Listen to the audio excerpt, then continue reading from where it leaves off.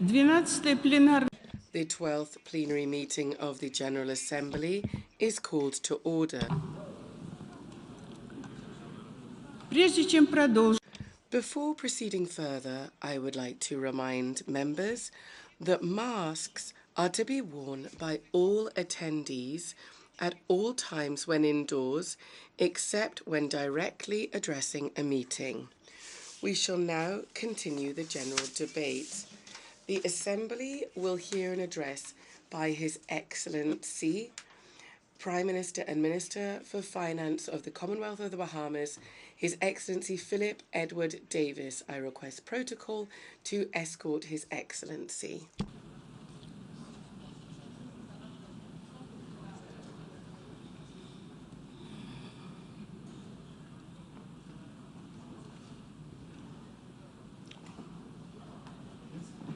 А где он? Я с большим удовольствием. I have great pleasure in welcoming His Excellency Philip Edward Davis, Prime Minister and Minister for Finance of the Commonwealth of the Bahamas. I invite him to address the Assembly.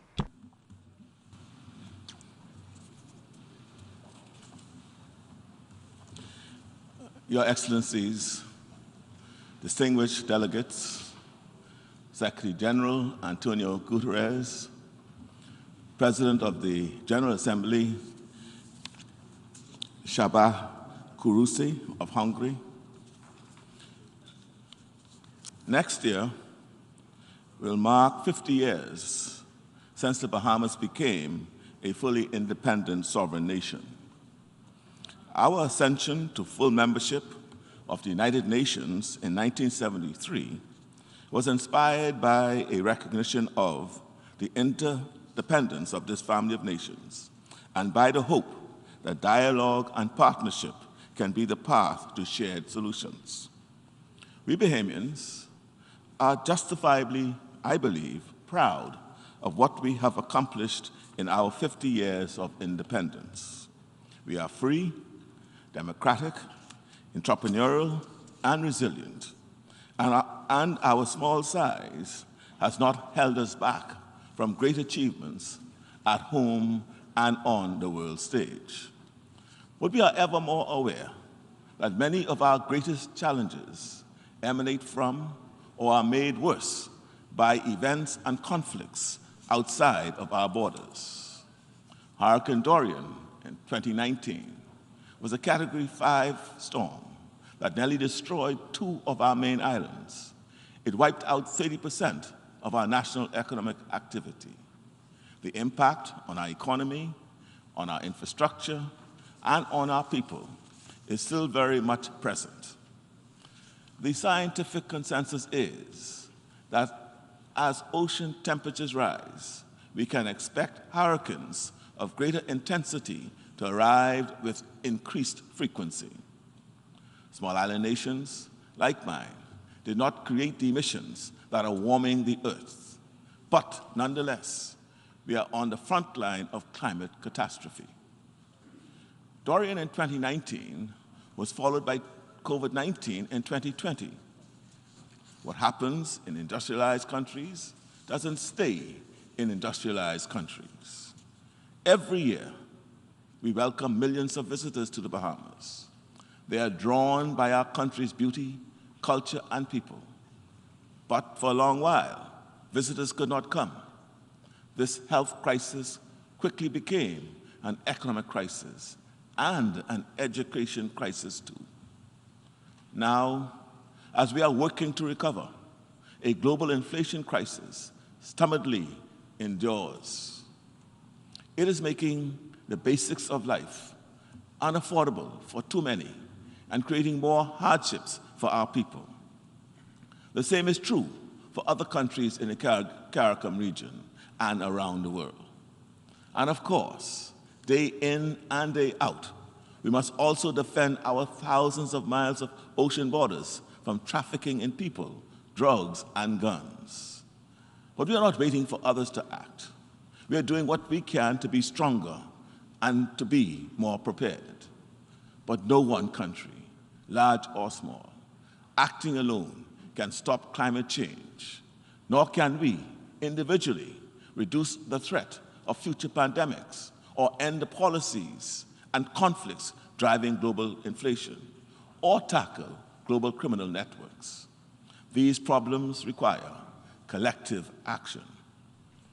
It was the second Secretary General of the UN, Dag Hammarskjöld, who was candid about the purpose of this organization.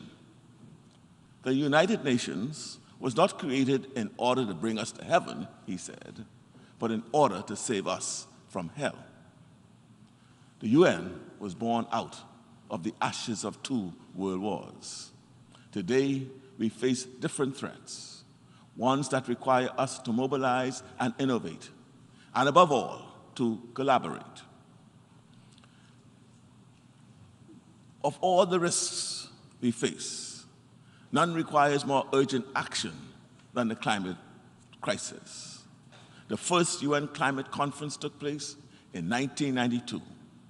Yet, despite decades of conferences and meetings featuring warnings from scientists and experts, 1/6 of all the carbon emissions ever, some 407 billion tons, occurred between 2010 and 2020.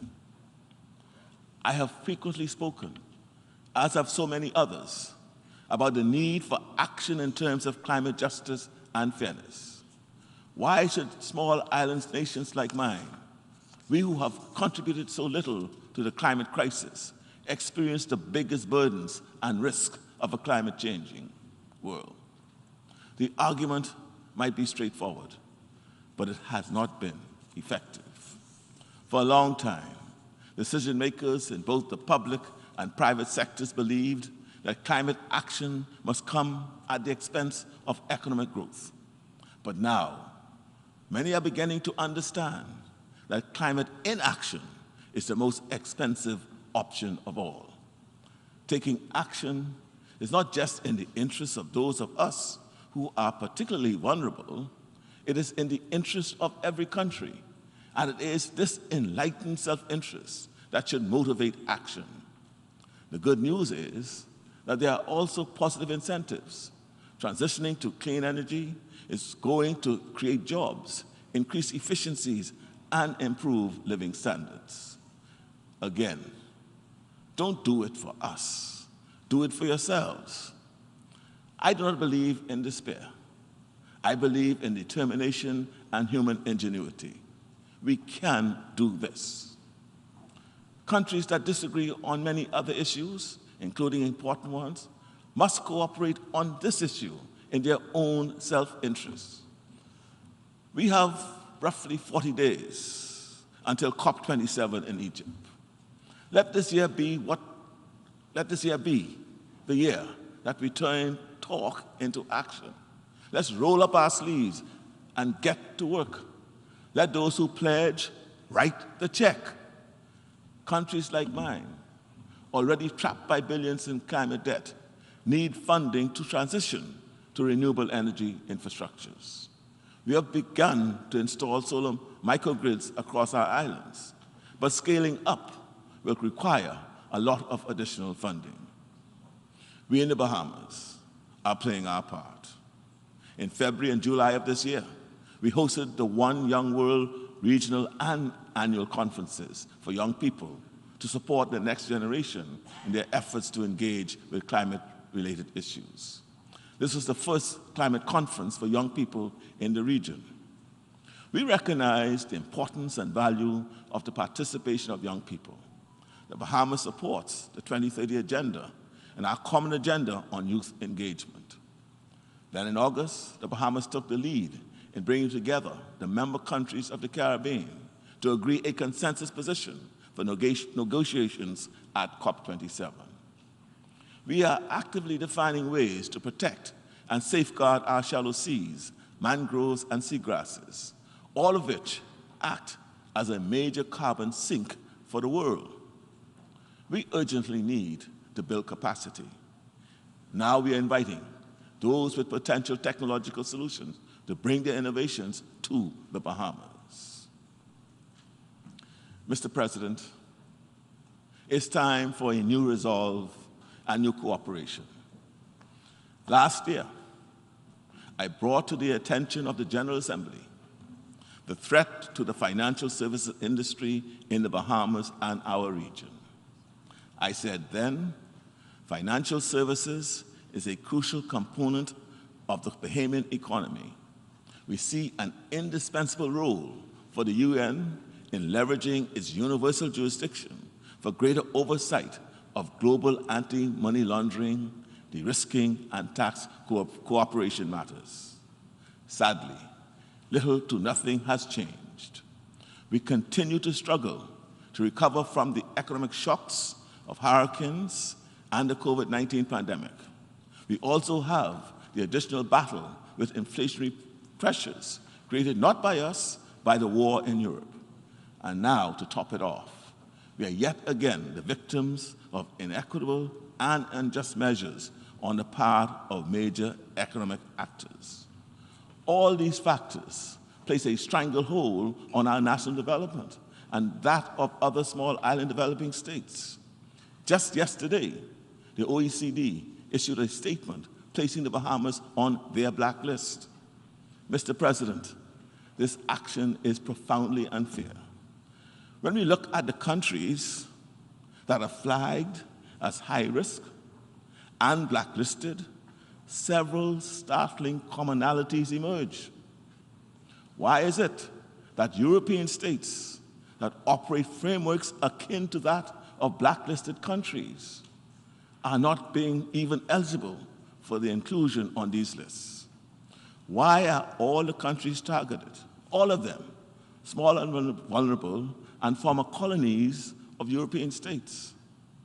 We find it astounding that the $2 to $3 trillion, which is estimated to be laundered each year through the developed countries, are never flagged as causes for concern.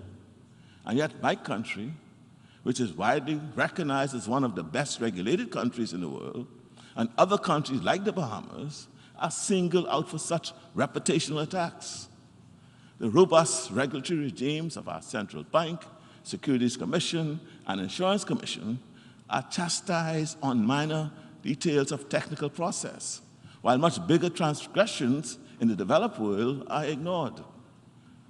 The evidence is mounting that the considerations behind these decisions have less to do with compliance and more to do with the darker issues of prejudged discriminatory perceptions. Let me submit, Black-governed countries also matter. Mr. President,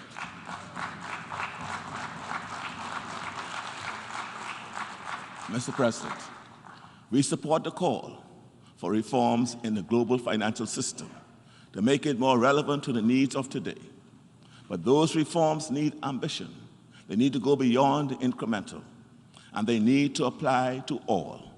For example, the community of international financial institutions are in a position to forgive the debt incurred by the economic shutdowns during the COVID-19 pandemic, and they should do so.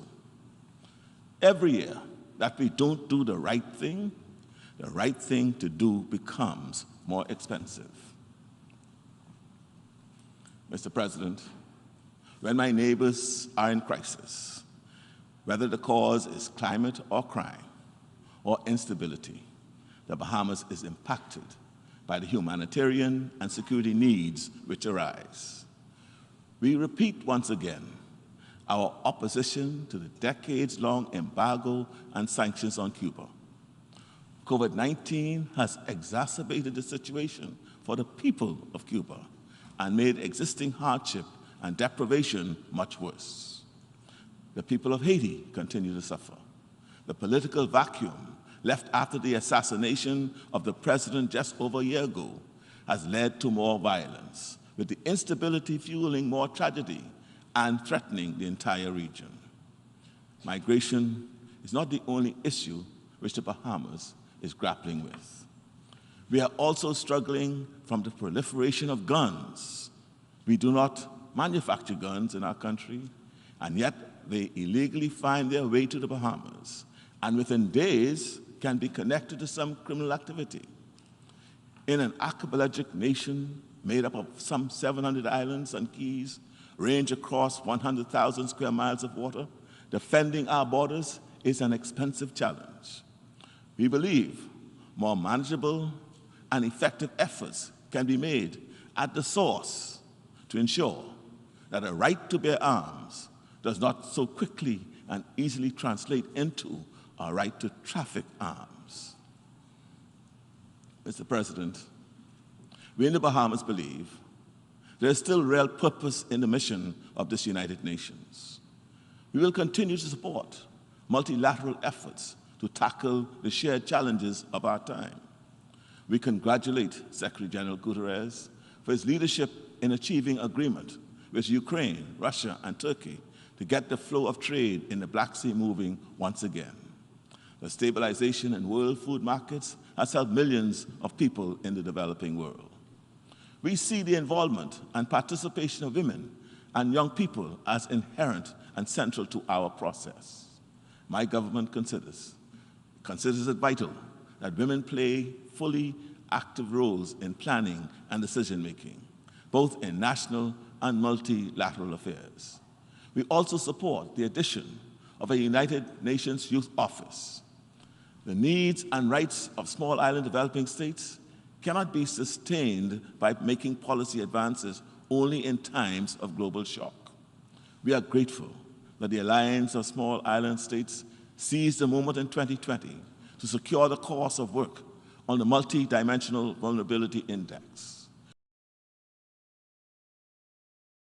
in ensuring greater equity for countries such as the Bahamas. We are aware that the global community is grossly underprepared in securing protections of the global commons that includes water, biodiversity, and the digital landscape. In moving forward on this agenda, we also recognize that a more robust and better change-making architecture is needed across the United Nations. In this respect, we hope that members will support the candidature of our citizen, Stephen Bureau, for the seat of Director of the Telecommunications Development Bureau of the International Telecommunications Union for the term running from 2023 to 2026. Mr. President, by each of us acting out of our own enlightened self-interest, we acknowledge that we ourselves benefit from doing what is in the best interest of all. In meeting the existential challenge posed by the climate crisis, it should be an increasing self-evident truth that none of us can be safe until we are all safe. Thank you. От имени Ассамблеи On behalf of the Assembly, I wish to thank the Prime Minister and Minister for Finance of the Commonwealth of the Bahamas for the statement just made, and I request protocol to escort His Excellency. The Assembly will hear an address by His Excellency Abdoulaye Maïga, Prime Minister ad interim of the Republic of Mali. I request protocol to escort His Excellency. я с большим удовольствием I have great pleasure in welcoming His Excellency Prime Minister ad interim of the Republic of Mali. I invite him to address the Assembly.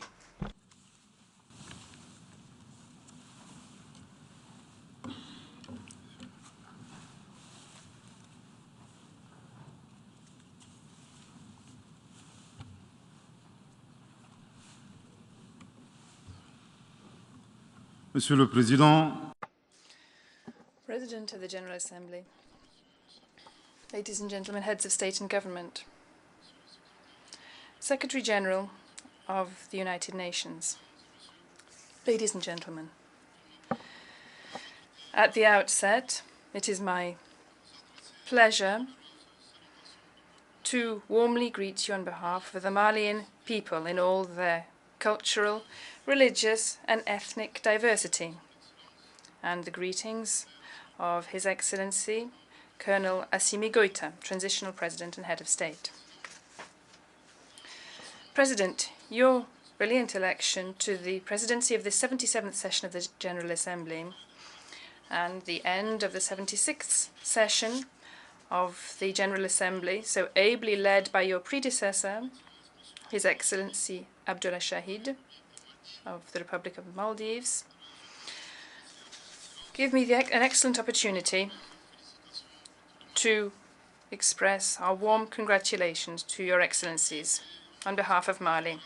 Allow me to reiterate to our Secretary General, Mr. Antonio Guterres, our great appreciation of his laudable efforts deployed to achieve the noble goals of our organization. We know that you are a friend of Mali and of the Sahel. Friendship is based upon sincerity.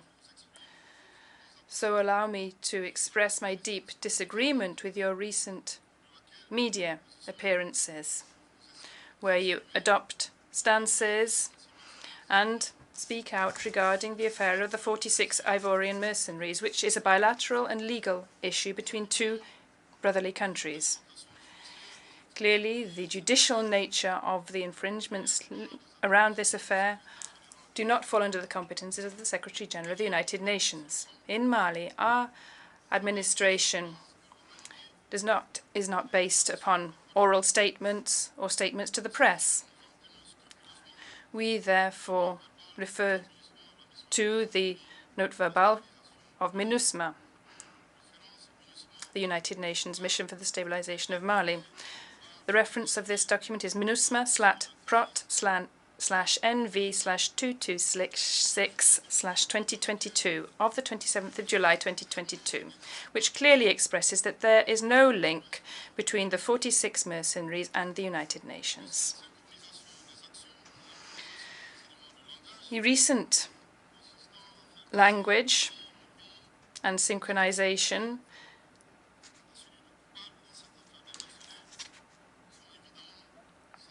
which intend to portray Mali as a victim, as a guilty rather than being a victim in this affair of mercenaries, are without effect.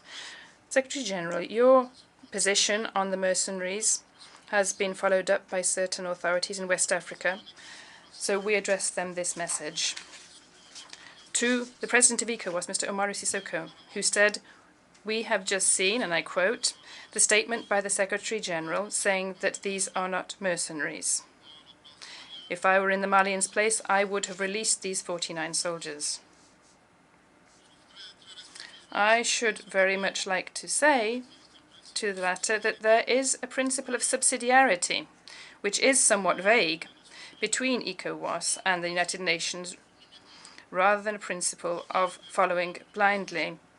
It is also important to state that the Secretary General of the United Nations is not a head of state, and the acting president of ECOWAS is not a civil servant. Therefore, he must not make the CEDEAO out too overarching. It's worth recalling to the current president of ECOWAS that he must respect the independence of justice. We therefore we do not intend to give way on this. This is a legal issue. Mr. Umaru Sissoco Embalo must be aware of the fact that he is responsible for for being loyal to a great deal of heritage and sacrifices under this organization. The dynamics which has made the ECOWAS so renowned must not be broken down. We have also noted the threats of sanctions against Mali, and rather than being afraid of such sanctions, I should like to say that to the president of the ECOWAS that at the end of his mandate, the West African people will judge him on the efforts that he has made to improve the living conditions of our people, rather than mediatic circuses for foreign agendas.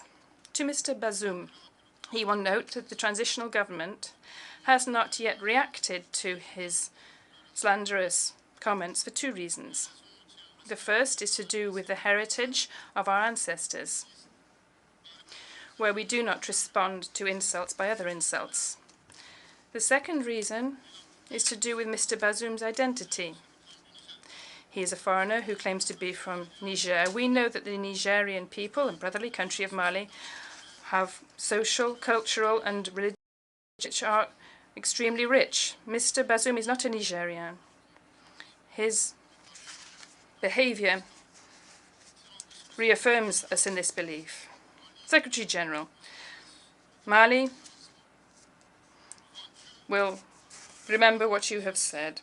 Before God, our soul and our conscience, we ask those who are refuting our version to ask if they would accept that military troops, having hidden their identities by saying on their identities, on their passports, that they were painters or builders, would arrive with weapons in their airport without the country of destination having been informed in advance, with the idea of destabilizing the country.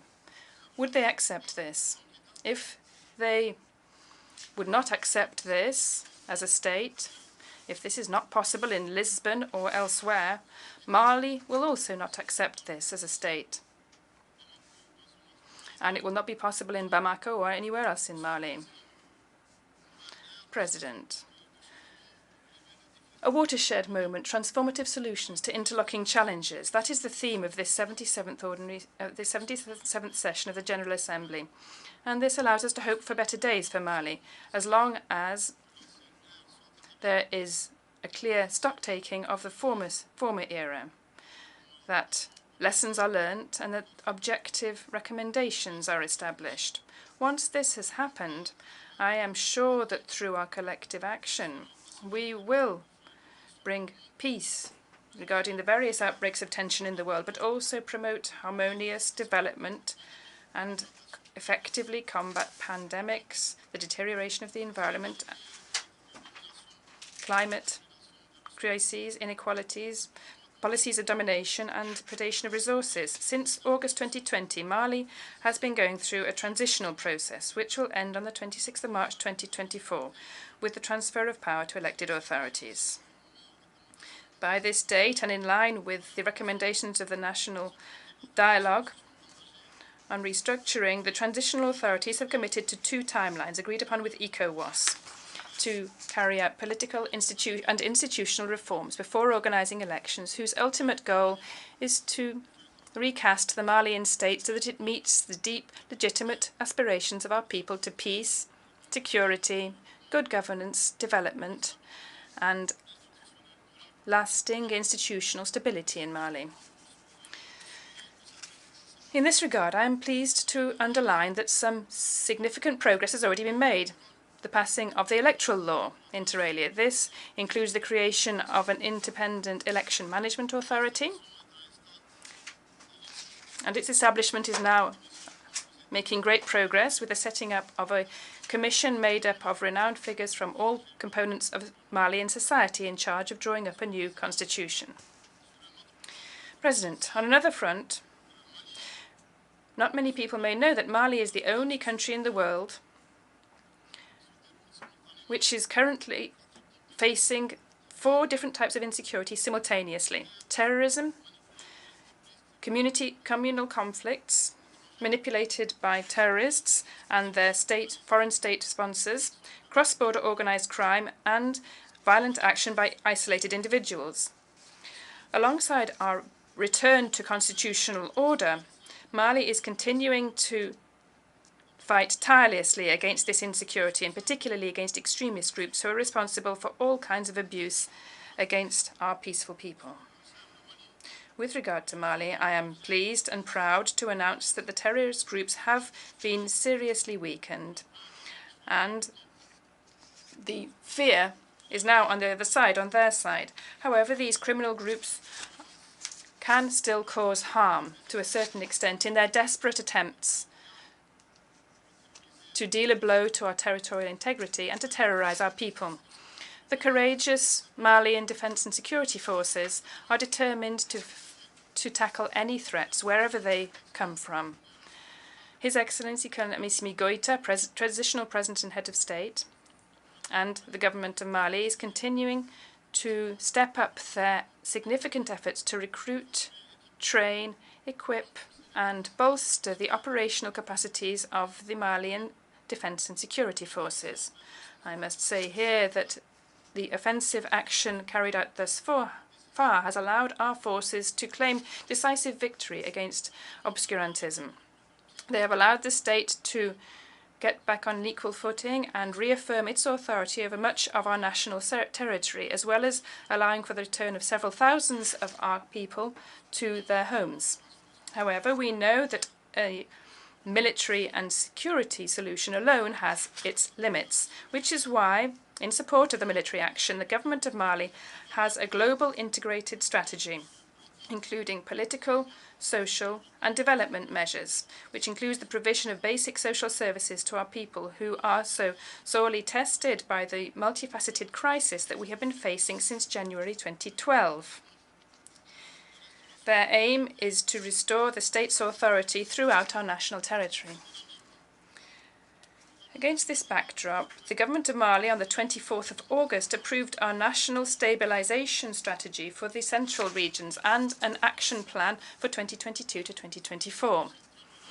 This translates the desire of our transitional authorities to take a holistic approach to the stabilisation of the centre of the country. This aims to transform the centre into a stable, prosperous area where our communities are reconciled and live peacefully with one another. We are intelligently and diligently implementing our agreement for peace and reconciliation, which is a result of the Algiers process, and this is a strategic priority for the transitional authorities as a peaceful crisis resolution instrument in the north of Mali. I'm particularly pleased to say that we have concluded the second meeting at a decision-making level between the parties to this agreement, and this was held in Bamako between the 1st and 5th of August, and allowed a number of signatory parties and international mediation to lift cette dynamique positive et progressive du processus de paix. Peace process and the implementation of the agreement. Following this, we held the 6th meeting of the Monitoring Committee in Bamako on the 2nd of September, and this was a strong signal of the desire by the parties to commit to a dynamic new process in order to achieve the implementation of the agreement. I wish to reaffirm our attachment to this process, whose success is one of the sine qua non conditions for lasting stability in Mali. This is an opportunity for me once again to welcome the active role of Algeria and the support from the international mediation team. I must not leave aside the situation of Malian refugees in neighbourly countries. I thank those countries for their hospitality, and I am remembering the internally displaced compatriots. I wish to reassure them that the government of Mali is very attentive to their difficult situation. All our efforts aim to create conditions allowing them to return with security and dignity, so that they can effectively participate in the life of the nation. President, in this difficult struggle for peace, stability and lasting development, the Malian people recognise the efforts made by MINUSMA since its creation in July 2013 until today, so as to help Mali to restore authority throughout its territory. This is why I wish to pay tribute on behalf of the people and government of Mali to the memory of all the victims, both Malian and foreign, civilian and military, who have given their lives in Mali. Having said that, after 10 years, almost 10 years after its establishment, the objectives for which MINUSMA was deployed in Mali have not been achieved, despite numerous resolutions by the Security Council. This is why the government of Mali reiterates its demand, expressed on numerous occasions, for a paradigm shift, an adaptation of MINUSMA to the environment in which it is deployed, and a better interlinking between this mission and the Malian authorities. In this regard, it is very important for MINUSMA to remain a support force in Mali as it seeks stability. The government of Mali denounces negative outside influences and attempts to instrumentalise certain legally present entities in Mali to serve hidden agendas, including by exploiting the question of human rights in order to destabilise. President, The world will remember that after having been abandoned mid-flight on the 10th of June 2021 by France, which unilaterally decided to withdraw its Barkhane force from Mali, my country was then stabbed in the back by the French authorities. It is extremely important to say that we refuse any amalgam with the French people, whom we respect.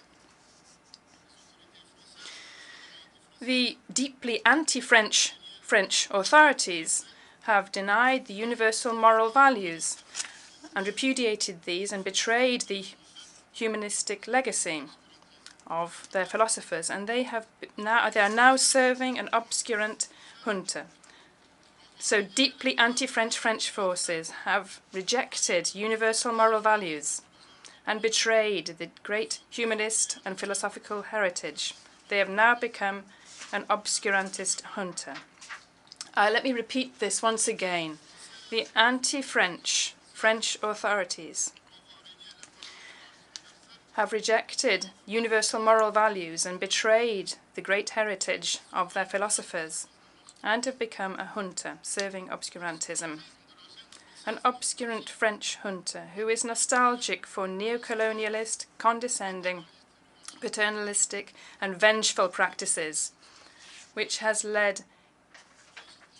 carried out unprecedented illegal, illegitimate sanctions by the ECOWAS and UNGA against Mali. After 10 years of insecurity leading to thousands of deaths, refugees and internally displaced, is it not now a sacrilege for a Malian population who's a victim of insecurity and has been under embargo for 7 months by closing borders and seizing bank accounts in Mali? Thanks to its resilience and the solidarity of friendly countries and the African people, the Malian people is now foiling their plans. The French junta and its obscurantism is guilty of instrumentalizing ethnical differences by forgetting its responsibility for the genocide against the Tutsis in Rwanda.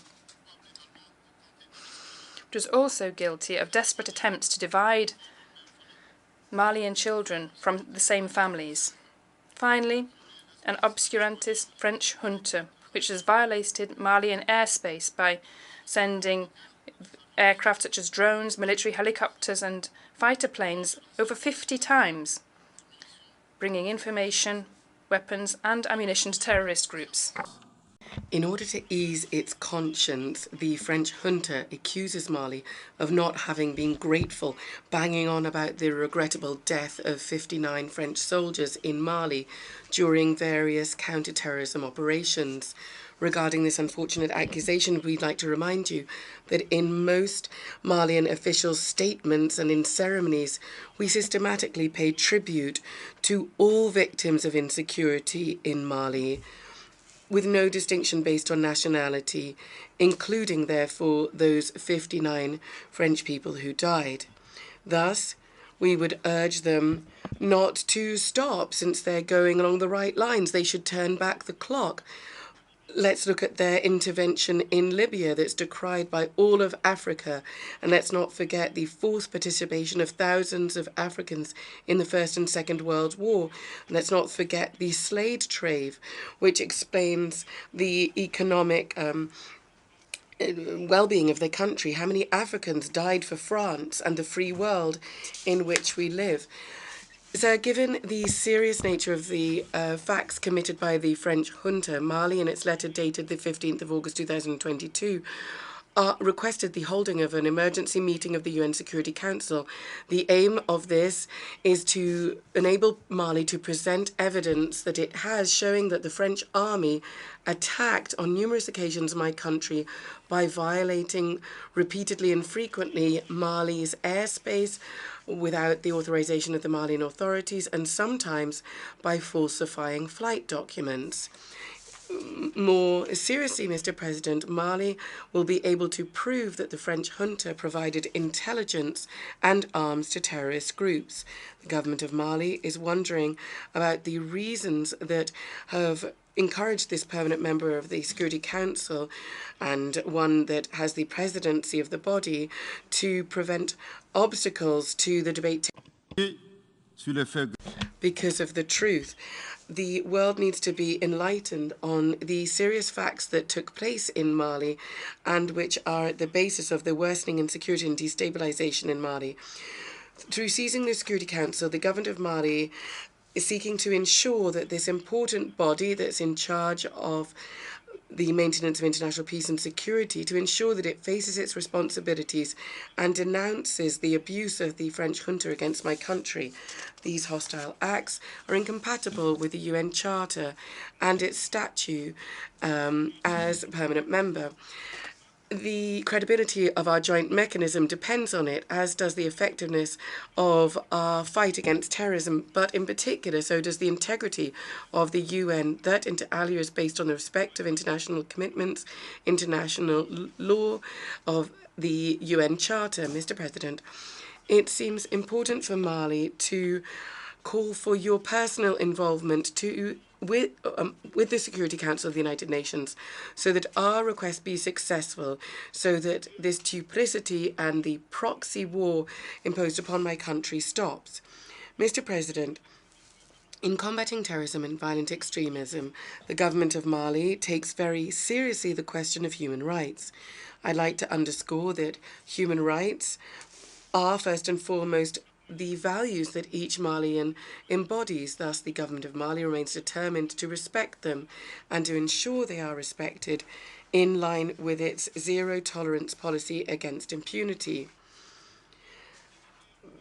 As it's loyal to its ancestral values that are enshrined in the Kurofangua Charter, proclaimed in 12,036 by the Emperor of Mali, Sundite Keita. This is why we believe in this. Mali is a cradle of great civilizations. There were once great empires, a land of exchange, hospitality, and tolerance. Mali makes promoting and defending human rights a national priority. This is why I robustly confirmed that the military operations of the Malian Defence and Security Forces are conducted strictly respecting human rights and international humanitarian law. Nonetheless, as I've underscored, the government of Mali is vehemently opposed to the instrumentalization of the question of human rights for political purposes, is opposed to posturing, blackmail and intimidation. By the same token, we regret the selectivity observed vis-a-vis populations in some villages who are totally massacred and their villages razed to the ground, and there doesn't seem to be any indignation regarding them, and the media manipulation that goes on claiming that terrorists who have been neutralized in the battlefield are in fact innocent civilians. In conclusion, Mr. President, I would like to say that the Malian people have decided to take their destiny into their own hands. They fully support the government as it works in Mali and also support the return to constitutional order that will be peace and safe in March 2024 following the free, credible and transparent elections to be held. Achieving these broad-raising priorities mean that the government needs to continue and step up efforts to improve the security situation in the country, to protect people and their property. To this end, I'm delighted that in Lomé on the 6th of September this year, the third meeting of the transition, a follow-up and support group, was held. The conclusions of this important meeting, in particular the recognition of the progress made by the transition and the calls for mobilizing all of Mali's partners to consolidate their political, economic, technical and financial support for the Republic of Mali and for the efforts of the Malian transition authorities to ensure a harmonious return to constitutional order were very important. I'd like to recall that the transition in Mali results from several years of dysfunction in our young democracy. This did have some positive results. Unfortunately, as we look at it, there have been more setbacks than steps forward, and that's why we needed the transition. I'd like to take this opportunity to warmly thank our respected elder, His Excellency President Alassane Dramane Ouattara, for his wise, clear counsel that he gave us in his memorable statement at this 77th session of the UN General Assembly. I would like to reassure him that the Malian transition authorities have no other aim but to carry out political institutional reform before organising elections whilst obstinately combating terrorism. These reforms will help to improve governance, and all measures will be taken to ensure that Malian democracy be the most envied in the world. In this area, we pay particular attention to the third mandate, which will not be possible. The third mandate. Le troisième mandat, le troisième... The third mandate for a less knowledgeable public means a four-step maneuver for the president in order to conserve power for him and his clan. Firstly, at the end of the second mandate, so in principle a time when he's not re-electable, the outgoing president has a constitutional revision that is not consensus-based. As the second step, during this constitutional revision, the President of the Republic, or the outgoing president, will modify some constitutional provisions. The third step, once the constitution is adopted, of course, there's naturally a political crisis. The outgoing president becomes candidate, which violates the limit of the two-mandate period. So his candidacy is justified by the adoption of a new constitution, and any pretext is found. A limit of the number of terms or mandates is 2, and therefore he is a candidate under the new adopted constitution. The fourth step is an electoral farce is organised. Of course, he wins the elections, and he chases out political opponents. Some are arrested, others are exiled, and others assassinated. Allegiances are obtained through the power of money, clientelism, and intimidation. To put it more simply, and if I were to use a football mechanism, the third mandate or the third term in office is magic in a way. It's the art of dribbling whilst keeping the ball to oneself.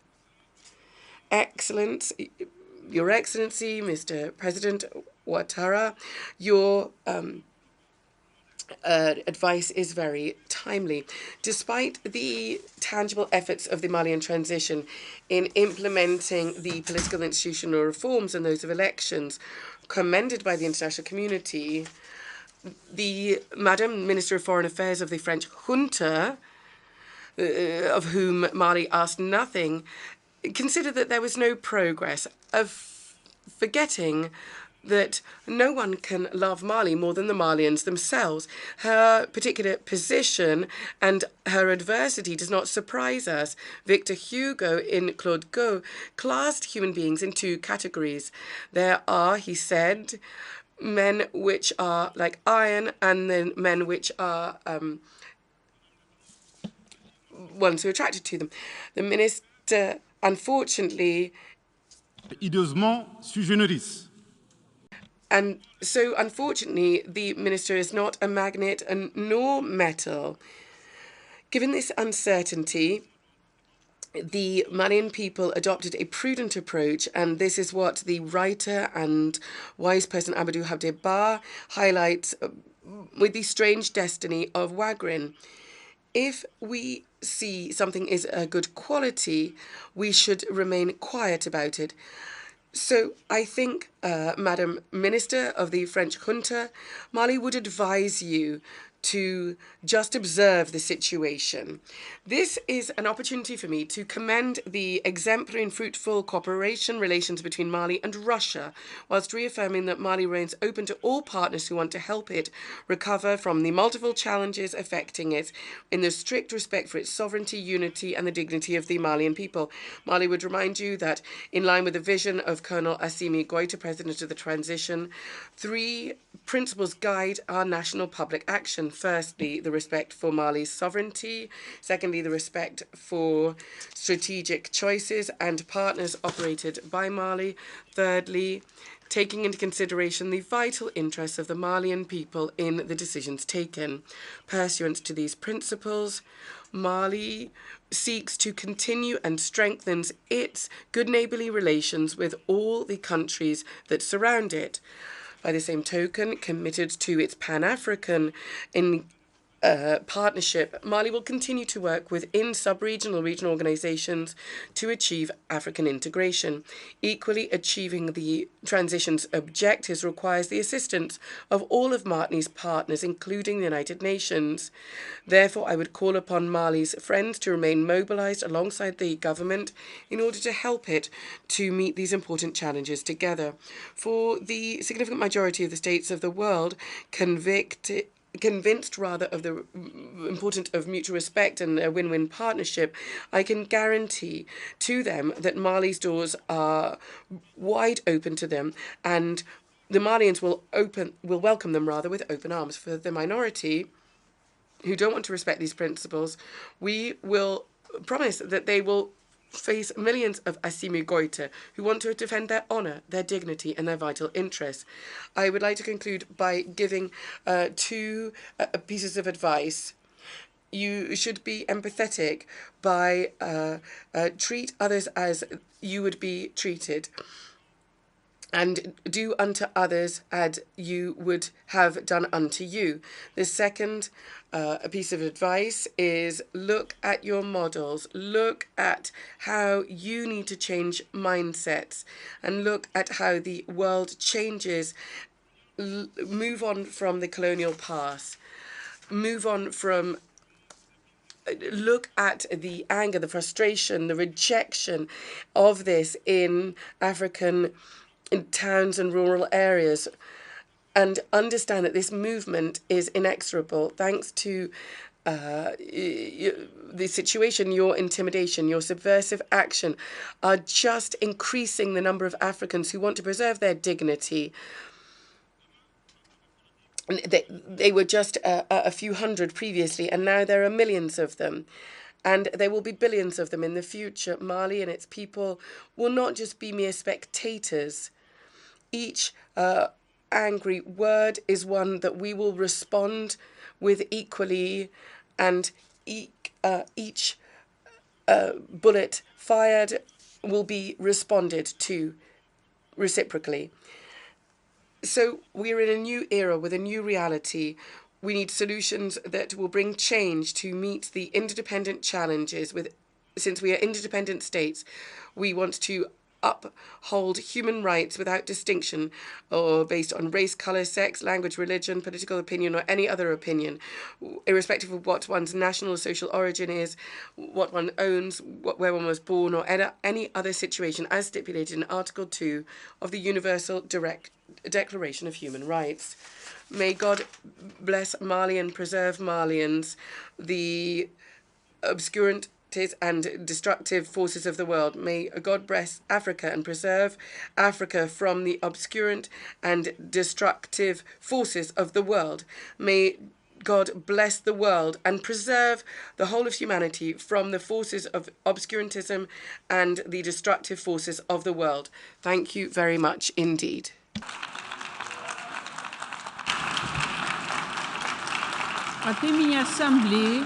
On behalf of the Assembly, I wish to thank the Prime Minister ad interim of the Republic of Mali for the statement just made, and I request protocol to escort His Excellency. The Assembly will hear an address by His Excellency, Prime Minister and Minister for National Security, Legal Affairs and Information of St. Vincent and the Grenadines, His Excellency Ralph Gonsalves. I request protocol to escort His Excellency.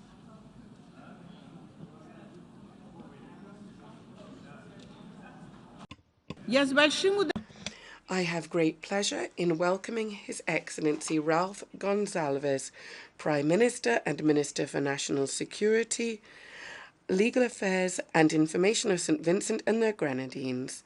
I invite him to address the Assembly. Mr. President, Your Excellencies, in these dawning years of the third decade of the 21st century, despite the progress and huge potential for the further upliftment of the world's civilizations, the human condition is racked overwhelmingly by global turmoil, convulsions, dislocations, and the gravest uncertainties about the future. The specifics which have produced in their aggregation and multiple interconnections this debilitating malaise and tumult are well known.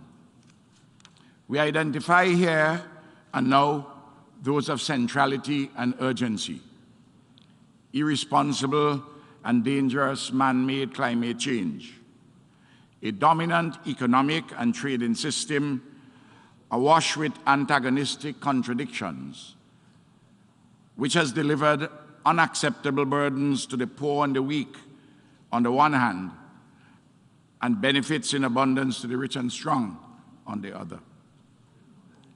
Unnecessary and unwise conflicts, declared and undeclared wars, which subvert the settled norms and precepts of international law and contribute to economic hardship and immense suffering globally. Avoidable public health emergencies, inclusive of pandemics, and the distorted, uneven responses thereto, and the dangerous vanities, delusional vainglories, and hubris of men and women in power, particularly in the global centers of imperialism and in the locales of those intoxicated with the quest for hegemony. Mr. President, across the world, the faces of ordinary men and women are strained and anxious. Indeed, there is increasingly a sense of despair. At such junctures historically, civilizations have either descended into barbarism of one sort or another, or accepted the necessity to despair, to embrace fresh hope, conjoined with love for humanity and an abiding faith made perfect in works. Surely, this is the time to embrace fresh hope. This existential longing that touches the human spirit and soul goes beyond the mere amelioration of our current travails. It demands correctives or reformations of a structural or fundamental kind and fresh thinking. Without fresh hope, a desecration of our future awaits us.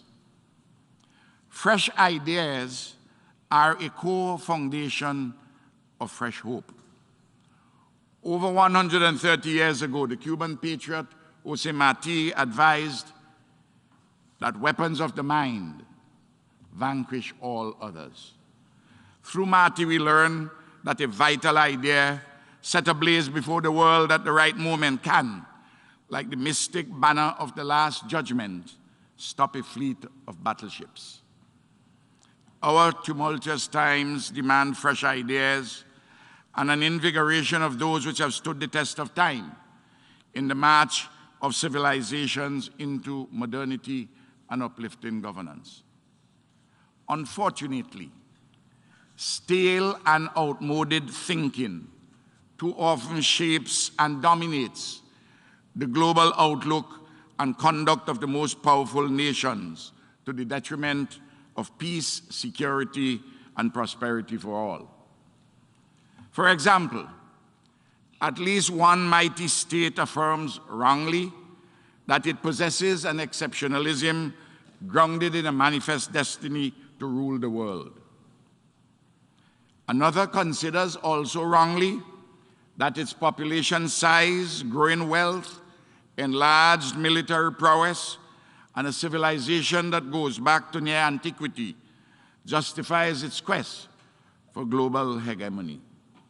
And still others, not quite behemoths, conjure up ancient glories and historic empires as the illusory bases to reconstruct the past, oblivious to the fact that any such presumed future of unalloyed grandeur is actually behind them. Amidst all this competitive jostling for power and vainglory, confusion reigns, and the overwhelming majority of the world's population suffers.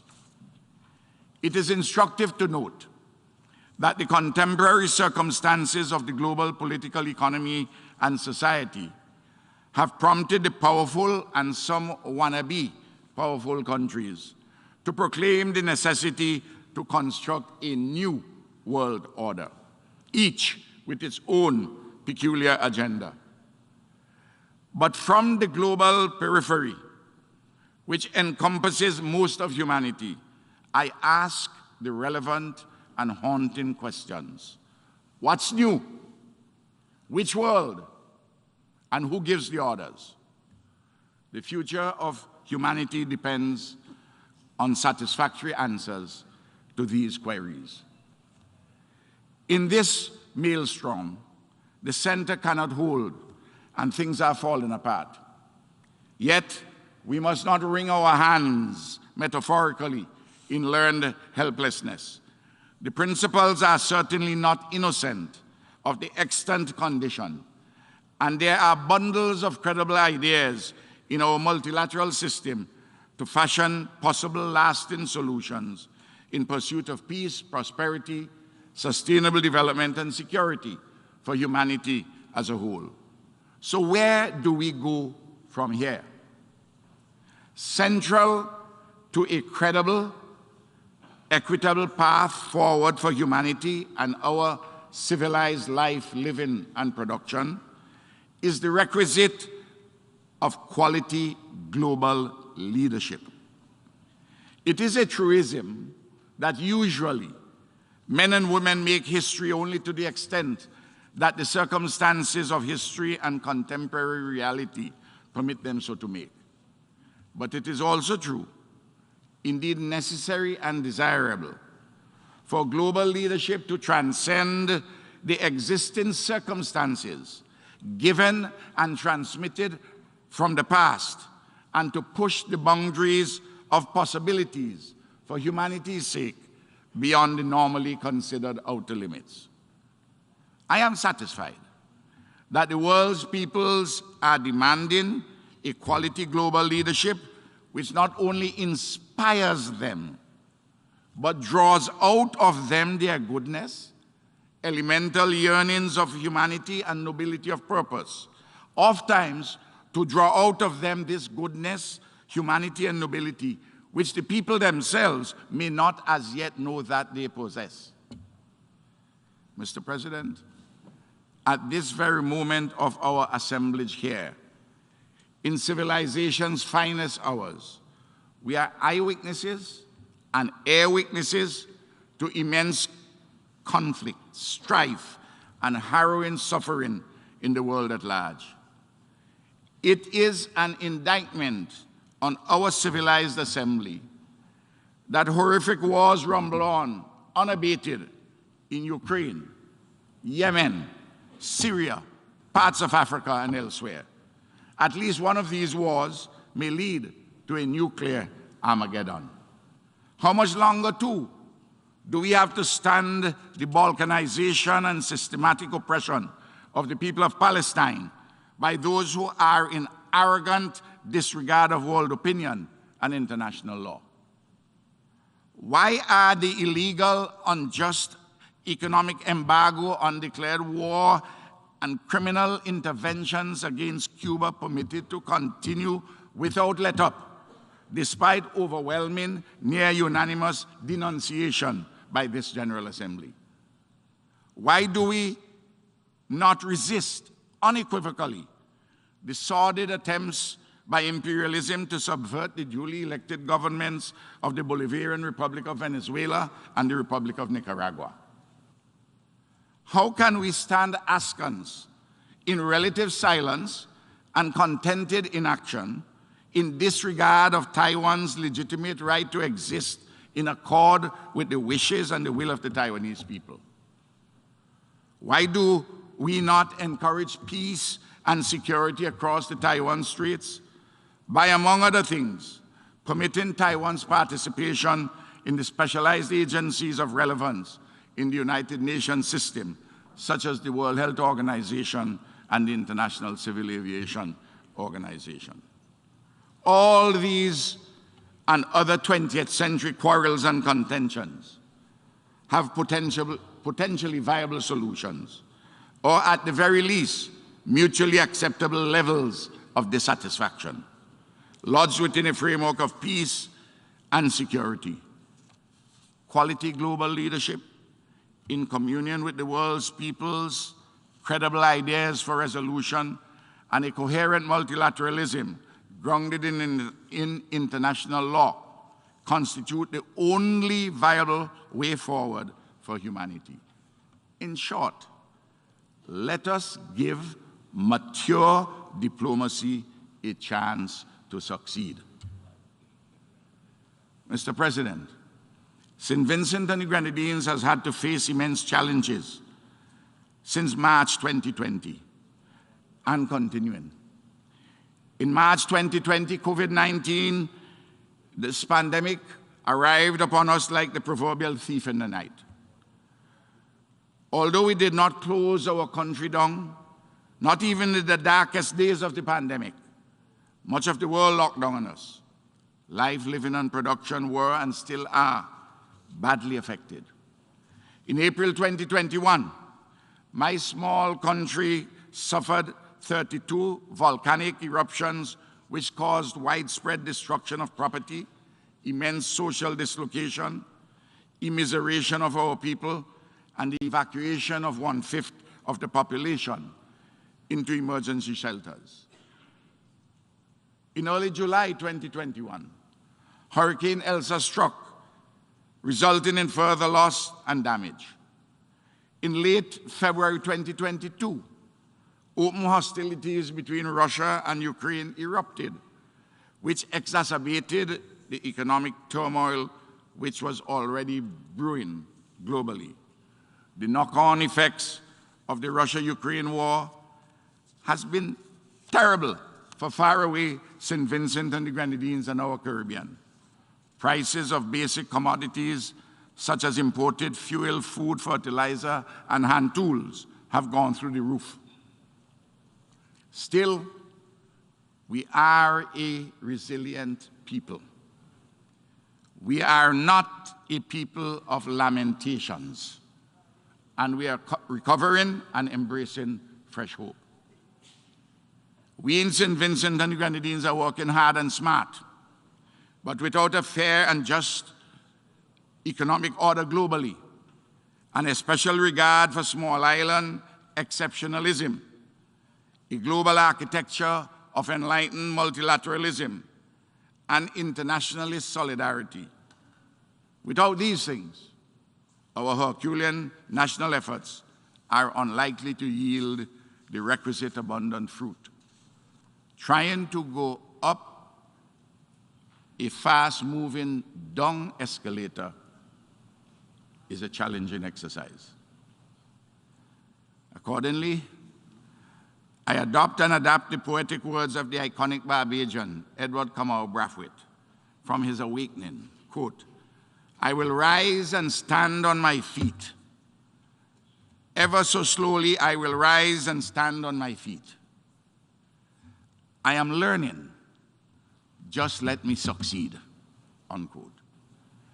Just let St. Vincent and the Grenadines, the Caribbean, and other developing countries succeed. Mr. President, St. Vincent and the Grenadines expresses its profound gratitude for the regional, hemispheric, and international solidarity accorded it at its time of real peril, during and immediately after the series of volcanic eruptions last year.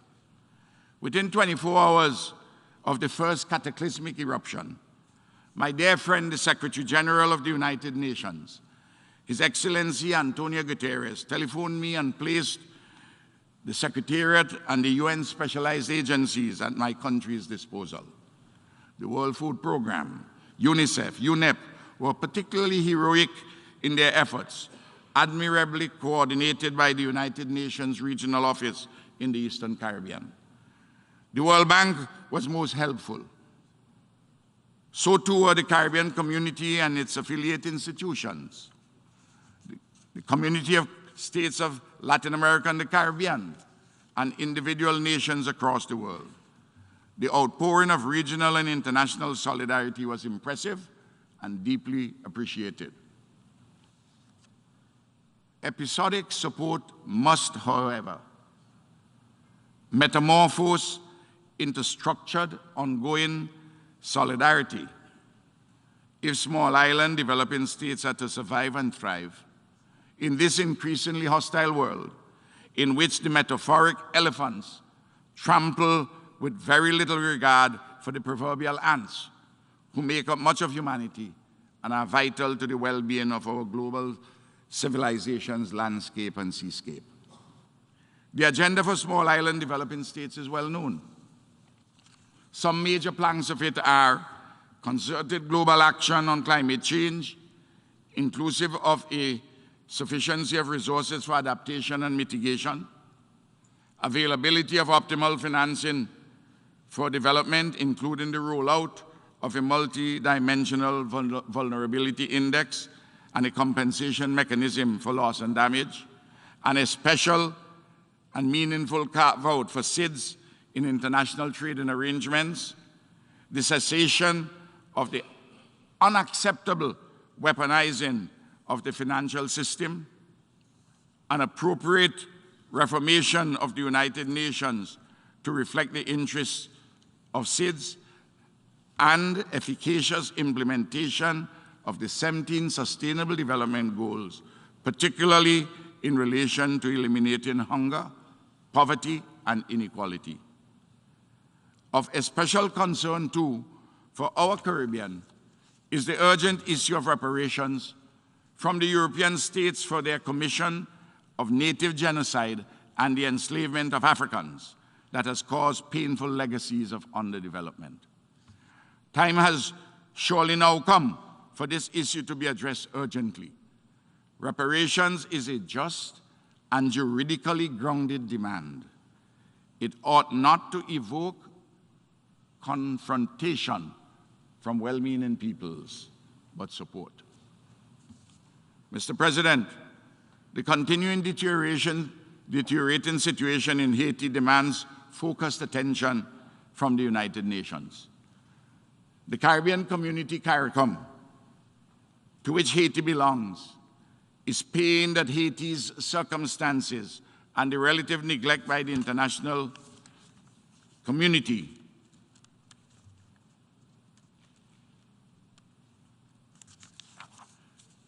of this nation of inestimable value. Together, we must do better with and for Haiti in concert with the Haitian people, based on their own homegrown solutions and led by them. St. Vincent and the Grenadines has been actively engaged on this issue within both CARICOM and the United Nations. Haiti's 11 million people deserve better. Further, a safe and prosperous Haiti means a far more secure and peaceful Caribbean. In the Caribbean, beyond the Haitian issue, our national and regional efforts are stymied by the unfairness and relative unresponsiveness of the global political economy.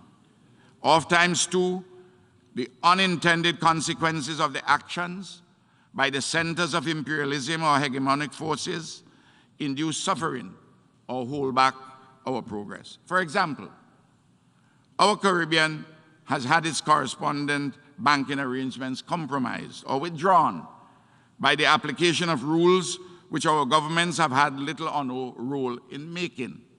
Similarly, blacklists, and we heard the Bahamas this morning on that.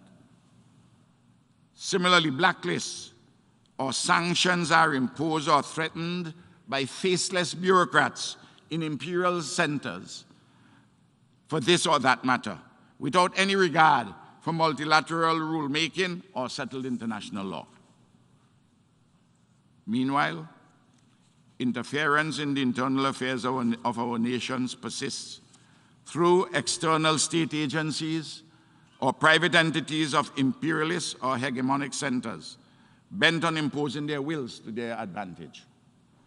Oftentimes, their relentless misuse and abuse of the modern means of information technology, with falsehoods and misrepresentations galore, have the effect of polluting democratic discourse and undermining democracy itself. The United Nations must address this issue urgently. This United Nations, too, must reform itself to do its work better. In this regard, the reform of the Security Council ought not to be delayed any further. Many sensible ideas for reform are on the table. Let us get on with it and not make perfection the enemy of the good.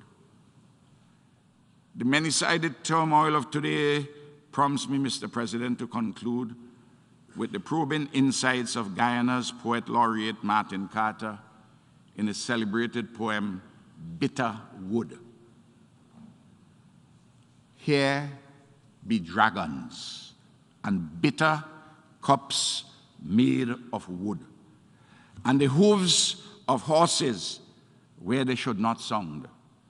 Here is where I am, in a great geometry, between a raft of ants and the green sight of the freedom of a tree, made of that same bitter wood. Mr. President, in our final reflections at this General Assembly, let us never forget that our work here is to improve peoples. To this mighty construct optimally a partnership between all nations, whatever our differences, to take care of yesterday's heritage, to accommodate and reasonably address today's interests, and to pursue effectively in peace and security tomorrow's hopes. Thank you. От имени Ассамблеи хочу поблагодарить. On behalf of the Assembly, I wish to thank the Prime Minister for National Security, Legal Affairs, Public Administration, and Information. I ask protocol to escort His Excellency. The Assembly will hear an address by His Excellency Minister for Finance, Minister for National Security, Home Affairs, Public Administration, Information and Disaster Management of Grenada, Dickon Mitchell. I request protocol to escort His Excellency. Я с большим удовольствием. I have great pleasure in welcoming His Excellency Dickon Mitchell, Prime Minister and Minister for Finance and Minister for National Security, Home Affairs, Public Administration, Information and Disaster Management of Grenada. I invite him to address the Assembly. His Excellency Kabak Rossi, President of this 77th session of the United Nations General Assembly, His Excellency Antonio Guterres, Secretary General, Excellencies, Heads of State and of Government, Heads of Delegation, ladies and gentlemen. Mr. President, please accept my warmest greetings and congratulations on your election to the presidency of this 77th session of the United Nations General Assembly. I commit my delegation's fullest support and cooperation in the fulfillment of your important duties. I also commend your predecessor, His Excellency Abdullah Shahid of the Maldives, for his able guidance of the last session of the General Assembly. Mr. President, I'm extremely honored to speak at this important global forum for the first time on behalf of the government and people of Grenada. Exactly 3 months ago today, the people of Grenada exercised their democratic right and voted for transformation in free and fair elections and a solid mandate at the polls the Grenadian people placed their confidence in me to lead our country for the next 5 years. Mr. President, today I bring my transformational agenda to the United Nations General Assembly because although we are an island state, our world does not exist in isolation. Successful and sustainable transformation in Grenada is inevitably tethered to the sustainable forward movement of the global community. Mr. President, this noble institution is nearing its 80-year anniversary, a significant milestone that is worthy of distinct recognition.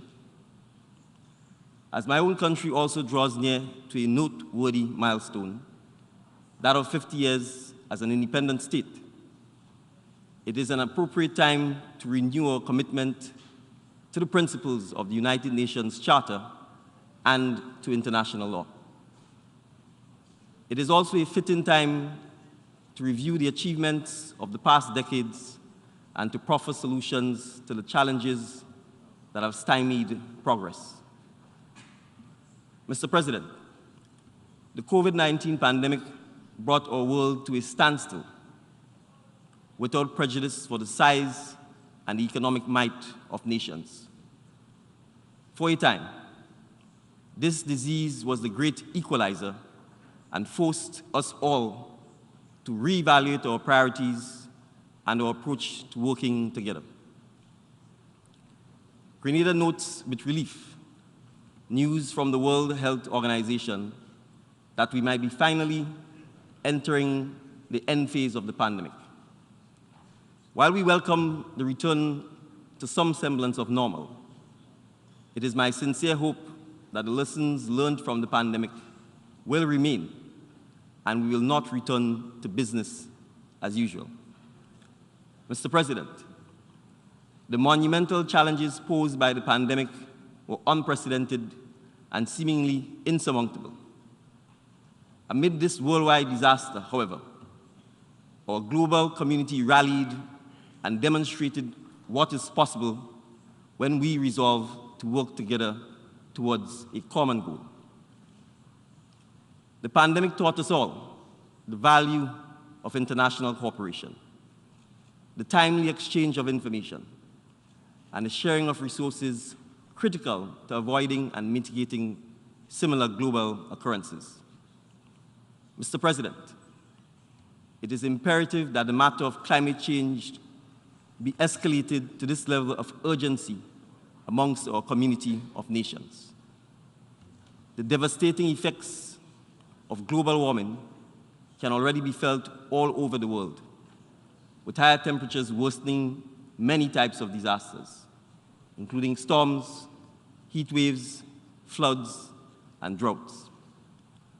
Our planet is undoubtedly in crisis, but as the ancient Chinese proverb reminds us, crisis is opportunity riding a dangerous wind. This window of opportunity is quickly closing, however, and we no longer have the luxury to kick these issues down the road. We are now faced with the reality that tomorrow is today. Mr. President, we have tinkered long enough and must now accept that solutions to the problems we face may not be found in this grand hall or in the highest echelons of global climate discussions, but rather with the people, especially our young people, who stand to lose the most from the inaction of our current leaders.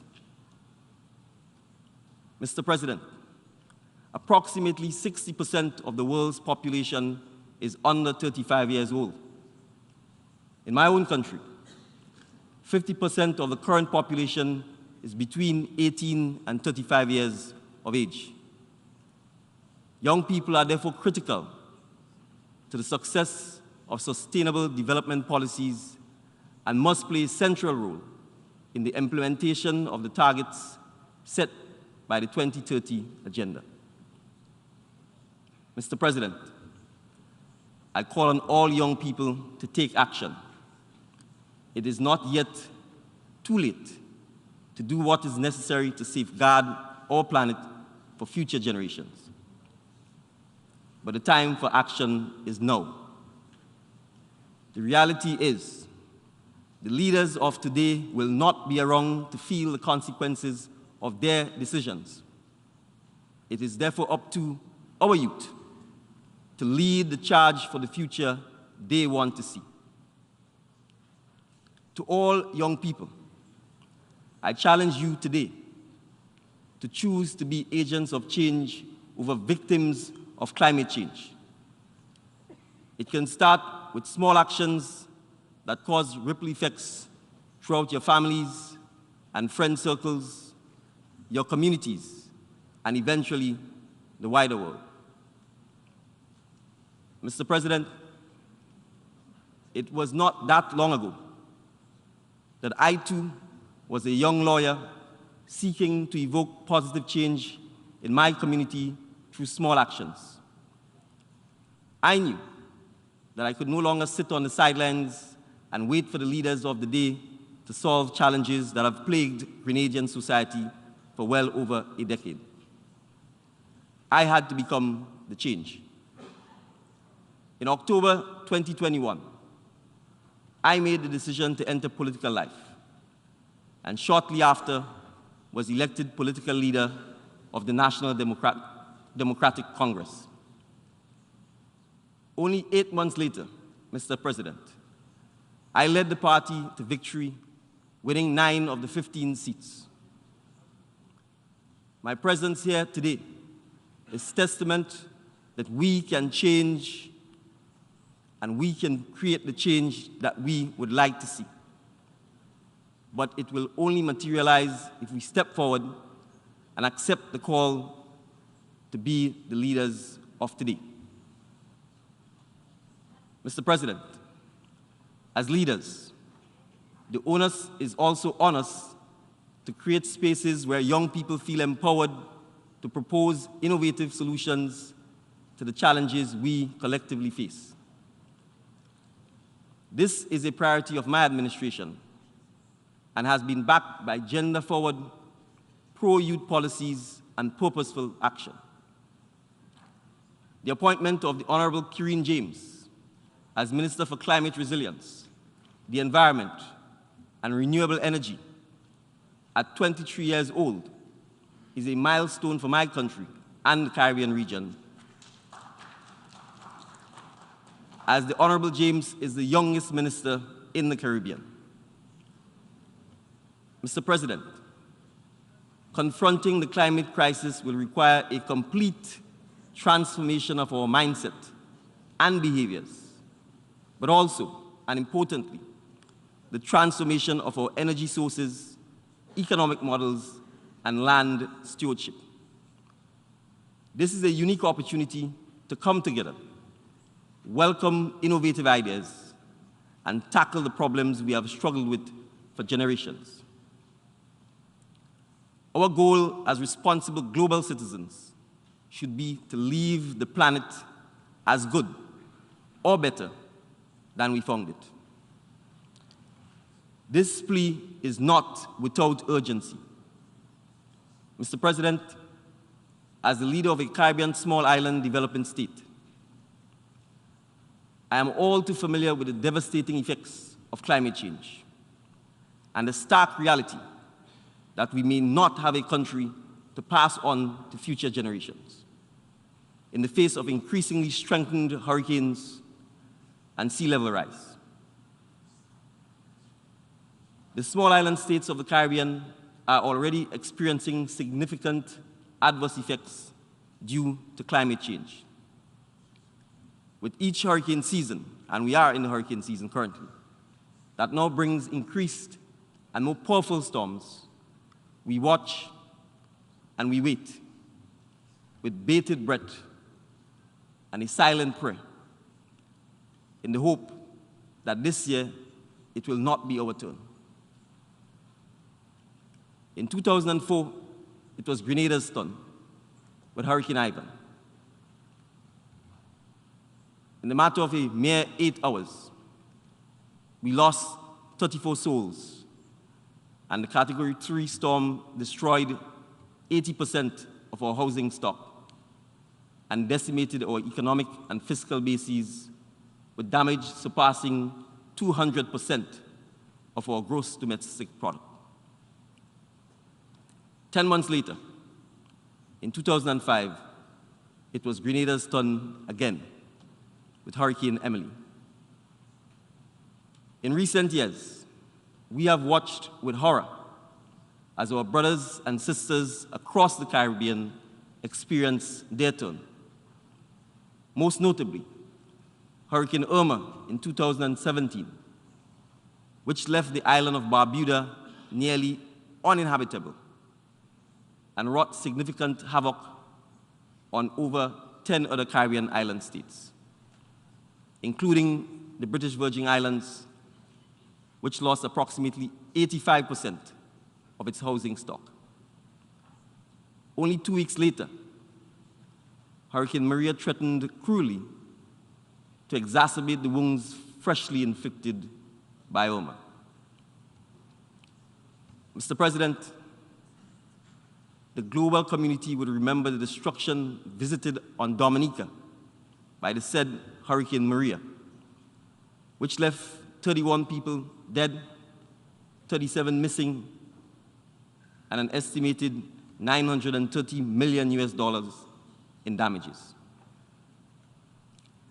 Mr. President, I can continue in this vein, highlighting the devastating consequences that Caribbean islands suffer due to the warming climate, including the harmful effects on our rich biodiversity and underwater resources. We are truly on the front lines, and we know it all too well, the ease with which one hurricane can wipe out decades of progress. As I stand here this morning, several Caribbean islands are reeling from the wrath of Hurricane Fiona. This is the reality we face, Mr. President, and why it is urgent that we act. Mr. President, given the focus of my address here this morning, it is evident that climate change is inimical to Grenada's transformational agenda. We continue to insist on a clear roadmap at the global level for ambitious climate action to ensure that global average temperatures remain below the 1.5 degrees Celsius threshold. As we seek to bolster climate resilience in our island home, I reiterate the call for the urgent scaling up of climate finance for adaptation and the removal of challenges that developing nations face to access climate financing. Additionally, my government calls for increased technology development and capacity building, especially for young people. Mr. President, we are encouraged and indeed proud that a son of the soil has been given the responsibility to manage global climate action. The appointment of Simon Steele as Executive Secretary of the United Nations Climate Change Secretariat sends a clear message of the importance of island voices in the fight against climate change. We are optimistic that we will achieve the mandates of the Climate Convention and its protocols, as well as the Agenda for Sustainable Development. Mr. President, the government of Grenada is steadfast in its commitment to creating paths towards sustainability and promoting diversity. Evidence of our resolve can be found in the first ever long-term National Sustainable Development Plan 2020-2035, which is in alignment with the Sustainable Development Goals, which is the anchor for the country's development agenda and the priorities for the next 15-year period. In this regard, the government of Grenada was pleased to be one of the 45 countries that presented voluntary national reviews of the implementation of the 2030 Agenda for Sustainable Development during the recently held high-level political forum for sustainable development. Mr. President, our country-led review of progress towards the implementation of the 17 SDGs of the 2030 Agenda comes at a critical juncture in our collective efforts aimed at recovering from the extraordinary socio-economic crisis created by COVID-19. Mr. President, for Grenada, the pandemic exposed critical structural weaknesses and resource deficiencies in our healthcare system. Managing the high incidence of non-communicable diseases, therefore, is an urgent priority, and so too is addressing the mental health of our citizenry. In addition, Mr. President, the economic fallout from the worldwide closure of borders and stagnation of tourism, a key economic driver, exacerbated already elevated levels of unemployment and poverty. My government intends to mitigate such dire circumstances in the future by diversifying our economy and developing a robust ICT and digital economy. Trends such as converging technologies and the digitization of production are rapidly transforming work and life, and they must be factored into training and development opportunities for our young people. Mr. President, we understand that to adequately equip our young people for the future, inclusive and equitable quality education is fundamental. To this end, my government has taken the necessary steps to ensure the framework for free universal education up to the community college level, and is committed to providing second chance opportunities to all youth who did not complete a primary, secondary, or tertiary education. Additionally, we intend to actively seek out opportunities for further studies in digital and creative fields to support our emerging creative and digital economies. Mr. President, the answers, once again, will lie with our young people and their invaluable contributions to the future of the labor force. My government will foster an environment where youth have access to and the support needed to thrive. In particular, we intend to provide incentives to young entrepreneurs, upgrade our agricultural production systems, and bolster our export capacity. Grenada will act deliberately to attract the attention and support of the international community and the favor of friendly nations as we seek to improve the standard of living of all citizens through the exploration of new frontiers of economic and social development. Mr. President, as we emerge from the crisis of the COVID-19 pandemic and optimistically prepare to transform our economy, we cannot ignore the new crisis in the East due to current geopolitical tensions and conflicts, which has devastating and disruptive consequences for energy and food security. Mr. President, Russia's war with Ukraine has already threatened international peace and stability and induced hardships upon nations unconnected with the conflict. Grenada associates itself with the call of many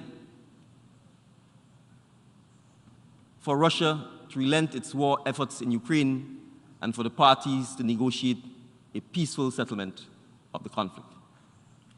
Mr. President, mindful that peace is a supreme asset and a legitimate aspiration of all peoples, Grenada renews its firm call for the Caribbean to remain a zone of peace.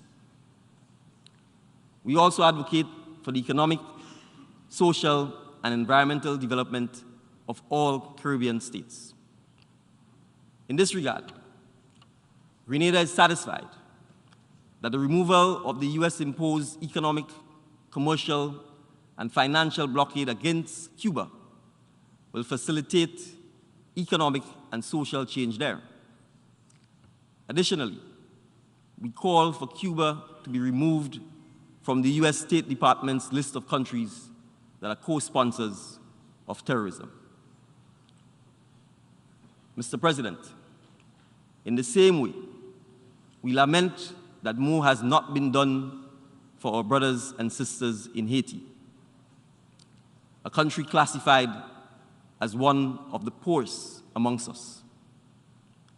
The Caribbean community, CARICOM, continues to pursue various initiatives to assist Haiti. However, we believe that more productive engagements must be undertaken with all stakeholders to help achieve political stability, peace, and economic progress in Haiti. Mr. President, Grenada also reiterates its support for the ongoing judicial process at the International Court of Justice aimed at bringing a definitive end to the long-standing Guyana-Venezuela border dispute, and we reaffirm our unwavering support for the territorial integrity of the Cooperative Republic of Guyana. Mr. President, we further remain resolute in our call for an end to the imposition of unilateral coercive measures against the Republic of Venezuela, contrary to the rules and principles of international law and the Charter of the United Nations. Mr. President, the net effect of the recent and ongoing crises continues to seriously dislodge the world economy and, in turn, the ability of countries to achieve the Sustainable Development Goals. The adverse impacts on production, employment, and poverty are growing, while at the same time jeopardizing fiscal management in many countries. The government of Grenada is firm in its determination to achieve the full implementation of the 2030 Agenda for Sustainable Development. We call, however, for the increased inclusion of youth voices as we seek to chart the future of our planet. We further note that if small island states are to eliminate poverty and attain sustainable levels of development, the vulnerability criteria, now applicable to all countries, must be comprehensively reviewed as a matter of urgency. The consequence of upper middle income status afforded Grenada and many other small states, without consideration to our specific vulnerabilities, continues to hinder our ability to access concessionary and grant financing. We continue to call for a new multi-vulnerable index, which will eliminate the threat to our economic development and security. And we encourage the submission of additional proposals that seek to address similar challenges that prevent our countries from moving forward on equal footing. Mr. President, the United Nations system over the last 77 years has contributed immensely to humanity. It is now time to consider strategic transformation if we are to achieve the goals set out in the 2030 Agenda and safeguard our planet for future generations. Thank you. От имени Ассамблеи. On behalf of the Assembly, I wish to thank the Prime Minister and Minister for Finance and Minister for National Security, Home Affairs, Public Administration, Information and Disaster Management of Grenada for the statement just made.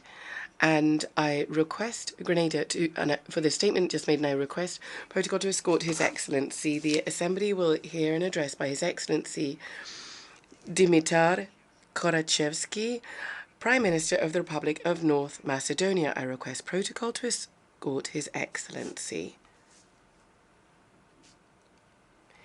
I have great pleasure in welcoming His Excellency Dimitar Kovachevsky, Prime Minister of the Republic.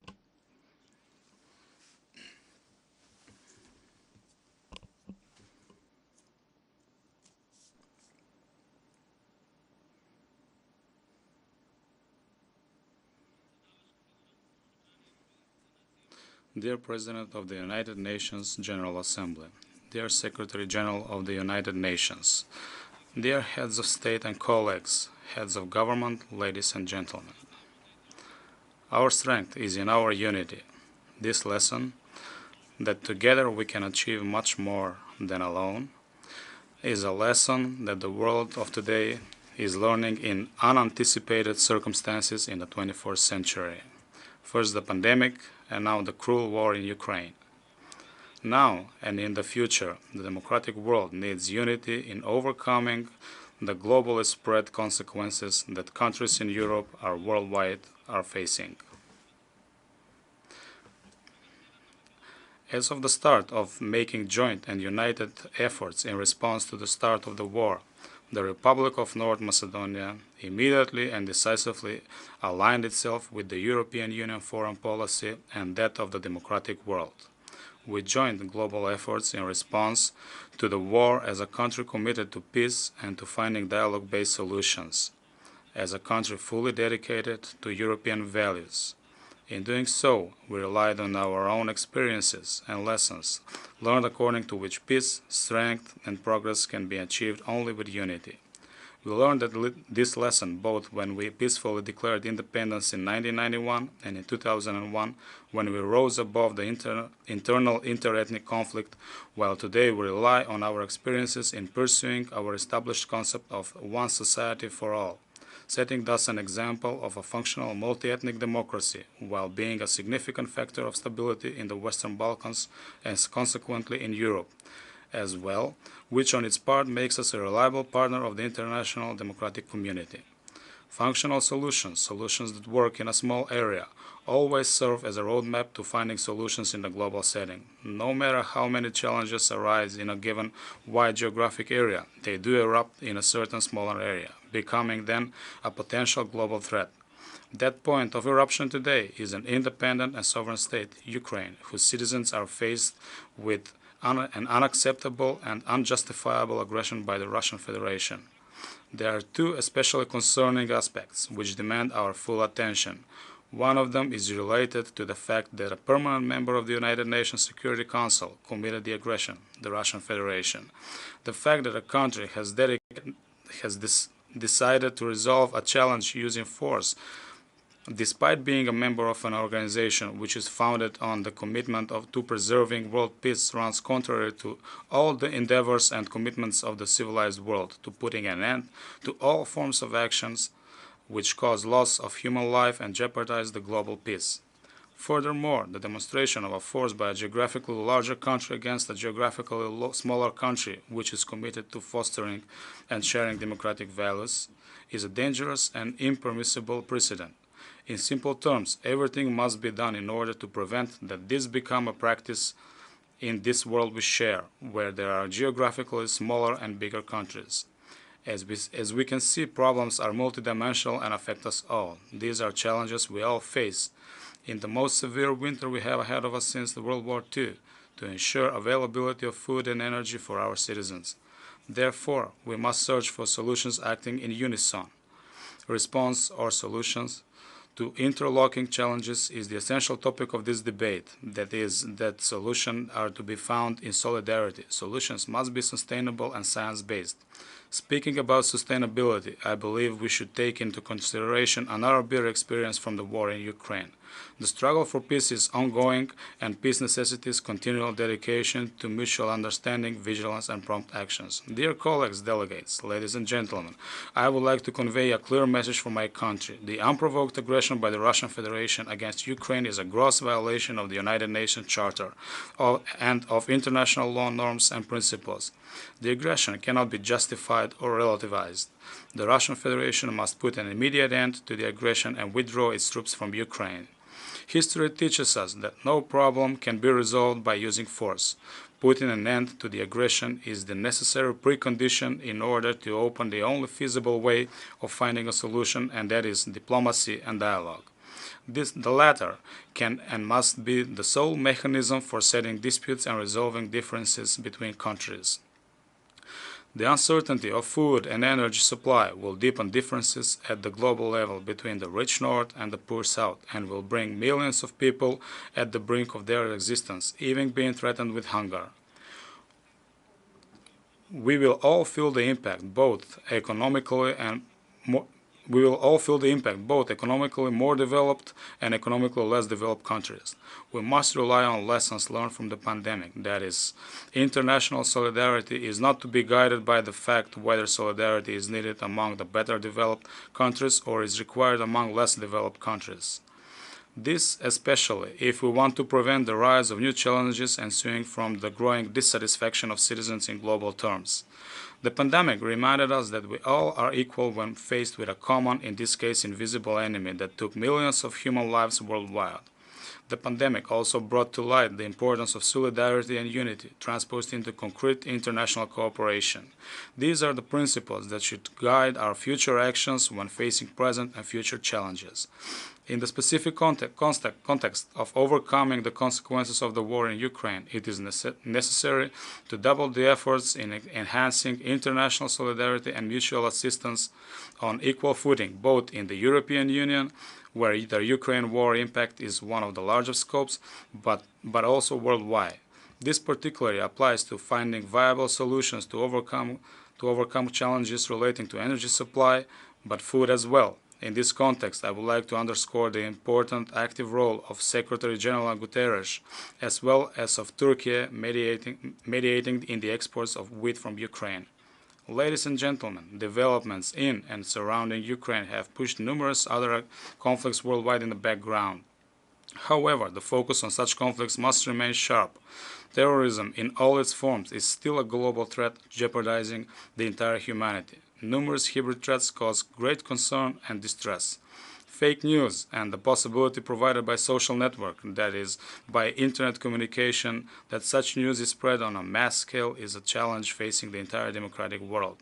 Authoritarian tendencies disguised under the veil of disindigenous patriotism pose a serious threat to human rights and freedoms and prompt potential instabilities. We also face burning climate change issue, despite all endeavors for putting up a joint and united front in saving our planet Earth.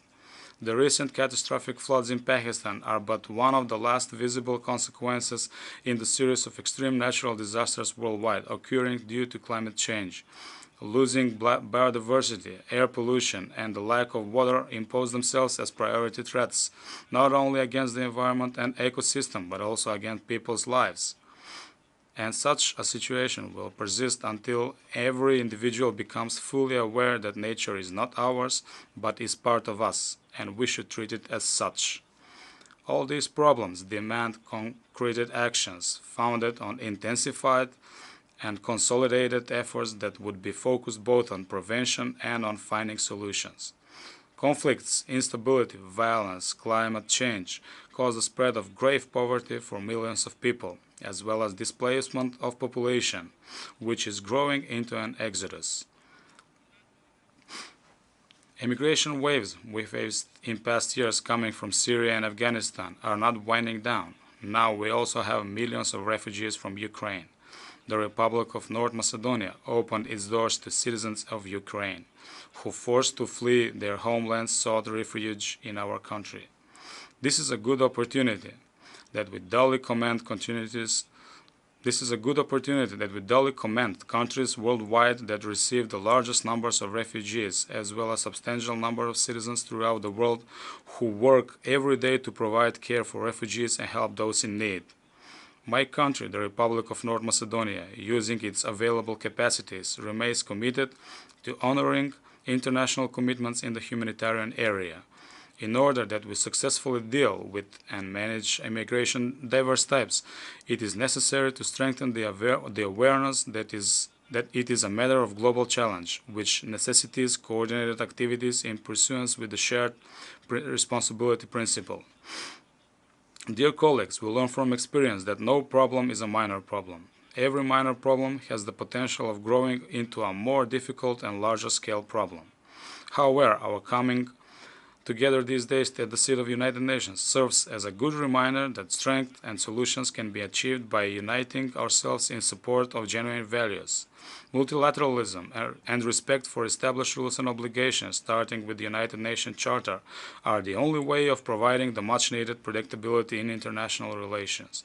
We are building our future now, today, and together, despite all deficiencies of international mechanisms. Multilateralism and United Nations, as its most visible and recognized form, having the universal mission of preserving the peace, are still the key important catalyst encouraging joint efforts towards better, safer, and more just world. Global challenges require global response. No country could deal with 21st century problems acting on its own. Now, more than ever, we need to demonstrate that multilateralism works and gives results in times of crisis. In this context, the report Our Common Agenda by Secretary a roadmap in pursuing global governance reforms, which would open the way for the United Nations multilateral central system to adapt to the future and be able to contribute to joint endeavors. The 2030 Agenda for Sustainable Development, of course, remains the starting point in pursuing global actions. This agenda not only addresses chronic and persistent problems of poverty and inequitable development, but it can also serve as a platform for finding solutions for all other problems, starting with the necessity that we unite standing behind a new agenda for peace, while placing the human dimension in the focus of technological development in the digital era. The Republic of North Macedonia works intensively to accomplish the Millennium Development Goals and support all efforts aimed at making the United Nations stronger and more efficient. In pursuing the Millennium Development Goals, as well as other development activities in the national, regional, and global settings, we need to provide them with conditions for progress. Young people, their access to modern, forward-looking education and resolution of problems they face must be the center of our attention and our political engagement in the coming years. In this respect, I should like to emphasize that for the second consecutive years, a youth delegate from the Republic of North Macedonia participates in the work of the General Assembly. Dear friends, on January 1st, 2023, the Republic of North Macedonia will have the honor of taking over the chairmanship of the Organization for Security and Cooperation in Europe, the largest regional security organization. This brings great responsibility, especially taking into consideration that my country is taking over the OSCE chairmanship at the times when there is a military aggression in Europe, along with all ensuing consequences for the peace and security in the OSCE area and wider. Yet, I am confident that we will successfully justify the trust bestowed upon us. North Macedonia has sometimes been the beneficiary of mediation security mechanism, including the United Nations Peace Mission, and has had first-hand experience with the benefits of peace-building efforts in the international community.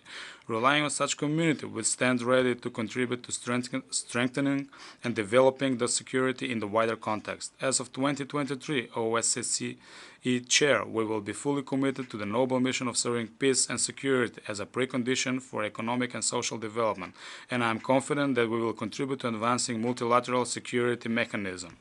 Our confidence is based on our practices of living together in unity and the related benefits in the national, regional, and international setting. Today, I am representing before all of you a country in which all ethnic communities have equal constitutionally guaranteed rights and obligations. We are working to make the Republic of North Macedonia a civic, democratic society in which differences are regarded as an enriching advantage and not as an obstacle.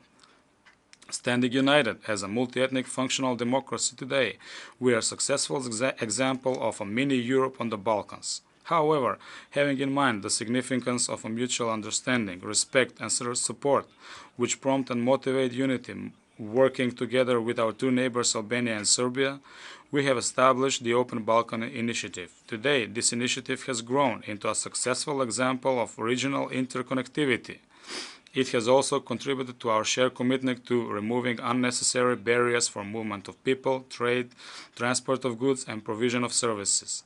In the present circumstances, the initiative has enabled us to ensure availability of food for our citizens based on our agreement to help each other if faced with lack of food on our respective domestic markets as a consecutive of the global crisis. As a consequence of the global crisis. We have furthermore agreed that there will be no bans on trade in basic agriculture and food products. We are also intensively considering options for cross-border trade in electricity and providing assistance with the various energy sources, as part of our effort to overcome the serious energy situation the entire world is facing. We are also developing good neighborly relations with a keen sense of responsibility and by way of dialogue convinced that safeguarding national and state interests does not run contrary to wider scope integration processes and advanced cooperation with countries in our neighborhood. Quite the contrary, self-affirmation finds its most relevant and appropriate reflection in a wider community of shared values.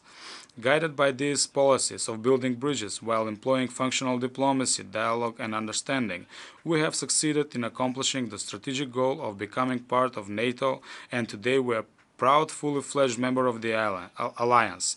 After a long 17 years since we were granted EU membership candidate status, we have started accession negotiations with the European Union. My country attaches particular importance to our speedy EU integration. We work with dedication and persistence to undertake all steps required for the accomplishment of my country's second strategic goal. Citizens of North Macedonia have waited far too long for this moment, and I acknowledge and understand the frustration and fatigue that they feel walking on this long road to Europe. But we don't have any other alternative to reach our goal of better living standards, and that no one promised us the road would be easy. In fact, despite the difficulties, the EU still represents the best option for our future and our children's future. We don't have the opportunity and the privilege to give it up. Now is the time to continue with full power forward and even double speed.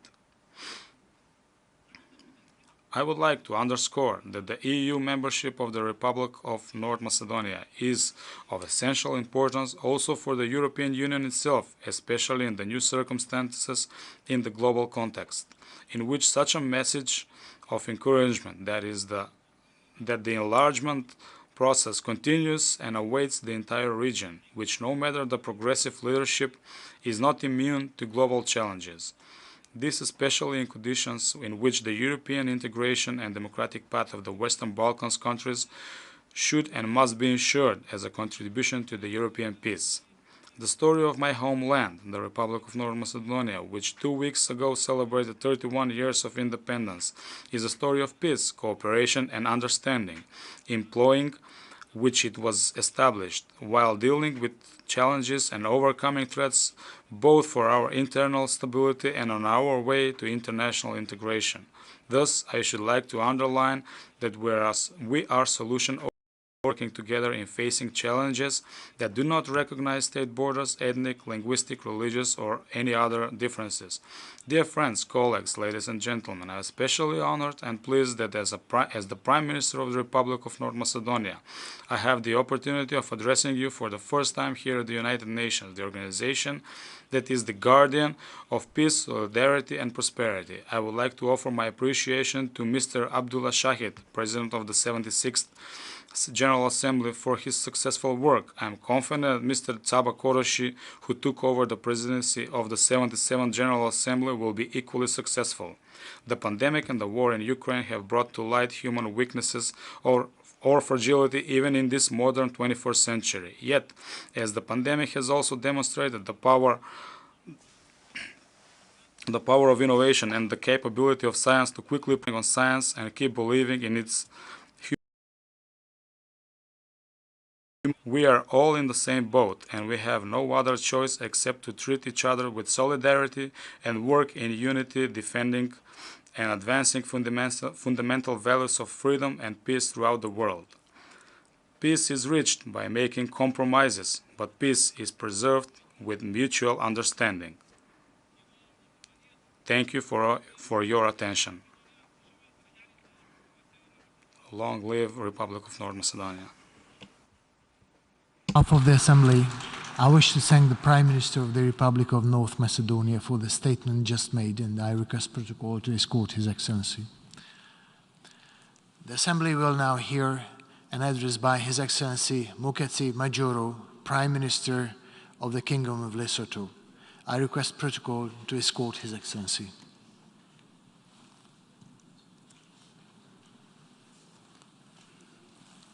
I have a great pleasure in welcoming His Excellency Muketsi Majoro, Prime Minister of the Kingdom of Lesotho. I invite him to address the Assembly.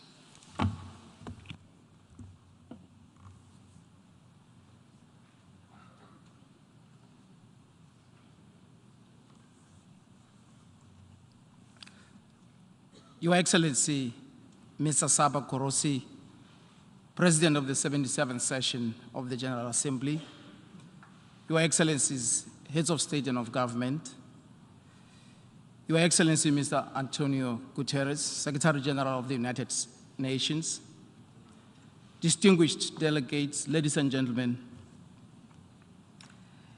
at the very outset, allow me to congratulate you on your well-deserved election to the office of the President of the General Assembly for the 77th session.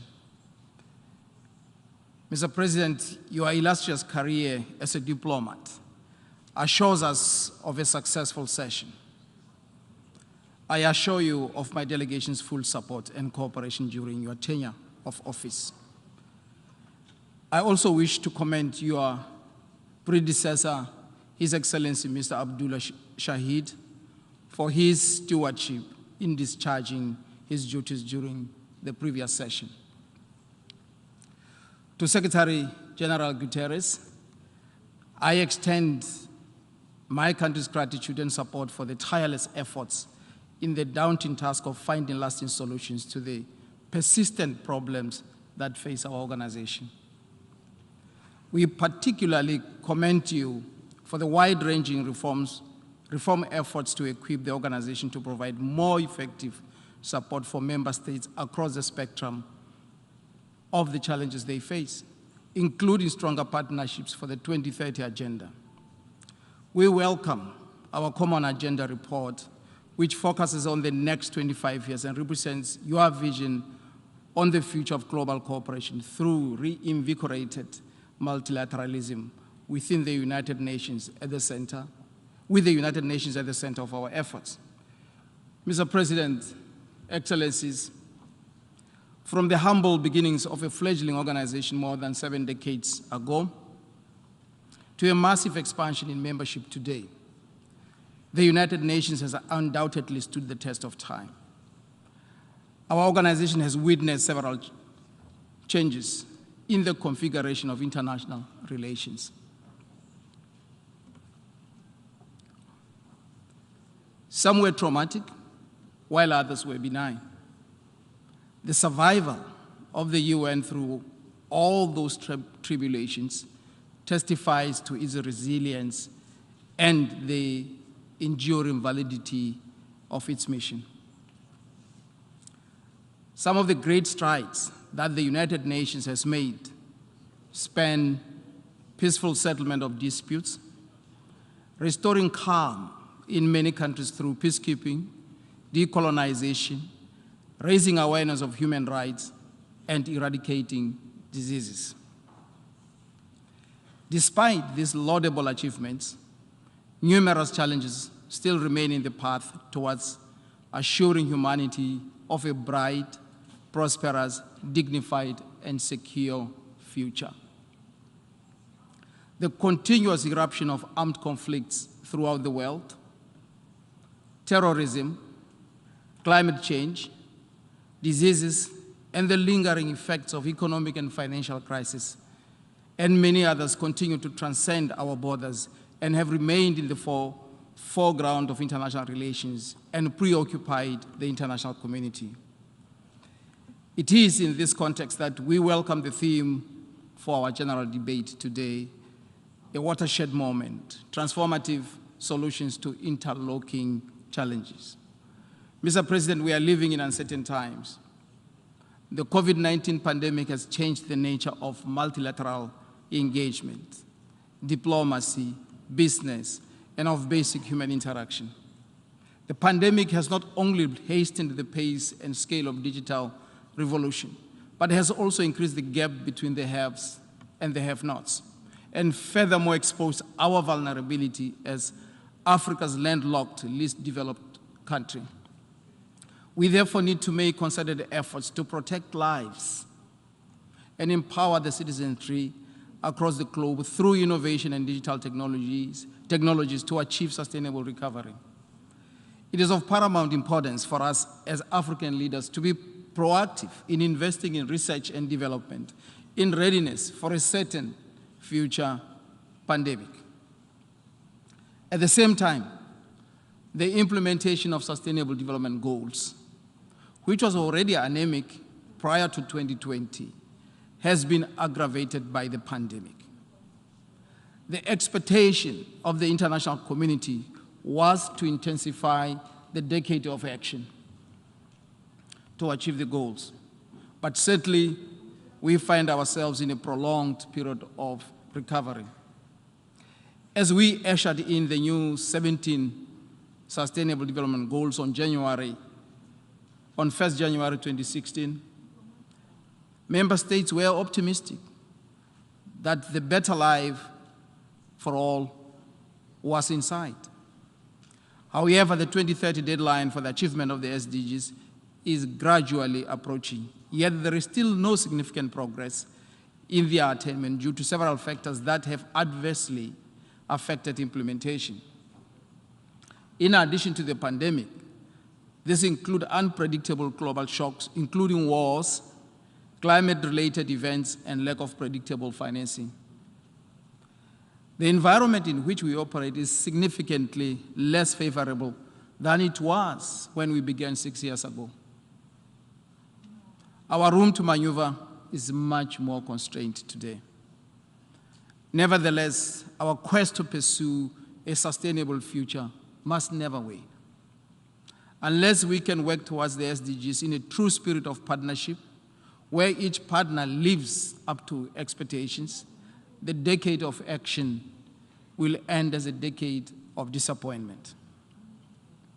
As Secretary General stated during the election of the President of the General Assembly in June this year, the 77th session can be a moment of transformation, a time to recalibrate multilateralism and strengthen the foundations of global cooperation. In this regard, I appeal to all member states to use the 77th session to renew their determination to work together for the benefit of mankind and to recommit themselves to the cardinal principle of multilateralism. The role of multilateralism and the United Nations has therefore become ever more important. It is morally imperative that we unite our wills and pool our efforts for the well-being of humanity. Mr. President, just recently, Lesotho was among the 45 countries that presented their voluntary national reviews during the high-level political forum on sustainable development. Among other things, our review highlighted the pressing challenge of climate change, which has a direct bearing on food insecurity and poverty, not only in my country, but in Africa as a whole. Climate change destroys our ecosystems and results in land degradation, as well as contribute to the decline of agricultural productivity, which is the mainstay of small economies.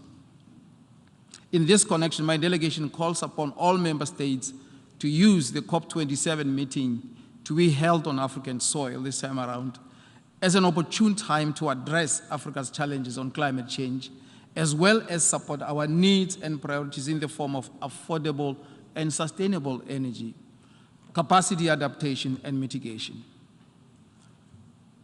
We disagreed for far too long on the subject of climate change until we were confronted by the clearing and compelling scientific evidence that the link between global warming and human activity is indisputable. Sadly, catastrophes have begun to hit, mostly affecting the poorest and most vulnerable countries. While we appreciate that there are resources aimed at helping developing countries to mitigate and adapt to the impacts of climate change, we are concerned that such funds are very difficult to access. The global climate finance architecture is complex, with variable structures of governance and modalities. Some finance is channeled through multilateral agencies, sometimes even outside the funding mechanisms of the United Nations Framework Convention on Climate Change, and some flows through bilateral development assistance institutions, thereby making coordination very difficult. Lesotho calls on the international community and our development partners to simplify the accessibility of funds earmarked for climate change. Mr. President, the state of peace and security in the world is gradually getting worse, with recurring conflicts and eruption of new ones in many parts of the world. The emergence of new extremist groups and terrorist entities has not only compounded the problem, but is a stark reminder that we must act collectively to discharge the moral responsibility resting on us to ensure that people everywhere enjoy the right to peace and enjoy the right to development and the sanctity of life. The use of military force alone as a strategy for combating terrorism has never been panacea for eradicating that menace. Terrorism requires a holistic approach that addresses its root causes. Similarly, we as leaders should not turn a blind eye on the plight of civilians in all conflict areas. The international community should be consistent in dealing with the humanitarian crisis in different parts of the world. We do not derive any comfort, Mr. President, from the simmering trade and political tensions between two of the founding members of the United Nations, namely the United States of America and the People's Republic of China. We must remember that we came together as members of the United Nations under the premise that we are all peace-loving nations. The United Nations Charter enjoins us to practice tolerance and live together in peace with one another as good neighbors, and to unite our strength to maintain international peace and security, and to employ international machinery for the promotion of economic and social advancement of our peoples. In this regard, we call upon these two great nations to show their fidelity to the principles underpinning our organization and to resolve their differences amicably. Military power and aggression can never beget peace. In the same vein, the ongoing war in Ukraine and other parts of the world inflict a reputational carnage on our beloved organization. Whereas peaceful settlement of disputes lies at the heart of the work of the United Nations, we have, however, not sufficiently utilized tools at our disposal, such as mediation for solving conflicts between and among member states. Some take sides and support conflicts in one form or another, while others remain in hibernation. The United Nations, particularly the Security Council, to live up to its charter and be an honest and impartial mediator in conflicts. The resolution of international disputes based on dialogue, justice, and the equality of all states must be at the heart of that strategy if it is to succeed. We must shun those who fan the flames of discord amongst us, and indeed we must not allow ourselves to entertain any thoughts that through divisions there will be one side that will win. We will all perish and be on the precipice. We are mindful, however, that it will be difficult for the Security Council to effectively discharge its mandate while it remains an epitome of the 1945 architecture of the world as seen by the victors of the Second World War. The reform of the United Nations, including the Security Council, can no longer be delayed.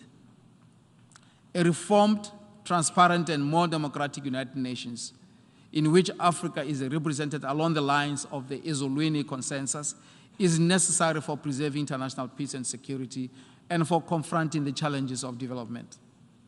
All member states need to garner the necessary political will to advance the intergovernmental negotiations on the Security Council reform. We note with satisfaction the statement by President Biden delivered before this August House on the 21st of September 2022, in which he clearly articulated America's support for representation of Africa and other underrepresented regions in the United Nations Security Council, particularly in the permanent category. Let us make the 77th session one for decisive action on this matter. Mr. President, today we see the heightened geopolitical tensions that have led to the re-emergence of protectionist trade policies. The economic war in terms of sanctions has the potential to make global supply chains less efficient, subtracting from long-term growth and adding pressures on prices. This state of affairs flies in the face of the resolve of the representatives who gathered in San Francisco to finalize the Charter of the United Nations more than 7 decades ago, and who dreamed of a world of equality and shared prosperity. They renounced a vision of a world of unilaterally imposed economic sanctions and financial blockages against others, or one in which peoples are denied their right to self-determination or were subjected to occupation. It would therefore be remiss of me not to unequivocally call for the lifting of all economic and political sanctions against Zimbabwe. In the like manner, we express solidarity with the tenacious people of Cuba for having endured economic sanctions for so many years. We are confident that the United States of America, under the leadership of President Biden, will revisit its position on the embargo against the Republic of Cuba, and expand cooperation with Cuba on areas of mutual interest, including on trade and commerce, for the benefit of the peoples of both countries. This, the United States did in 2016 through the Presidential Policy Directive, and it can surely do it again. We also want to express our unwavering solidarity with the people of Western Sahara, who have languished under the hegemony of colonialism for far too long. I also wish to underline, in particular, the General Assembly Resolution 40/50 of 2nd December 1985, in terms of which the Assembly reaffirmed the fact that the question of Western Sahara was a question of decolonization, which remained to be completed on the basis of the exercise by the people of Western Sahara of their inalienable right to self-determination and independence. Equally, the United Nations Security Council, in its resolution 1920 of 2010, 1979 of 2011, and 2044 of 2012, recognized that the consolidation of the status quo in Western Sahara was unacceptable and called for an intensified pace of meetings and strengthening of contacts between the parties in order to advance the organization of the referendum. We call upon the international community to intensify efforts to bring to an end the question of Western Sahara. In the same vein, we express our unwavering support for the people of Palestine. Since the founding of the UN, the question of Palestine has been at the center of the agenda of our organization. Yet today, the Palestinian territory still remains under foreign occupation, and its people endure untold pain and suffering. We call on the United Nations to intensify its efforts to achieve a comprehensive, just, and lasting settlement of the question of Palestine. Mr. President, allow me to conclude my remarks by pointing out that the regime of the Charter of the United Nations has so far done its part in preventing a third world war, thereby fulfilling one of the dreams of the architects of our beloved organization. The continued success and the relevance of the United Nations will depend in large measure on its capacity for self-renewal and in readiness to meet modern-day challenges. We, the United Nations, should continue to be the voice of the voiceless and the best hope for all mankind. Now is the time for leaders everywhere to join the race for transformative action that can drive peace, democracy, respect for human rights, and the rule of law, as well as human dignity, economic competitiveness, and sustainable prosperity for all. Lesotho will continue to be persistent and a resilient part of that initiative. I thank you. On behalf of the Assembly, I wish to thank the Prime Minister of the Kingdom of Lesotho for the statement just made, and I request protocol to escort His Excellency. And now the Assembly will hear an address by His Excellency Adriano Afonso Malayane, Prime Minister of the Republic of Mozambique. I request protocol to escort His Excellency.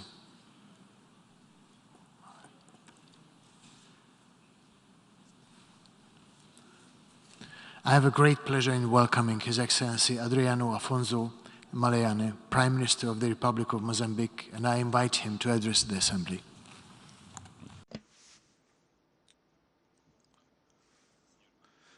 Mr. President, Mr. Secretary General of the United Nations, His Excellencies, Heads of State and Government, distinguished heads of delegations, Excellencies, ladies and gentlemen,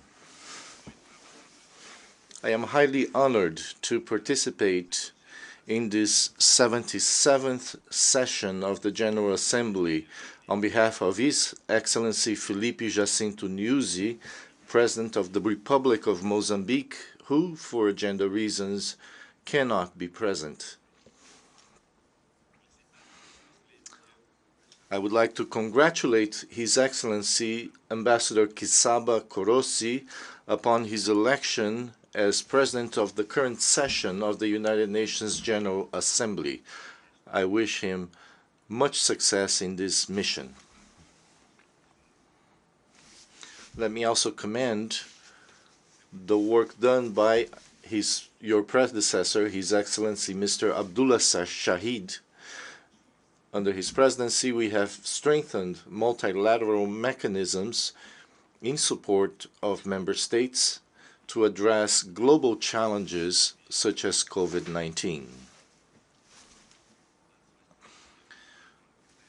To His Excellency Mr. Antonio Guterres, United Nations Secretary General, go our words of appreciation for the wise manner in which he led the work of our organization.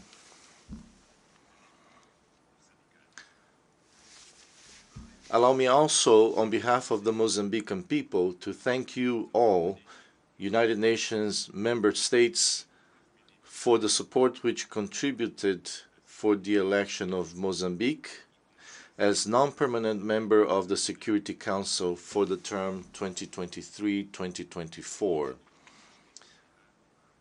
This election, we take it with great responsibility, basing on the motto of our candidacy, international peace and security and sustainable development. We will advocate for the dialogue and for the peaceful resolution of conflicts, for the promotion of peace, for the fight against terrorism, as well as for the role of multilateralism as an important tool to address the current challenges of the world. Mr. President, Excellencies, the theme of current session of the General Assembly reveals that the world is going through adverse and challenging situations. characterized by a multiplicity of crises that are interlinked. And among them, we can highlight COVID-19, climate change, and humanitarian crises with their negative effects on the global economy. The emergence of new outbreaks of internal tensions and interstate conflicts, terrorism, organized crime are affecting negatively the economic and social development of our countries. They are aggravating the food, energy, and humanitarian crises. They are affecting negatively the functioning of the supply chain in international markets. That is why Mozambique advocates for the need of a constructive dialogue and concerted multilateral actions, as these are the only avenues for the preservation of peace and the continued promotion of the sustainable development of our countries. Ladies and gentlemen, for Mozambique, the Sustainable Development Goals 2030 will guide us in the search of collective solutions to problems of this time of change, which is also the theme of this session. According to our experience, the incorporation of SDGs into the priorities and pillars of our governance program has brought significant positive results in the household incomes and the fight against poverty,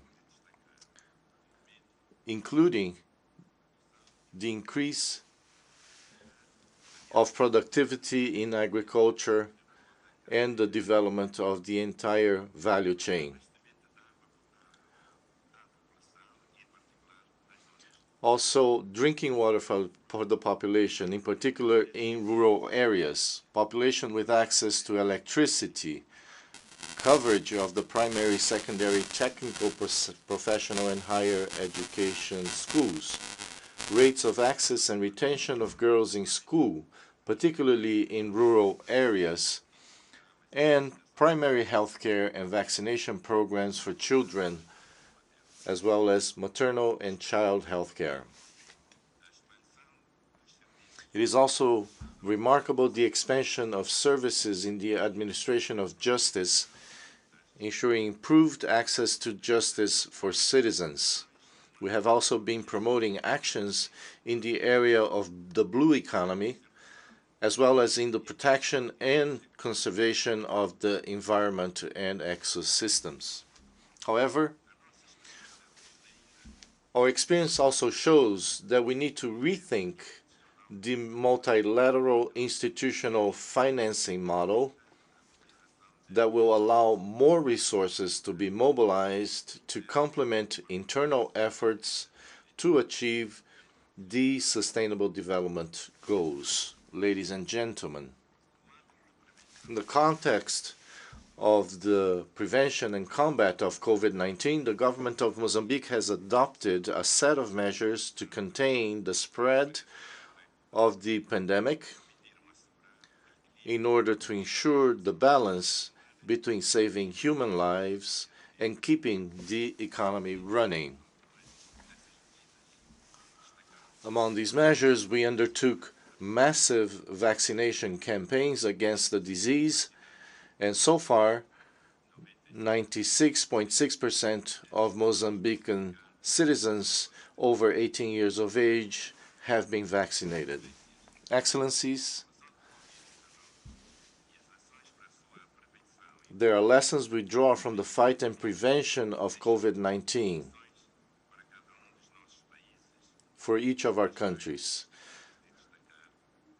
I would highlight the need to have national health systems prepared to respond to health crises, which involves the provision and universal access to medical equipment and means necessary for prevention and treatment.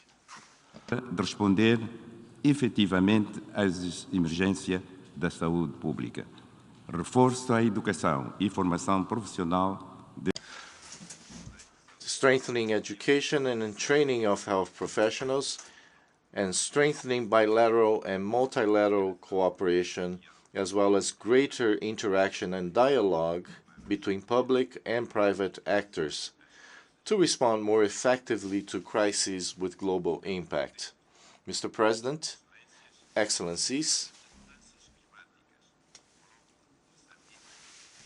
climate change places Mozambique under permanent surveillance.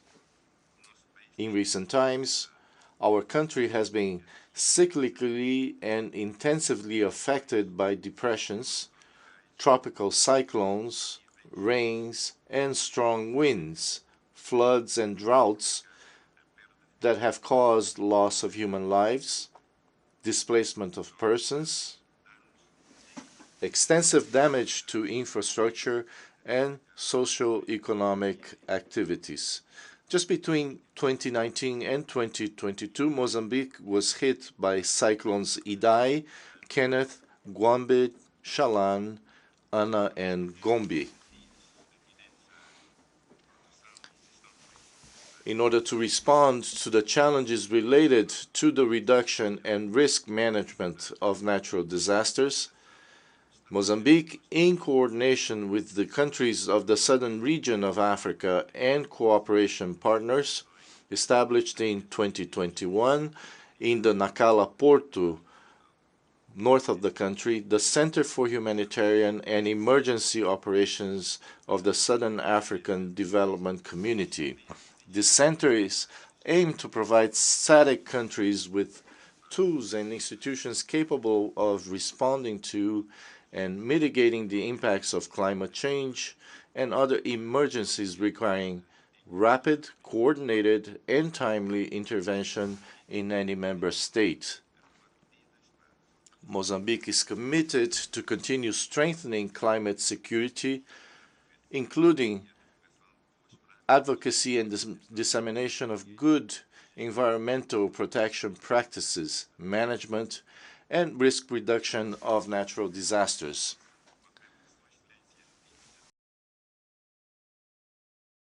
Excellency Felipe Jacinto Nyusi, President of the Republic of Mozambique, has been playing in his capacity as champion of disaster risk management in Africa, a mission assigned by the African Union. In this vein, we call on the international community to join our efforts so that we continue to build resilience and adaptation capacity to address the effects of climate change, in line with the commitments made in the Paris Agreement and the Sendai Framework. Mr. President, Excellencies, with regards to consolidation of national peace and reconciliation, Mozambique has made remarkable progress in the process of disarmament, demobilization, and reintegration of former Renamo guerrillas. To date, 4,002 former Renamo guerrillas of a total of 5,221 have been covered by this process. We foresee by the end of this year the conclusion of the DDR process, which will be an important milestone in the implementation of the National Peace and Reconciliation Agreement signed on August 6, 2019, between the government of Mozambique and Renamo. With the completion of this stage, we will focus on long-term reintegration and more effective reconciliation, which is crucial to ensure the sustainability of the peace process and the consolidation of national unity. The remarkable progress we are making in the DDR is due to the valuable assistance and support of the United Nations and the Contact Group.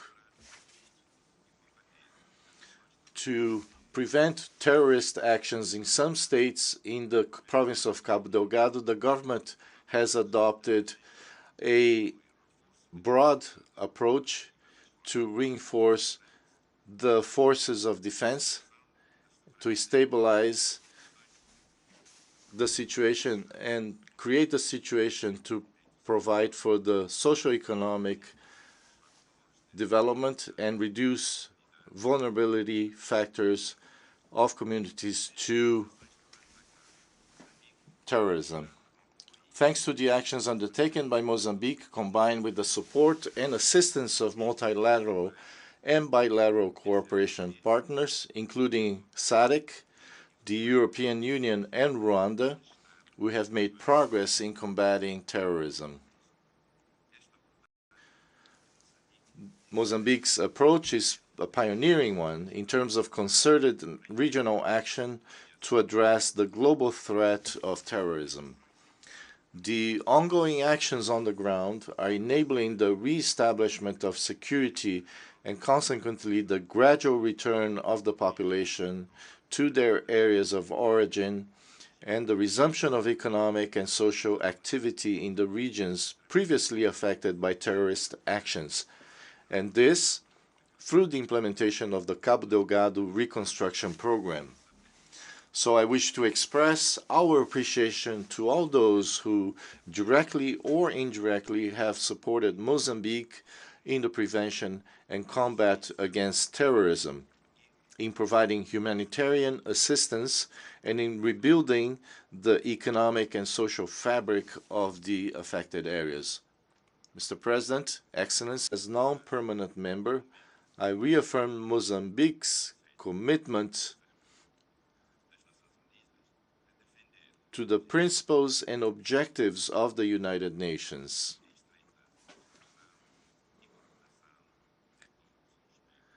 We will listen and work in close collaboration and coordination with all UN member states. Thank you. On behalf of the Assembly, I wish to thank the Prime Minister of the Republic of Mozambique for the statement just made, and I request protocol to escort His Excellency. The Assembly will hear now an address by His Excellency Edi Rama, Prime Minister of the Republic of Albania. I request protocol to escort His Excellency. I have a great pleasure in welcoming His Excellency Edi Rama, Prime Minister of the Republic of Albania, and I invite him to address the Assembly. Mr. President, distinguished delegates, it is a particular honor for me to address this session of the United Nations General Assembly because I stand here as the representative of a country, Albania, that is currently serving in the Security Council for the first time in its history. This responsibility lends special importance to our role in this august body and beyond. We gather here each September, and 77 years on, the United Nations has only gained in its universal appeal, serving as the parliament of humankind, the forum where we speak to each other and listen to the world. Like nowhere else, the world converges here. We share the success and progress, outline issues and challenges, express worries and fears, highlight crises and tensions, talk about agreements and discords, but above all, we bring a joint desire for a better world. In these nearly 8 decades, we have witnessed uninterrupted change, profound transformation, unprecedented mobilization, continued solidarity, and an all-time imperative of the need to work together. As a result, the world has known undeniable progress on many tracks. On the other hand, we must never forget that our journey has been bumpy. Many times, we have also witnessed terrible setbacks and even reversal of progress.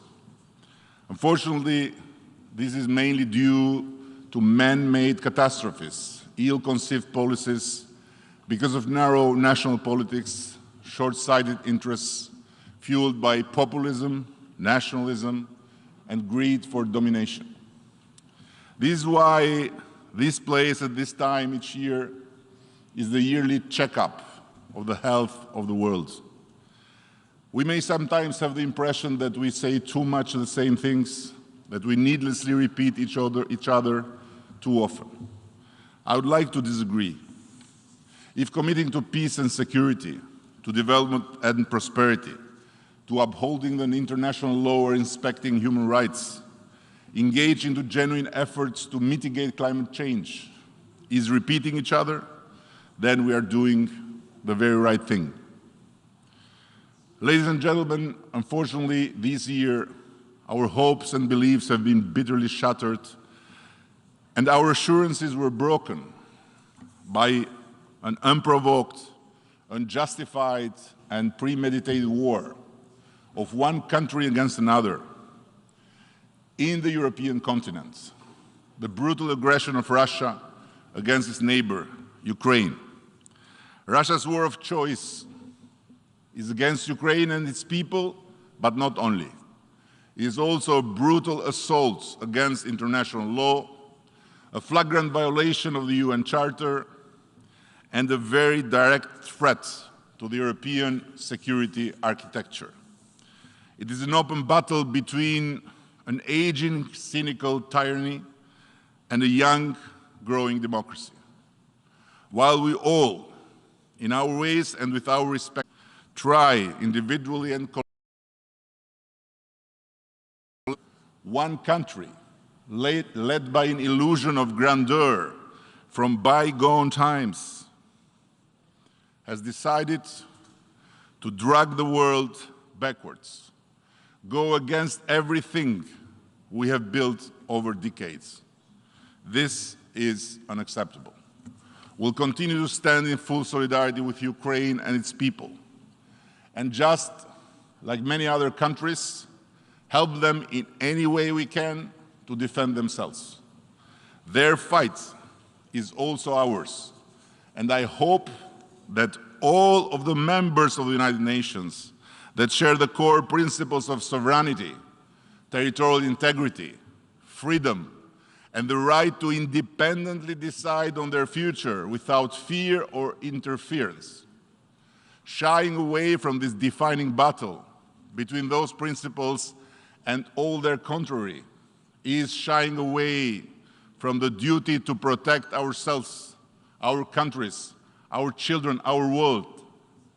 While the world expects Russia to come to reason, stop the war and engage into peace negotiations, just a few days ago, Kremlin made another choice, that of escalation, announcing a partial mobilization which would deepen the conflict, bring more crimes, more victims, more misery, but also more shame on Russia itself. Sham referendums are being conducted in some parts of the occupied Ukrainian territory with the threat of a gun. It is hard to imagine that anyone here can silently accept such disgraceful disregard of laws, rules, norms, and practices that govern relations between states in the 21st century. These actions run against international law and not only do not reflect the free will of the Ukrainian people, but offer a miserable show of the detachment from everything that brings us together under the roof of the United Nations. We condemn such actions engineered in Moscow, and we will not recognize any such unlawfulness. In the world we want, impunity should not be the shelter of those who must answer for their deeds. Albania is fully committed to accountability globally and fight impunity everywhere. This is to provide justice to victims, but also to prevent future atrocities. That is why Albania calls and supports the work towards the adoption of a convention on the prevention and punishment of crimes against humanity. This new instrument would fill a significant gap in the current international framework and facilitate international cooperation to protect civilians. Mr. President, the world is never a quiet place, and there are many serious challenges that need to be properly and immediately addressed. We face serious challenges with open conflict in many parts of the world. Many countries are subject to intolerable seizure of power by force. Terrorism remains a serious threat against peace and security. At a time when a multitude of crises have put the world in turmoil, including by unacceptable nuclear threats, I would like to call the attention of the Assembly on another crucial issue closely linked and with huge impact on peace and security, cybersecurity. Technology is nowadays part of every aspect of our life. In Albania, 95% of services to the citizens and business are offered online. These user-friendly systems save time, energy, and drastically improve efficiency, quality, by being also the best tool to eliminate endemic corruption. But last July, Albania was the target of an unprovoked large-scale cyber attack. The entire government digital infrastructure was under a sustained and coordinated assault with a clear aim to destroy it, paralyze public services, and steal data and electronic communications from government systems, create chaos and foment tensions in the country. A lengthy and thorough, in-depth investigation conducted in cooperation with the best existing world expertise on cyber terrorism has now confirmed beyond any doubt that the cyber attack that wanted to bring a sovereign country to its knees was a state-sponsored aggression orchestrated and carried out by the Islamic Republic of Iran. This is why, in face of such a blatant breach of norms responsible for state behavior in cyberspace in peacetime, which include refraining from damaging crucial infrastructure that provides service to the public, the government of Albania was left with no other choice but sever the diplomatic relations with Iran. We hope this forced extreme measure will be an example and a deterrent for anyone who supports or sponsors such abhorring actions against sovereign state. We urge the United Nations, including the Security Council, to focus more seriously and concretely to address cybersecurity by investing in prevention and help all member states build resilience. Ladies and gentlemen, Albania is a member of the Balkans community, a part of Europe that has had its share of very troubled history. Mention the word Balkans, and I bet in everyone's mind come the images stained by bloody wars and brutal crimes. You'd rightfully recall the scars of repression and oppression, genocide in Srebrenica, and brutal ethnic cleansing in Kosovo. Nothing of this is or will be forgotten. Accountability has and will continue, and we must double our efforts to guarantee its unhindered course. This requires a resolved commitment to the ideals of justice and, above all, cooperation between parties. Justice lies in the foundations of any effort for long-lasting peace, stability, and prosperity. But justice is served with facts, with proofs and evidence, not with fiction or distorted reality. And I cannot but share with you here a terrible example, which should be a lesson for all the world and first and foremost the democratic world. In 2011, the Parliamentary Assembly of the Council of Europe adopted a report compiled by a zealous parliamentarian who goes by the name Dick Marty, accusing the Kosovo Liberation Army of the despicable crime of organ trafficking.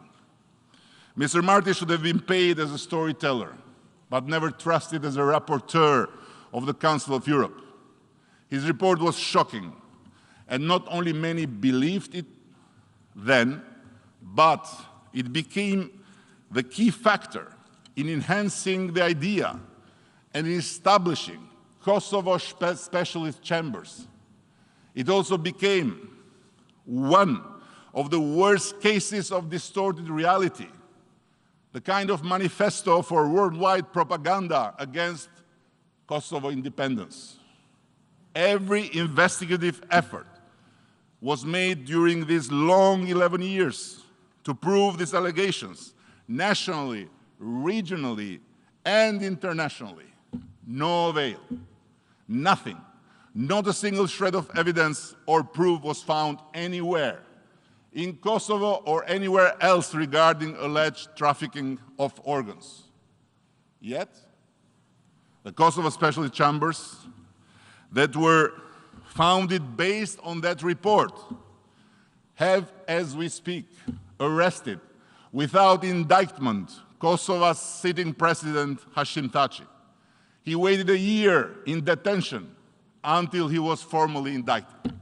Just try now, please, all of you, to imagine, for a moment, your president or prime minister, your country leader, taken away from office in a third country, kept there in custody for a whole year without any formal indictment by a body created and sponsored from a community of democratic countries.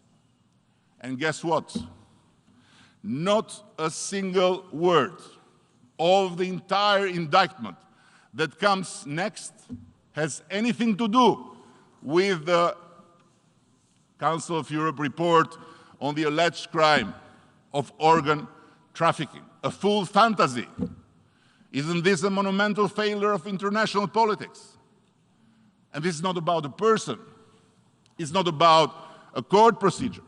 This is about taking of the induced stain on a country and its history. Nevertheless, exactly because democracy and its institutions have among many virtues that of repairing their faults and errors, we strongly believe that based on this crying lack of evidence whatsoever, precisely the Parliamentary Assembly of the Council of Europe will honor the truth and will accept Albania's request to produce a follow-up report, and while damage has been done, help restore the credibility of such an important international organization as the Council of Europe. We will never give up on this truth, and we will not stop honoring all of them who gave their a single piece of dirt. Ladies and gentlemen, I'll say a few more words on the Balkans, not of the past, but for the future, that one that we are working to build together in our region. Turn this region in any way, and you will find a lot of fuel for division and toxicity. But we in Albania have realized that the best way to advance is to do it together, with shared benefits as sovereign countries, but close partners. As national players joined by a common enterprise, with our specific interests as part of a common framework, the one that responds to our citizens. This brought us together, but Montenegro and Kosovo, Bosnia and Turkey, Greece and further, an investment for everyone as part of the wider common European project. The best message of the Open Balkan that I want to share with you today is that you don't need to agree on everything to leave behind the dark past and build step by step a common bright future. By dealing with your disagreements in more and more gracious way, and by finding more and more the reasons, the good ones, to solve also the disagreements. So, by strengthening this relation with Serbia and moving forward together to boost bilateral and regional cooperation, Albania has not and will not move an inch from its firm position in support of a need for every country that has not yet done so, among all of you, including Serbia first and foremost, to recognize the Republic of Kosovo. This being said, it is high time for Kosovo and Serbia to move beyond the current stalemate in their dialogue and work bravely towards a comprehensive peace agreement by doing their respective part to adopt a EU-US-backed breakthrough. Dialogue is not just a better way. It is the sole and unique way to deal with issues, however difficult they appear, however complex they are. And I remain convinced that Open Balkans will only help facilitate this process to the benefit of all, Albanians and Serbs, Kosovo and Serbia, but also for the entire region and the wider Europe. Mr. President, let me conclude with a beautiful African proverb that says it all about our United Nations. If you want to go fast, go alone. If you want to go far, go together. Thank you all. On behalf of the Assembly, I wish to thank the Prime Minister of the Republic of Albania for the statement just made, and I request protocol to escort His Excellency. And now the Assembly will hear an address by His Eminence Cardinal Pietro Parolin, Secretary of State of the Holy See. I request protocol to escort His Eminence.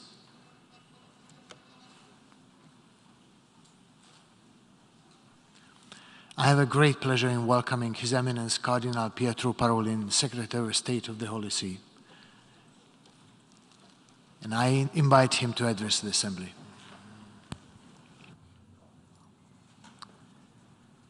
Mr. President, I am pleased to extend to you and to the representatives of nations gathered here the warm greetings of Pope Francis. It is good to be together again in person. Last year, I spoke of the dark clouds hanging over humanity. While some of those have lifted, other darker clouds have gathered. Armed conflicts currently afflicts our world to an extent not seen since 1945. In addition to the misery caused by violence and cruelty, and the anxiety arising from the threat of nuclear escalation, our world continues to face the challenges of climate change, mixed migration, and the ongoing COVID-19 pandemic, while food insecurity and water scarcity now affect large portions of the global population. No one can deny that the great challenges of our times are all global. At the same time, alongside the greater interconnections of problems, we are seeing a growing fragmentation of solutions, which only fuels further tensions and divisions, as well as a generalized feeling of uncertainty and instability. We need to recover our sense of shared identity as a single human family. If we do not focus on what unites us, seeking to promote the common good, there will only be growing isolation, marked by a reciprocal rejection and refusal that endangers multilateralism. Indeed, here at the United Nations, we are called to work together to restore, as Pope Francis requested, that diplomatic style that has characterized international relations from the end of the Second World War, making sure it is best able to implement its foundational charter and respond to the challenges faced by humanity.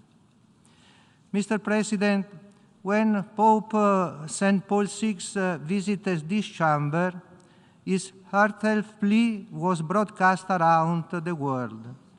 Jamais plus la guerre, no more war. Decades later, the hard-fought progress in reducing the prevalence of armed conflict globally has been questioned. This reversal deeply concerns the Holy See. Pope Francis recognized that, unfortunately, we never learn, and the old story of competition between the greater powers continues, seeking to extend economic, ideological, and military influence. And yet, the Holy See strongly believes in multilateralism and the irreplaceable role of the United Nations. For that reason, Pope Francis speaks repeatedly in support of this organization, encouraging a process of renewal.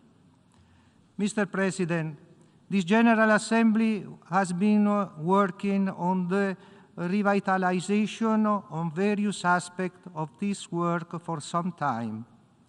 This process takes place against the backdrop of a crisis of credibility arising not only from its apparent impotence in times of crisis, but also from the promotion of agenda in many fora that frequently shift the focus to matters that by their divisive nature do not strictly belong to the aims of the organization.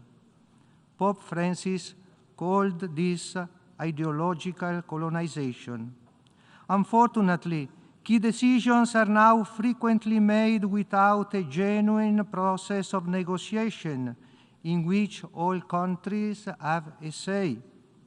This is at odds with the true nature of multilateral diplomacy.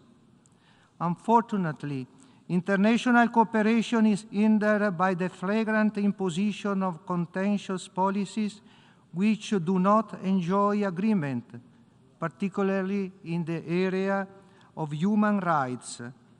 In this regard, there appears to be little desire on the part of specific states to recover consensus and authentic dialogue. Indeed, today it would appear that only the powerful and the well-funded prevail, reinventing human rights as they see fit. Instead, the fundamental human rights recognized in the Universal Declaration of Human Rights are firmly rooted in universal values, such that the right to life, to freedom of thought, conscience, religion, opinion, and expression, and that the institution of the family is protected. The Holy See reaffirms that human rights remain universal, objective, and firmly rooted in the God-given dignity of the human person. It is imperative that broad agreement and genuine consensus be found again soon within this organization, if it is to restore its international credibility as a true family of nations.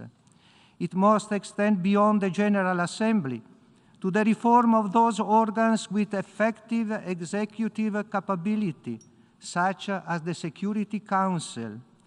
The landmark resolution requiring that the use of veto power be explained before the General Assembly was a welcome step in this direction.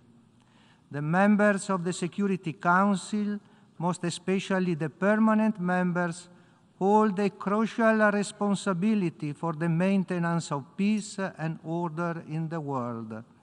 When there is no shared vision or political will for peaceful coexistence, they become themselves the perpetrators of grave injustices. Only when the representatives of nations gathered here are able to place the common good above their own partisan interests will the legal framework of the United Nations system truly be the pledge of a secure and happy future. At present, however, violence continues to scar our world.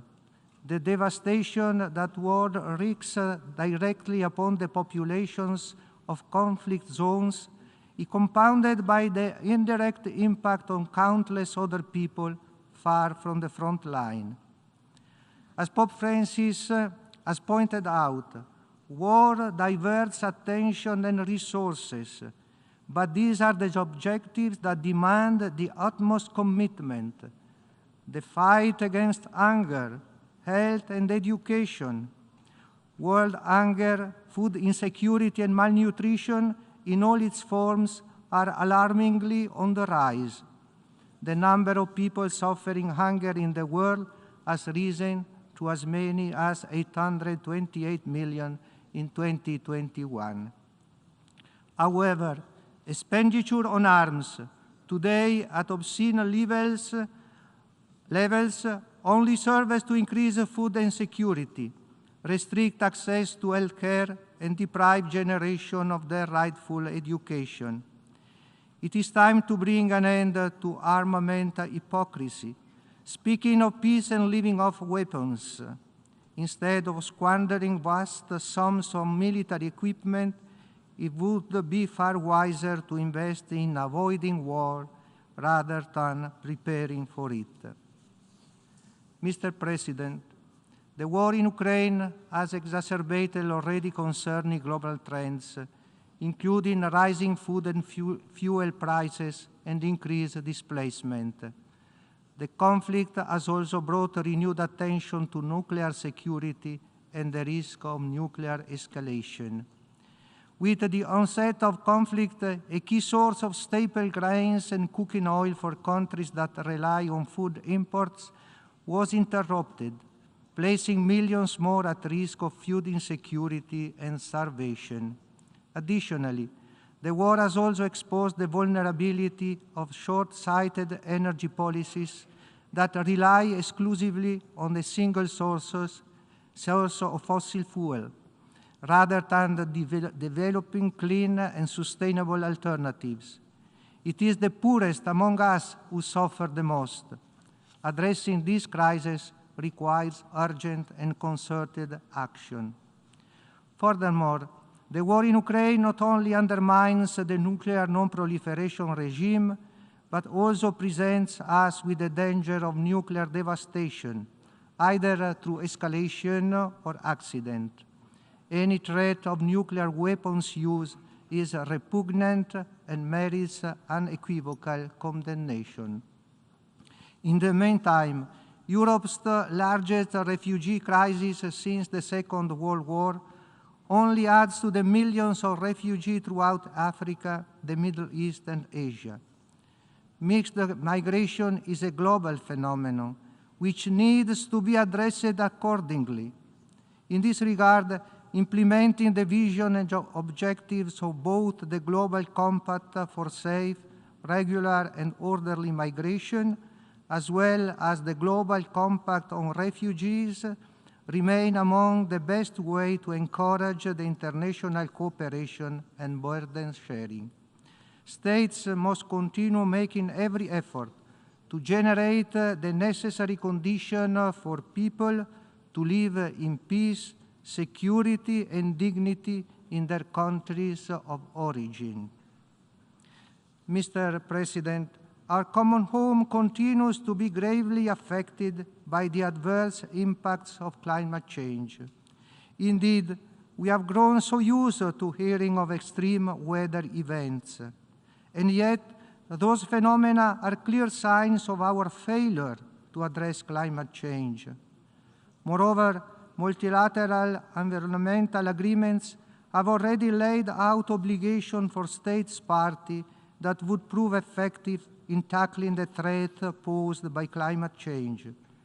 In this regard, when the international community gathers at COP27 in Sharm el-Sheikh, it is to be hoped that there will be the political will to take more decisive and transformative decisions to protect the environment by accelerating global climate action through stronger mitigation measures, scaled-up adaptation efforts, and enhanced flows of appropriate finance.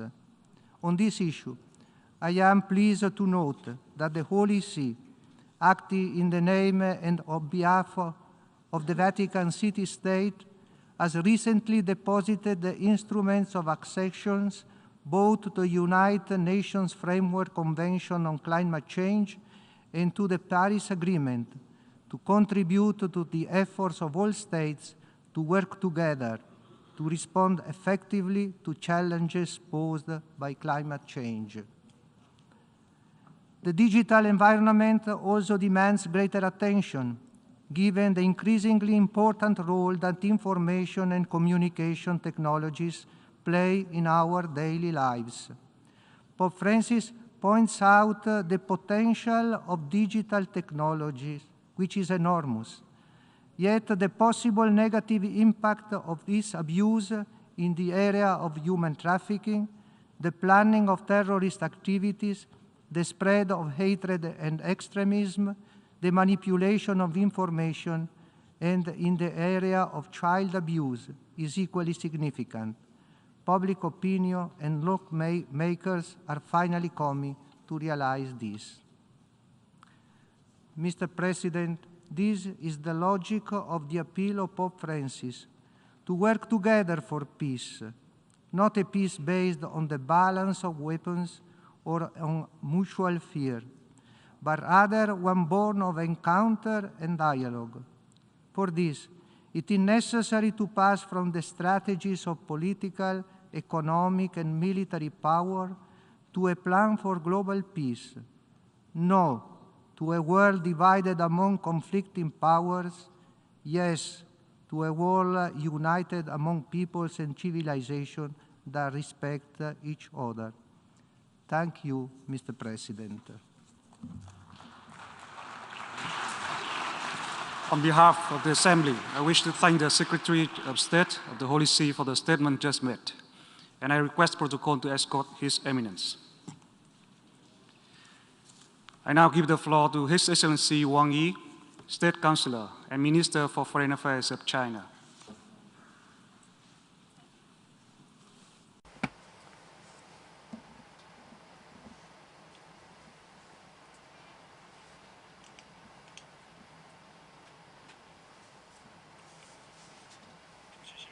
Mr. President, dear colleagues, we are at a time fraught with challenges. COVID-19 has kept resurfacing. Global security faces uncertainty. Global economic recovery is fragile and unsteady, and various risks and crises are emerging. The world has entered a new phase of turbulence and transformation. Changes unseen in a century are accelerating. But we are also at a time full of hope. The world continues to move toward multipolarity, economic globalization is deepening, and our societies are becoming increasingly digitalized and culturally diverse. Countries are becoming ever more interconnected and interdependent. Peace and development remain the underlying trend of our times. People's call for progress and cooperation is getting louder. How should we respond to the call of our times and ride the trend of history to build a community with a shared future for mankind? China's answer is firm and clear.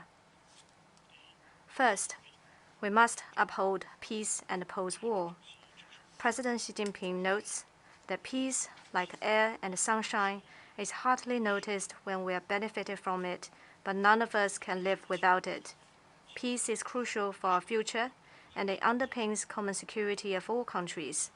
Turbulence and war can only open Pandora's box, and he who instigates a proxy war can easily get himself burned. Pursuing one's own absolute security can only undermine global strategic stability. We must address differences by peaceful means and resolve disputes through dialogue and consultation. Second, we must pursue development and eliminate poverty. Development holds the key to resolving difficult issues and delivering a happy life to our people. We should place development at the center of the international agenda, build international consensus on promoting development, and upholding all countries' legitimate right to development. We should, fostering new drivers for global development, forge a global development partnership, and see that everyone in every country benefits more from the fruits of development in a more equitable way. Third, we must remain open and oppose exclusion. President Xi pointed out that openness is the sure way to human prosperity and advancement. Protectionism can only boomerang, and decoupling and supply chain disruption will hurt everyone. We should stay true to openness and inclusiveness and tear down fences and barriers that hinder the free flow of factors of production. We should uphold the WTO-centered multilateral trading system and work for an open world economy. Fourth, we must seek cooperation and oppose confrontation. As we face a host of global challenges, our biggest strength will come from solidarity. Our best strategy is to stick together, and the only way forward is through win-win cooperation. It is natural that countries might have their differences and problems, but they should increase mutual understanding on the basis of equality and respect.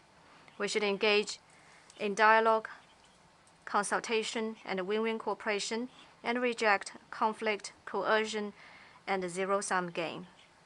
We should jointly oppose group politics and bloc confrontation. Fifth, we must strengthen solidarity and oppose division. President Xi stated that countries around the world are like passengers on the same ship who share a common stake. All of us should pull together to navigate the ship through storm toward a bright future. Our world must embrace diverse civilizations in order to make continuous advances, and mankind must pursue an inclusive path in order to achieve modernization. Peace, development, fairness, justice, democracy, and freedom are common values of humanity. Difference in system should not be used as an excuse to create division. Still less should democracy and human rights be used as tools or weapons to achieve political ends. We should stand against drawing ideological lines and expand common ground to promote world peace and development. Sixth, we must uphold equity and oppose bullying. Mutual respect and equity of countries big and small is a primary principle of the UN Charter. Major international issues should be handled by all countries and international rules drawn up by all countries together. No country is above others, and no country should abuse its power to bully other sovereign countries. We should advocate and practice true multilateralism, promote equity of all countries in terms of rights, rules, and opportunities, and build a new type of international relations featuring mutual respect, equity, and justice, and win-win cooperation. Mr. President, colleagues, China, as a permanent member of the Security Council and the world's largest developing country, is committed to solidarity and cooperation with other countries. It will follow the trend of the times and pursue the shared interests of the vast majority of countries. China has been engaging in building global peace. We have actively promoted international peace and participated in international arms control, disarmament, and non-proliferation process. China is the top contributor of peacekeeping personnel among the P5, and it is the second largest funding contributor to both the UN and its peacekeeping operations. China is the only country in the world that pledges to keep to a path of peaceful development in its constitution. It is the only one among the 5 nuclear weapon states that is committed to no first use of nuclear weapons. It has thus made important contribution to global strategic stability. In response to the various security challenges, President Xi proposed the Global Security Initiative. He called on the international community to pursue common, comprehensive, cooperative, and sustainable security, to respect the sovereignty and territorial integrity of all countries, to abide by the purposes and principles of the UN Charter, to take the legitimate security concerns of all countries seriously, to peacefully resolve disputes through dialogue and consultation, and to maintain security in both traditional and non-traditional domains, thus contributing China's vision to reducing the peace deficit facing humanity and providing China's input to meeting global security challenges. China has been contributing to global development. We have worked to build a system of high-standard opening up and keep the global industrial and supply chains secure and stable. China is a major trading partner of over 130 countries and regions.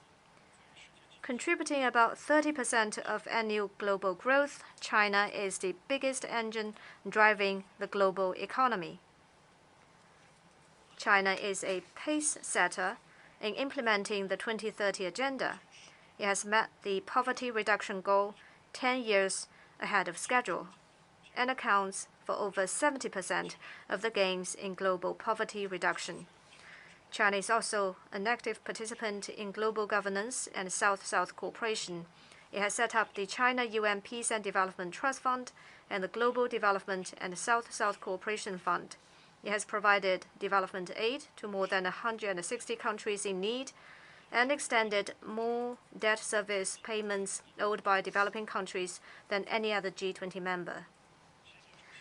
At the 76th UNGA session, President Xi proposed the Global Development Initiative. Putting the people front and center, the GDI is a rallying call to refocus global attention on development and build a global community of development. At the recent high-level dialogue on global development, President Xi announced dozens of major GDI, generating strong impetus for accelerating the implementation of the 2030 Agenda. On the margins of this UNGA session, China hosted a ministerial meeting of the Group of Friends of the GDI, building more consensus on pursuing this initiative. As China forges ahead, its fast train of development will continue to drive global growth and deliver more benefits to people of all countries. China has been upholding the international order. We are committed to the purposes and principles of the UN Charter, the UN-centered international system, and the international order based on international law. China has been involved in multilateral affairs in all fields. It is a member of almost all universal intergovernmental organizations and a party to over 600 international conventions. It has concluded more than 27,000 bilateral treaties and fulfilled in good faith its international obligations. China abides by the Universal Declaration of Human Rights and has made relentless efforts to protect and strengthen its human rights. We stand firmly against attempts to politicize human rights and worked to promote healthy development of international human rights cooperation. As a member of the developing world, China will forever stand with other developing countries. We are heartened to see the rapid progress achieved by the developing world in recent years, and we will continue to speak up for other developing countries, help them overcome difficulties, and support efforts to raise the representation and say of developing countries in international affairs. Developing countries are no longer the silent majority in international and multilateral processes. With stronger solidarity, China and other developing countries have spoken out for justice and become a pillar of promoting development cooperation and safeguarding equity and justice. China has been providing public goods. In the face of COVID-19, China has fully advanced and engaged in global cooperation against the virus. We have done our best to provide anti-COVID supplies and shared our practices on COVID response.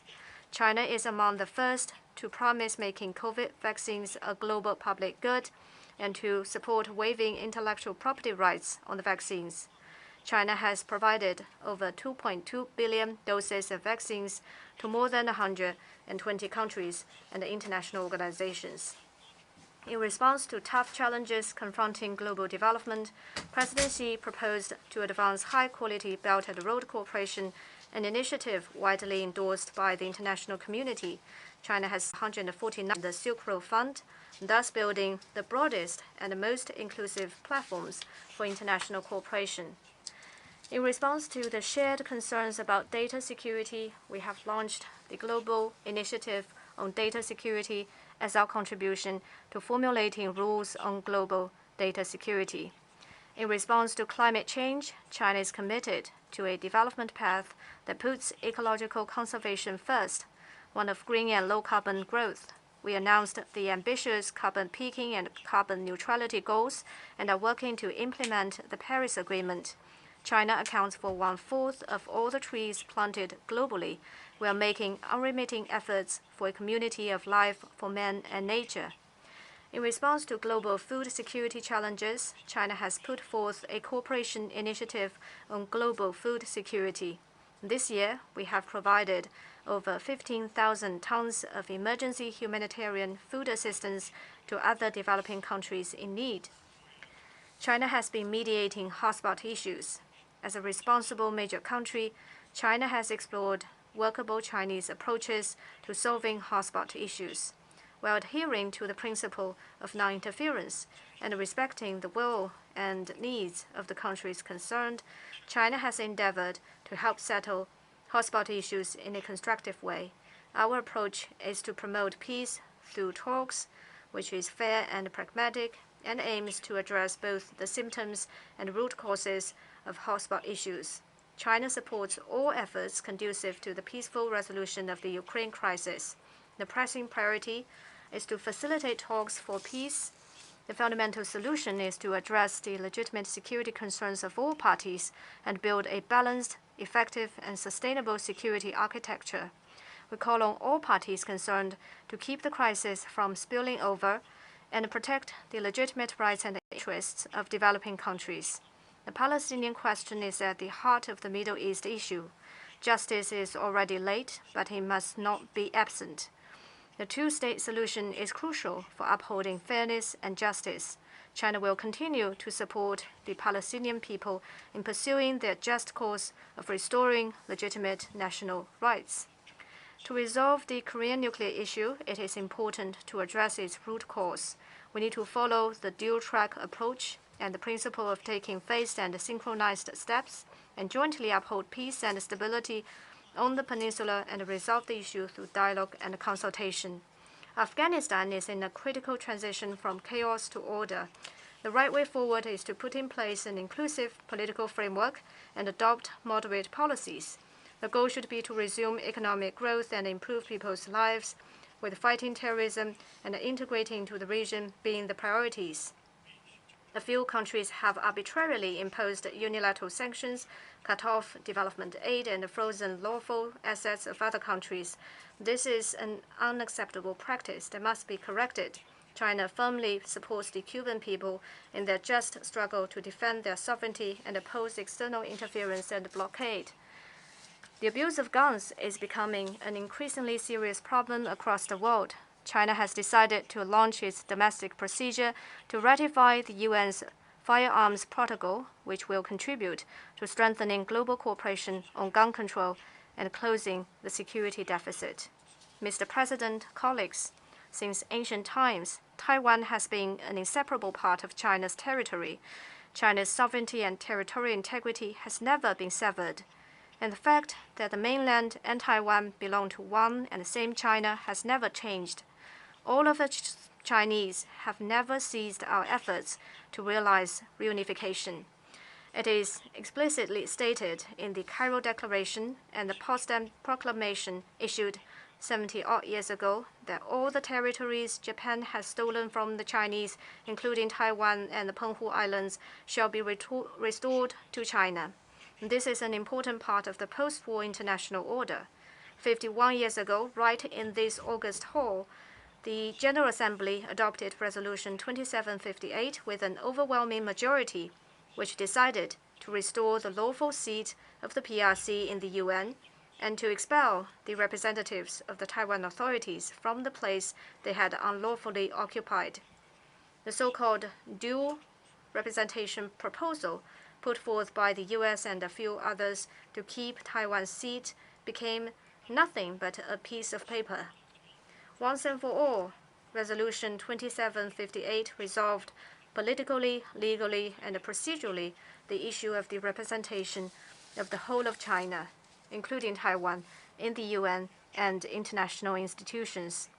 Now, it completely blocked any attempt by anyone or any country to create two Chinas or one China, one Taiwan. The One China principle has become a basic norm in international relations and a consensus of the international community. When entering into diplomatic relations with China, 181 countries all recognized and accepted that there is but one China in the world and Taiwan is a part of China, and that the PRC government is the sole legal government representing the whole of China.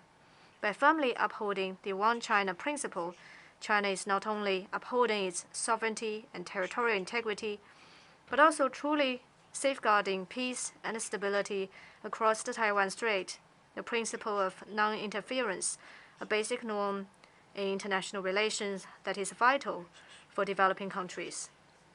China will continue to work for peaceful reunification with the greatest sincerity and efforts. To realize this goal, we must combat Taiwan independence separatist activities with the firmest resolve and take the most forceful steps to repulse external interference.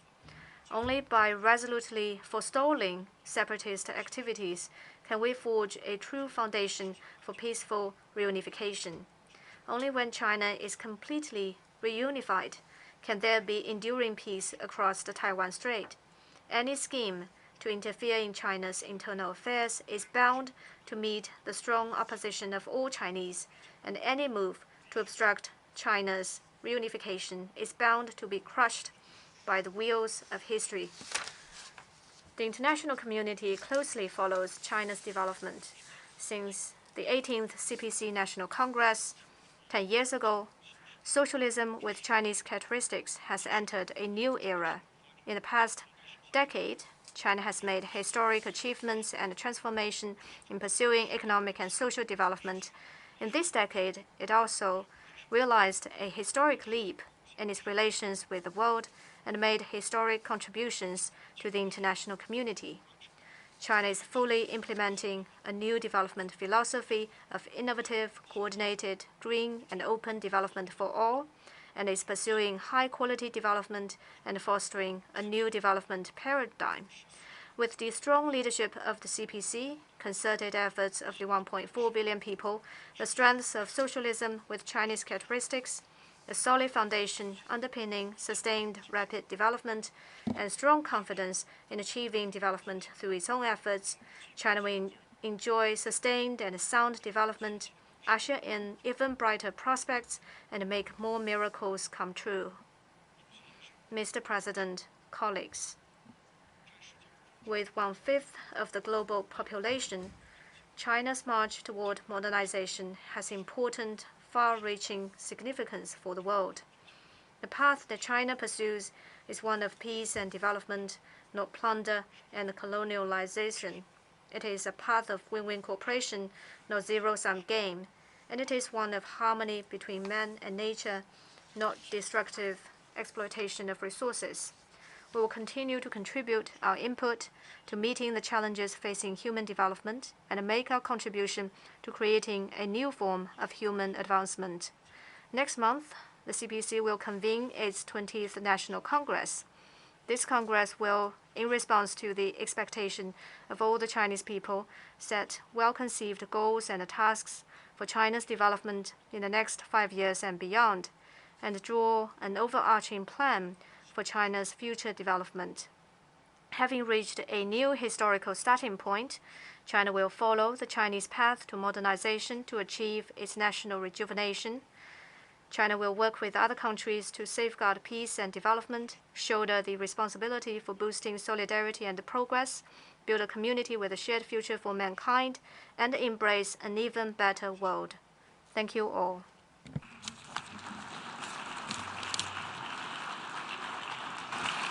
I thank the State Councillor and Minister for Foreign Affairs of China. I now give the floor to His Excellency Phạm Bình Minh, Deputy Prime Minister of Vietnam.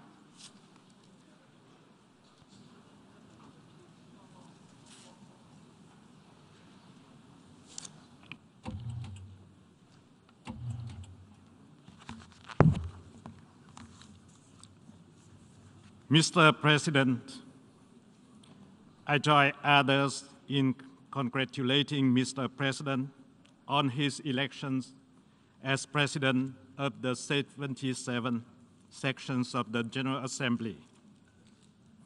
Vietnam has full confidence in your able leadership and guidance, and will work with you to steer the work of the Assembly to success. I thank Mr. Abdullah Shahi, President of the 76th section, for his important contributions to the work of the General Assembly, and to Secretary General Antonio Guterres for the leadership and innovation instilled in the organization over the past year. Mr. President, we are at a watershed moment in history.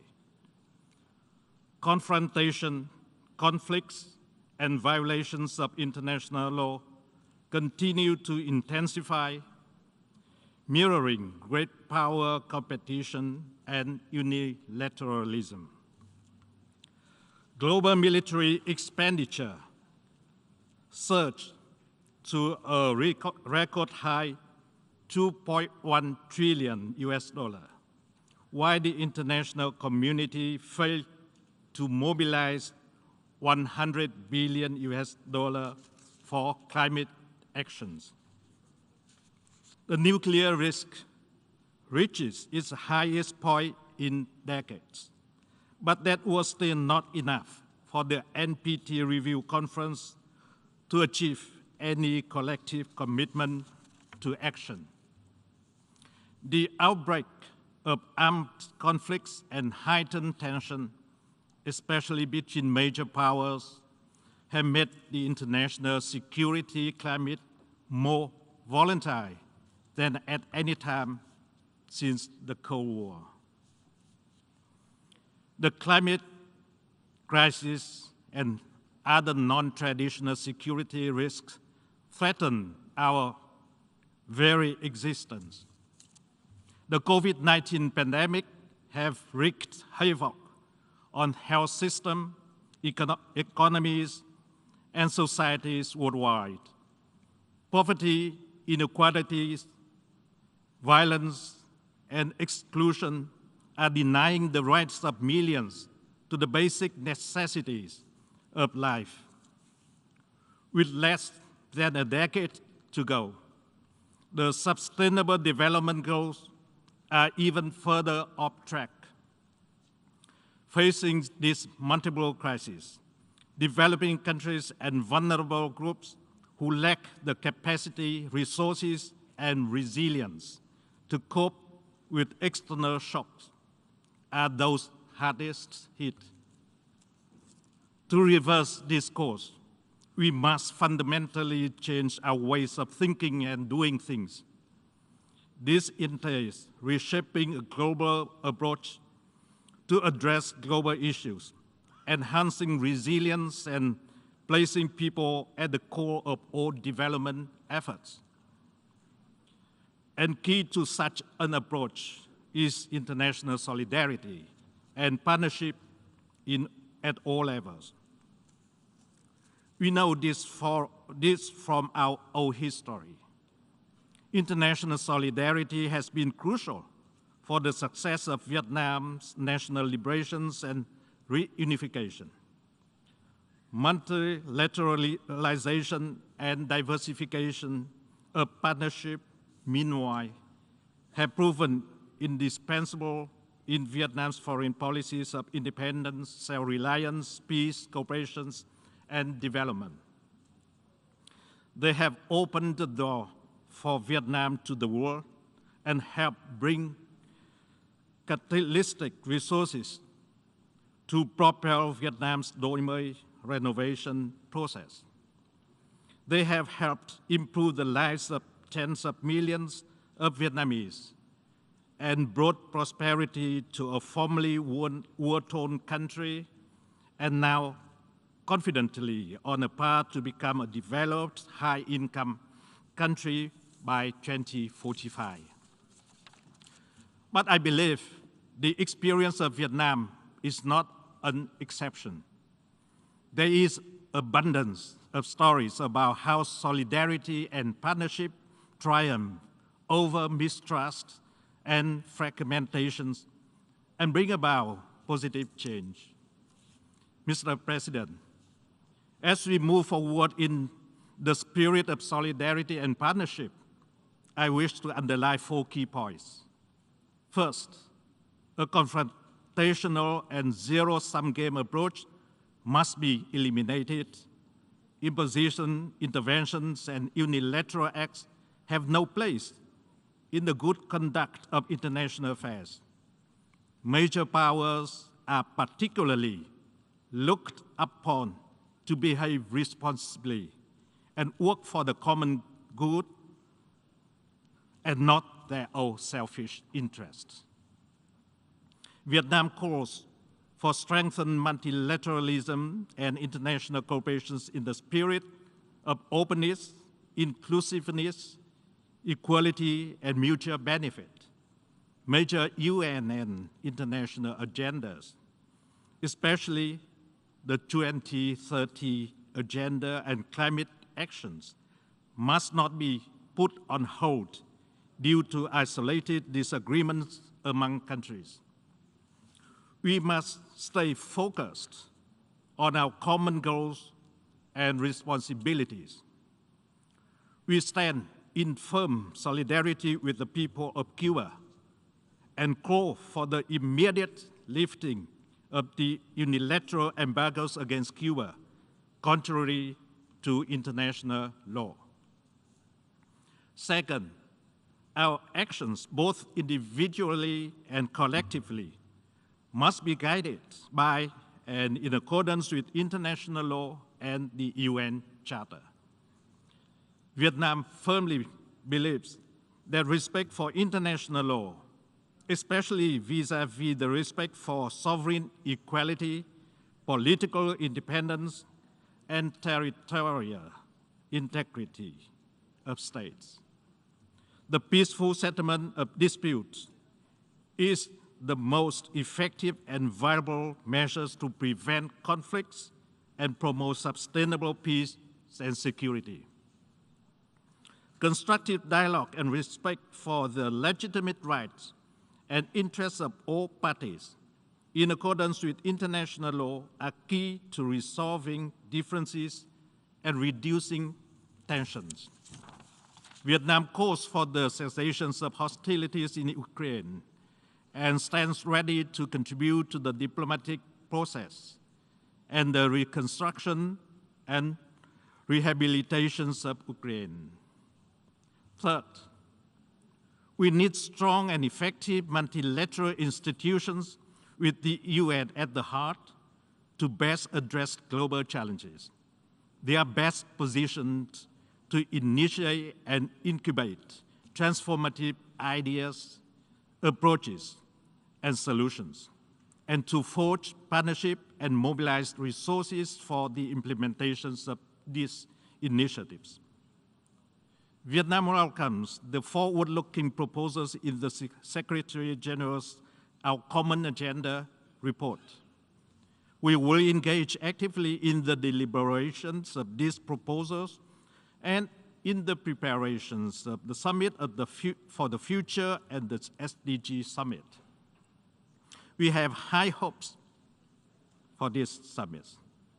This summit will provide concrete, meaningful, and long-lasting commitments and actions. Fourth, regional organizations can pioneer and play a prominent role in bolstering multilateral cooperation. In Southeast Asia, ASEAN is doing its part to help address regional and global issues. We are working to build a strong and united ASEAN community and advance the central role of ASEAN in the regional security architecture.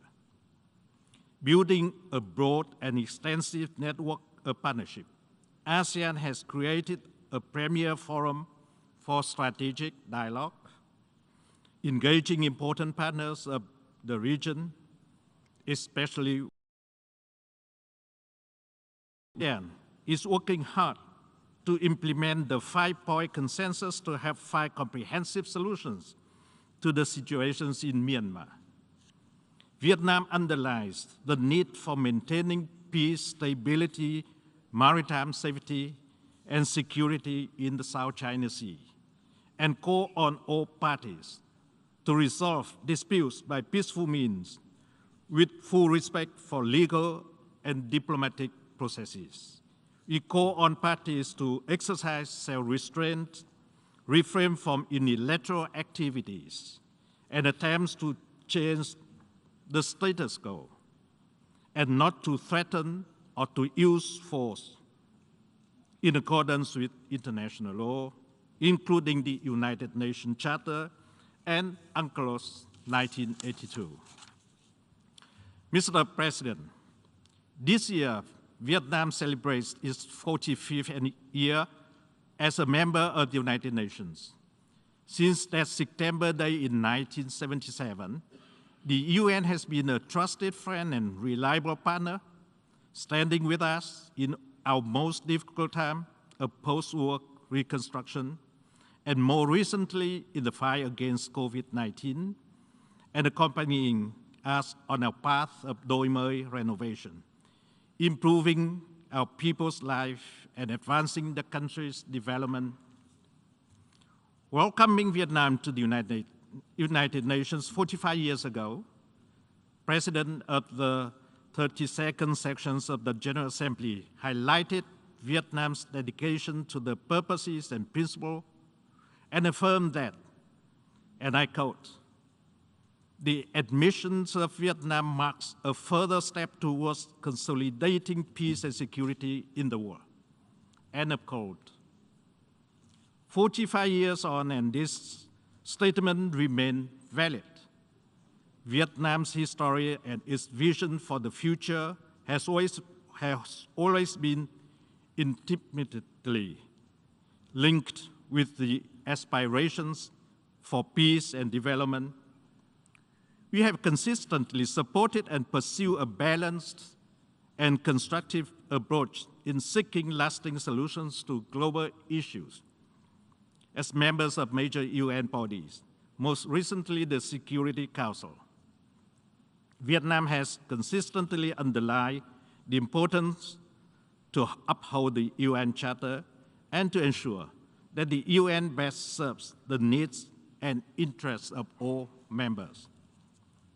Our men and women are proudly serving in UN peacekeeping missions in South Sudan, Abyei, and Central African Republic. Vietnam is sparing no efforts to realize our commitment to achieve net zero emissions by 2050, an ambitious goal given the level of development and technology capacity of Vietnam. At the Human Rights Council, Vietnam has consistently worked to advance mutual understanding and respect, foster dialogue and cooperation. We lead efforts to promote the rights of vulnerable groups in the context of climate change. And now, we are aspiring a seat at the Human Rights Council for the term 2023 to 2025. I hope we can count on your valuable support, just as you can count on us as a reliable, responsive, and constructive partner in the promotions and protections of human rights for all. Mr. President, in unity there is strength. With solidarity and partnership, there is power. Let us work together in unity, solidarity, and a spirit of partnership to surmount the interlocking challenges we all are facing together. In this watershed moment, for the sake of sustainable peace and development in the world. I thank you, Mr. President.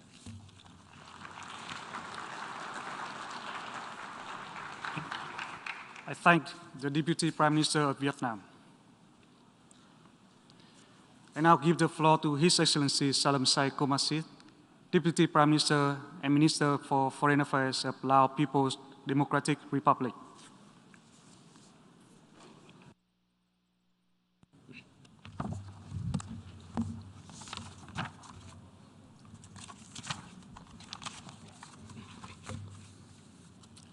Mr. President, Excellencies, ladies and gentlemen. I would like to begin by extending my sincere congratulations to His Excellency Sabah Gorosi on his election as President of the 77th session of the United Nations General Assembly. And I wish him a successful presidency of this UNGA session.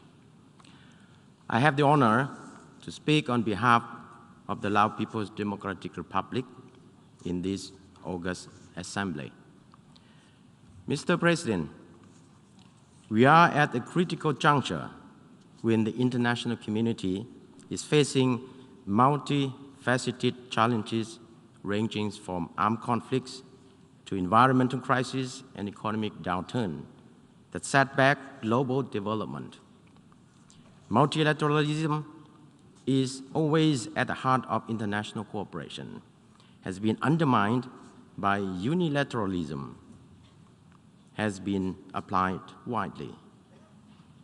These challenges, already exacerbated by COVID-19 pandemic, have hindered and reversed the development gains attained during the past decades. The implementations of the SDG has never before been so tarnished. It is disheartening that the most vulnerable peoples and countries are now suffering the most. Countries in special situations such as LDCs, LLDC, and SEEDs, which have endured the most difficult period coping with COVID-19 impacts, are additionally confronting climate, food, energy crisis. It is more alarming than ever for the international community to find solutions not only transformative, but also more practical, effective, action-oriented, sustainable, and tailored to the most pressing need, so the most vulnerable are not left behind. Mr. President, 77 years after the United Nations was formed, we shall no longer be here in this august assembly to state any claim, lecture, blame, or shame one another. Our world needs greater attention, concerted effort, and common desire. We, as stipulated in the Charter, are the people of the United Nations. We shall gather here to find the most appropriate solution and take the most urgent action to address the problem we are all facing today. This cannot be done without firmly upholding the principle of the UN Charter and preserving multilateralism. Our United Nations was founded to prevent another catastrophic world war.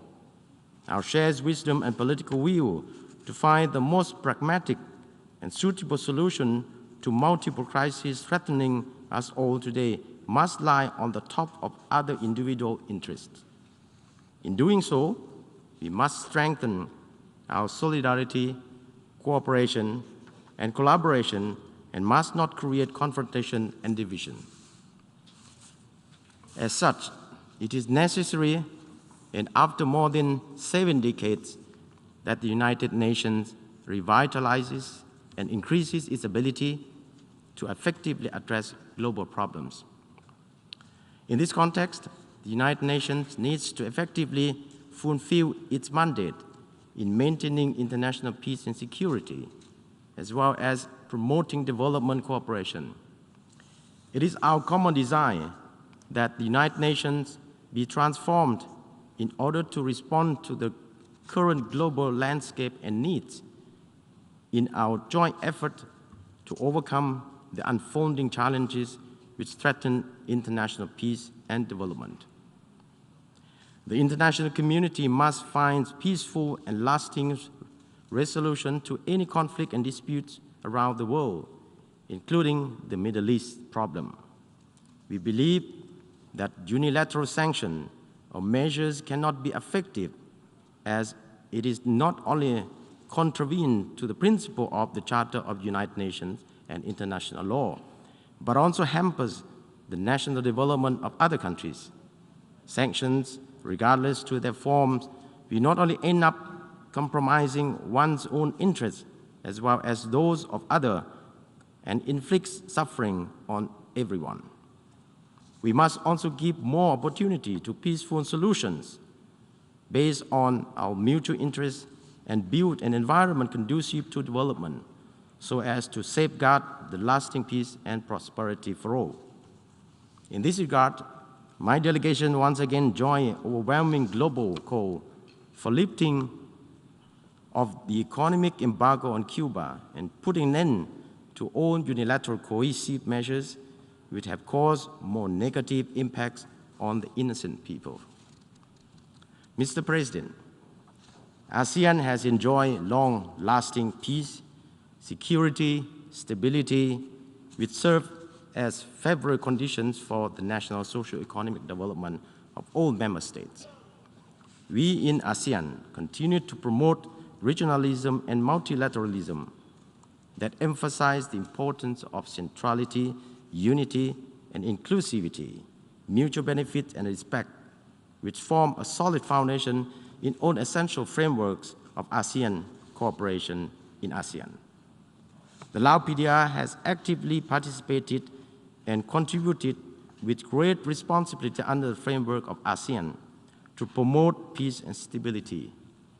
On this note, the Lao PDR considers the role played by ASEAN as crucial in creating an environment conducive to a return to normalcy in Myanmar, and we should continue to engage Myanmar so as to ensure the continuation of delivery of humanitarian assistance to the people of Myanmar and explore ways and means to ensure Myanmar full and effective implementation of the 5-point consensus towards tangible outcome.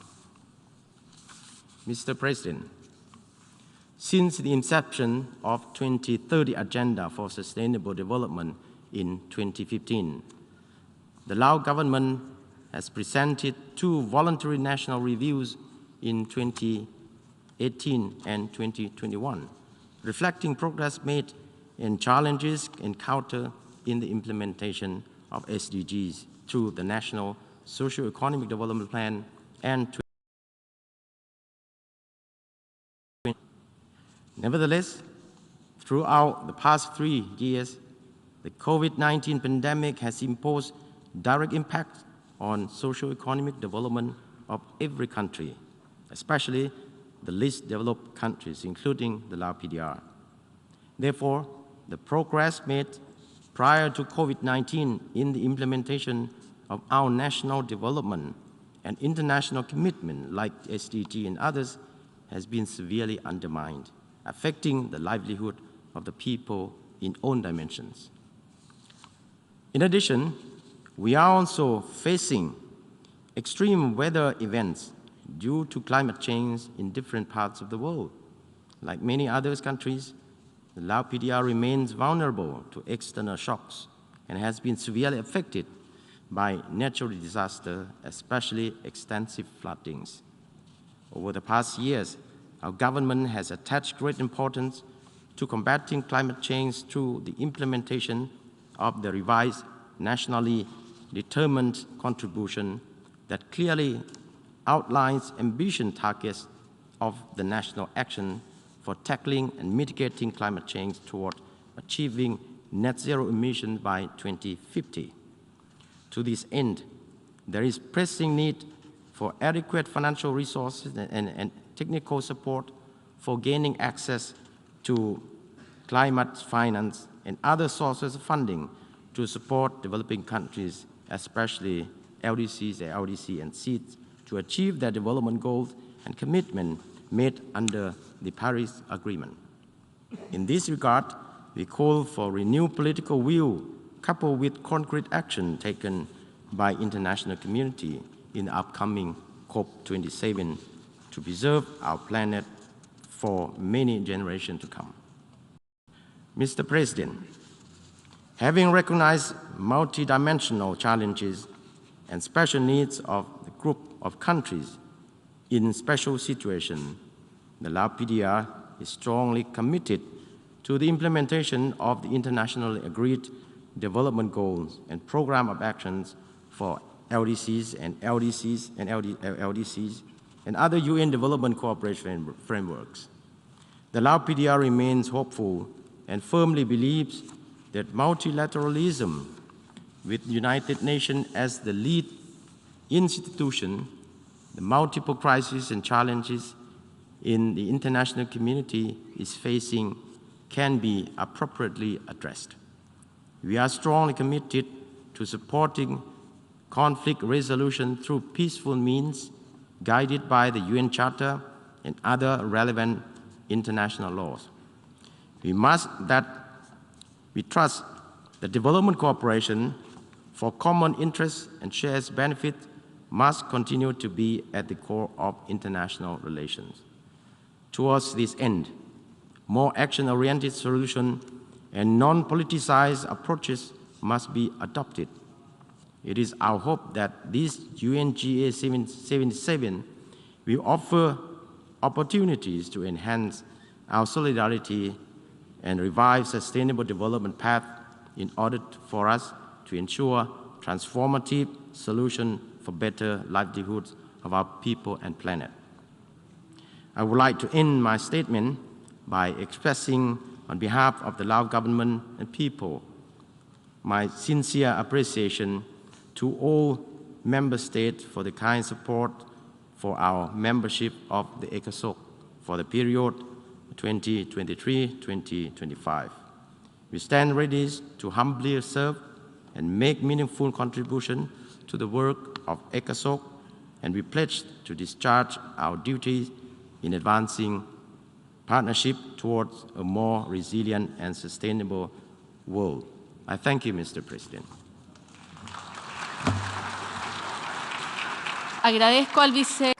I thank the Deputy Prime Minister and Minister for Foreign Affairs of the Lao People's Democratic Republic.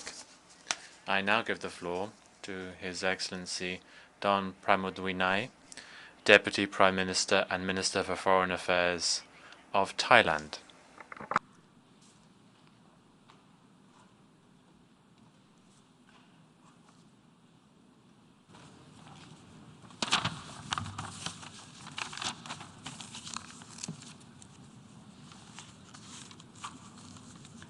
Mr. President, distinguished delegates, I would like on the outset to extend my warmest congratulations for your election as President of the 77th session of the United Nations General Assembly. And this congratulations also go to your entire team of the presidency. Please rest assured of Thailand's full support as you undertake to fulfill your important mission. We are at the watershed moment as an international community and as the United Nations. We stand at a point where the decision we make and the actions we pursue can shape the world and shape the course of humanity for years to come. But we can only do mutual respect. The COVID-19 pandemic has only exacerbated the inequality gaps. It has reversed at least 4 years of development gains, according to the UNDP, and at a time when the world is trying to recover from the 2 years of pandemic, our problems are compounded with multiple challenges. We are seeing new conflicts on top of global geopolitical tensions. We are experiencing the food crisis, the energy crisis, and the financing crisis.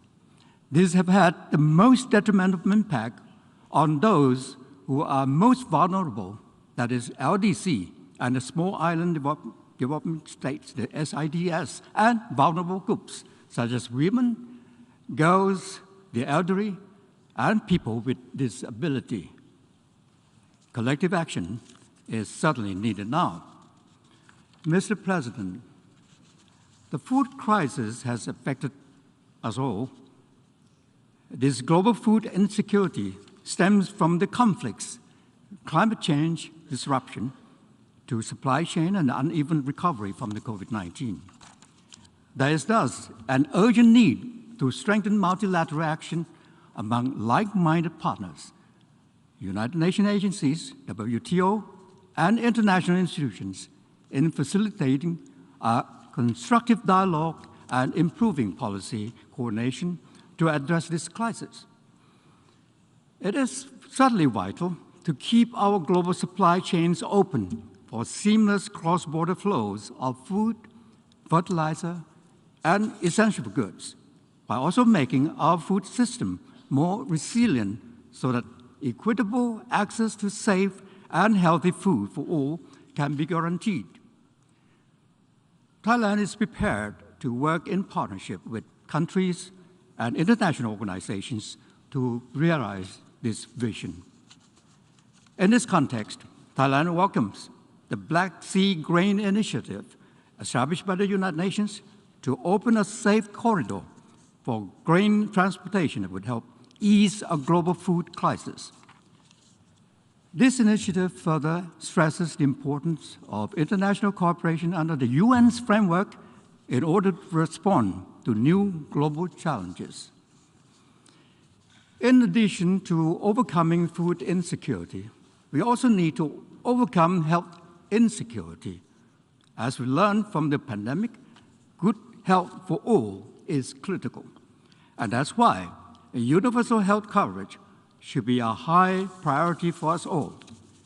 We need to ensure access to quality essential healthcare services and access to safe, effective, quality, and affordable essential medicines and vaccines for everyone. We must continue to promote and protect the right to the highest attainable standard of health as part of our commitment to human rights. We must continue to invest in promoting a more inclusive social protection system for all, as called for by the Secretary General in our Common Agenda report. To reinforce this, the global health architecture needs to be reformed, both structurally and functionally, to address the current shortcomings and systemic failures of health systems. And that's why Thailand fully supports the development of a legally binding international instrument on pandemic prevention, preparedness, and responses under the WHO.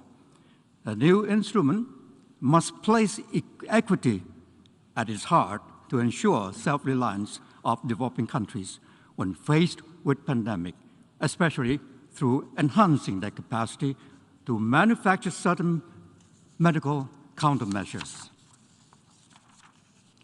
With better food and health security, we will be better positioned to putting the Sustainable Development Goals back on track. In doing so, a human rights-based approach is needed to ensure that the rights and basic needs of all persons are guaranteed, especially the rights and needs of those most vulnerable and furthest behind. This will help enhance our resilience and capacity to cope with the future crisis. SDGs serve both ways and both as a pathway and the end goals in ensuring survival of our present and future generations. As we have only 8 years left to attain the SDGs, we need to employ every tool at our disposal, from science, technology, and innovation, to working in partnership at every level to drive this agenda forward. Because without sustainable development, there is no future.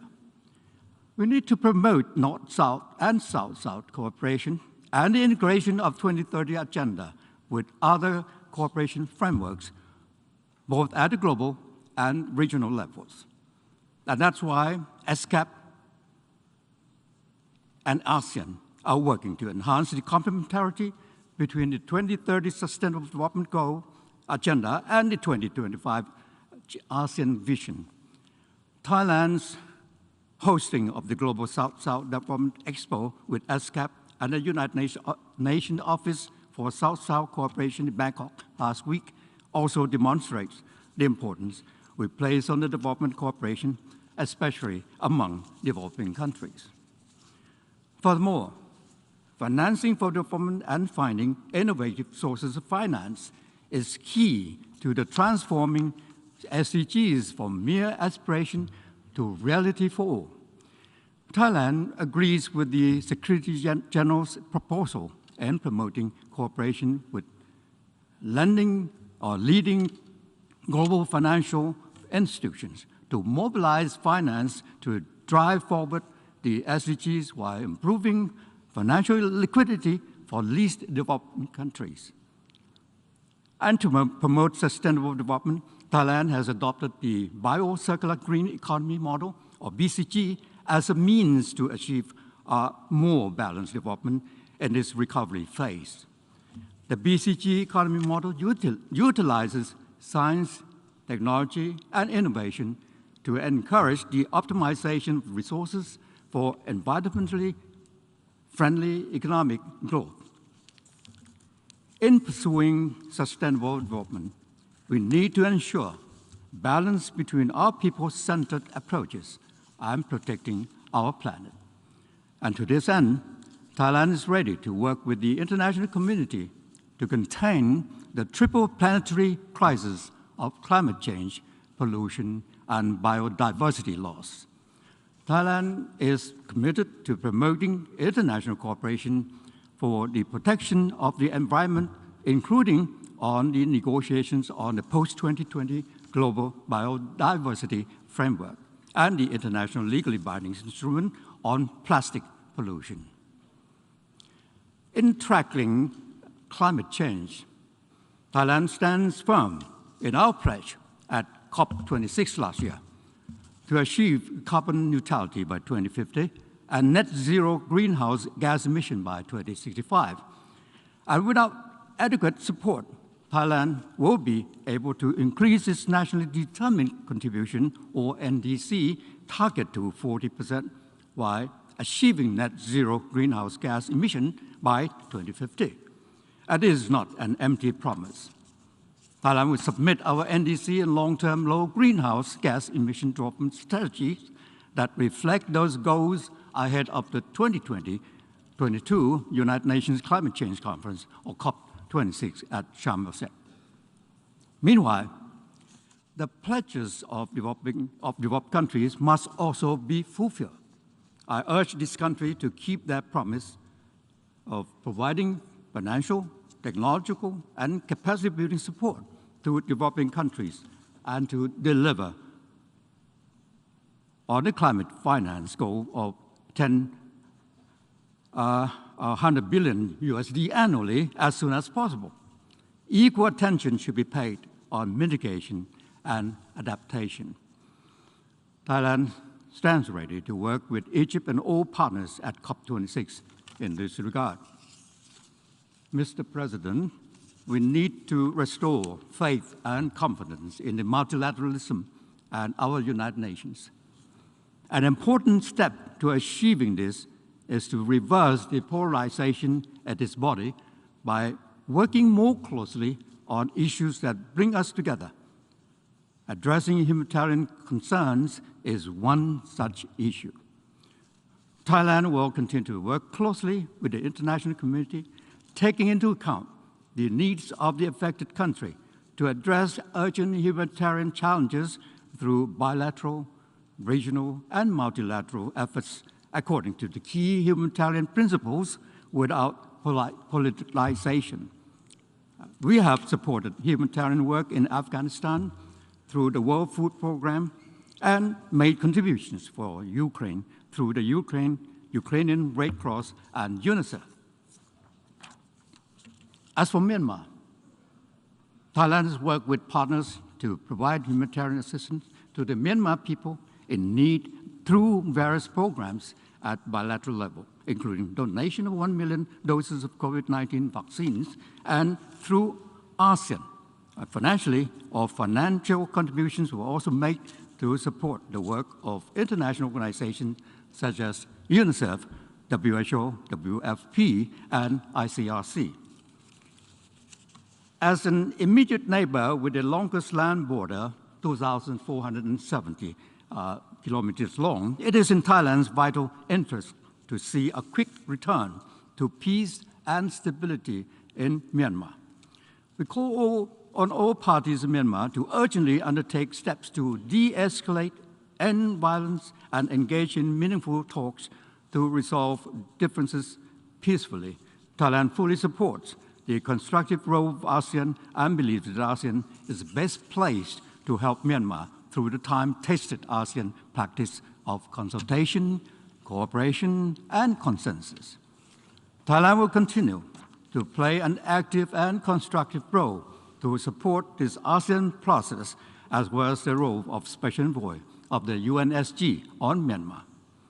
And as a strong believer of multilateralism, Thailand stands ready to continue to do its part to promote multilateral and international cooperation at all levels.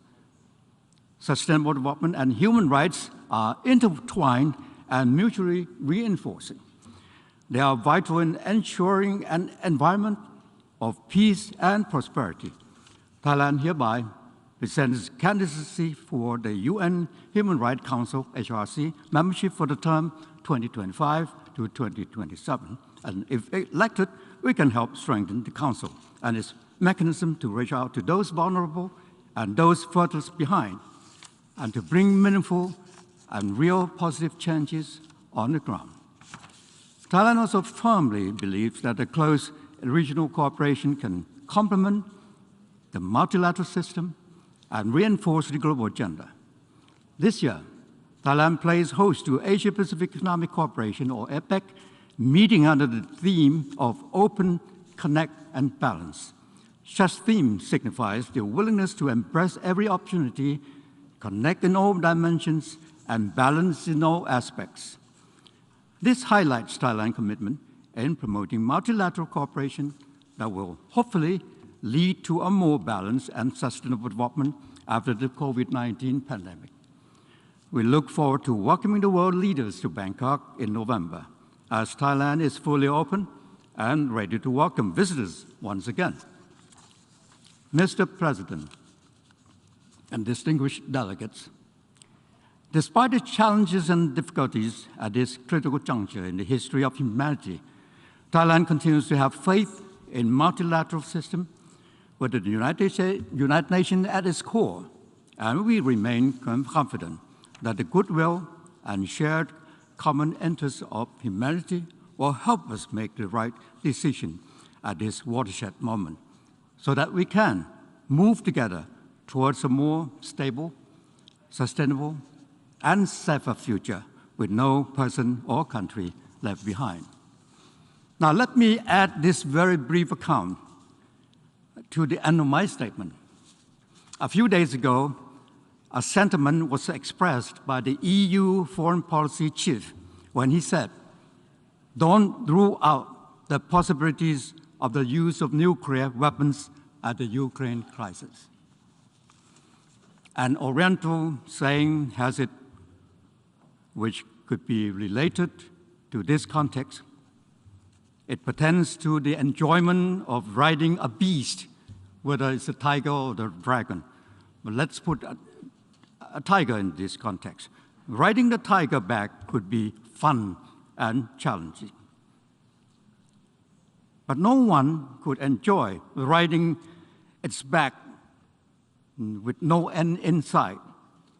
The question is how to dismount with safety without killing the tiger.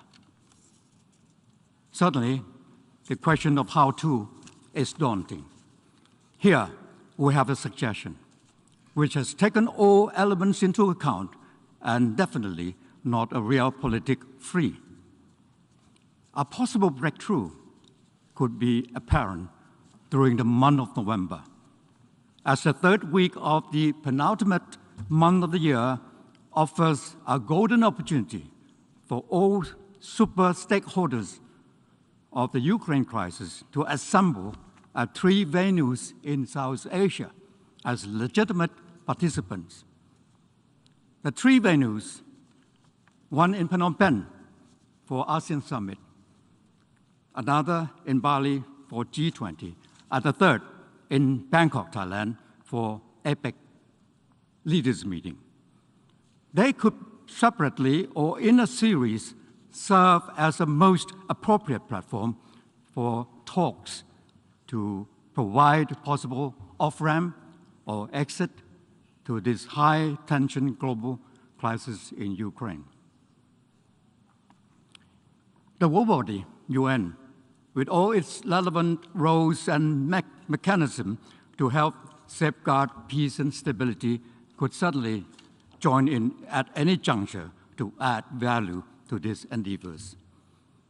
So let's hope that this golden opportunity is not passed up by all the superpowers, super stakeholders with regard to the high-tension Ukraine crisis. I thank you. Thank you very much.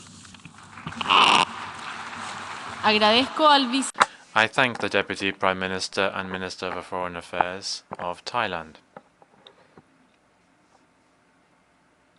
I now give the floor to His Excellency Demeke Mekonnen Hassan, Deputy Prime Minister and Minister for Foreign Affairs of Ethiopia.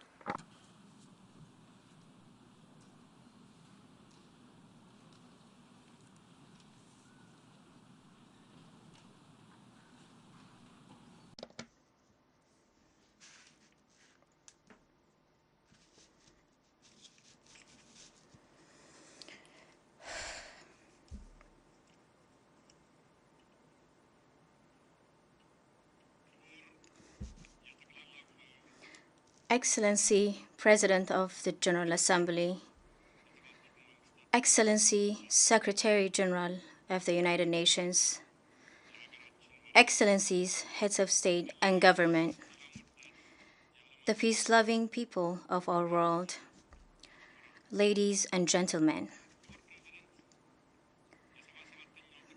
Mr. President, I congratulate you and your country, Hungary, on your election as the President of the General Assembly. I would also like to thank His Excellency Abdullah Shahid for his service and leadership during the 76th General Assembly. I have the greatest honor to speak before this august assembly representing my country, Ethiopia.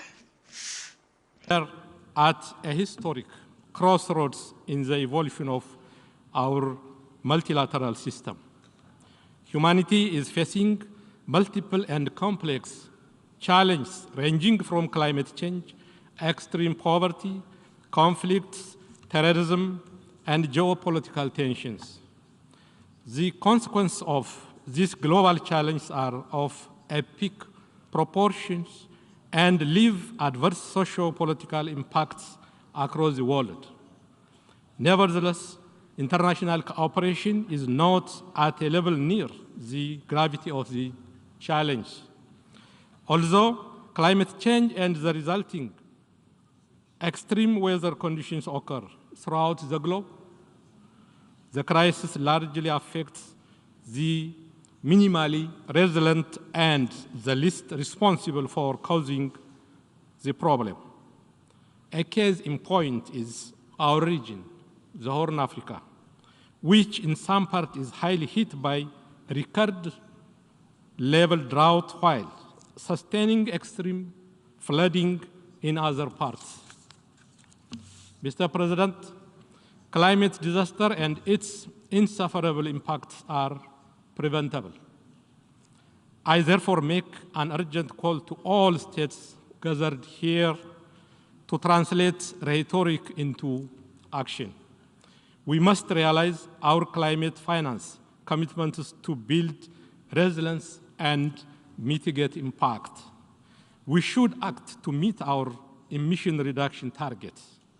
This requires focused coordination, non-politicization, avoidance of securitization, and good faith cooperation among all stakeholders. I must emphasize, Africa is not responsible for the historic emissions that caused the climate crisis. Yet, we are the ones making the most tangible contribution to mitigate the impacts of climate change. In Ethiopia, our afforestation program, the Ethiopian Green Legacy initiative, saw the planting of billions of seedlings and created a strong culture of afforestation. We are also on a path to sustainable energy transformation and green growth. These proactive programs deserve recognition and tangible support. Mr. President, we have a shared planet and a common destiny. Overcoming our collective challenges require concerted efforts and trusted global leadership. We are gathered here because our forefathers, learning from the tragic episodes of human history, decided to establish the United Nations as the guardian of peace. However, we are yet to achieve true universality in the main organs of the United Nations. Africa has no permanent seats at the UN Security Council. Our quest for African solutions to African problems is yet to be given the respect and support it deserves. We believe these considerations underpin the credibility of the Council in the continent. African problems are sustainably addressed when approached in the true context of the region and take full account of the strategic interests and aspirations of the countries concerned. It is only when we do this and uphold regional solutions we could start reducing the proliferation and overextended study of African issues in the UN Security Council. Mr. President, for the past 4 years, Ethiopia has made significant progress in its socio-economic development and democratization. These years have also been compounded by challenges that tested our survival as a nation. In November 2020, the most heinous and treasonous attack was waged against the Ethiopian National Defense Force that protected not only the peace and stability of Ethiopia, but also helped keep peace in other countries on behalf of the United Nations and the African Union. The criminal group that remains hell-bent in destroying societal foundation of our country colluded with external actors opposed to our development aspirations. The insecurity this group created has been very tragic and costly. Yet, the government of Ethiopia has earnestly tried to avoid this conflict. Regrettably, our efforts to prevent the conflict from igniting were not successful. Thanks to the resolve and determination of Ethiopians, the designs of our adversaries against Ethiopia's progress have been frustrated. We have also paved a path for peace and recovery, relying on the ability of the peace-loving people of Ethiopia to reconcile, make peace among ourselves, and start the process of healing. We thus call for support to our agenda for peace, reconciliation, and reconstruction. We also urge respect for and support to the EU-led peace process. Any other approach, including the politicization of human rights and unilateral coercive measures, will not yield any positive outcome. Mr. President, the past year has also been a milestone for my country and we believe to the entire Nile River Basin. Our project, the Grand Ethiopian Renaissance Dam, commenced lighting our homes and fulfilling our intergenerational aspiration. All the glory and gratitude go to the people of Ethiopia who financed this project. The dividend goes far and wide to the entire region. Taking this opportunity, I reiterate Ethiopia's commitment to equity and cooperation in the use of transboundary rivers and shared prosperity with all riparian countries. We will continue in good faith the trilateral negotiation under the auspices of the African Union to reach a mutually acceptable outcome. Mr. President, over the past 3 years, the implementation of the Sustainable Development Goals encountered serious setbacks. The global COVID-19 pandemic has tested our health system. Global trade in goods and services was halted, causing a great deal of loss to our economies. The response by international financial institutions has been below the required level and did not account for the special vulnerability of least developed countries. As the Secretary General of the United Nations put it, it is necessary to turbocharge the implementation of the SDGs. We call for enhanced focus and support to national efforts to improve agricultural and manufacturing productivity, increase investment, facilitate technology transfer, foster fair trade, redouble debt cancellation, and restructuring and enhance international finance for national priority projects. Furthermore, we should enhance the efforts to combat illicit financial flows, unlawful extradition and trade of minerals and corruption. Africa's youthful population and its vast natural resources should be a source of growth and better jobs. Africa can be the showcase for green and sustainable development.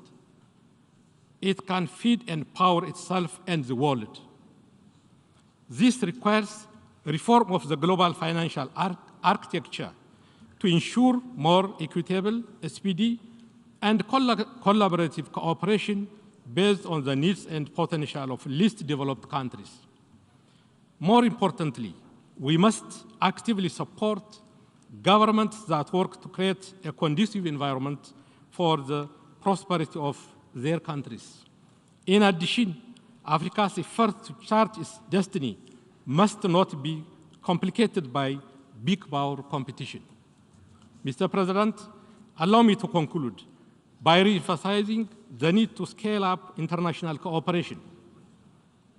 The gravity of the challenge we face today demands us to come together in search of collective solution. We need more, not less, multilateralism.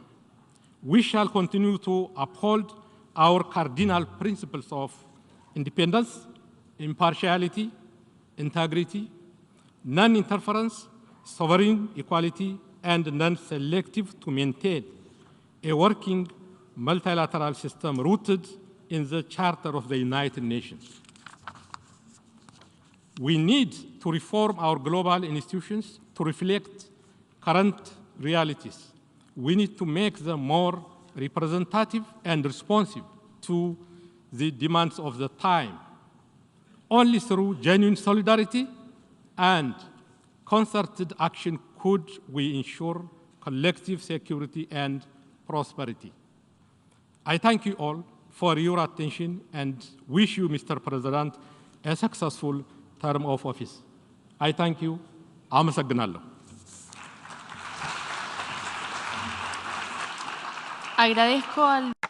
I thank the Deputy Prime Minister and Minister for Foreign Affairs of Ethiopia.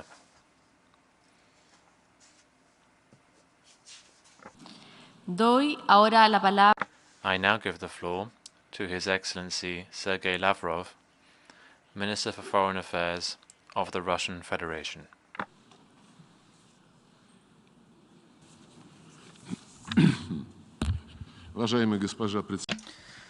Madam President, distinguished Distinguished colleagues, ladies and gentlemen, we are meeting at a difficult, dramatic moment. The crises are growing, and the situation in the area of international security is deteriorating rapidly. Instead of having an honest dialogue and looking for compromises, what we're dealing with is disinformation, coarse stagings, and provocations. The Western line here undermines the trust in international institutions as bodies where interests are agreed. It also undermines trust in international law as a guarantee of fairness and protecting the weak against the strong. The negative tendencies we're witnessing within the UN in a concentrated fashion too. At the UN, which rose from the rubble of German fascism and Japanese militarism and was created to develop friendly relations amongst its members and to prevent conflict among them.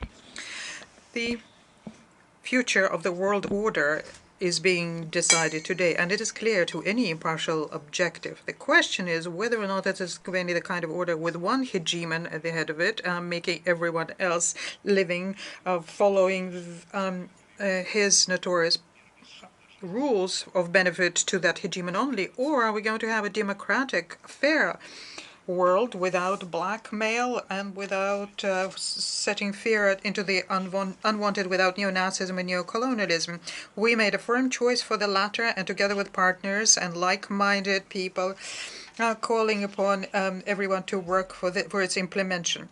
What is receding into the past is a unipolar model of world development which served the interests of the 1 golden billion, and its overconsumption level came from the resources of Asia, Africa, and Latin America. Today, we're witnessing sovereign states ready to defend their national interests, and this results in the creation of an equal, socially oriented, and sustainable multipolar architecture. But the objective geopolitical processes are being seen by Washington and fully subjugated to it. The elites of Western countries are considered by them as a threat to their dominating position. The United States and allies want to stop the march of history. So at some point in the past, declaring that they were victorious in the Cold War, Washington erected themselves into an almost envoy of God on earth, without any obligations, but only the sacred right to act with impunity wherever they want. And this can be done anywhere against any state, especially if they're somehow displeased the self-proclaimed masters of the world. We do recall the wars of aggressions very far from American shores in Yugoslavia, in Iraq, and Libya, which claimed many hundred thousands of peaceful lives.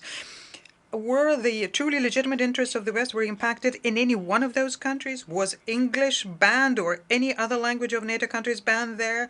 Mass media, culture? Were the Anglo-Saxons declared to be subhuman, or heavy weaponry was used against them? So what is the outcome of the adventurism of the United States in the Middle East? Has a human rights situation improved? Is the rule of law better? The socioeconomic situation may perhaps stabilized, or people's livelihood is better? Name a country where Washington interfered by force and where, as a result of that, life improved. Trying to restore a one-polar model under the slogan of a rules-based order, West is introducing dividing lines everywhere along the lines of a confrontation between blocs. You're either with us or against us. There is no third option possible. There are no compromises. Continuing with the course to spread NATO to the east and bringing the military infrastructure of NATO to the borders of Russia, the United States now have the goal of subjugating the Asian areas. At the June summit of NATO in Madrid, the self-proclaimed defensive alliance declared the indivisible security of Euro-Atlantic and India and Pacific. And under the slogan of India-Pacific strategies, closed formats are being created, and they undermine what has been built under the ASEAN for decades, namely an open and inclusive regional architecture. And in addition to that, they're playing with fire around Taiwan. On top of that, they're promising military support to Taiwan.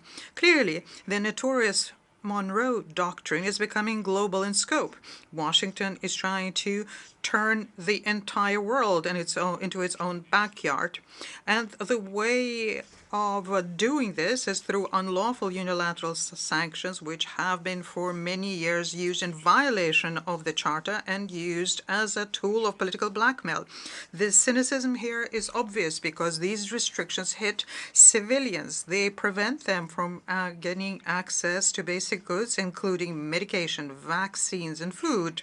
An egregious example we have here is the American blockade of Cuba, more than 60 years old. The General Assembly has been for a long time and insistently demanding that be immediately lifted, and this is being done by the absolute majority of voices. The Secretary General, whose duty include helping implement General Assembly decisions, must, of course, pay special attention to this issue. The Secretary General has a special role also in mobilizing efforts to overcome food and energy crises, which resulted in the wake of an out-of-control money emission in the United States and the European Union during the pandemic, and as a result of irresponsible, unprofessional acts by the European Union in the hydrocarbon fuel markets. Despite common sense, Washington and Brussels compounded the situation when they announced economic war against Russia. As a result, there is a growing price on foodstuffs, fertilizers, oil, and gas. We welcome the efforts made by the Secretary General when they helped arrive at the Istanbul agreements on the 24th of June, but they need to be implemented. But so far, the ships with the Ukrainian grain go somewhere, but not into the poorest countries, on the one hand. On the other hand, the impediments by US and EU, the financial and logistical impediments against our grain and fertilizers have not been lifted. Furthermore, for several are being charged to the needy countries in Africa, but the European Union is not heeding this. The official Russophobia in the West is unprecedented now. The scope is grotesque. They're not shying away from declaring the intent to inflict the military defeat on our country, but also to destroy and fracture Russia. In other words, what they want to do is to remove from the global map a geopolitical entity which has become all too independent. So how have Russia in the recent decades been infringing on the interests of our opponents? Is it that we cannot be forgiven for making possible the military and strategic détente in the 1980s and 1990s because of my country's position? Or is it that we voluntarily dissolved the Warsaw Treaty Organization and thus removed the reason for NATO's being? Is it that we supported the reunification of Germany without any preconditions and against the position of London and Paris? That we withdrew our military from Europe, Asia, from Latin America? That we recognized the independence of former Soviet republics? That we believed the promises of Western leaders not to expand, not by an inch of NATO in the East, but when it started, agreed to basically legitimize it through signing a founding act between Russia and NATO? Did we infringe on the interests of the West when we warned them that it was unacceptable to bring closer a threatening military infrastructure, bring it closer to our borders? The arrogance of the West, the American exclusivity, have become particularly destructive after the end of the Cold War. Already in 1991, the Deputy Chief of Pentagon, Paul Wolfowitz, in his conversation with the NATO Commando Europe, Wesley Clark, stated openly that, I quote, "After the end of the Cold War, we can use our military without any fear of reprisal. We have 5, maybe 10 years so as to clean out the surrogate Soviet regimes, such as Iraq and Syria, until such time as there is a new superpower who can challenge us." End of quote. And I am convinced that at some point in someone's memoirs, we will find out how the American strategy was being developed as regards Ukraine. But even so, Washington's plans in this regard are obvious in any event. It is possible they are not being forgiven that at the request of the United States and the European Union, we supported the agreement of the Ukrainian president at the time, Mr. Yanukovych, his agreement with the forces of opposition to resolve crisis in February 2014. These agreements were guaranteed by Germany, Poland, and France. But the next morning, they were trampled underfoot by the leaders of the bloody coup, who thus humiliated the European mediators. The West simply shrugged and watched in silence how members of the coup started bombing the eastern of Ukraine, where people refused to accept the results of the coup, watched as organizers made into the rank of national heroes the accomplices of Nazis. Were we expected to acquiesce in the Kiev intent to ban the Russian language, education, our mass media and culture, with their insistence on chasing the Russians out of Crimea, on waging war against Donbass, whose citizens were proclaimed by the then authorities and now authorities in Kiev, proclaimed to be not people but specimens? Is it that we violated the interests of the West? Actions by the Kiev package of measures be implemented, something that was unanimously approved by the Security Council, but then laid low by Kiev with the participation of US and EU. For many years, we have been proposing to have security in Europe with the basis on equal and indivisible security enshrined at the highest level in OSCE documents. According to this principle, no one is to strengthen their own security at the expense of others. And the very last proposal to make these agreements legally binding, something that we introduced in December 2021, and the reaction was an arrogant rejection of that. The incapacity of Western countries to negotiate and the continued war by the Kiev regime against their own people left us with no choice but to recognize the independence of the Donetsk and the Lugansk People's Republics and start a special military operation to protect the Russian and other people on Donbass, and so as to remove the threats against our security, which NATO had been consistently creating in Ukraine at our borders. The operation is conducted in pursuance of agreements on friendship, cooperation, mutual assistance between us and that republic, and on the basis of Article 51 of the UN Charter. I'm convinced that any sovereign, self-respecting state would do the same in our stead, a state which understands its responsibility to his own people. The West is now throwing a fit because of the referenda which are being conducted in the Lugansk, Donetsk, Kharkov, and Zaporozhye oblasts. But people living there are basically only reacting to what was said to them by the head of the Kiev regime, Mr. Zelensky, in August 2021. At the time, he said anyone who feels themselves to be Russian for the benefit of their children and grandchildren to get out and to go to Russia. And that's what the inhabitants of those regions are doing, taking their land with them where their ancestors had been living for hundreds of years. Any unbiased observer can see very clearly the Anglo-Saxons who fully subjugated Europe, for them Ukraine is just an expandable material as they are fighting against Russia. NATO declared that our country is an immediate threat on their way to total domination, and a long-term threat will be the PRC. At the same time, the collective West, headed by Washington, is sending frightening signals to other countries saying anyone who disobeys can be next.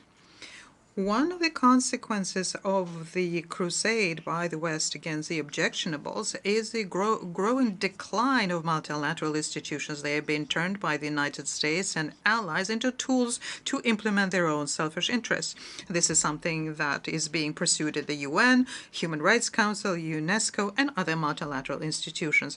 The organizational prohibition of chemical weapons has basically been privatized. Fierce attempts are being made to prevent creating within the Convention on Biological and Toxin Weapons of a mechanism which would ensure transparency for hundreds military biological programs of the Pentagon has around the world, including on the perimeter of our country and throughout Eurasia. And these programs are far from harmless. This is irrefutable, according to the facts that we came to in Ukraine. There is an assertive line to privatize the U.S., which ignores the cultural and civilizational multifaceted nature of the world. We call upon making sure that we follow the Charter and ensure a fair geographical representation of member states, making sure that there is no one single country dominant in the Secretariat. An impossible situation was created by Washington, having to do with the obligation of the host country of a headquarters agreement to ensure normal conditions for the participation of all member states in UN work. The obligations under this host country agreement are also placed on the Secretary General, and inactivity is unacceptable. We're also concerned by the efforts made by countries who are undermining the prerogatives of the Security Council. And of course, the Council and UN have to be aligned to contemporary realities. We see the prospect of making the Security Council more democratic exclusively through broadening the representation of the countries from Africa, Asia, and Latin America. We note India and Brazil in particular as key international actors and worthy candidates for permanent membership within the Council, whilst at the same time unilaterally and mandatorily raising the profile of Africa. It is very important today to make sure that all member states unequivocally, without reservations, reaffirm their commitment to the purposes and principles of the Charter as a first and necessary step to restore collective responsibility for the fate of humankind. And that was the reason why in July 2021, a group of friends to support the Charter was created. And co-sponsor of the group was Russia, and it now counts 20 countries. The goal here is to make sure that there is strict abiding with universal norms of international law to counterbalance unilateral approaches, and we call upon everyone to join in. And in this context, great potential is possessed by such organizations as the Non-Aligned Movement, BRICS, SCO, and ASEAN.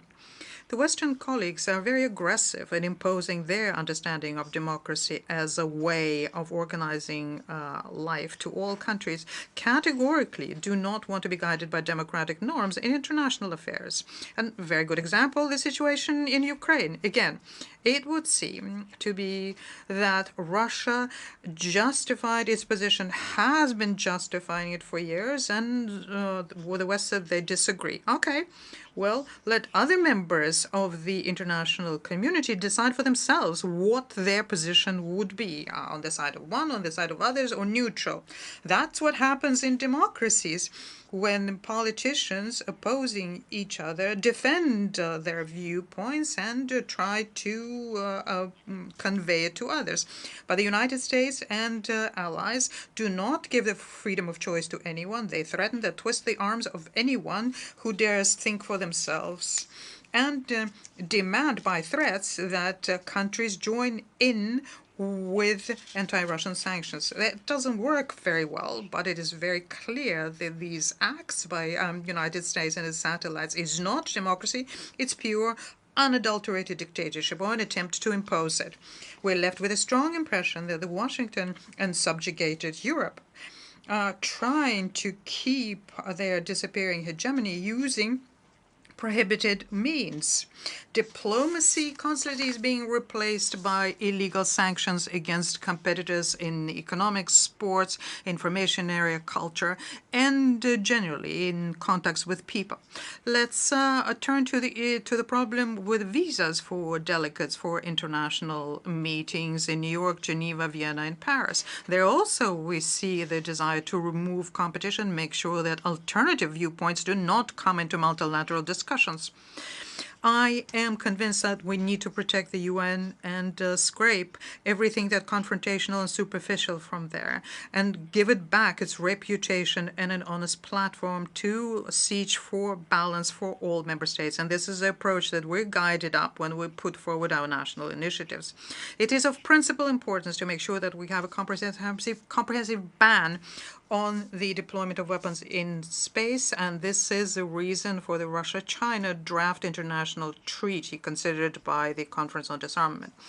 It's particularly important to protect our cyberspace within the open-ended working group of the General Assembly on the agreements on how to protect international security and to use a special committee for universal convention on how to counter the use of ICT for criminal purposes. We continue supporting Office on Counterterrorism and other anti-terrorist entities within the UN, and we go to continue develop relationships between the UN, CSTO, Eurasian Economic Union, CIS, so as to pool our efforts in the greater Eurasia. We call for an enhanced work on overcoming regional conflicts. We think that the priority here is to overcome the impasse in creating an independent Palestinian state, restoring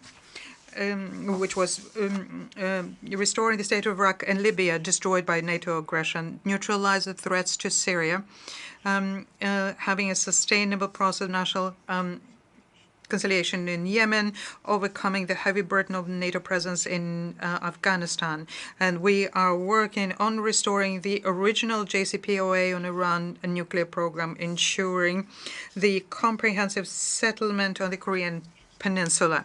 Many conflict situations in Africa require that we reject the temptation to play a zero-sum game there and that outside players consolidate around the initiatives by the African Union. We are concerned by the situation in Kosovo, Bosnia-Herzegovina, where the United States and the EU are stubbornly leading to the destruction of the international legal basis as we currently have it in Resolution 1244 and the Dayton Peaceful Agreement. Madam President, at times like these, it's natural to seek wisdom from our predecessors. So in the pithy expression of the former Secretary General Dag Hammarskjöld, who remembered the horrors of World War, he said, and I quote, "The UN wasn't created to take mankind to paradise, but rather to save humanity from hell." These are very topical words. They call upon us to understand our individual and collective responsibility for creating conditions for a peaceful and harmonious development for our future generations, and everyone need to show political will for that. When we are ready for such honest work, and we are convinced that the stability of the world order can be ensured exclusively through returning to the origins of the UN diplomacy, basing ourselves on the key principle of true democracy, the respect for the sovereign equality of states. I thank you. Agradezco al ministro de Relaciones. I thank the Minister for Foreign Affairs of the Russian Federation. Doy ahora. I now give the floor to His Excellency Sirojidin Muridin, Minister for Foreign Affairs of Tajikistan.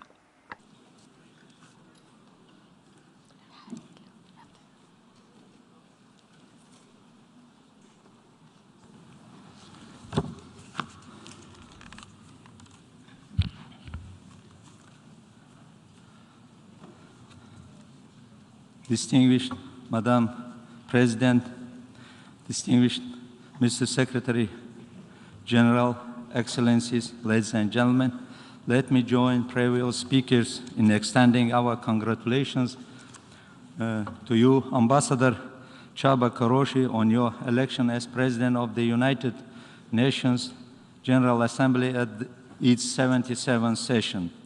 I wish to take this opportunity to pay a befitting tribute to your predecessor, His Excellency Mr. Abdullah Shahid, for his effective guidance and excellent leadership during the most challenging and uneasy times for the entire humanity. Excellencies, our world is going through turbulent times. We are witnessing the transformation of the existing world order. Threats such as terrorism, extremism, drug and arms trafficking, cybercrime, and other forms of cross-border organized crime have a tendency to increase exponentially. To further discuss the above-mentioned issues, the government of Tajikistan, the United Nations Office of Counterterrorism, and its partners will be holding a high-level international conference on international and regional border security and management cooperation to counter terrorism and prevent the movement of terrorists in Dushanbe, Tajikistan on 18th, 19th October 2022. We invite you to attend this important conference. Climate change, natural disasters, food insecurity, ongoing impact of the pandemic, among other things, further add fuel to the fire. The international community needs tools that are fit for today's rapidly deteriorating environment. Mechanisms that were established decades ago are now finding it difficult to cope with the emerging challenges. The world needs more robust multilateralism to tackle and toughest challenges with the United Nations at the helm. Therefore, Tajikistan supports the efforts of the United Nations Secretary General aimed at comprehensive reform of the organization to strengthen its capacity to timely and adequately respond to the development needs and efficiently address contemporary threats. There is a historic opportunity to steer change in a direction beneficial for all humanity. It shouldn't be wasted. Mr. President, allow me to address 3 additional topics which are very important for my delegation: implementation of our Roadmap 2030 agenda, water, and its sustainable development goals. As we are lagging behind of many SDGs, the government of Tajikistan has taken bold steps towards integrating SDGs into national policies and development plans. Despite substantial progress made towards the achievement of SDGs, there are significant risks such as climate-related hazards and disasters that could slow and reverse Tajikistan's path towards the realization of 2030 agenda and threaten agricultural productivity and food security. This year, the world has witnessed unprecedented water-related natural disasters. While we all have struggling with the consequences of these water-related disasters, we are becoming increasingly aware that water is vital and a resource we must value, protect, and manage effectively. We need actions that can make a real difference. On 6th, 9th June 2022, we successfully held the second Dushanbe conference in Tajikistan, which became a key preparatory meeting for the midterm review of the water decade in 2023. As you are aware, in 22-24 March 2023, the United Nations will convene its second water conference after 46 years. The UN 23 Water Conference will be a good opportunity for all of us to review and evaluate the progress made and the gaps and obstacles we have encountered in realizing the goals of the water decade. Tajikistan and Netherlands, leading the preparations for this global event, are diligently working and are determined to make the conference a watershed moment for the whole world. To this end, we launched the Water Action Agenda as one of the outcomes of the UN 2023 Water Conference. We expect and encourage everyone to come to the conference with new commitments to enrich the Water Action Agenda. This is important and necessary not only for us today, but for our children, for our future generations. Mr. President, the impact of climate change on water resources is another crucial topic that requires our concerted efforts. Alongside the increase in mud flows and floods, water scarcity and droughts, and changes in the hydrological cycle, today the accelerated melting of glaciers, the primary sources of fresh water on the planet, is of great concern. To this end, Tajikistan is actively promoting an integrated approach to addressing water and climate issues, including within Water and Climate Coalition. During the coalition's first meeting, His Excellency Mr. Emomali Rahmon, President of the Republic of Tajikistan, proposed declaring 2025 as an international year of glaciers preservation. We are currently working on the draft resolution to advance the said initiative through the Second Committee of the UN General Assembly. We seek your constructive engagement and support for this important resolution. Mr. President, response to the ever-increasing threat of terrorism and extremism should be comprehensive, with the UN as a key coordinator. For its part, Tajikistan has undertaken several measures in this direction. We have, among other things, adopted our national strategy and action plan of the Republic of Tajikistan on countering terrorism and extremism for 2021-2025 and expressed our readiness. Tajikistan strongly believes that small states should also have a greater chance to contribute to finding solutions for maintaining peace and security. Hence, following years of contributions to multilateralism through active participation in the United Nations activities and processes, and having unique peacemaking experience and insightful knowledge about Afghanistan, the time has come for Tajikistan to seek for the first time its non-permanent seat on the United Nations Security Council for 2028-2029. We are looking forward to closely working with all the UN member states to gain the trust and support for this vital campaign. Mr. President, Tajikistan, a peace-loving country that went through a devastating imposed civil war, is very aware of its cost and long-lasting consequences.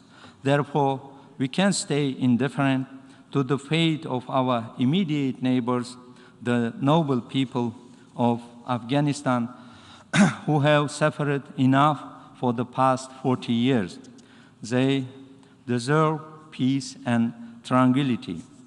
Exactly 1 year ago, in this same room, the President of Tajikistan, His Excellency Mr. Emomali Rahmon, in his virtual message before the United Nations General Assembly, dedicated more than half of his statement to the situation in Afghanistan.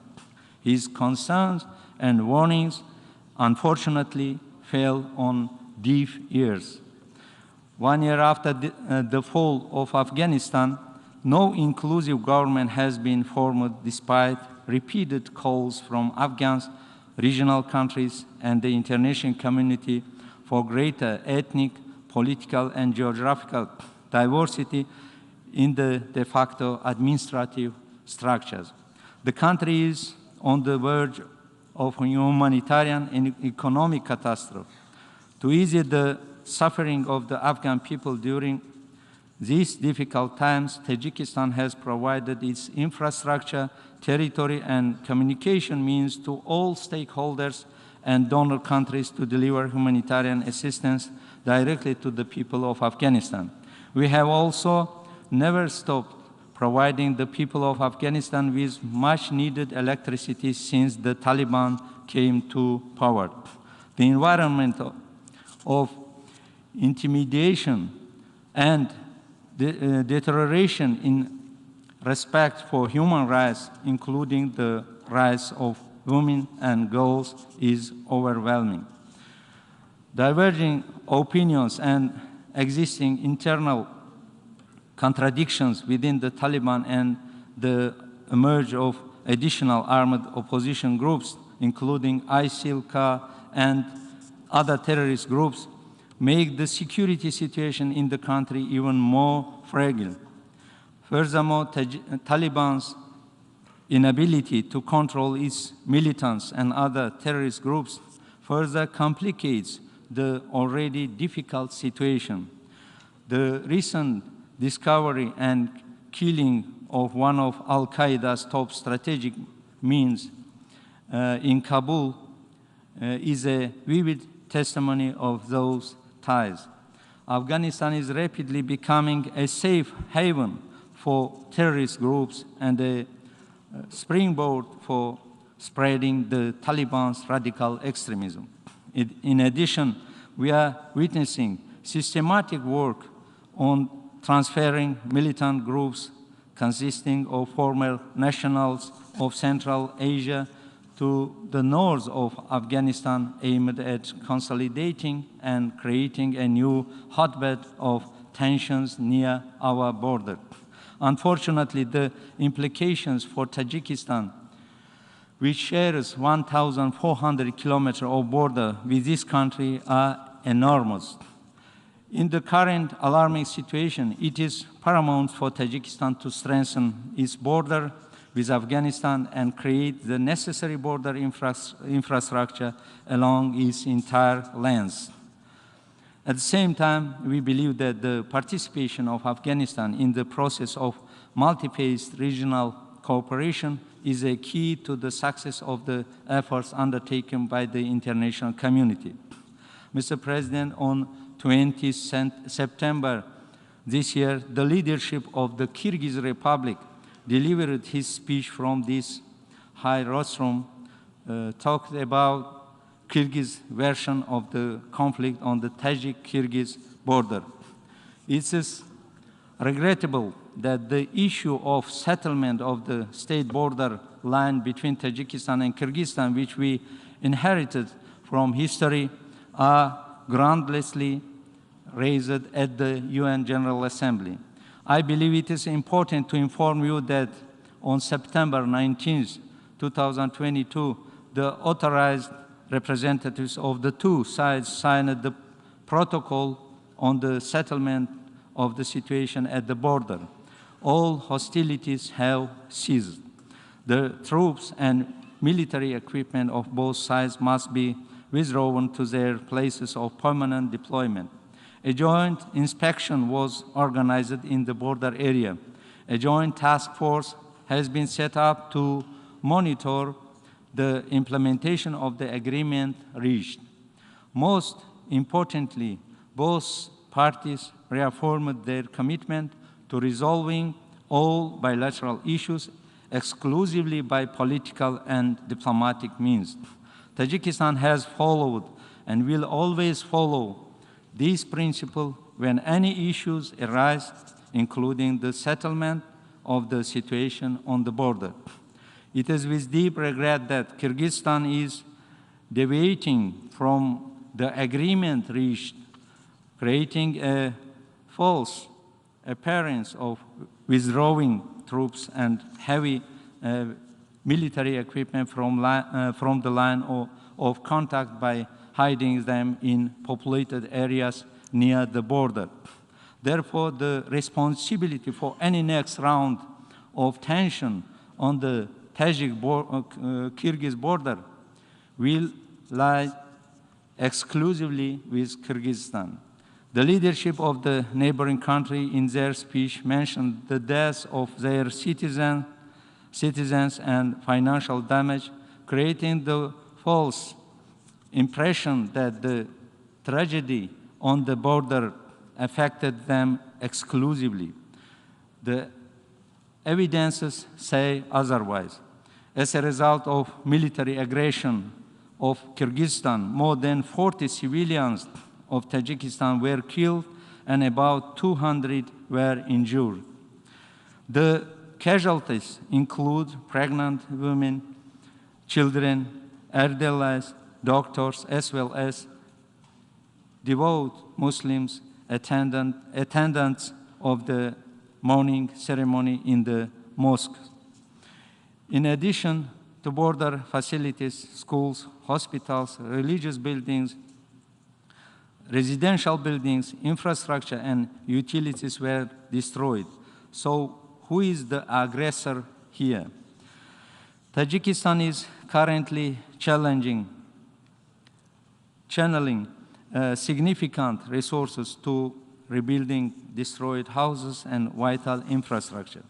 The tragedy that happened in the border area is not accidental. Since the last autumn, our neighbors have been preparing for aggression, which manifested itself in the creation of military infrastructure near our borders.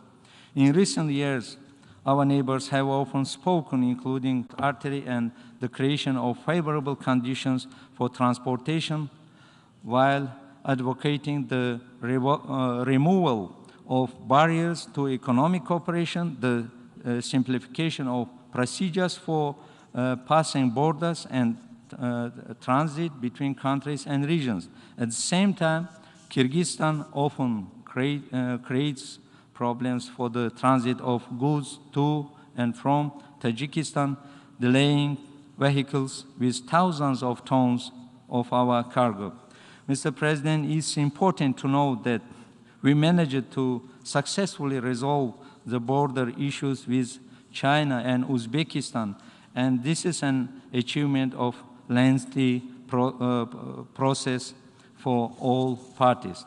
We have accumulated enough experience, which is important to use in its entirety when resolving border issues on the basis of mutual respect, trust, and openness.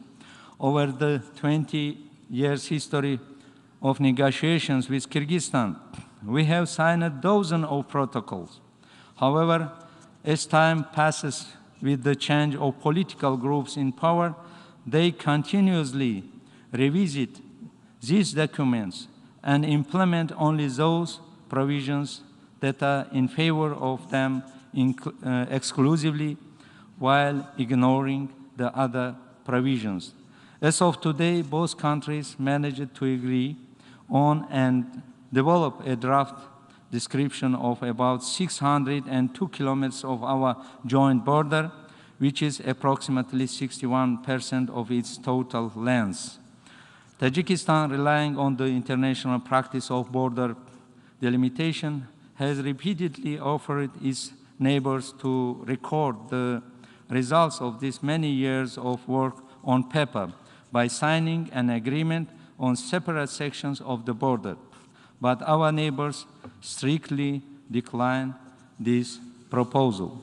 The leadership of Kyrgyzstan mentioned in this high rostrum the agreement on the establishment of the Commonwealth of Independent States and the Alma-Ata Declaration, presenting them as a legal framework for determining the state border. However, I have to emphasize that the issue of determining the border line is not the subject of regulation of these documents. To our deep regret, relying on its unilateral approach. Since 1950s, Kyrgyzstan has arbitrarily seized more than 2,110 square kilometers that rightfully belong to Tajikistan. Our neighbors didn't mention anything about it either.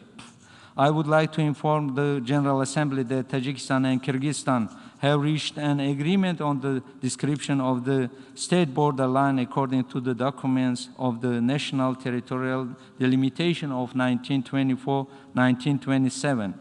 It is these documents that have gone through all the constitutional procedures and accordingly are the only legal framework for continuing the negotiation process.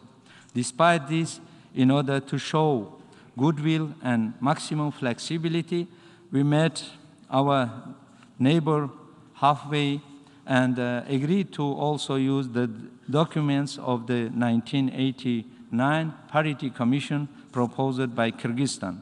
Border issues are not resolved by the populist statements and the creation of crisis situation. We need daily, thoughtful, joint work based on the political will on the parties. We stand ready to continue negotiations and firmly believe that the Tajik and Kyrgyz peoples have the right to live and build together an atmosphere of peace, friendship, and harmony. Tajikistan, having survived the horrors of internal conflict, understands the value of peace and will make all its efforts to ensure that security and stability reigns in our region. I thank you for your attention.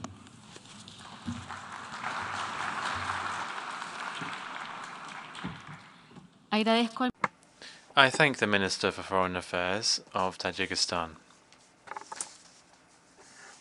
I now give the floor to His Excellency Subramaniam Jaishankar, Minister for External Affairs of India.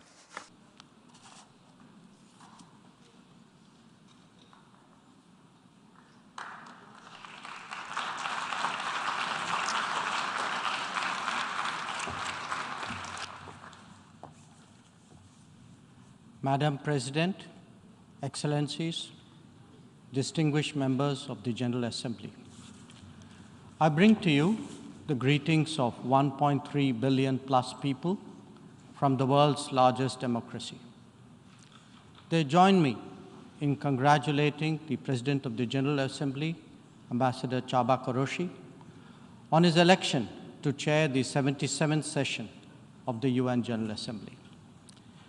They follow closely developments at the United Nations, reflecting the increasingly globalized nature of our existence. We meet at a challenging time for the world order. This session's theme, a watershed moment, transformative solutions to interlocking challenges, seeks to capture its seriousness. Excellencies, the year 2022 is an important milestone in India's journey towards growth, development, and prosperity. India is celebrating 75 years of its independence, what we call Azadi Ka Amrit Mahotsav. The story of that period has been one of toil, of determination, innovation, and enterprise of millions of ordinary Indians. They are rejuvenating a society pillaged by centuries of foreign attacks and colonialism.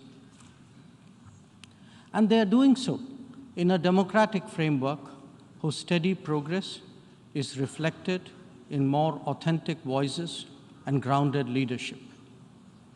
This new India, under the visionary and dynamic leadership of Prime Minister Narendra Modi, is a confident and resurgent society. Its agenda for our centenary will be achieved through the 5 pledges that we committed to on our Independence Day. One, we are resolved to make India a developed country in the next 25 years. For the world, that creates more capacities for global good. Two, we will liberate ourselves from a colonial mindset. Externally, this means reformed multilateralism and more contemporary global governance. Three, our rich civilizational heritage will be a source of pride and of strength. This includes care and concern for the environment, so ingrained in our traditional ethos. Four, we will promote greater unity and solidarity. This expresses a coming together on global issues such as terrorism, pandemics, or the environment.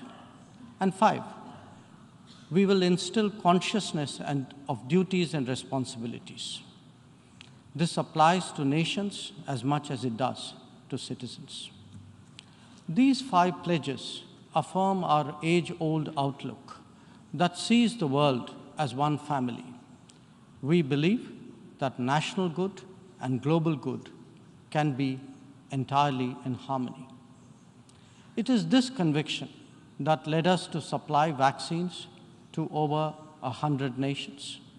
Similarly, our evacuation operations in HADR situations always had room for other nationals in distress. Even as we meet our own development targets, India offers partnerships to our brothers and sisters in Asia, in Africa, and Latin America. And we do so based on their needs and their priorities. Today, the focus is on green growth, better connectivity, digital delivery, and accessible health. Our solidarity is not just in words. You can see them in 700 projects across the world. Madam President, even while India contributes to global betterment, we recognize the sharp deterioration in the international landscape. The world is already struggling with challenges of post-pandemic economic recovery. The debt situation of the developing is precarious. To this is now added the rising costs and the shrinking availability of fuel, of food, and of fertilizers. These, along with trade disruptions and diversions, are among the many consequences of the Ukraine conflict. The Indo-Pacific, too, witnesses fresh concerns about its stability and its security. And climate events have added an overlay on these mounting anxieties. As we saw in the case of the COVID pandemic, the South will be the most impacted, even if the immediate causes are well beyond.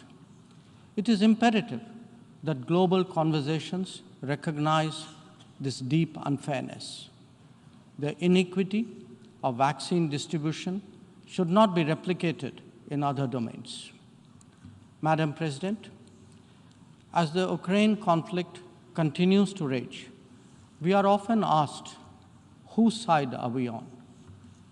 And our answer each time is straight and honest. India is on the side of peace and will remain firmly there. We are on the side that respects the UN Charter and its founding principles. We are on the side that calls for dialogue and diplomacy as the only way out. We are on the side of those struggling to make ends meet, even as they stare at the escalating costs of food, of fuel, and fertilizers. It is therefore in our collective interest to work constructively, both within the United Nations and outside, in finding an early resolution to this conflict. Excellencies, while the global attention has been on Ukraine, India has also had to contend with other challenges, especially in its own neighborhood. Some of them may be aggravated by the COVID pandemic and ongoing conflicts, but they speak too of a deeper malaise. the accumulation of debt in fragile economies is of particular concern. We believe that in such times, the international community must rise above narrow national agendas. India, for its part, is taking exceptional measures in exceptional times. We do so when we send 50,000 metric tons of wheat and multiple tranches of medicines and vaccines to Afghanistan. When we extend credits of $3.8 billion to Sri Lanka for fuel, essential commodities, and trade settlement. When we supply 10,000 metric tons of food aid and vaccine shipments to Myanmar. When we fill the gap in humanitarian needs left unaddressed by political complexity. Whether it is disaster response or humanitarian assistance, India has stood strong, contributing particularly to those nearest to us. Excellencies, the world as we knew it is poised for transformational changes. It has been impacted in recent times by a succession of shocks, each of them significant by itself. The COVID pandemic called into question the over-centralized nature of globalization and has led all of us to seek greater resilience and reliability of supply chains. The repercussions of the ongoing Ukraine conflict have further heightened economic stresses, especially on food and energy. Climate events have added to disruption that the world is already facing. As for the promise of technology, it has certainly multiplied our capabilities, but also added to our vulnerabilities. Trust and transparency are legitimate expectations of a more digitized world. The quest to create a better global order would necessarily have to address all these issues. Among them, some are clearly more existential in nature and necessitate intense coordination by the international community. Climate action and climate justice are particularly noteworthy in this respect. In their pursuit, India has worked with partners on the International Solar Alliance, the One Sun, One World, One Grid initiative, and the Coalition for Disaster-Resilient Infrastructure. We stand ready to support any collective and equitable endeavor to protect our environment and to further global wellness. Lifestyle for environment, or LIFE, as declared by Prime Minister Narendra Modi in Glasgow on the sidelines of COP26, is our homage to Mother Nature. India remains deeply committed to fighting climate change under the UNFCCC and the Paris Agreement. We do so on the principle of common but differentiated responsibilities and respective capabilities in the light of different national circumstances. We have announced our updated nationally determined contributions after COP26. Excellencies, India's steadfast commitment to South-South cooperation is by now well established and well recognized.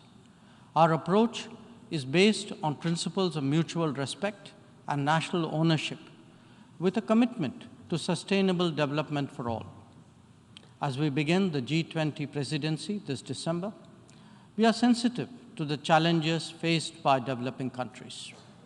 India will work with other G20 members to address serious issues of debt, of economic growth, food and energy security, and particularly of environment. The reform of governance of multilateral financial institutions will continue to be one of our core priorities. Madam President, India would be completing its tenure as a member of the Security Council this year. In our term, we have acted as a bridge on some serious but divisive issues confronting the Council. We have also focused on concerns such as maritime security, peacekeeping, and counterterrorism. Our contributions range from providing technology with a human touch to ensuring safety and security of UN peacekeepers.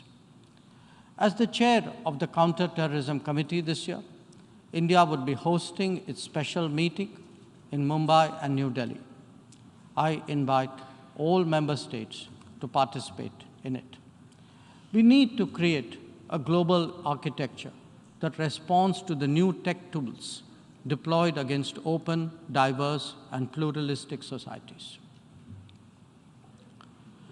Having borne the brunt of cross-border terrorism for decades, India firmly advocates a zero-tolerance approach. In our view, there is no justification for any act of terrorism regardless of motivation, and no rhetoric, however sanctimonious, can ever cover up bloodstains.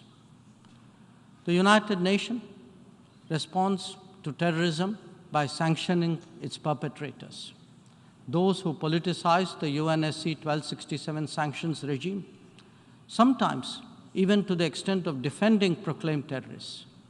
They do so at their own peril. Believe me, they advance neither their own interests nor indeed their reputation. India has always espoused a cooperative, inclusive, and consultative approach to international relations. We believe that multipolarity, rebalancing, fair globalization, and reformed multilateralism cannot be kept in abeyance. The call for reformed multilateralism, with reforms of the Security Council at its core, enjoys considerable support among UN members. It does so because of the widespread recognition that the current architecture is anachronistic and ineffective. It is also perceived as deeply unfair, denying entire continents and regions a voice in a forum that deliberates their future. India is prepared to take up greater responsibilities, but it seeks, at the same time, to ensure that the injustice faced by the Global South is decisively addressed. Our call is to allow serious negotiations on such a critical matter to proceed sincerely. They must not be blocked by procedural tactics. Naysayers cannot hold the IGN process hostage in perpetuity.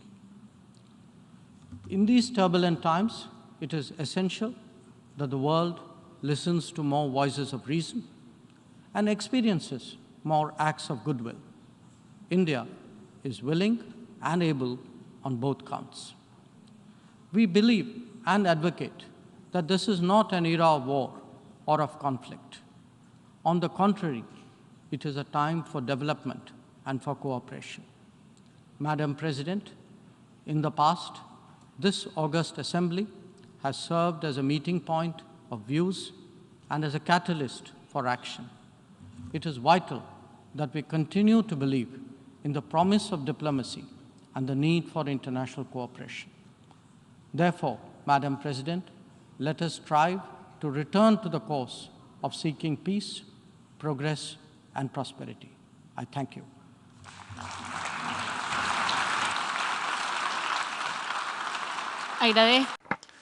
I thank the Minister for External Affairs of India. I now give the floor to Her Excellency Ann-Christine Linde, Minister for Foreign Affairs of Sweden.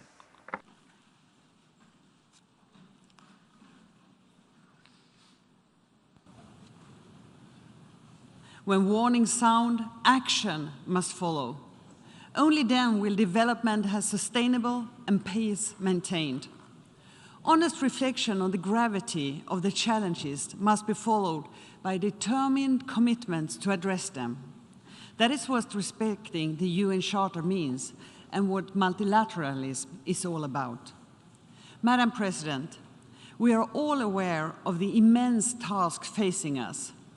Almost 350 million people in more than 80 countries face acute food insecurity, trying to merely survive the day instead of making plans for tomorrow. Some 50 million people in 45 countries are on the brink of starvation. Progress on the Sustainable Development Goals is halting, leaving millions of women, men, and children behind. Extreme poverty is on the rise for the first time in 2 decades. The world is in the midst of an accelerating climate and environmental crisis, and the effects on the ongoing pandemic continue to afflict individuals and in societies around the world.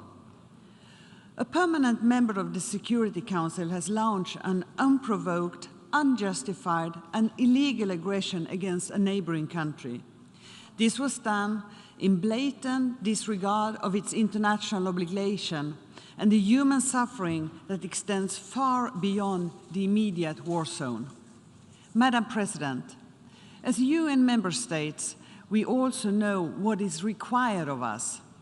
The General Assembly has come together to demand that Russia immediately, completely, and unconditionally withdraw all of its military forces from the territory of Ukraine within its internationally recognized border.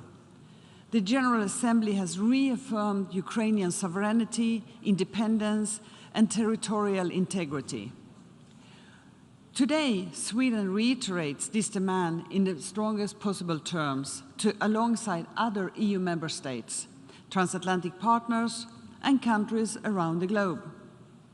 The war in Ukraine must stop and Russia's troops withdraw. The fake referenda on Ukrainian territory would be illegal and will have no effect. Neither partial mobilization, the appalling use of nuclear threats, nor any escalation will deter us from supporting Ukraine. Humanitarian law and principle must be upheld, and Ukraine's nuclear power plants protected from Russia's illegal and reckless attacks. Accountability for the heinous crimes committed must be ensured. International law must be upheld and decisions by the UN bodies respected. Madam President, Russia's aggression has severely escalated the food security, energy, and financial crisis. Governments and societies already struggling to cope with the consequences of climate change, conflicts, and the pandemic now face even more serious challenges. Because of the actions of one country, more than 1.5 billion people in more than half of the UN member states find themselves at greater risk of poverty, starvation, and indebtedness. In short, the global relief, recovery, and resilience needs are immense. Sweden and the EU have scaled up our own contribution to meet them. To save lives and alleviate suffering when needs are the greatest, Sweden has increased its humanitarian assistance to a record high $950 million this year. We commend the efforts of the UN Secretary General and the President of Turkey on the Black Sea Grain Initiative. Under the initiative, some 50,000 tons of wheat will, thanks partly to Swedish funding, soon leave the port of Odessa, bound for millions of women, men, and children at risk of famine in Yemen. A significant part of Sweden's ambitious aid budget has been directed to the UN as an investment in global peace, security, and development, and the multilateral system itself. Our actions are firmly anchored in the 2030 Agenda with the SDGs and the Paris Agreement, which are now more important than ever. It is time to raise our ambition and accelerate action to tackle climate change and biodiversity loss. Future generations, but also our own. At the international meeting in Stockholm, +50 in June, countries came together to follow through on the recommendations and actions. Sweden has spearheaded the climate transition through innovation and green investments and an ambitious increase in climate aid. Mounting evidence show that climate change also leads to greater risks to peace and stability. A solid foundation for advancing climate security is in place, at the UN and in regional organizations. The OSCE took key decisions last year during the Swedish chairpersonship, and the EU is scaling up. The nuclear threat is alarmingly present, and Russia's action over the threshold, in lowering the threshold, is a way that increases the threat that is facing us all. In January this year, the leader of all 5 nuclear weapon states committed to the prevention of nuclear war and avoiding arms race. They affirmed that a nuclear war cannot be won and must never be fought. Russia's irresponsible action and nuclear rhetoric since then severely undermines the credibility of its commitments on this pledge. It is also deeply troubling that Russia broke consensus on the draft outcome of the NPT review conference. The countries of the Stockholm Initiative have presented ideas to head a call from the UN Secretary General to bring disarmament and non-proliferation back to the top of the international agenda. Madam President, the world is in a gender equality recession. Regrettably, the rights, resources, and representation of women still cannot be taken for granted. Violence against women and girls has increased. Access to safe and legal abortion has suffered major setbacks. And 1 year after the Taliban takeover, the situation for women and girls in Afghanistan has turned into a nightmare in an unparalleled system of discrimination. At the same time, more and more states are acknowledging that a gender perspective is needed to meet global challenges. As we gather for the first in-person UNGA high-level week since the outbreak of the COVID-19, we must do everything in our power to prevent another pandemic.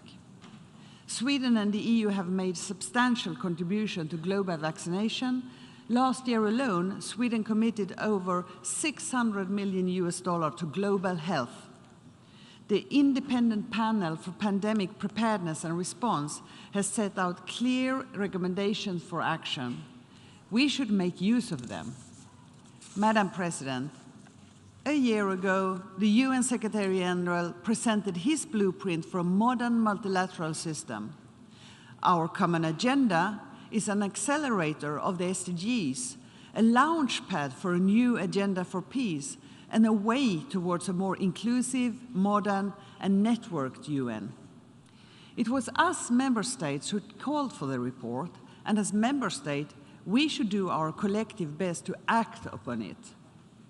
The establishment of a new youth office is a fitting first decision. This is an agenda for the future, and the Transforming Education Summit earlier this week was another important step towards implementation. We look forward to similar progress on other recommendations, from investments in peace building and strategic foresight to digitalization and a global economy that benefits all by being fair and open. We must keep up the momentum until we realize our ambitions at the Summit for the Future in 2024.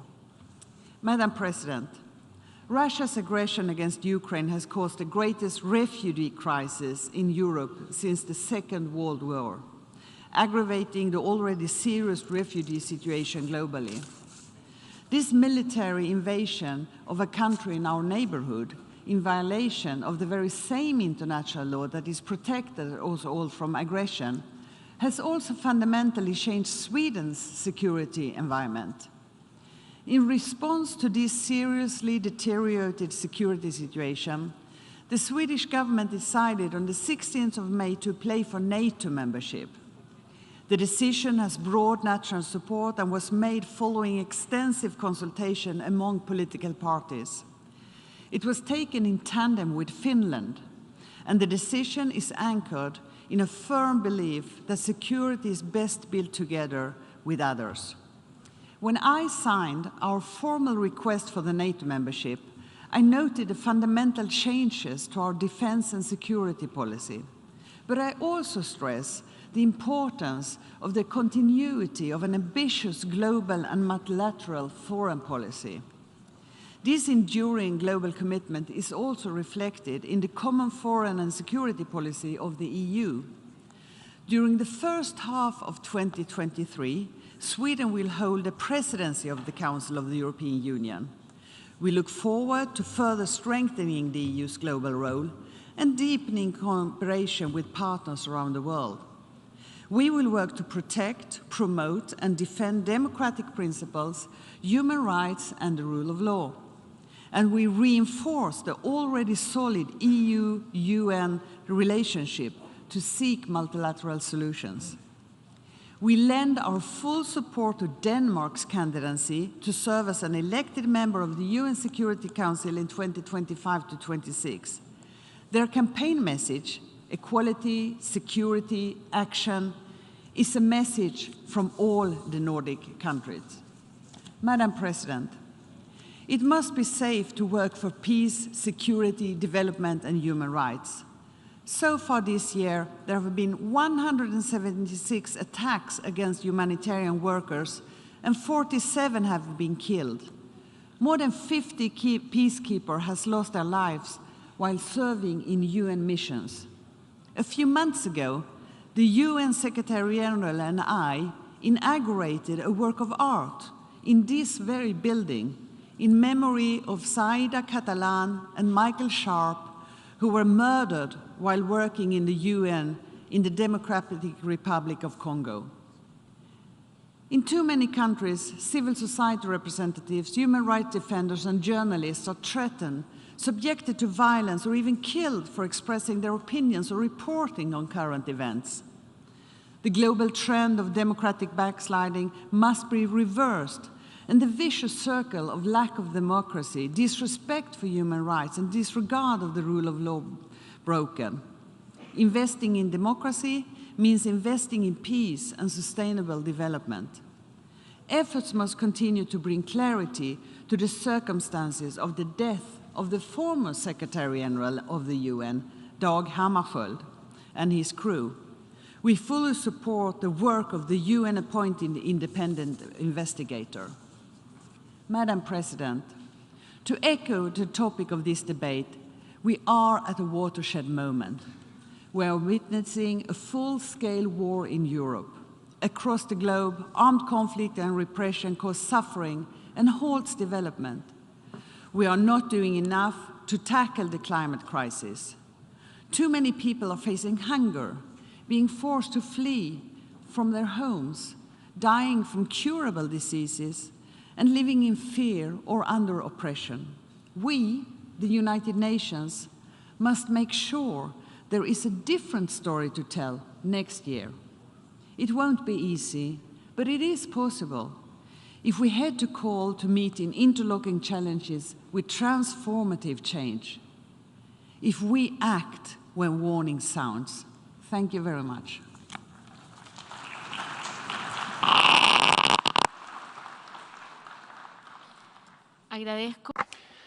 I thank the Minister for Foreign Affairs of Sweden. I now give the floor to His Excellency Nikolai Milkov, Caretaker Minister for Foreign Affairs of Bulgaria.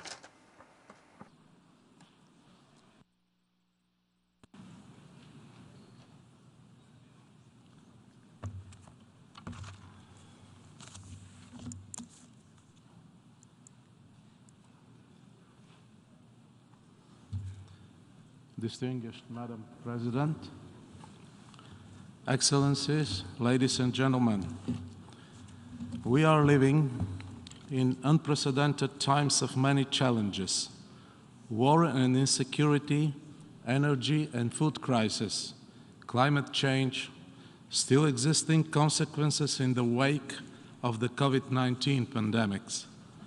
And this list of challenges is far from being complete.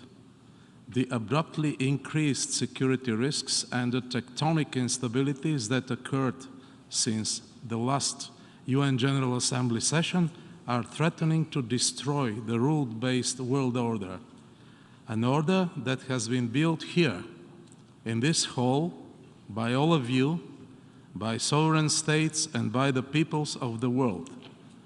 For this reason, at the present UN General Assembly session, the majority of the speakers by far perceive as the biggest security risk the war that the Russian Federation wages against its neighbor, breaking basic international rules and the UN Charter itself.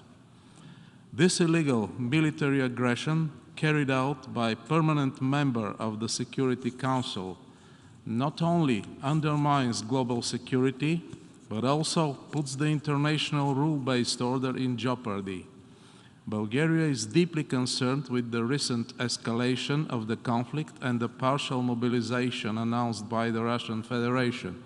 We reject the ongoing sham referenda in occupied Ukraine and consider them neither free nor fair and without any binding force.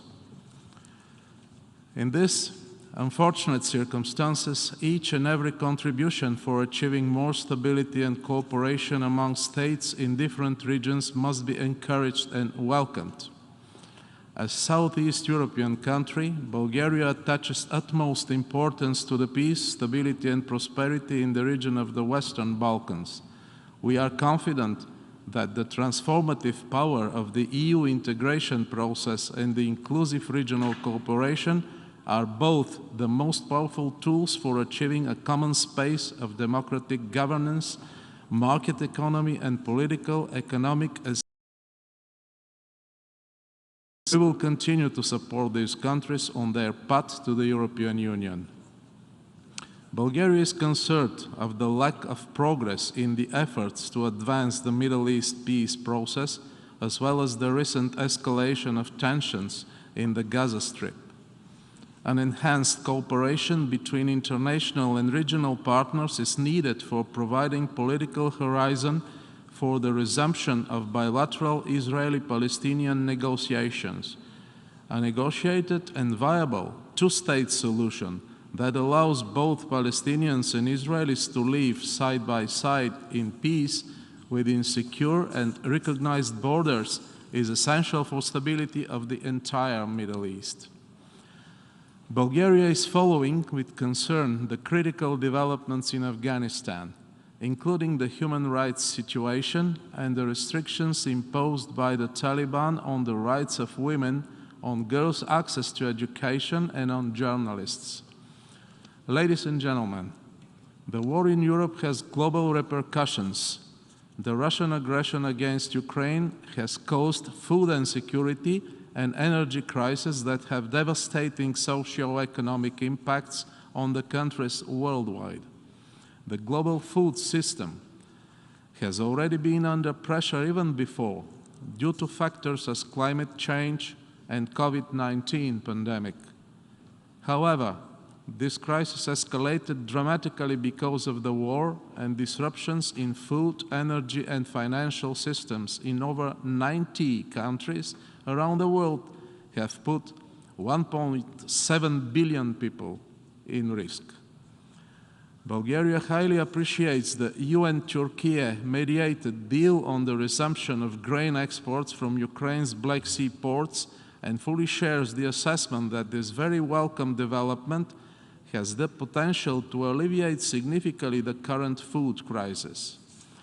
Notwithstanding, the situation still remains critical and the need for humanitarian assistance to a number of countries in the global south persists.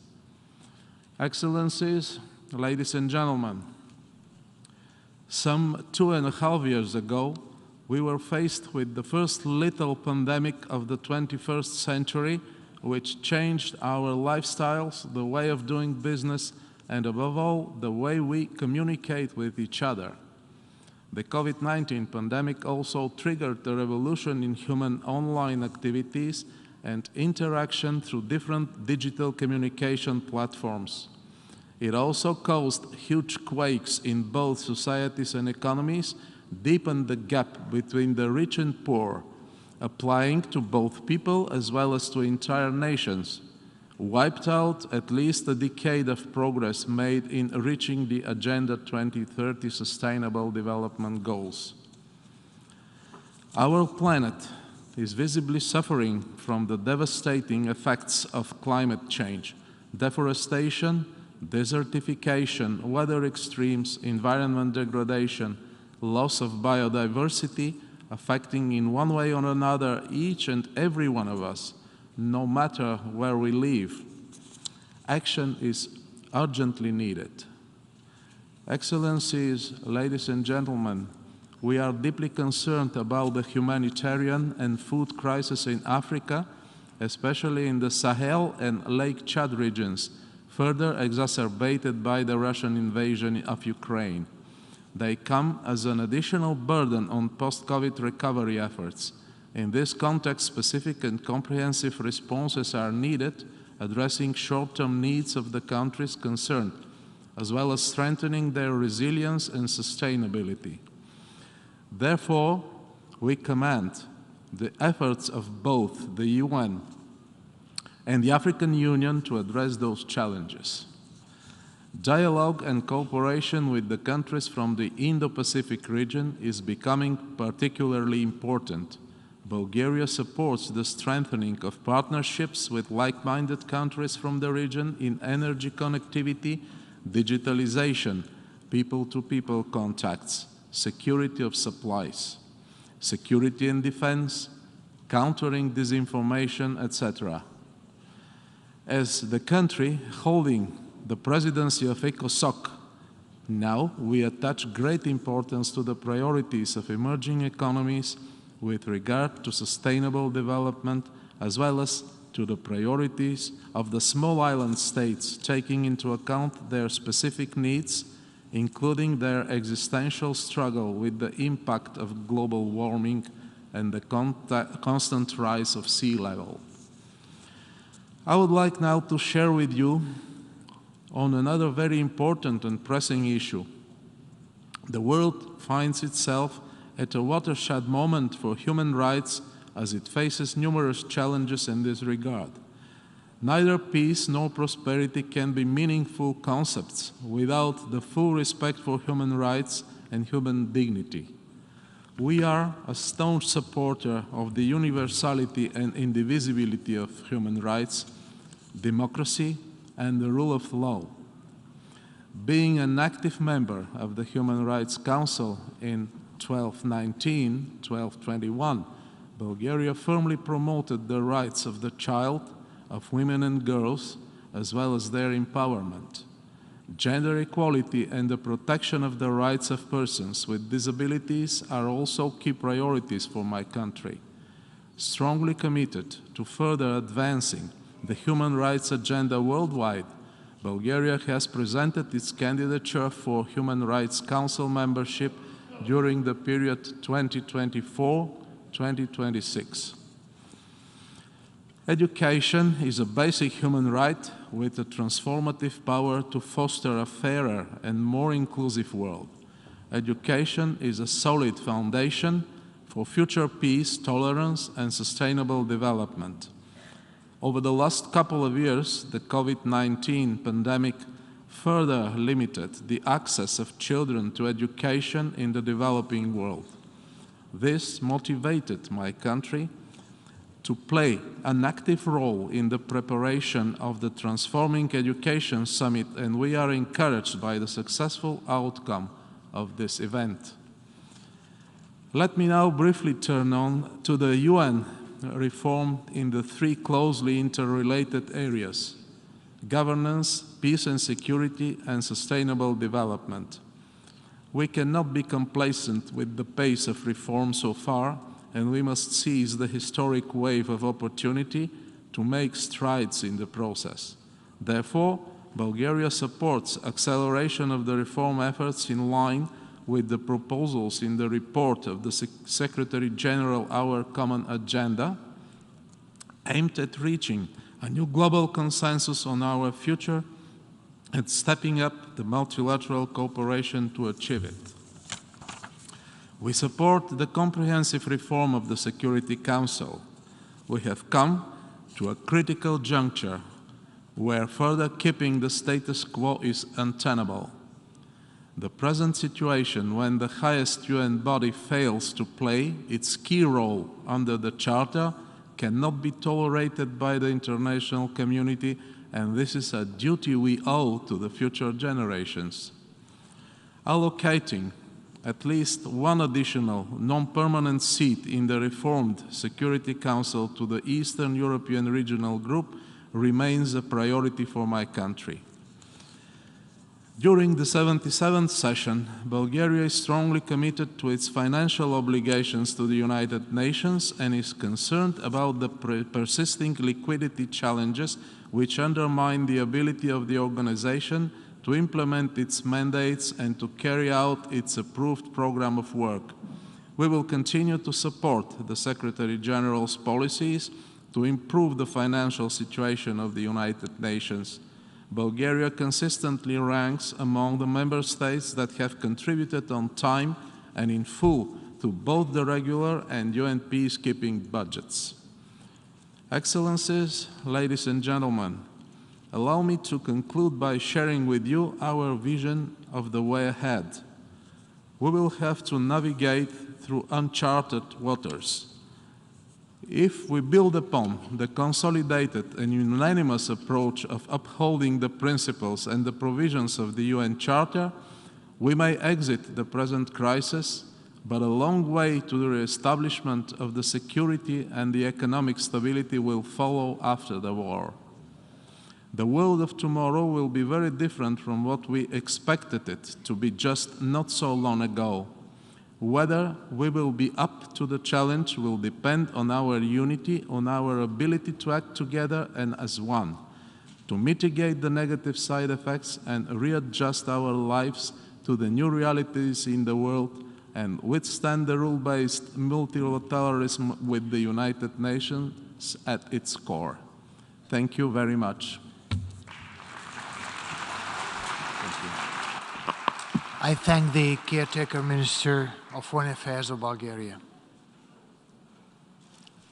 I now give the floor to His Excellency Sameh Hassan Shukri Salim, Minister of Foreign Affairs of Egypt.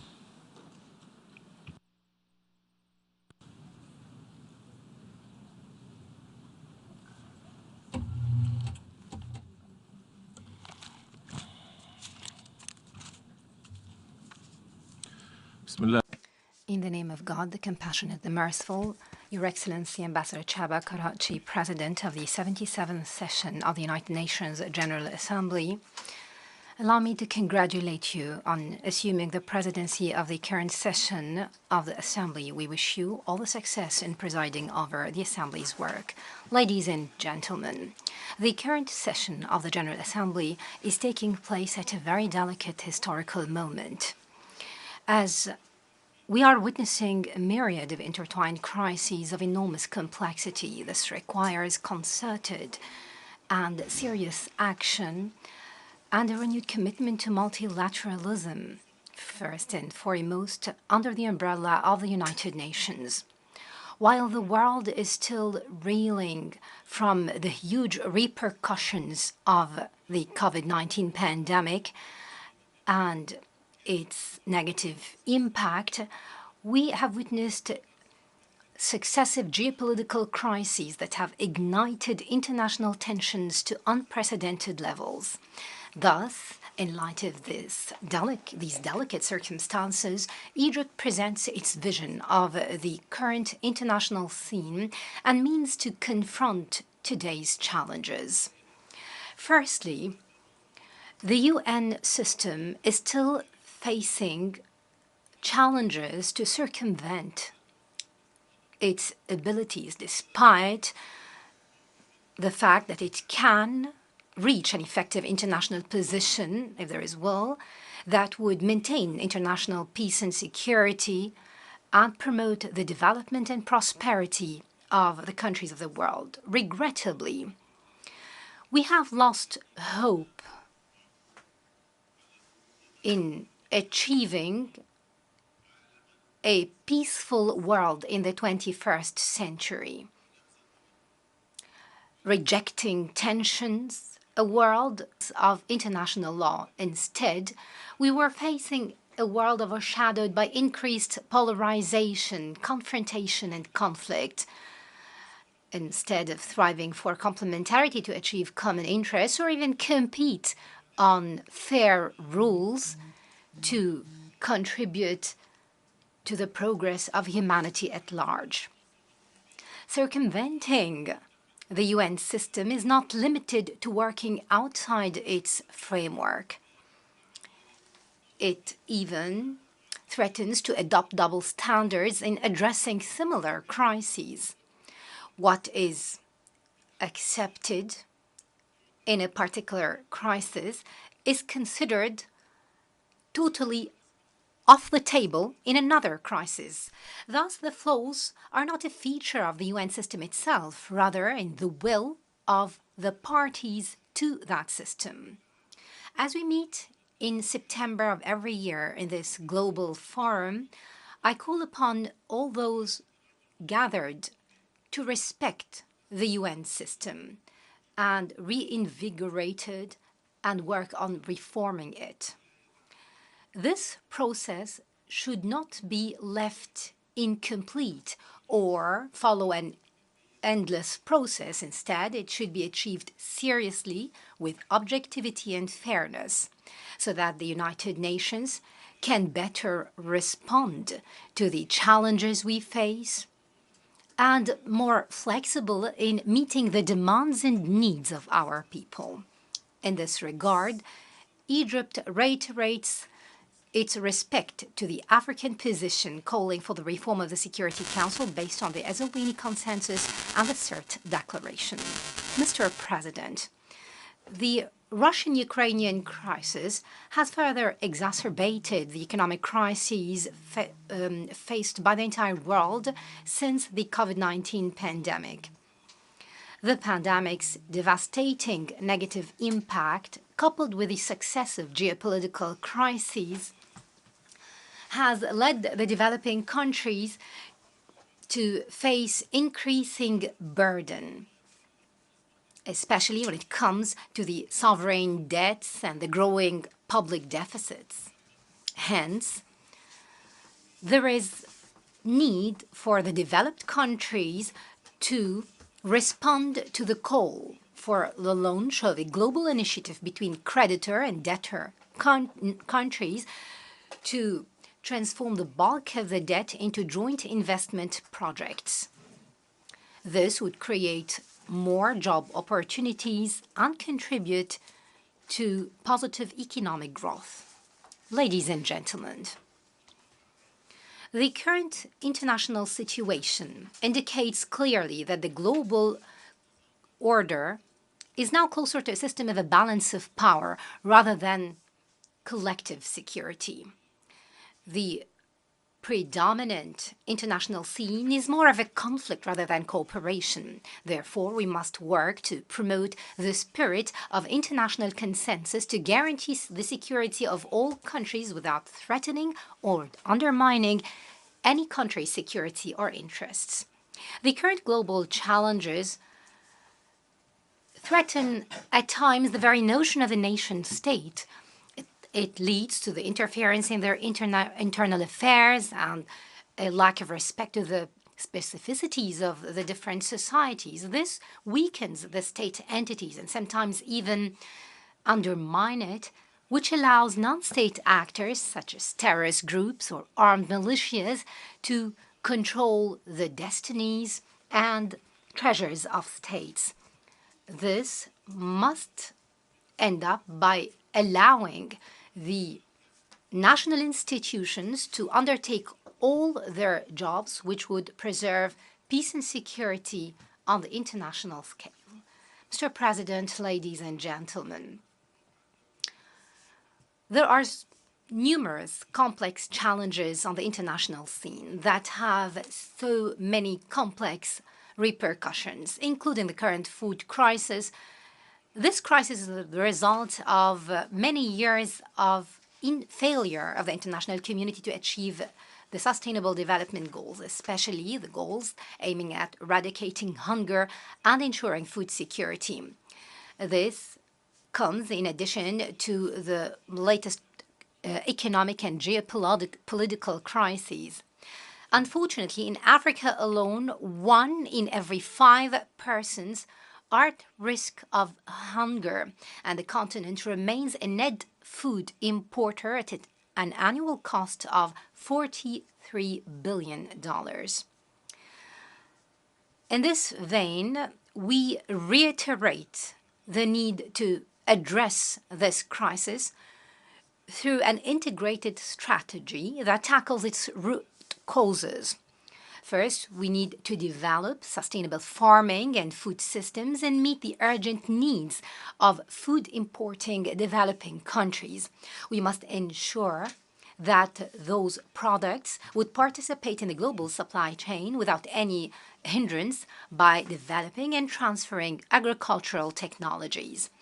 It is of equal importance to support the early warning systems when it comes to food insecurity and develop grain storage and import. In this context, Egypt, thanks to its unique geographical location, announces its readiness to cooperate with the international community to establish an international hub for storing, supplying, and trading grains in Egypt. This would contribute to maintaining global food security. Mr. President, the current session of the General Assembly is taken under a theme that reflects our deep understanding of the problems and challenges facing the world today.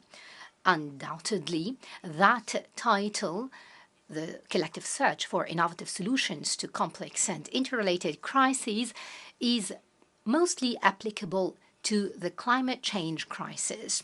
Egypt, in its capacity as the coming president of the 27th session of the Conference of State Parties to the United Nations Framework Convention on Climate Change, appeals to all members of the international community.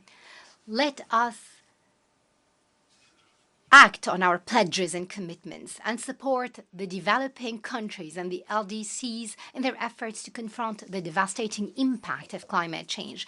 They are the most deserving of such support based on the principles of equity and common but differentiated responsibilities. Thus, we look forward during the COP27 hosted by Egypt in a few weeks to reach outcomes that would contribute in accelerating the pace of implementation across all boards so that the international community would confirm its commitment in addressing climate change, including reducing emissions, enhancing mitigation and loss and damage, and more importantly, raising ambitions in climate financing. We must work and committing to doubling the finance of adaptation and guaranteeing $100 billion annually and a just transition to renewable energy. The ability of the international community to move forward in implementing the Paris Agreement goals, especially limiting the rise in global temperature, is closely linked to the concrete outcomes of the Sharm el-Sheikh conference. This would demonstrate to all our peoples that confronting climate change remains an important priority on the global scene, despite all the challenges confronting today's world.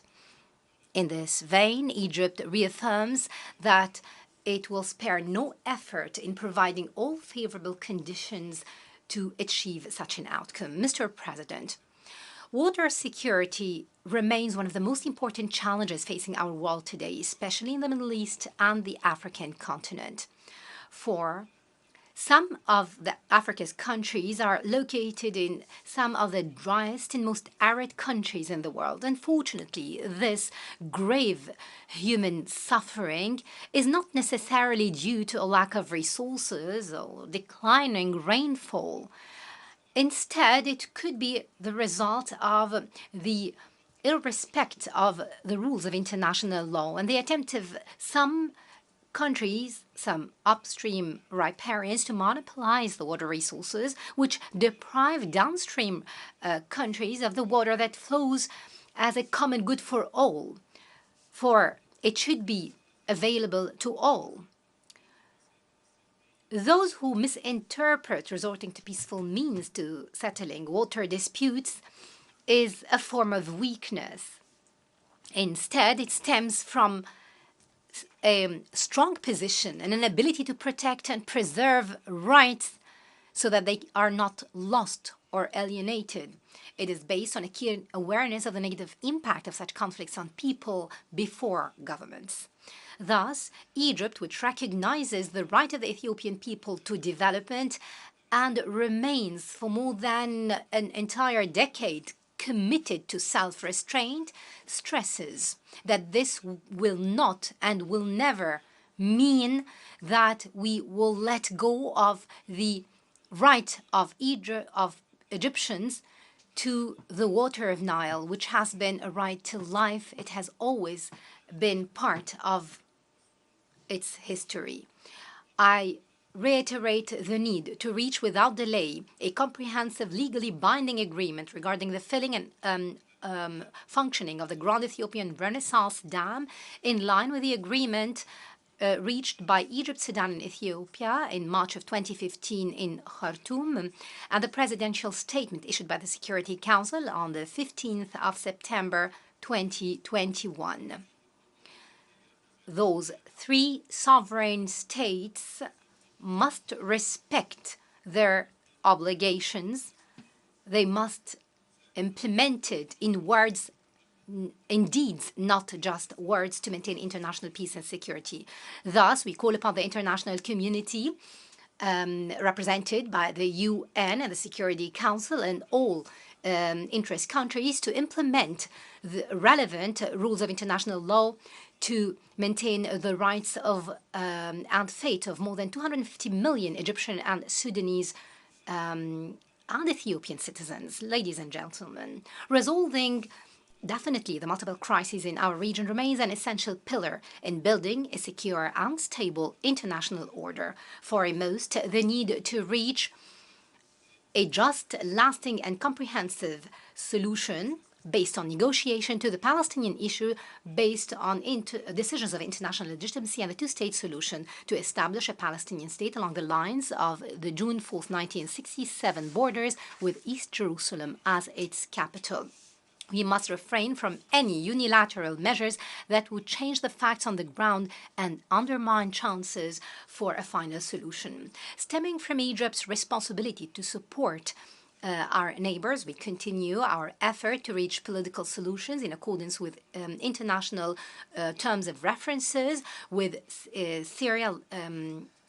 in Syria, Lebanon, Yemen, and Sudan, to preserve the unity, integrity, and sovereignty of these brotherly countries and end any external interference in their affairs. In this vein, Egypt continues to support the efforts of our neighbors in Libya to implement the constitutional framework, which would enable them to organize presidential and parliamentary elections simultaneously as soon as possible, on the hope of reaching the final stage. In this vein, we commend the role of the elected Libyan parliament and stress the need for the withdrawal of all foreign forces and mercenaries from Libya, and to dismantle all armed militias within a specific time frame, which would ensure the restoration of the desired stability in Libya.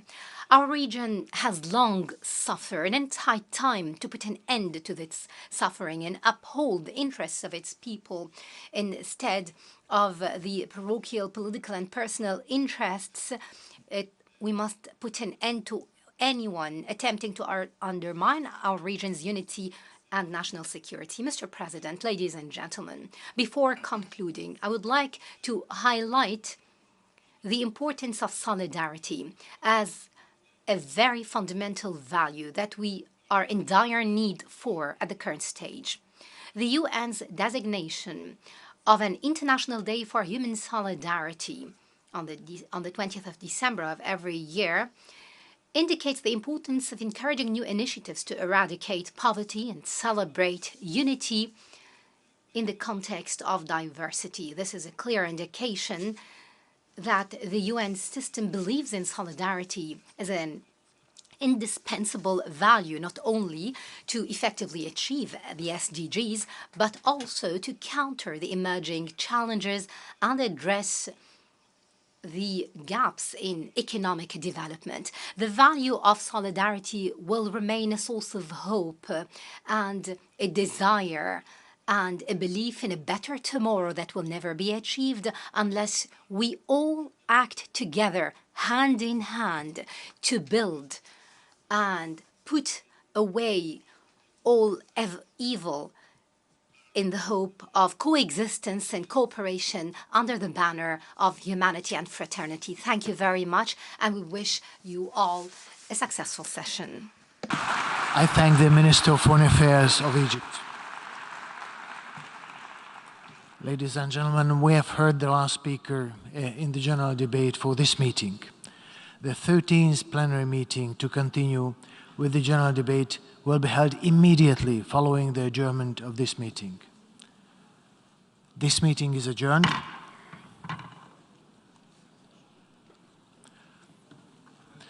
And the 13th plenary meeting of the General Assembly is called to order. Before proceeding further, I would like to remind members that masks is at all times when indoors, except when directly addressing a meeting. We shall now continue the general debate. I now give the floor to His Excellency Ceyhun Aziz Oglu Bayramov, Minister of Foreign Affairs of Azerbaijan.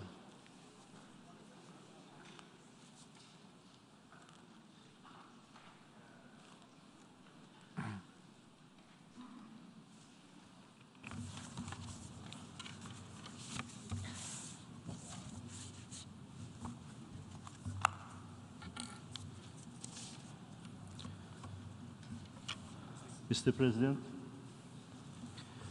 Excellencies, ladies and gentlemen, first I would like to extend congratulations to His Excellency Chaba Köreçi on assuming presidency of the 77th session of the General Assembly and wish him every success in his highly responsible capacity. Mr. President can count on full support of the Republic of Azerbaijan throughout his tenure. I also wish to thank outgoing President, His Excellency Mr. Abdullah Shahid, for his hard work over the past year.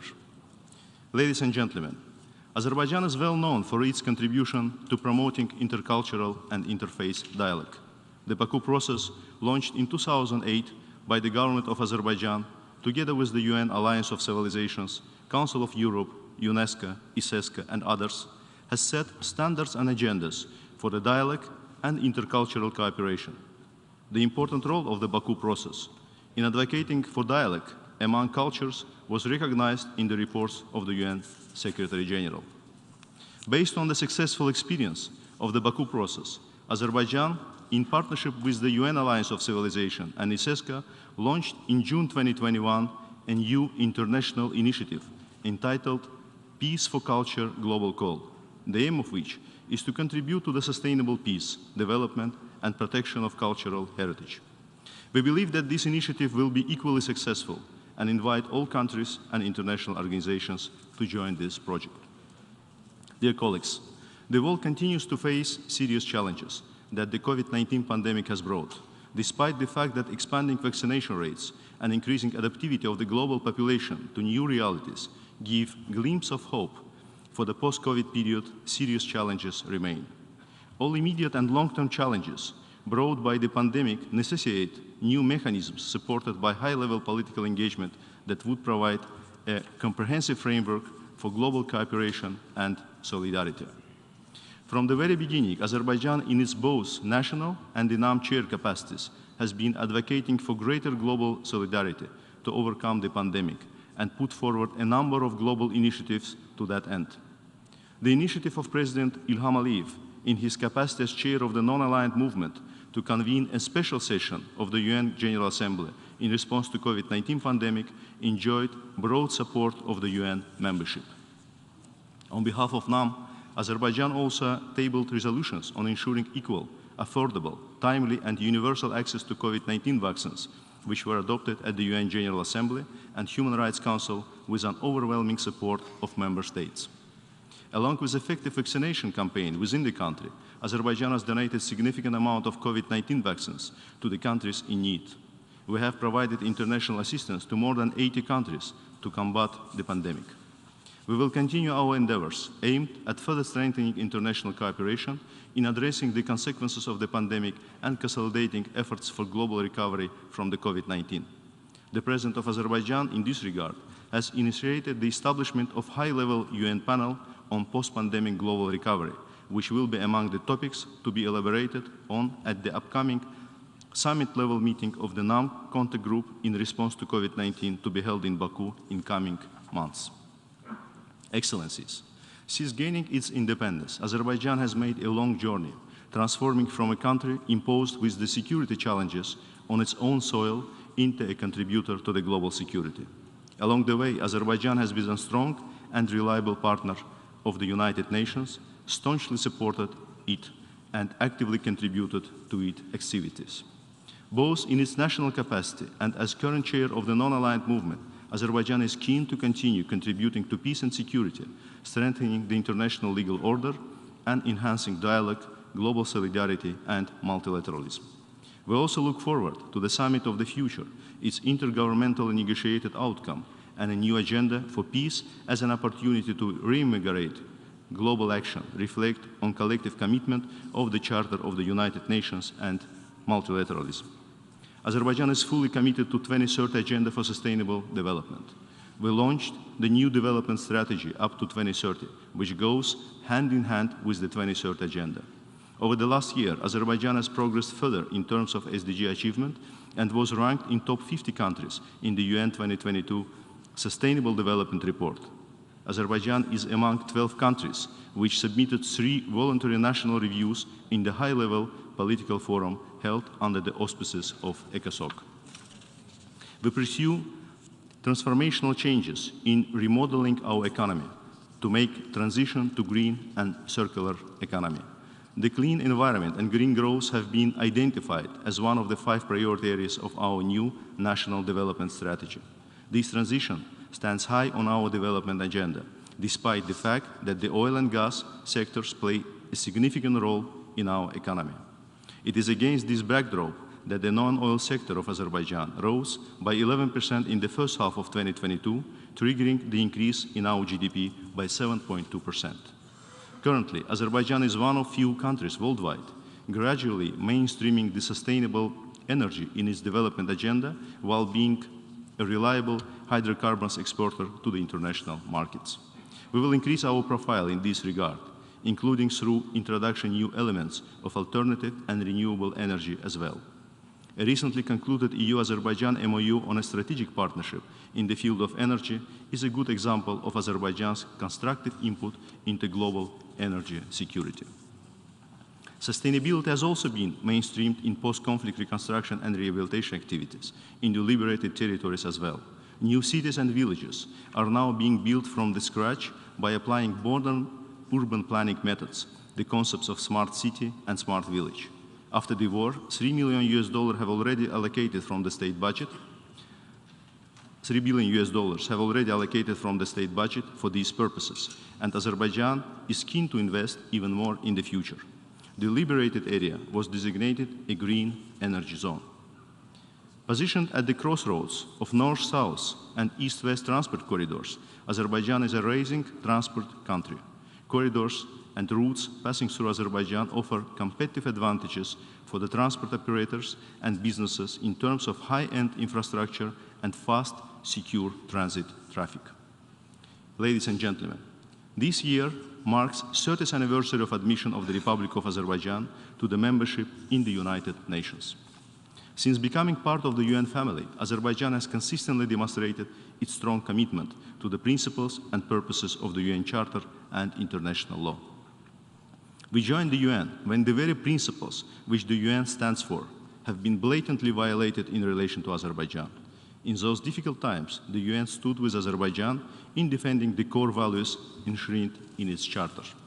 Azerbaijan has seriously suffered from the aggression by Armenia in the early 1990s, at the core of which were groundless territorial claims, misinterpretation of international law, fabricated historical narratives, and racist motivations. Back then, the United Nations Security Council unanimously expressed its support to the sovereignty, territorial integrity, and inviolability of the internationally recognized borders of Azerbaijan, and demanded the withdrawal of all occupying forces from Azerbaijani territories. So did the General Assembly. In course of aggression, Armenia occupied 20% of Azerbaijan's territory. 20,000 Azerbaijanis have been killed. More than 1 million have become refugees and IDPs. Almost 4,000 citizens of Azerbaijan, both civilians and military, still remain missing in connection with the conflict. Armenia has inflicted long-term damage on the environment in Azerbaijan. Also, thousands of cultural heritage objects of Azerbaijan have been destroyed, plundered, or misappropriated by Armenia. Earlier this year, ISESCA has sent a technical mission to Azerbaijan to undertake a post-conflict state of conservation assessment of the cultural heritage in its liberated territories. For decades, Azerbaijan has called on Armenia to support an independent, transparent UNESCO mission to assess and advise on the protection and preservation of cultural heritage in the region. Although Armenian occupation of Azerbaijan's territory ended in 2020, a UNESCO mission has yet to arrive, and I once again publicly call for such a mission. The scale of violations and destructions demonstrates the clear intent and purpose to terrorize, kill, and expel Azerbaijani civilians, and erase all traces of Azerbaijan from these territories. Within almost 30 years, Armenia, having committed ethnic cleansing, carried out illegal settlement policy by transferring Armenians en masse from Armenia and third countries to the occupied territories of Azerbaijan in a blatant violation of international humanitarian law with the aim of preventing Azerbaijanis from return to their places of origin and securing the annexation of these territories. Conflict resolution efforts under the auspices of the Organization for Security and Cooperation in Europe yielded no results.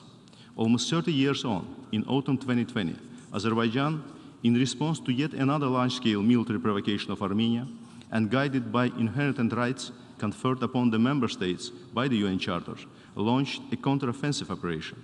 As a result, Azerbaijan has liberated its territories, and 3 decades-old armed conflict has been resolved by military and political means in line with this trilateral statement signed by the leaders of Azerbaijan, Russia, and Armenia on November 10, 2020.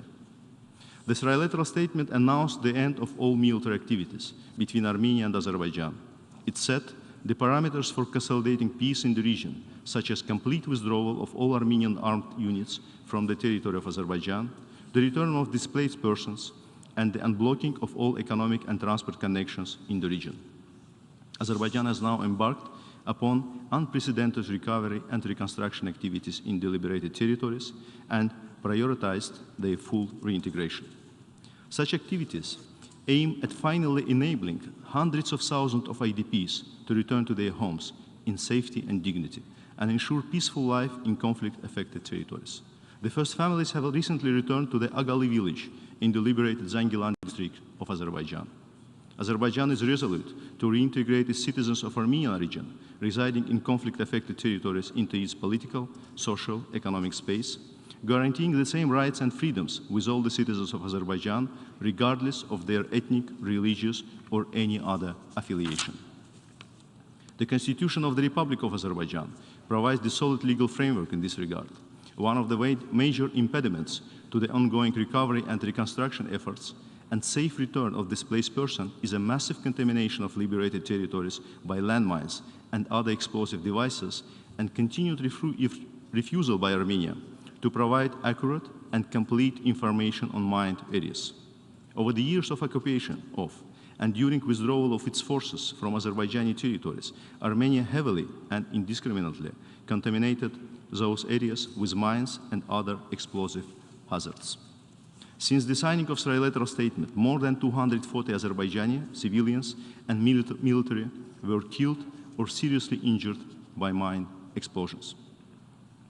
Obtaining the maps of minefields, along with the targeted and sustainable international technical and financial assistance to further strengthen and increase national mine action capacities and efforts in Azerbaijan are critically important to save lives and strengthen peace. The UN sustainable support and adequate and predictable mine action funding are indispensable. Excellencies, Azerbaijan is committed to regional peace, stability, and development.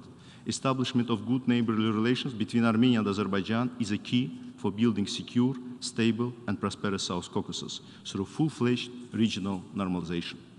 Along with carrying out large-scale recovery and reconstruction works in the liberated territories and pursuing reintegration of residents in conflict-affected territories, Azerbaijan has initiated the process of normalizing interstate relations with Armenia based on mutual recognition and respect for each other's sovereignty and territorial integrity within their state borders. Azerbaijan has on numerous occasions expressed its readiness to start negotiation on peace treaty between Armenia and Azerbaijan and has established its national delegation to that end. Equally, Azerbaijan has undertaken efforts to start the process of delimitation and demarcation of state borders between Armenia and Azerbaijan, unblocking transportation and communication links, including the establishment of the Zangezur corridor, which is a part of international transportation network. Notwithstanding the increased dynamism in contexts, including direct dialogue between Armenia and Azerbaijan over past months, Armenia seems to stick to its past practice of imitation of negotiations, and instead of good faith implementation of its commitments, it frequently resorts to provocations and sabotage to exacerbate tensions and undermine ongoing normalization process with Azerbaijan.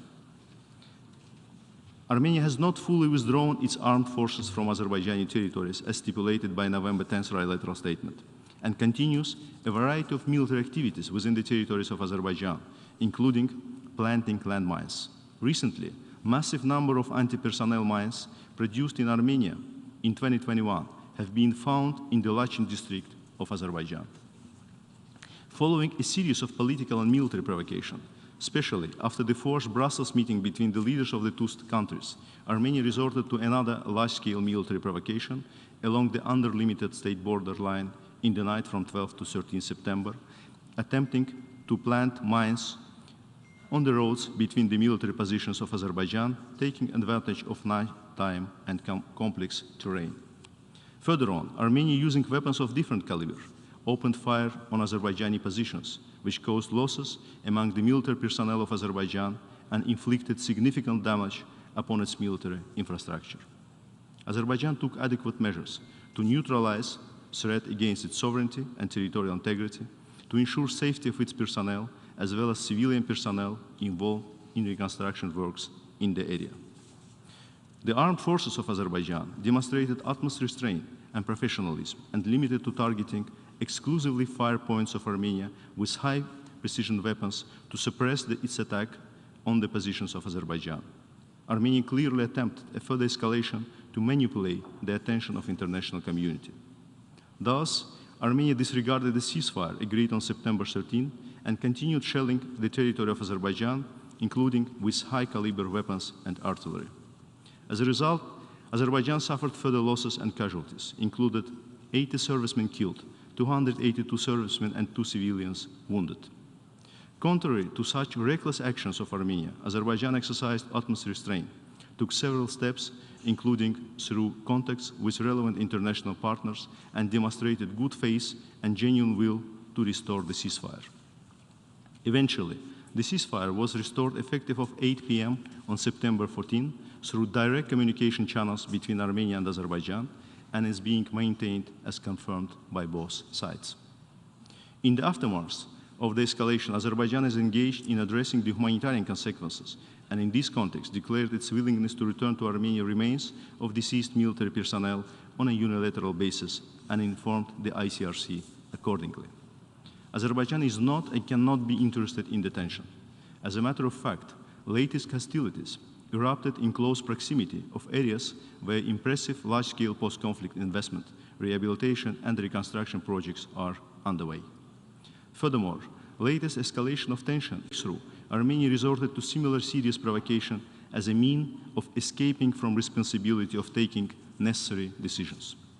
We would have wished that current leadership of Armenia is not following the path of its predecessor by deliberately closing for yet another time the window of opportunity for peace and security in the region. Azerbaijan is resolute in further repelling any threat to its sovereignty and territorial integrity, as well as safety of its citizens, and urges Armenia to refrain from further escalating the situation. Instead, Armenia has to constructively engage in the ongoing normalization process in order to establish predictable, stable situation in the region through establishment of good neighborly relations. In this context, following the agreement reached at the fourth meeting held on August 31st, 2022, in Brussels, of the leaders of Azerbaijan and Armenia, with the President of the EU Council, Azerbaijan reiterated to Armenia its readiness to start practical work on the peace treaty without further delay. Immediately after the meeting, we proposed concrete date and venue to Armenia for such talks.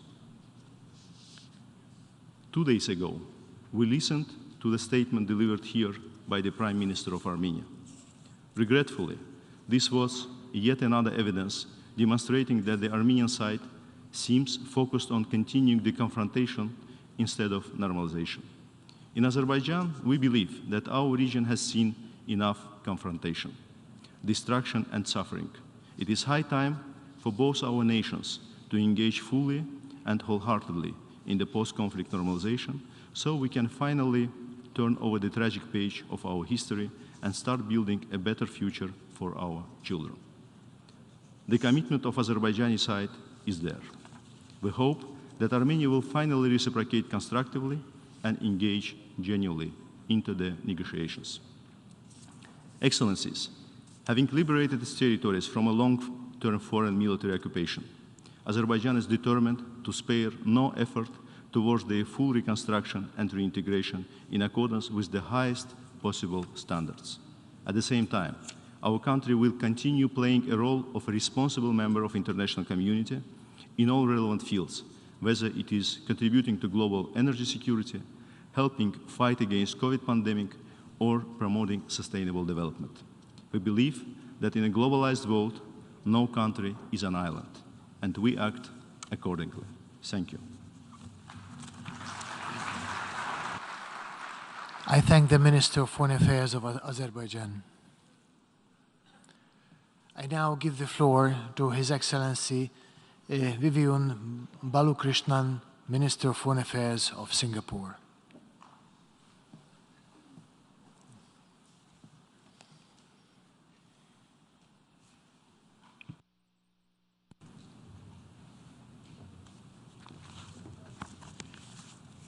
Mr. President, Excellencies, let me first congratulate His Excellency Chaba Qureshi on assuming the presidency of the 77th session of the General Assembly. I also commend my good friend, His Excellency Abdullah Shahid, for his stalwart leadership of the 76th session during what was a most challenging year. This assembly is taking place in the shadow of multiple concurrent crises. Russia's invasion of Ukraine flagrantly violates international law and the UN Charter and undermines the rules-based order.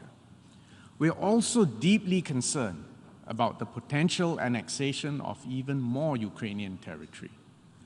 The multilateral system, which has contributed so greatly to global peace and security, is now being severely tested.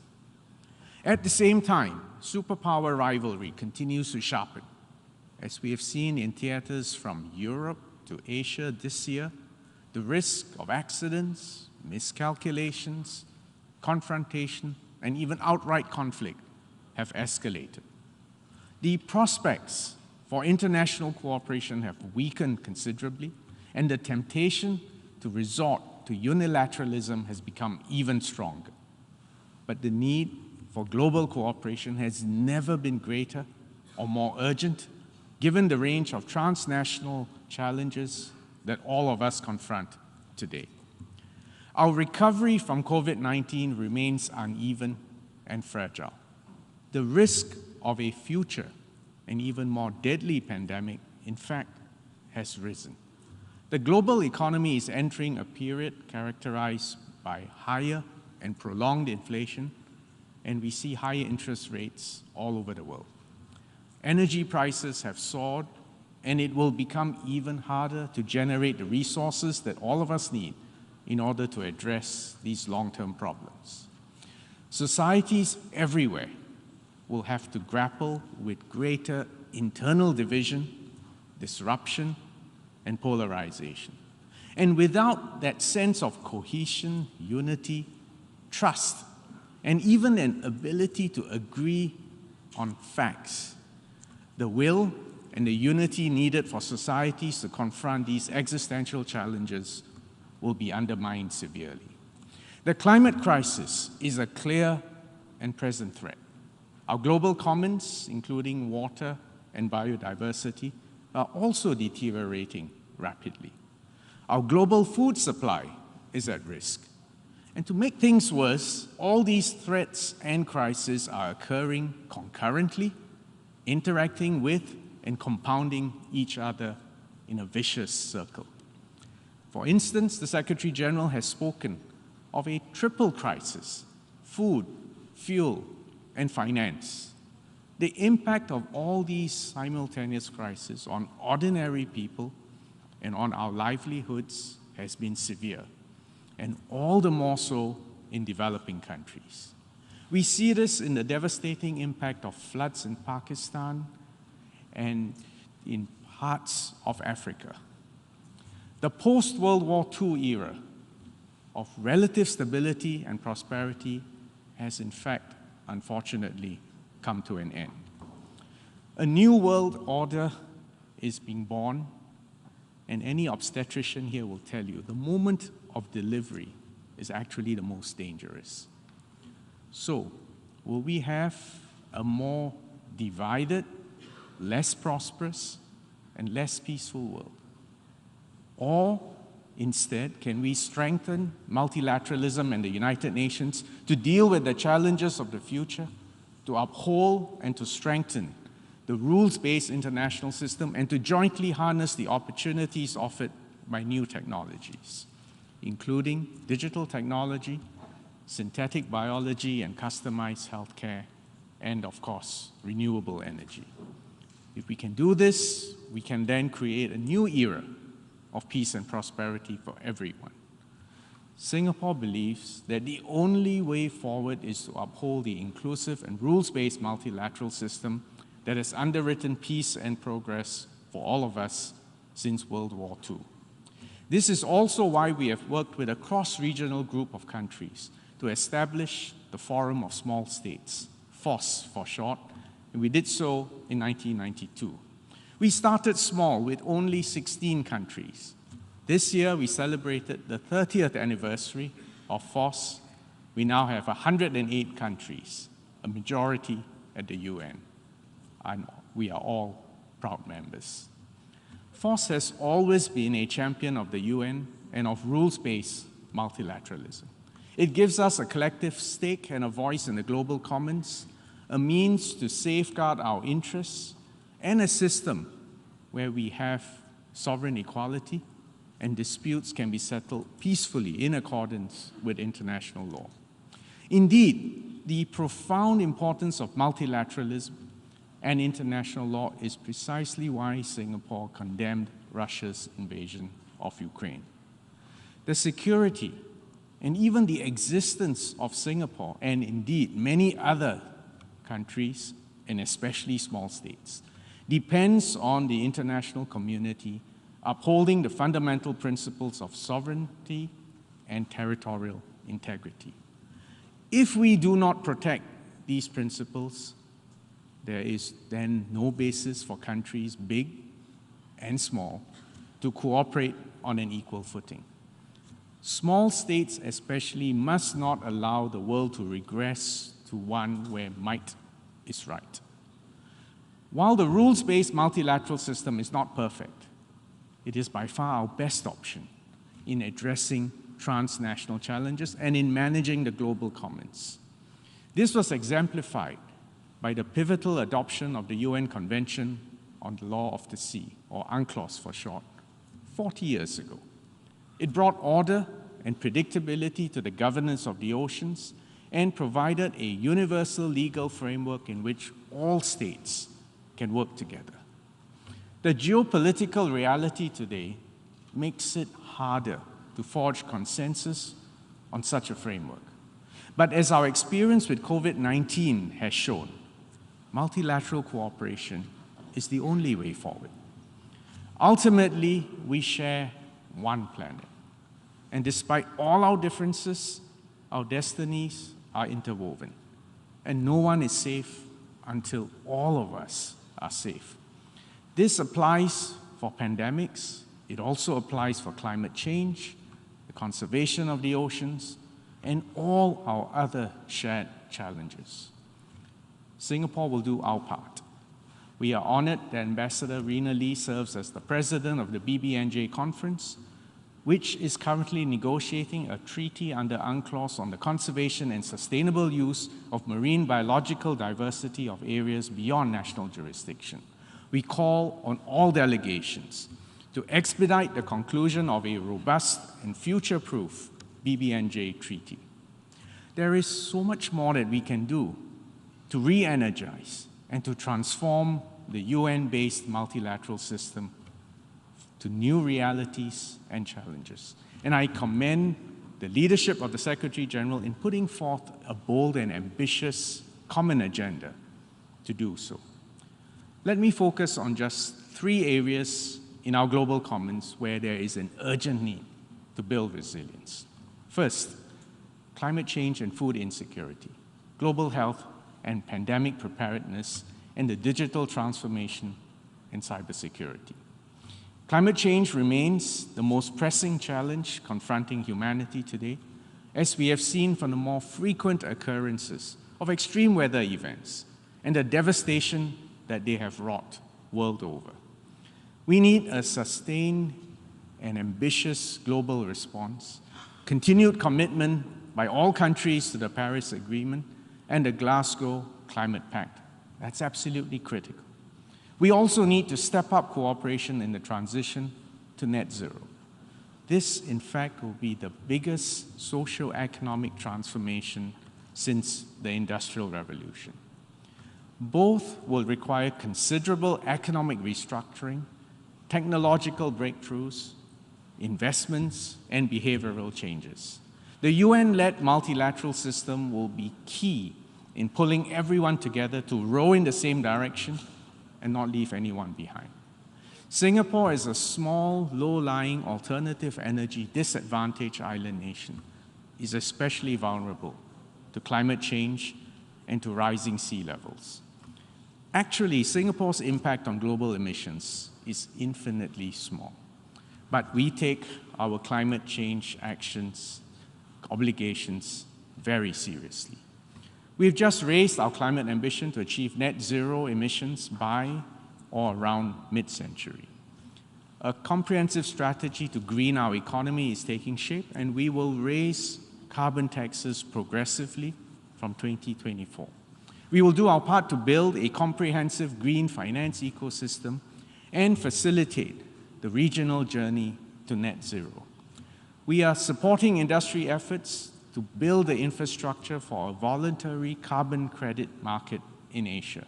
We are also building capabilities in environmental risk management in the financial sector and providing grants to defray the cost of green and sustainability-linked loans and bonds. An adjacent issue is food insecurity. Climate change, the pandemic, the war in Ukraine have all exacerbated the threat to our food security. According to a UN report, as many as 828 million people were affected by hunger last year. That's 46 million more than 2020 and 150 million more than 2019. We must reverse this negative trend. First, we need to ensure that food supply chains remain open and operate smoothly. Second, we must pursue innovation and leverage technology to adapt to new challenges. For example, working together to develop climate-resilient food systems whilst developing the necessary precautions for food safety. There is much scope for multilateral cooperation on capacity building and the development of global norms and standards. Next, it is essential to build a more robust global health architecture to protect our future generations. After COVID-19, there will be other pandemics and other major health emergencies. In my view, actually COVID-19 was perhaps a full dress rehearsal for a worse pandemic to come. We must be better prepared to predict, to prevent, to detect, assess, and respond to pandemics in a coordinated and effective fashion in future. We have a collective responsibility to rectify the long-standing underinvestment in pandemic preparedness amongst other global public goods. Singapore has supported multilateral initiatives to strengthen the global health security system, and we will continue to support the COVAX facility, and we have contributed to the establishment of a financial intermediary fund for pandemic prevention, preparedness, and response hosted by the World Bank. Lastly, we must enhance international cooperation to harness the opportunities of the digital revolution. The digital transformation does not take place in a vacuum. It must be navigated in the context of intersecting issues, the geopolitical tensions, the technological bifurcation, cybersecurity threats, and the digital divide. The world has made significant progress by developing based on a single shared technology stack. Interconnectedness, interoperability has brought us together, lowered costs, spurred innovation and competition, and the cross-fertilization of ideas.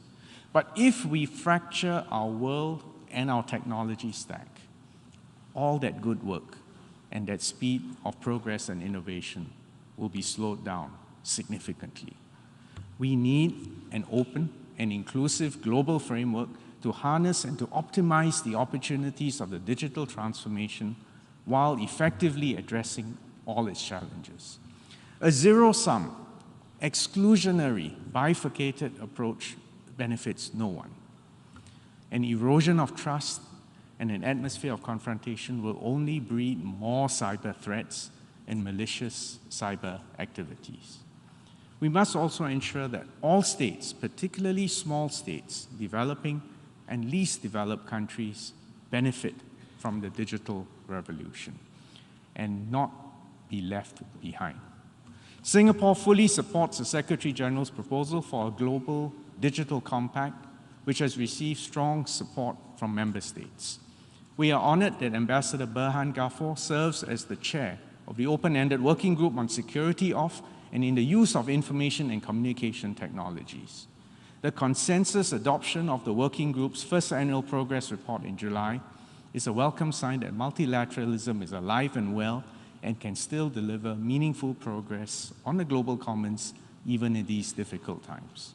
Mr. President, Excellencies, to conclude, this is a moment where multilateralism must be defended and fortified.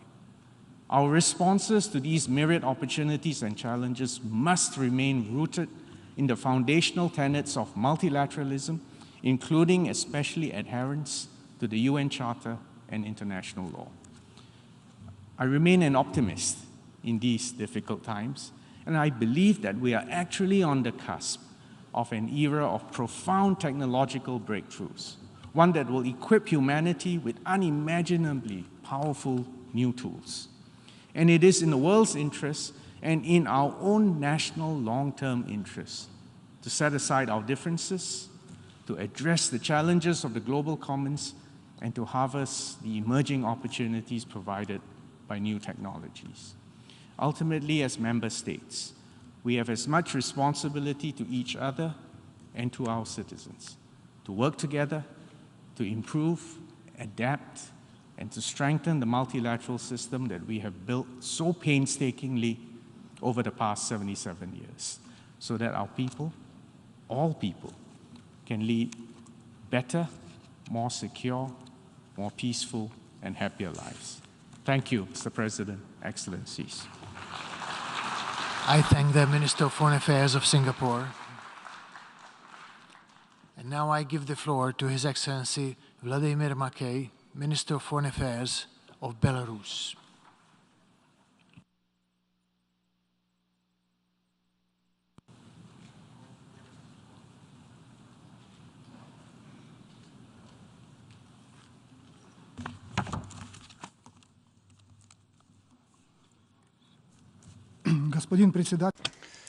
Mr. President, ladies and gentlemen, for more than 6 months, the world has been living in the shadow of the conflict in Ukraine. It has affected very many people on the planet.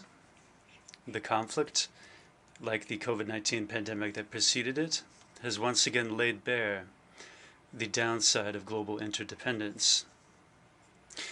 This session provides a unique opportunity to take stock of this situation. Let us be honest and unbiased in answering 2 questions. The answers to them, as well as the ensuing necessary steps to take, is what all people around the globe expect from us, the UN member states. First, what were the root causes of the conflict in Ukraine? Second, what needs to be done to stop that conflict and prevent anything similar from recurring? Mr. President, we are convinced that the conflict in Ukraine stems from a wider geopolitical chaos. Its causes must be sought in the events that took place 30 years ago. History teaches us that epoch-making wars that end with unfair and humiliating peace terms contain the seeds of future conflicts.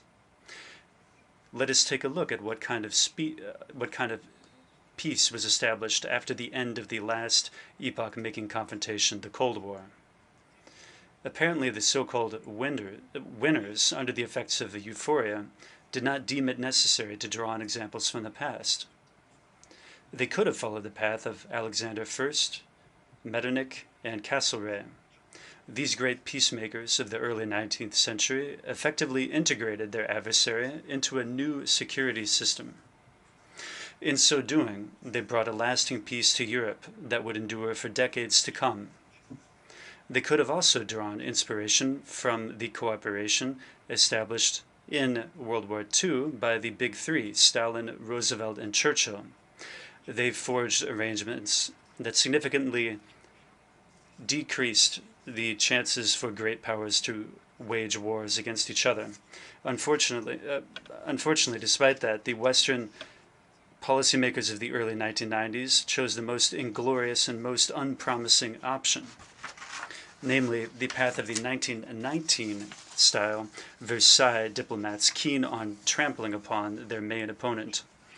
To begin with, the Cold War ended not even with an official treaty, but with some sort of gentlemen's agreements and declarations. Subsequent events revealed that these arrangements were not respected by the winning side. In fact, the arrangements were nothing more than a Versailles 2.0. The West selfishly offered the post-Soviet states only a single path, that of becoming its satellites. To cement that status, the West relied on the expansion of one of its key Cold War-era institutions, the military bloc of NATO. NATO expanded eastward. This happened despite the agreements achieved with the West, including agreements made with Soviet leaders. The West overlooked the legitimate security interests of both Russia and Belarus. In this regard, I wish to recall an outstanding American diplomat, George Kennan. His foreign policy prophecies are so much admired by Western policymakers. But why did they fail to heed another one of Kennan's famous warnings when, in 1996, Kennan condemned the expansion of NATO as a strategic mistake of potentially epic proportions? With its drive to enlarge NATO, the West has essentially trampled underfoot the indivisibility of security, which is a vital principle that says that one party must not seek to achieve its own security at the expense of that of other parties. This logic was understood very well in the negotiators in 1815 and 1945. But the world leaders in 1919 and in 1991 refused to consider it. NATO's involvement in the illegal wars in Yugoslavia, Iraq, Libya, and Syria, in addition to the alliance's attempts to encroach on some historical Eastern Slavic lands and others, made it a foregone conclusion that Versailles 2.0 would suffer the fate of the first Versailles. Therefore, the ongoing bloodshed in Ukraine is something that the collective West fully bears the blame for. It was precisely the West that made this conflict inevitable, not only through its decision to expand NATO, but also by its refusal to consider the proposals of its opponents. And there were such proposals, after all. The question arises, what should be done? Indeed, in 2009, Russia invited all interested parties to sign a new European Security Treaty. This treaty would, in essence, de jure, conclude the Cold War. The West rejected that proposal. In 2017, it was the president of Belarus, Alexander Lukashenko, who came up with the initiative of holding a global security dialogue. He proposed Minsk as a venue for negotiations. The opponents ignored this initiative as well. In December of last year, the Russian Federation made yet another attempt to reach an agreement with the West on the matter of European security. As before, the West remained deaf to the new Russian proposal. What explains this rejectionist stance by the West? The key problem is that there is an ongoing clash at the global level, a clash of two incompatible visions of the world order, namely the concentric and the polycentric visions. The West wants to establish a concentric or a unipolar world. It is a world ruled from one center and subordinated to the interests of a Western hegemon. Most other countries wish to create a polycentric or multipolar world with no single center of control, in which no one imposes its visions, interests, or values on anyone else. The West dominated the world over the last 5 centuries and believes that it can continue this indefinitely.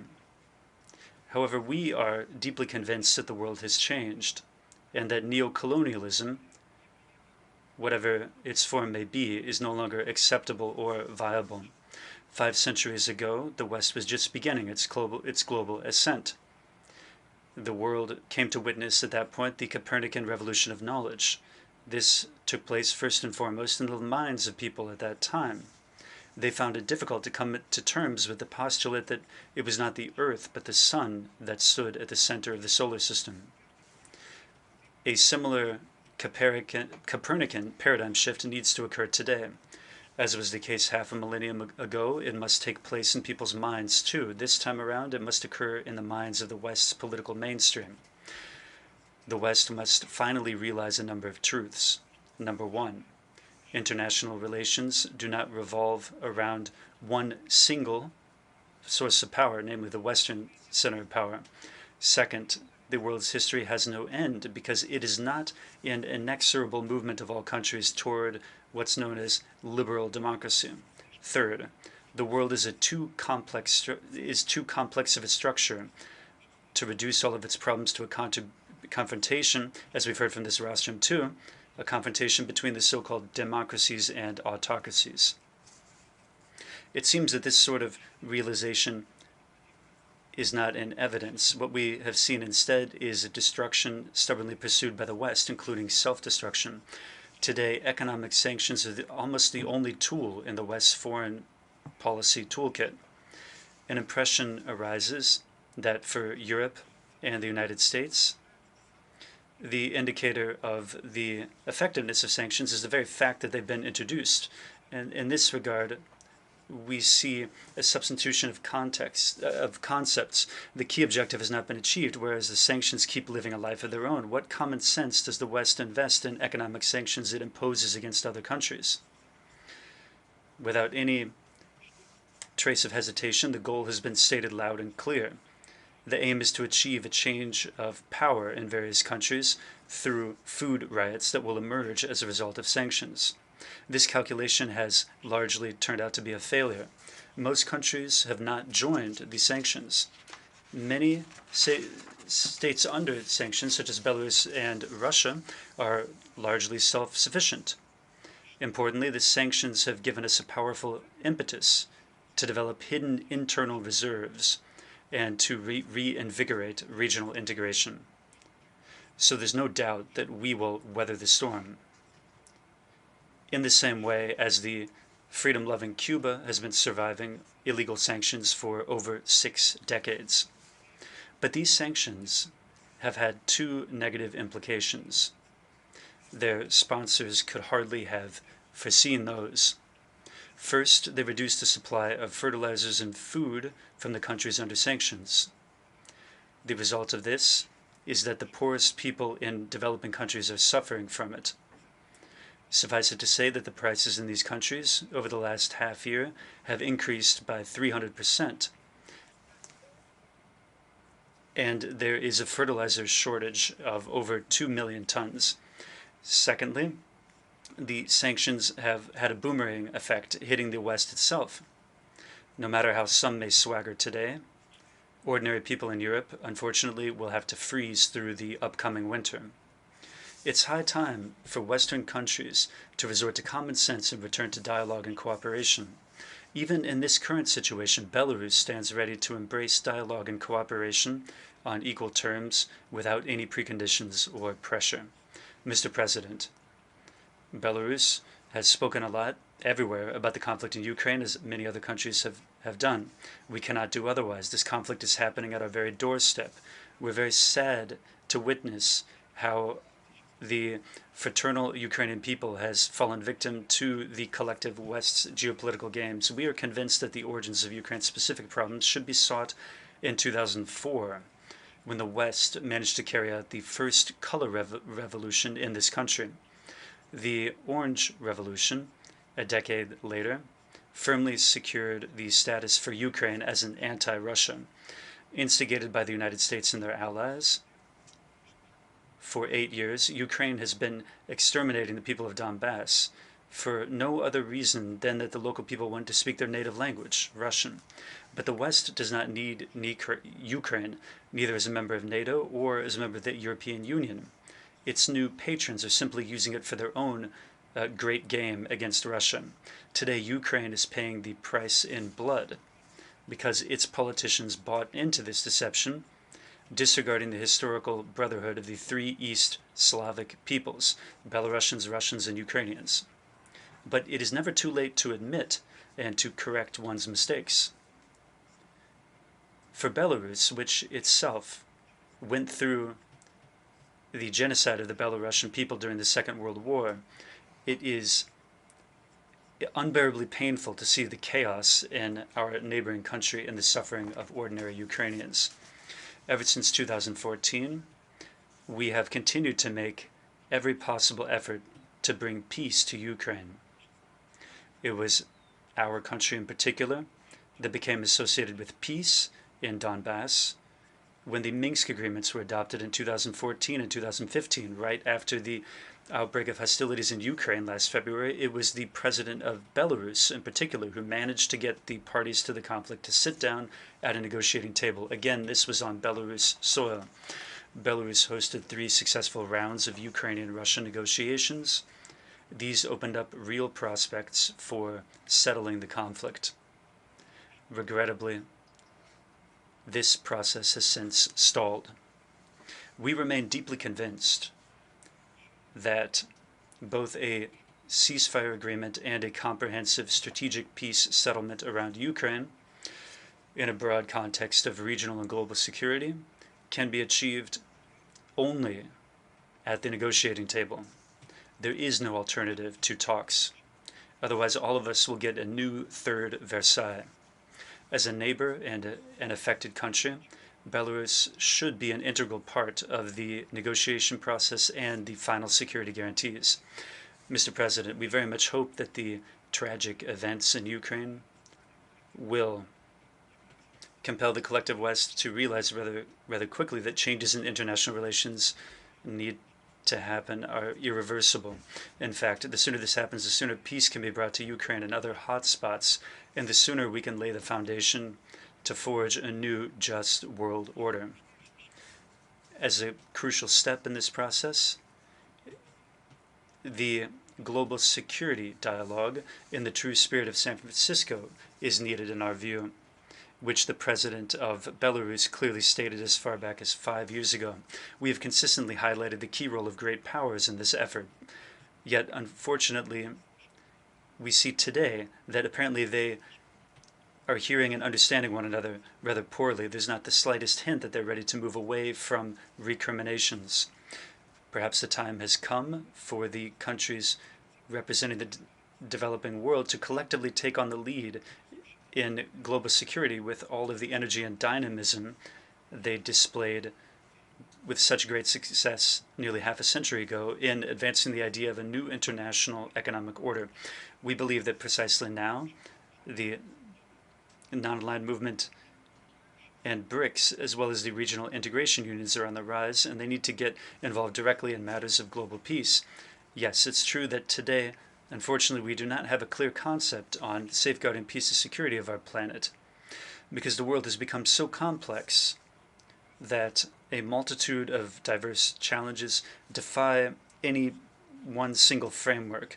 What is more, the mechanisms for neutralizing these global challenges that were put in place in the context of the preceding geopolitical realities are lagging behind or stalling altogether. The task facing humanity today is to ensure that our civilization moves toward a new multipolar world order without being destroyed.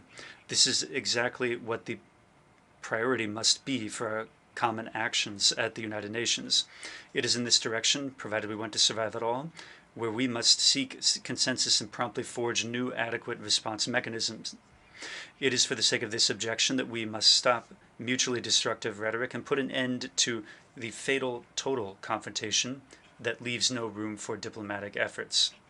But this can be done only by responsible world leaders who, to use the figurative expression of Henry Kissinger, have a sense of direction and mission.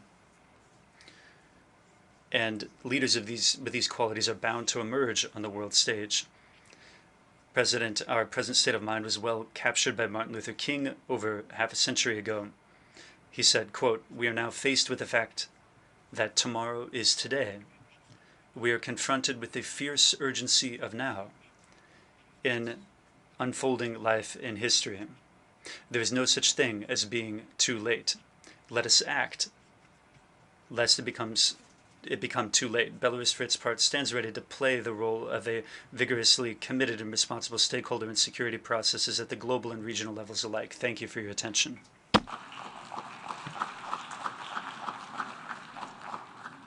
I thank the Minister for Foreign Affairs of Belarus.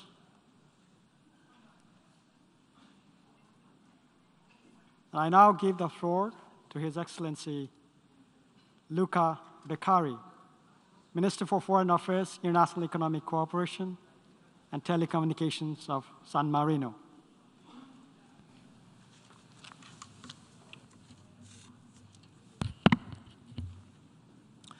Mr. President, Excellencies, ladies and gentlemen, on behalf of the government of the Republic of San Marino, I would like to congratulate His Excellency Csaba Kőrösi on his election as President of the 77th session of the United Nations General Assembly and to wish him a fruitful work. The Republic of San Marino supports the priority of your program and assure you, Mr. President, full cooperation in all work of the General Assembly. I would also like to extend my special thanks to Secretary General Antonio Guterres for his energy and determination in leading the United Nations this difficult and challenging time. Mr. President, I'm grateful for the team chosen for this section, a watershed moment, transformative solution to interlocking challenges. It gives Member States the opportunity to constructively contribute to the work of the General Assembly. The increasingly evident interrelationship among global challenges highlight the need for Member States, today more than ever, to work together to overcome difficulties. It is clear that there is a link between multilateralism and global challenges, the scope of which goes beyond the capacity of each individual state, even the most powerful or technologically advanced, to face them on its own. Preserving the value of multilateralism and international cooperation, which underpin the United Nations Charter and Agenda 2030, for Sustainable Development is of fundamental importance for promoting and supporting peace and security, development, and human rights. The Republic of San Marino considers it essential to continue to reaffirm its collective commitment to multilateralism, in particular in the framework of the General Assembly, as the most representative body of the United Nations on account of its deeply democratic nature, universal participation, and undisputed legitimacy. However, multilateralism cannot be more a statement of collective intention, but it must translate into concrete action to improve people's lives and leave nobody behind.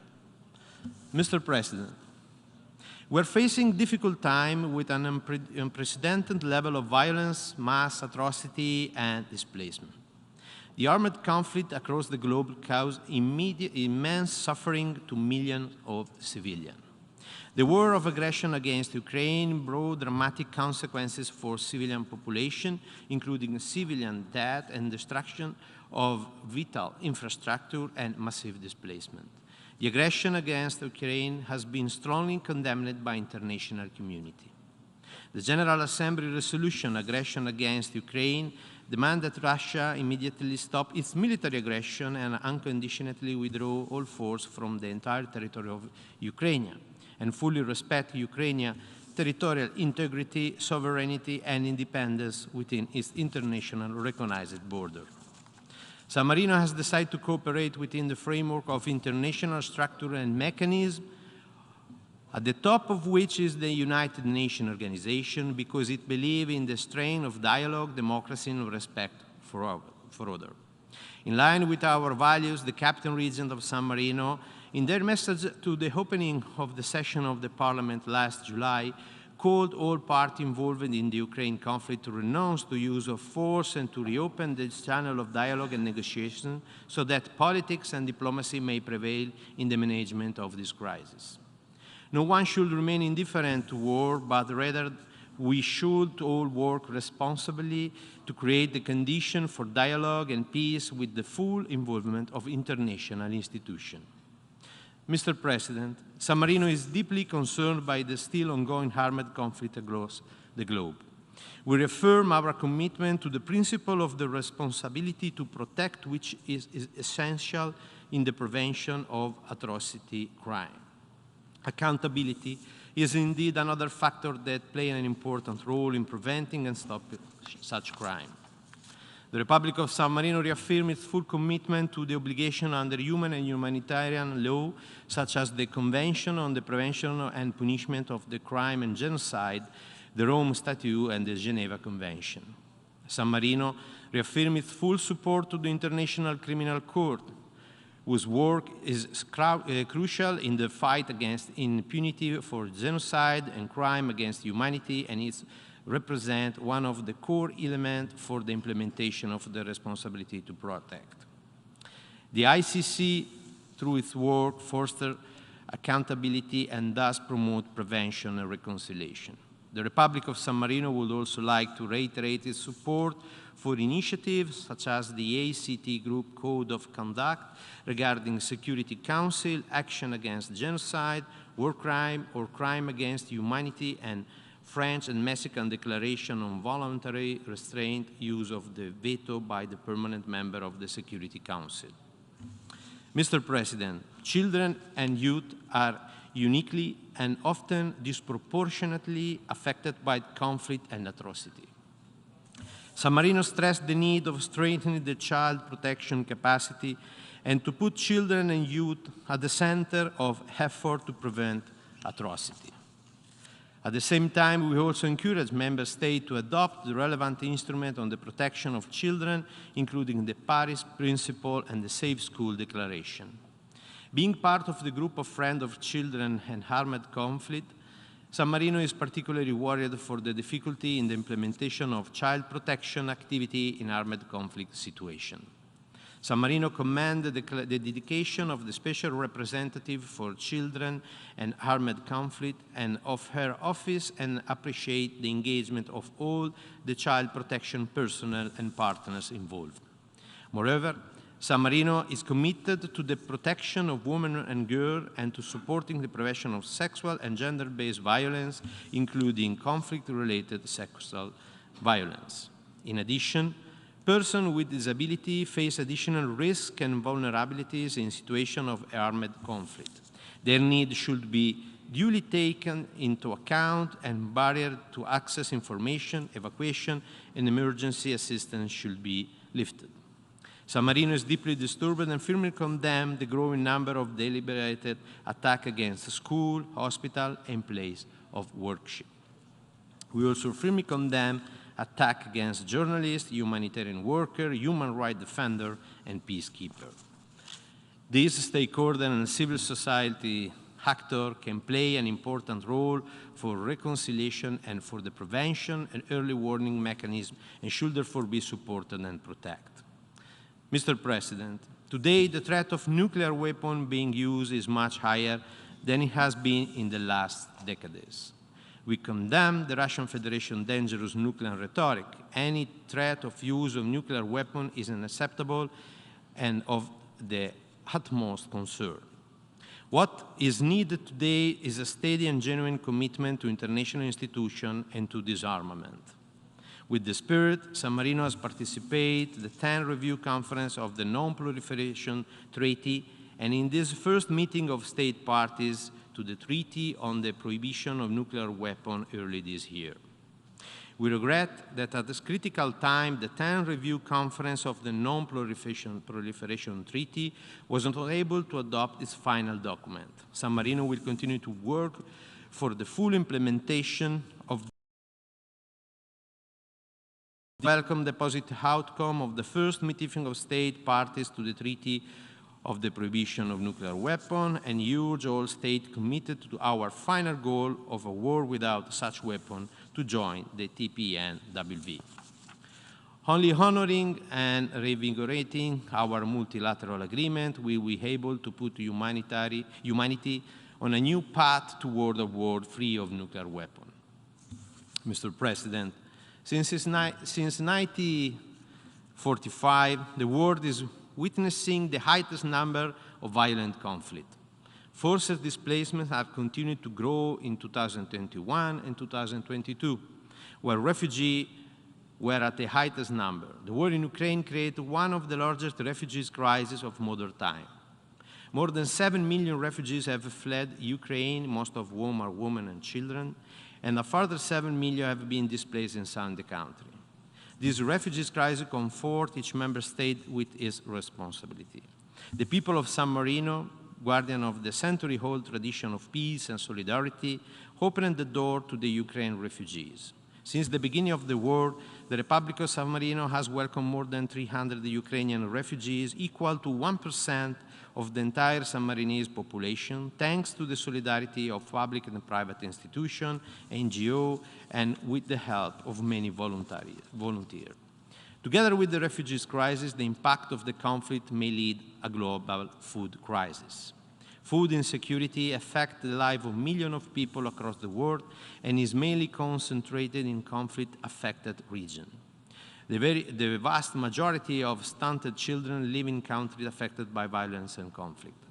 Armed conflict displaces farmers and can destroy agricultural assets and food stock. Furthermore, they disrupt market and a vital service for the food system. The ongoing war in Ukraine is disrupting supply chain and further affecting price of grain, fertilizer, and energy. In the first half of 2022, this caused further food price increase. A report by the State of Food Security and Nutrition in the World 2022, the number of people unable to afford a healthy diet around the world rose by 112 million to almost 3.1 billion, reflecting the impact of rising consumer food price during the pandemic. The COVID-19 pandemic has further expanded the fragilities in our agri-food system, and the inequality in our society increased war, hunger, and severe food insecurity. At the same time, we also should not underestimate the effect of climate change and climate disaster in aggravating food insecurity. For all these reasons, It is extremely important to keep food security on our agenda and to continue to incentivize sustainable production, supply and consumption of nutritious food in order to make healthy diets less costly and more affordable for all. Moreover, as promoter of the resolution which established the 29th of September as International Day of Awareness of Food Loss and Waste, San Marino firmly believes that the fight against food loss and waste will contribute to promote food security and welcome all the initiatives aiming at developing awareness in such responsible behavior. Mr. President, it is widely acknowledged that the COVID-19 crisis had a negative impact on global effort to realize the Sustainable Development Goal. At the end of 2021, the deaths caused by COVID-19 were nearly 15 million. With the overwhelming of the global health system and the disruption of many essential health services, the pandemic undermined years of progress fighting other diseases, in particular in developing countries. Compared with the pre-pandemic level, an additional 75 million to 95 million people will live in extreme poverty in 2022. Billions of children significantly missed out on schooling, and over 100 million more children fell below the minimum reading proficiency level. Despite some encouraging signs, the global economy recovery struggled to grow to the COVID-19 variants and continued vaccine inequity, together with rising inflation, major supply chain disruption, policy uncertainties, and unsustainable debt in developing countries. The impact of climate change continues to be felt across the world. COVID-19 further delayed the urgently needed transition to green economies. Demand for coal, oil, and gas rebounded with an economy in 2021 and will bring over the current decade an increase of global emission by almost 14%. If current trend continued, the Earth could lose this natural wealth of its ecosystem, which would in turn jeopardize global food security, water supply, and livelihood. Mr. President, the interconnection of the global crisis, COVID-19 pandemic, the climate change, the armed conflict across the globe put at great risk the achievement of the SDG by 2030. As the Secretary General called for in our common agenda, a renewed commitment to international cooperation is needed, but the United Nations must adapt quickly to the new global challenges in order to be more effective in carrying out its mandate. Action because they are crucial to future world sustainability and maintenance of international peace and security. We believe that Security Council reform should be an objective of all member states. This reform goal can be achieved only through a continuous dialogue among the states and the awareness that overcoming the respective initial position is essential to negotiate the broadest agreement possible. In conclusion, Mr. President, a stronger multilateralism is essential if we want to build fair, just, and peaceful society, where young people can live in dignity, women can have same opportunities as men, and where all minority and vulnerable groups are protected.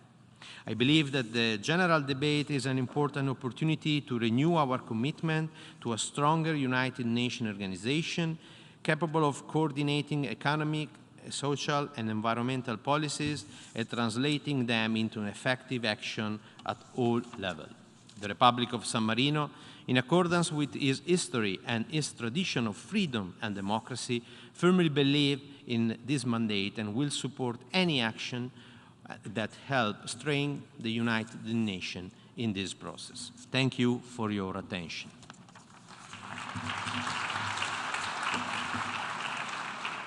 I thank the Minister for Foreign Affairs, International Economic Cooperation and Telecommunications of San Marino.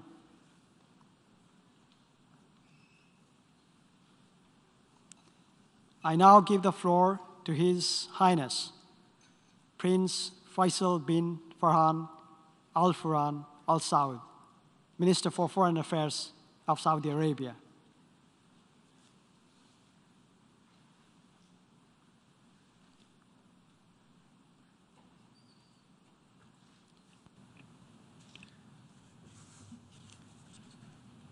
Bismillah ar-Rahman ar-Rahim. In the name of God, the merciful, the compassionate, Majesties, Excellencies, President of the General Assembly, Secretary General, ladies and gentlemen, may the peace of God be upon you all. At the beginning of my statement, I would like to congratulate Mr. Chaba Kairoshi on his election to be President of the 77th session of the General Assembly. We wish you every success. I would like to thank Mr. Abdullah Shahid for his efforts during his presidency of the past presidency. And I would like to also welcome the well-advised efforts of the Secretary General of the United Nations in order to optimize United Nations action to achieve the goals of the Charter. The Kingdom of Saudi Arabia reaffirms its attachment to the UN Charter and our constant support for the rules of international law aimed at preserving international peace and security, and to cooperate on the basis of mutual respect and respecting the sovereignty of states through peaceful means, and to abstain from threatening force or using force. My country participated in the building of the United Nations. We were there for the Charter of San Francisco, based on the teachings of our Islamic religion and our Arab traditions that are about justice, favor, peace and dialogue.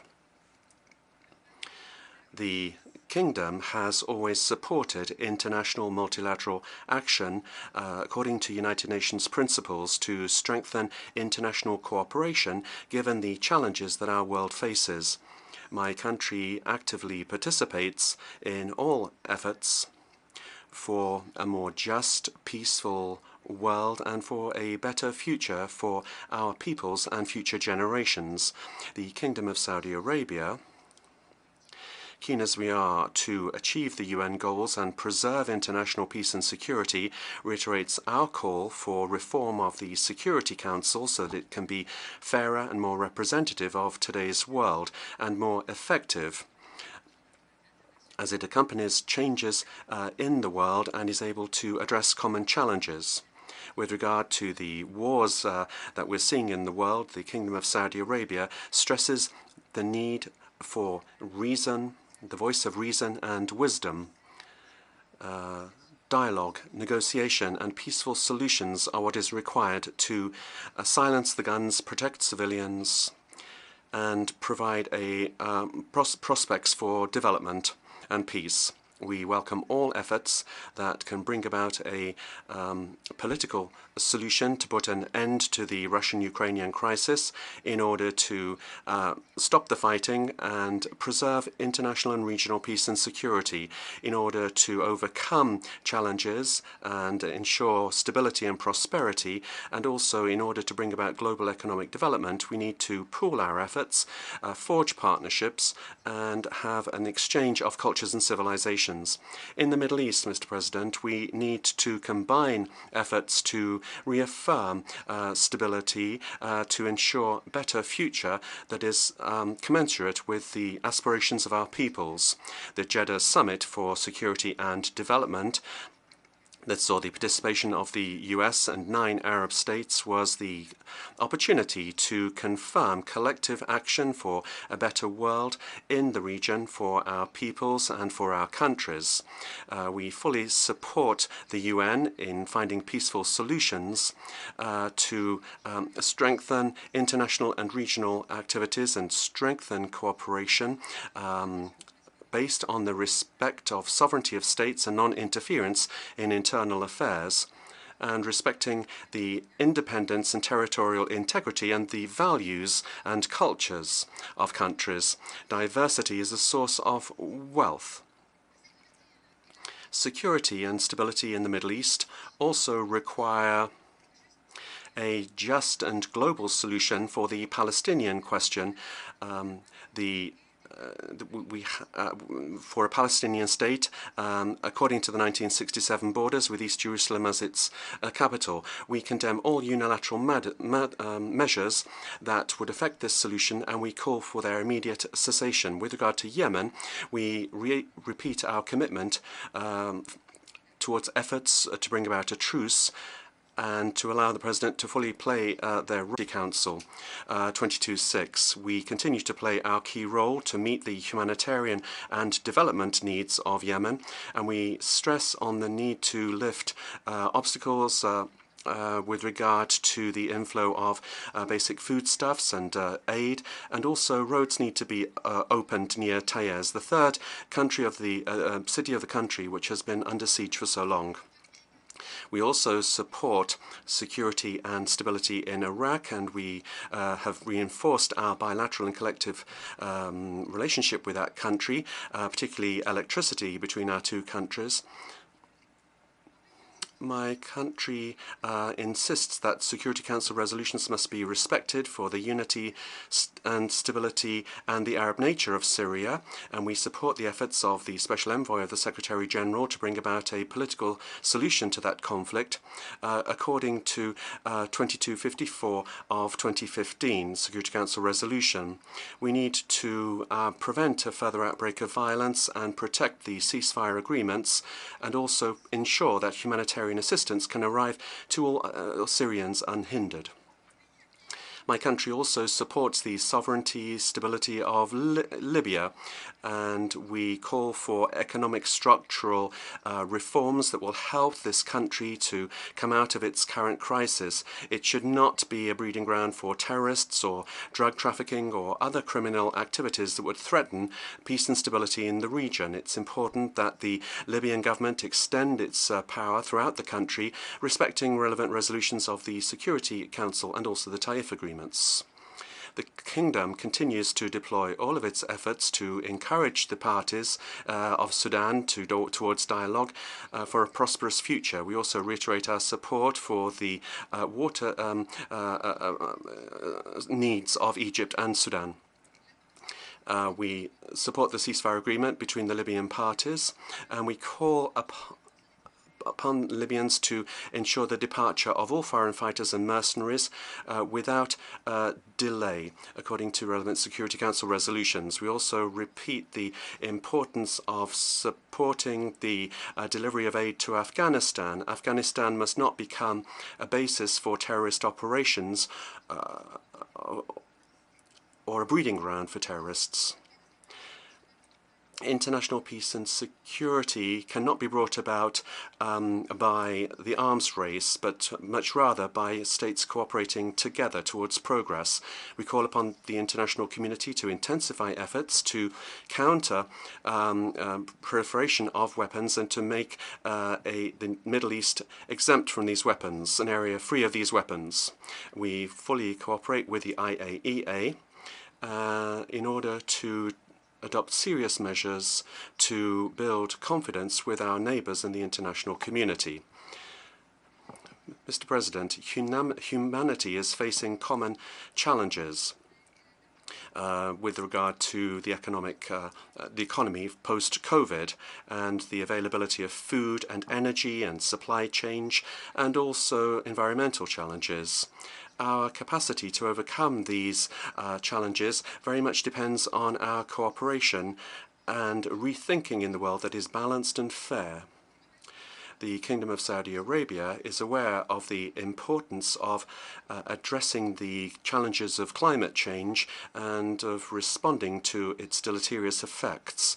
And here we attach particular importance and make great contributions to the Paris Agreement on climate change, and we believe in a gradual and responsible change towards diversified energy sources that are more sustainable. Achieving these goals requires everyone's participation, bearing in mind the different circumstances nationally and regionally, as well as the different socio-economic situations of countries and the world energy situation and everyone's access to that energy. In order to reaffirm our pioneer role in the area of sustainability, we launched a green initiative in the region, and we've announced ambitious goals to diversify sources of energy and to optimize consumption and production. We've also launched initiatives to protect the environment, protect green areas, and reduce emissions annually by 2030 and achieve carbon neutrality by 2060 through the circular carbon economy and in accordance with the development plan of the Kingdom. My country is also aware that we need to support the world economy by contributing to a balance on the energy markets. We need to invest in fossil fuels and clean energy in future decades in order to meet the growing international needs and to meet the needs of consumers and producers to avoid the negative consequences of unrealistic policies aimed at excluding the main source of energy that would have negative consequences on world supply chains, on inflation, particularly energy prices, on unemployment, and would have other security and socioeconomic slow down the security, the painful effects, and to achieve the SDGs in 2030, we plan to eradicate poverty. To do that, we need to facilitate the export of cereals and other food because the price of food is increasing and that is risking famine. My country contributes greatly to this aspect, and the total assistance in agricultural aid is now 2.8 billion US dollars.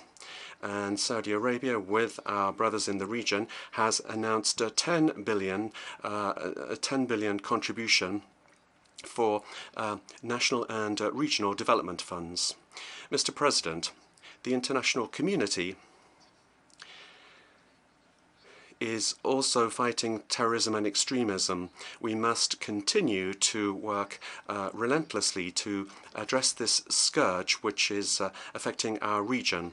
The international community must show itself firm with states that support terrorism and extremism and that attempt to use their extremist ideology to expand and to destroy. The Kingdom is continuing its efforts for progress and development to protect the future of our population and strengthen the abilities of men and women to innovate and to be open to dialogue and tolerance. My country attaches great importance to human rights with explicit texts to protect those rights. My country has also announced legislation for 2030 with regard to better practices and international standards aligned with With regard to this future ambitious vision, my country is a candidate for hosting Expo 2030. An air of change. If we succeed in that candidacy, we would like to make this exhibition closer to the idea for which it was created, namely technology and the future. We thank the countries that have supported us in our candidacy. In conclusion, we hope that our efforts will make it possible to get across our message to the world in a spirit of partnership and respect for a better world and humanity in its entirety. May the peace of God be upon you. Thank you. I thank the Minister for Foreign Affairs of Saudi Arabia.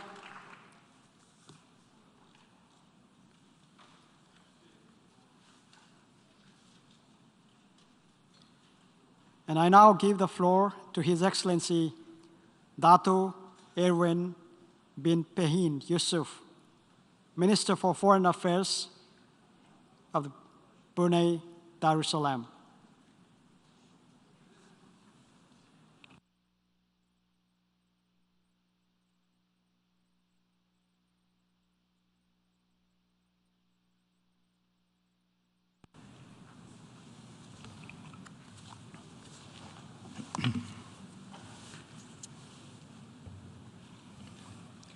Bismillahir Rahmanir Rahim. Mr. President, Mr. Secretary General, Excellencies, ladies and gentlemen, Assalamu alaikum wa rahmatullahi wa barakatuh. Peace be upon you all and a good afternoon. I have the great honor to convey the warm regards of His Majesty Sultan Haji Hassan al-Bolkiah, Muizzuddin wa Daulah, Sultan and Yang di-Pertuan of Brunei Darussalam to this year's August General Assembly. At the outset, I would also like to congratulate His Excellency Chaba Korosi for assuming the presidency of the 77th session of this Assembly. Also, our deep appreciation to His Excellency Abdullah Shahid for his contributions and efforts in bringing multilateralism, which is an important and fundamental principle of our work at the United Nations, to the forefront during his presidency.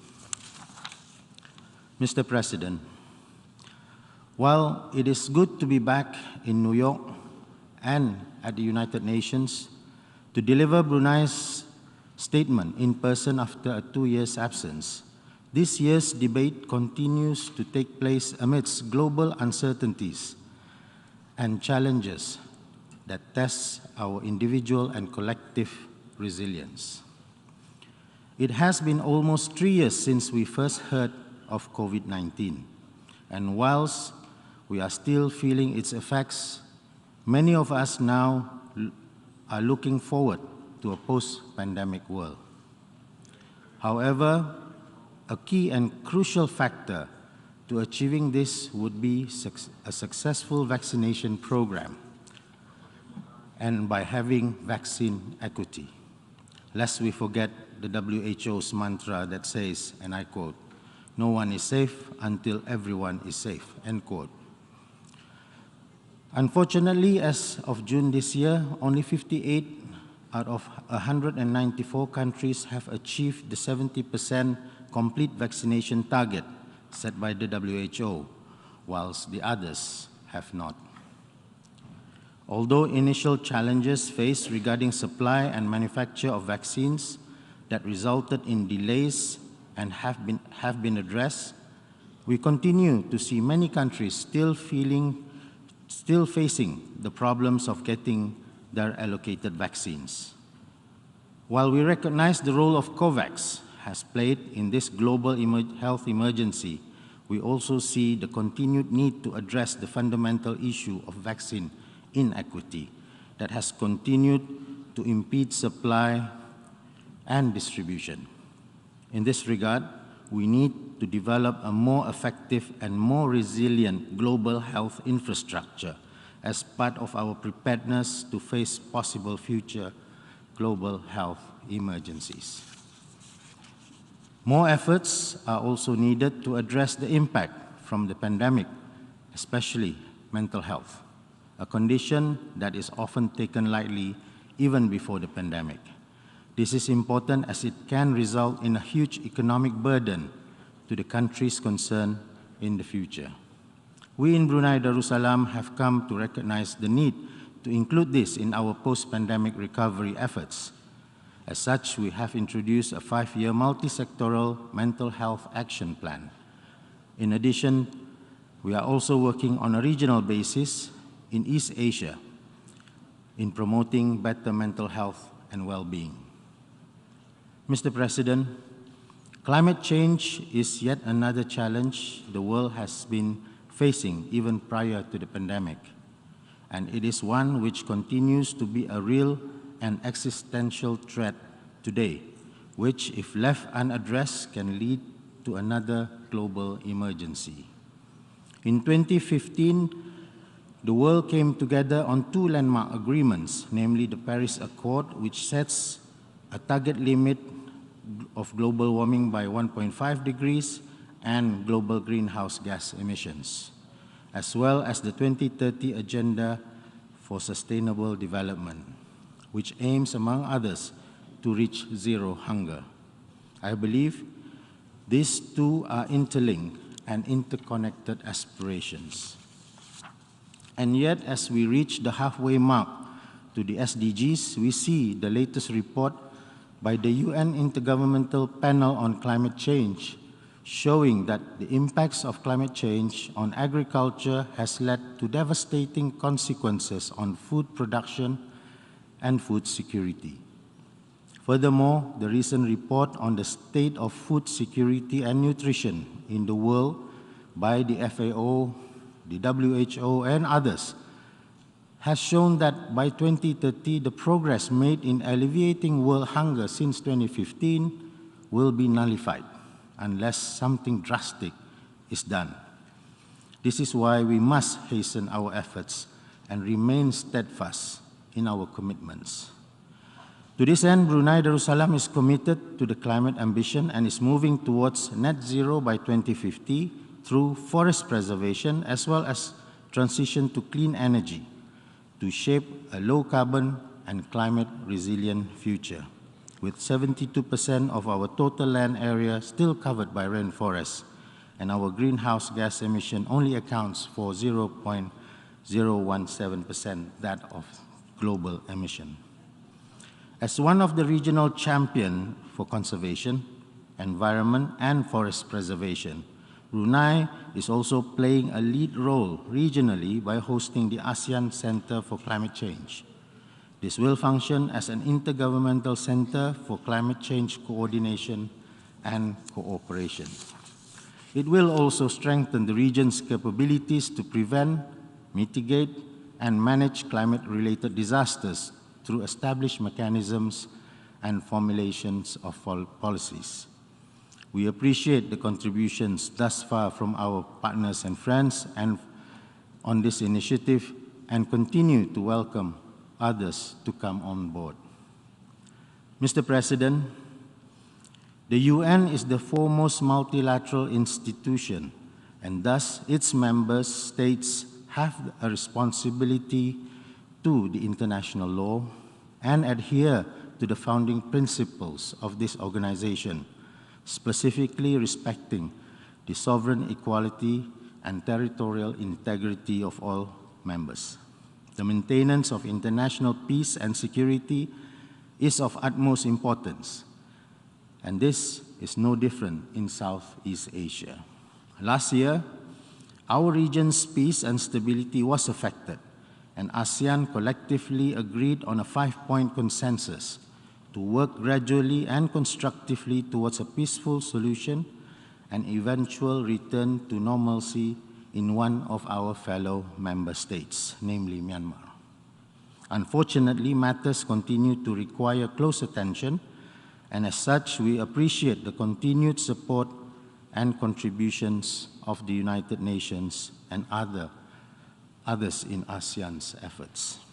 On a similar note, the current conflict in Europe has also brought about global concerns, leading member states to unanimously adopt a resolution that ensures accountability of the Security Council. It is, however, disappointing that the same attention and regard has not been given to solving other areas of conflict, particularly on the question of Palestine. We need to ensure the same amount of attention and consideration be given to conflicts wherever they are, particularly where territorial integrity and sovereignty has been violated. Therefore, the international community must remain resolute in their commitment to safeguarding the two-state solution towards achieving an independent state of Palestine based on the pre-1967 borders with East Jerusalem as its capital. Mr. President, in conclusion, let me say that as we continue to address the concerns of the world in pre- and post-crisis terms, it is clear what these watershed moments in our collective history are. It should not deepen division among us. It should not entrench us in our differences, and it should not lead us to serve only ourselves. However, it should, in these final years of the SDG, make us come together and uphold the spirit of multilateralism that would transform us into a better and more resilient United Nations. Thank you, Mr. President.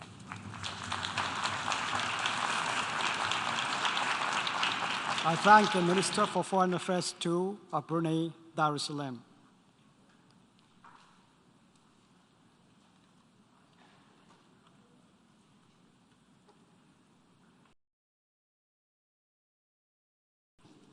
Ali Sabri, Minister for Foreign Affairs of Sri Lanka.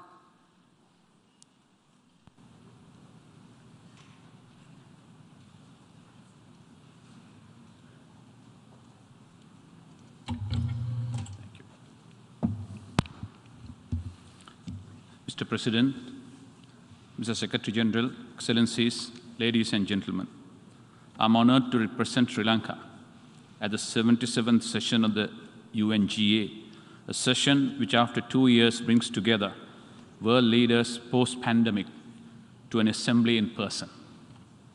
Permit me the honor of congratulating His Excellency Sabah Korosi on being elected President of the current session. Mr. President, Sri Lanka looks forward to working closely with you and your team in the years ahead. May I also convey our appreciation to His Excellency Abdullah Shahid of the Maldives for his excellent stewardship on the 76th session. As a close friend and neighbor of Maldives, we express particular appreciation for his presidency of hope that gave us renewed optimism and vigor. Building on this, we move to the vision of our new PGA of finding solution through solidarity, sustainability, and science. Mr. President, 77 years ago, when the battlefield of the Second World War was silent, but its horrors reverberated around the globe, a new world order emerged out of the remains of the old one. And that new world order was manifested by the Charter of the United Nations, developed by 50 nations at the San Francisco Conference. The United Nations is a table where every state can sit down, a forum where everyone can be heard and where everyone is equally important. This is the concept of multilateralism, and this is a fundamental political principle of diplomacy. It is said that multilateral diplomacy is similar to gardening. You plant, you wait, you sow the seeds, you wait, you trim, and you harvest at some point. In multilateralism, we talk to each other. We develop a relationship of trust and confidence. And if something was to come up, you have a base to work with. Excellencies, the world is facing a multiplicity of complex, interlocking challenges. The far-reaching effects of the pandemic have been further exacerbated by the current global crisis. These vulnerabilities have been aggravated by the devastating consequences of what the Secretary General has referred to as five-alarm global fire, which has resulted inter alia in the triple planetary crisis of climate change, biodiversity loss, and rising pollution. We are, in addition, witnessing extreme weather patterns resulting in loss of life, property, and habitat, involuntary human displacement, and an accompanying food and energy crisis. Mr. President, it is not difficult to imagine that these trends lead to deepening inequalities both within and between states. Developing countries and their economies are at extreme risk, with the government facing debt default and financial collapse due to the lack of access to adequate capital, while people face rising poverty, unemployment, and hunger. As a consequence, nutrition levels, especially among the children, are being affected, and their education and intellectual advancement disrupted. Despite our best efforts, our collective ability to realize the Sustainable Development Goals, or even to sustain the gains already achieved, is becoming increasingly difficult. Mr. President, It is against this challenging global backdrop. The significant changes have taken place in Sri Lanka since the last UNGA. The external and internal challenges we face provide an opportunity for implementing political, social, and economic reform that will lead to recovery and prosperity for our people. Sri Lanka believes that this is the moment to realize our collective vision for the future, an opportunity to build a more just, sustainable, and prosperous future for all Sri Lankans, to build back better. We look forward to the cooperation and support of the international community, including the United Nations, as we embark on this journey. Following prolonged social unrest and protests in the country, President Ranil Wickremesinghe, in his maiden speech in Parliament last month, stated, I quote, "I will implement social and political reforms requested by the nation," unquote. These measures include a review of the present procedures, the strengthening of the institutional framework of democratic governance, and adoption of urgent measures to restore long-term economic stability. We have understood that this will only be possible if we engage in a strict adherence to fiscal discipline and far-reaching economic and institutional reforms. Mr. President, we are committed to that process. It is envisaged that through the proposed legislative and constitutional amendment, democratic governance will be reinforced with independent oversight institutions as well as with enhanced public scrutiny. Legal and administrative frameworks are being strengthened to ensure transparency, integrity, accountability, and inclusivity in providing access to justice. A greater participation of women and youth will be ensured in this process. Mr. President, we remain cognizant of and acutely sensitive to the events that have taken place in the recent past. The government is extremely sensitive to the socio-economic hardship faced by our people. We are pleased to have reached a staff-level understanding with the IMF. We have put in place measures to protect the vulnerable segment of society and will endeavor to ensure that these economic reforms will have a minimum impact on their lives. Our institutions and society have demonstrated remarkable resilience in the face of very difficult circumstances. We unconditionally recognize the fact that one has the fundamental right to freedom of expression, which we all treat as sacrosanct. However, we also be appreciated that this freedom must be within the constitutional order and must be exercised having regard to one's fundamental duty to express oneself within the confines of the law. Mr. President, I am pleased to inform this August Assembly that Sri Lanka's nationwide strategy in containing the human health impact of the COVID-19 has been largely successful as a result of proactive and non-discriminatory measures by the government and the effective delivery capabilities of our strong healthcare infrastructure. Our vaccination drive exceeded WHO targets. However, as a developing country, we were highly vulnerable to the economic fallout of the pandemic. The virus has opened a window to the future, which we must exploit, highlighting the importance of multilateral cooperation through global health networks. Mr. President, permit me to briefly turn to the aspect of climate change. As a climate-vulnerable country, climate change has had the potential to adversely impact the Sri Lanka's socio-economic progress as well as the food security and livelihoods. Sri Lanka has pledged to meet the targets of Paris Agreement and our updated national determined contribution submitted to the UNFCCC last year with the aim of reducing emissions to achieve carbon neutrality by 2050. We firmly believe that these commitments should not adversely impact the green economic development objectives. We also appreciate that meeting NDC targets and executing the corresponding energy transition towards renewable and sustainable energy and energy efficiency measures will require significant climate financing. Mr. President, you will appreciate that we cannot do this alone.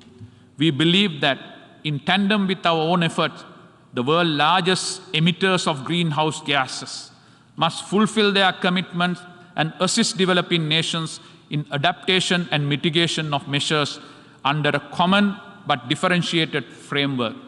We need to work towards a just, sustainable, resilient and inclusive recovery from the adverse impact of climate change and the energy transition. Turning to the ocean, Mr. President, you will appreciate that as an island nation, we are acutely concerned about and sensitive to the impact of pollution and climate change on the oceans. With rapid pressure on land resources, the world is turning towards the ocean for sustenance, not only for food security, but also as a source of raw material for industry and energy.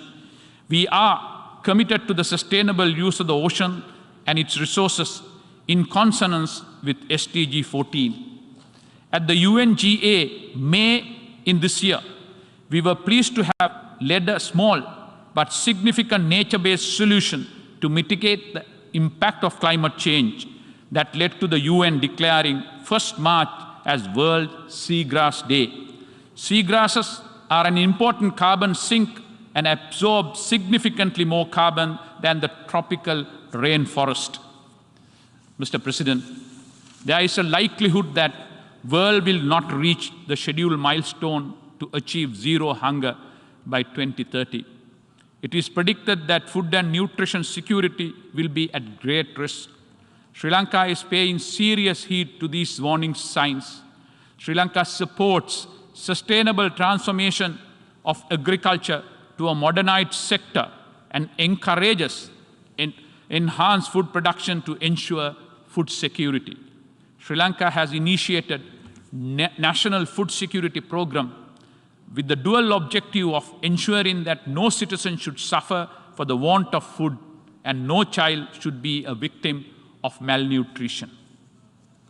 Adequate nutrition is a sine qua non and vital to ensure that children of all socio-economic backgrounds can enjoy good health. The provision of the quality education and health care for all is at the core of Sri Lanka's social protection policies and provided the foundation upon which Sri Lanka was able to mitigate the effects of global learning crisis during the COVID-19 pandemic. Rapid conversions to digital system of delivery of education threatened universal access. Participation and survival in the education system, especially in the children of low-income households. Sri Lanka aims to bridge the digital divide and ensure that no child will be left behind. Mr. President, despite severe challenges, we will endeavor to maintain the significant progress we have made towards achieving 2030 Agenda on Sustainable Development. Our efforts have placed us in a leading position in the Asia-Pacific region for SDG data availability, thus enhancing Sri Lanka's capacity for evidence-informed policymaking for SDGs in future. We recognize that investment in human capital is an indispensable essential for the future of our country. It is no surprise, Mr. President, Sri Lanka is ranked in the high human development category, occupying rank 73 out of 191 countries globally and is the highest in the region. Having said that, we are nonetheless concerned that the current challenges have disrupted progress. The UN Secretary General has in a serious warning made reference to rescuing the Sustainable Development Goals. This warning is followed by an observation by the UNDP that for the first time in 32 years, the Human Development Index has declined globally for 2 years consecutively. Mr. President, let me say a word about global security. Geopolitical tension among nations have heightened creating insecurity and polarization among states. Agreed framework for arms control, non-proliferation, and disarmament have become fragile. At the 10th Review Conference of the NPT concluded recently, which remains the centerpiece of global nuclear disarmament and non-proliferation regime, we were regrettably unable to arrive once again at a consensus outcome. While we address contemporary challenges, Mr. President, we must not forget the lingering issue of Palestine.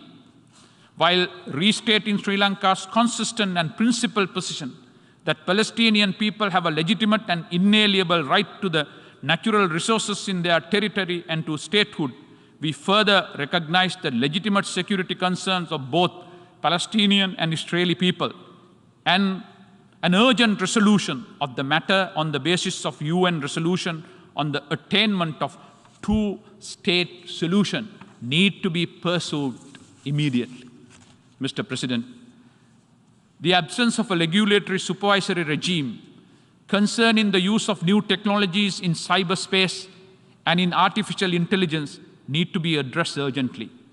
Their ability to cause large-scale disruption, disinformation, and undermine the scientifically established finding is of a real concern, a danger we all face. Sri Lanka, which is implementing the nation's first information and cybersecurity strategy, has identified the importance of establishing a partnership-based approach to protect cyberspace in order to confront multinational cyber threats. Mr. President, I must make a brief reference to the scourge of terrorism. Sri Lanka was a victim of terrorism for several decades. Terrorist choice of targets, methods of financing, and radicalization, as well as the use of new technologies as weapons, has been constantly evolving. Legislative measures and law enforcement mechanisms must be put in place to counter radical ideologies leading to violent extremism and to curb the terrorist use and abuse the internet and social media platforms. At the same time, it is necessary to develop the critical thinking capacity of youth, strengthen community bonds, foster a sense of civic responsibility, and build community resilience to mitigate the effects and influences of violence extremist ideology leading to terrorism. Mr. President, as our contribution to maintaining international peace and security, Sri Lanka looks forward to enhancing our participation in UN peacekeeping operation with professional men and women to serve as UN peacekeepers. I take this opportunity to honor the thousands of men and women who, for decades, have helped countries navigate the difficult path from conflict to peace under the blue helmet.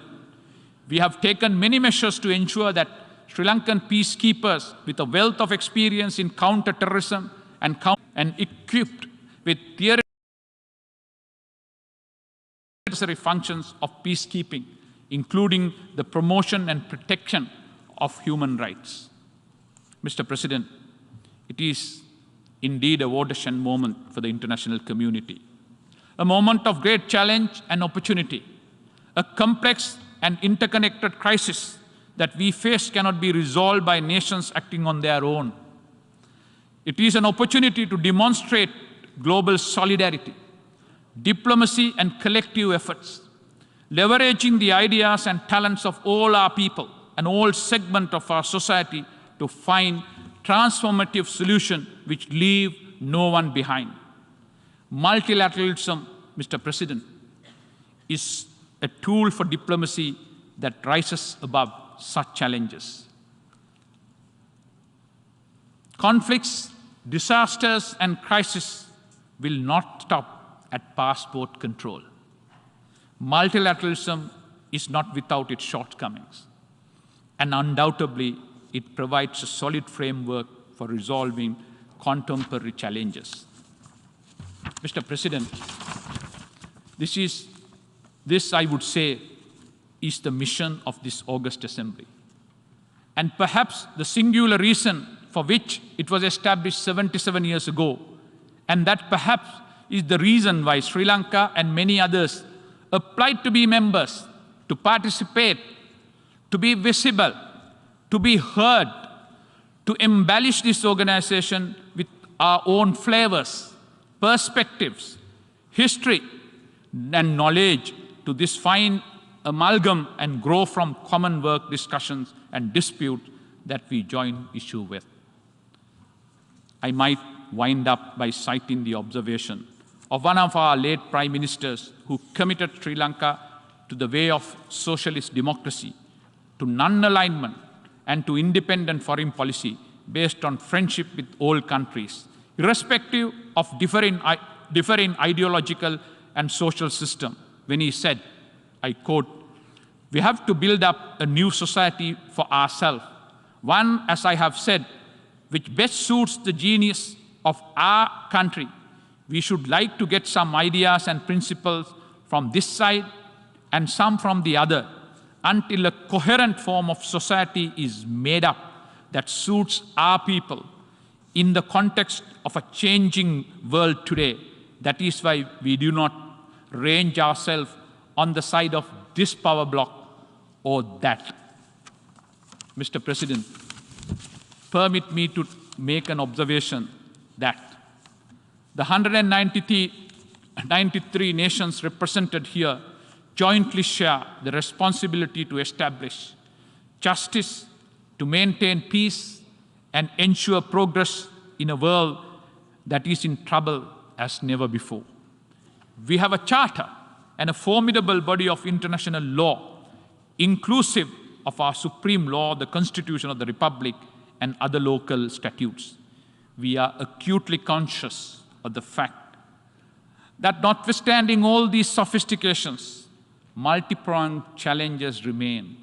The government of Sri Lanka is committed to overcome these challenges.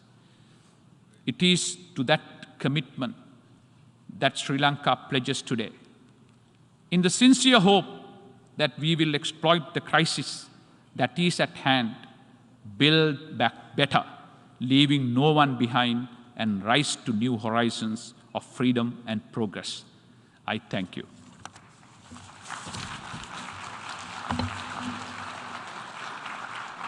I thank the Minister for Foreign Affairs of Sri Lanka. And I now give the floor to His Excellency Carlos Rafael Faria Tortosta, Minister of the People's Power for Foreign Affairs of the Bolivarian Republic of Venezuela.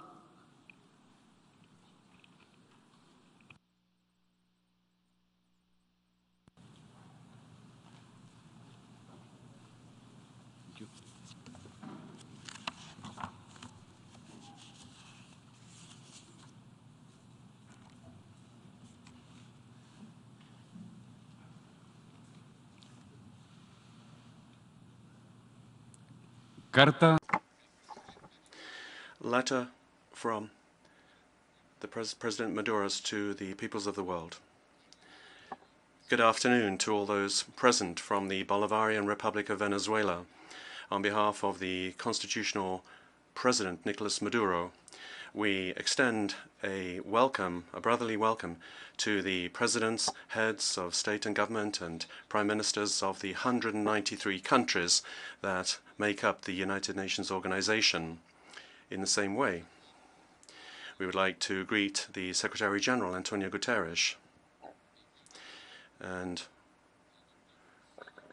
also Dr. Csaba Kőrösi, President of the General Assembly of the United Nations, and the other authorities present here at the 77th Annual General Assembly, and we wish you every success in this important exchange of ideas for timely and collective action to face our common problems.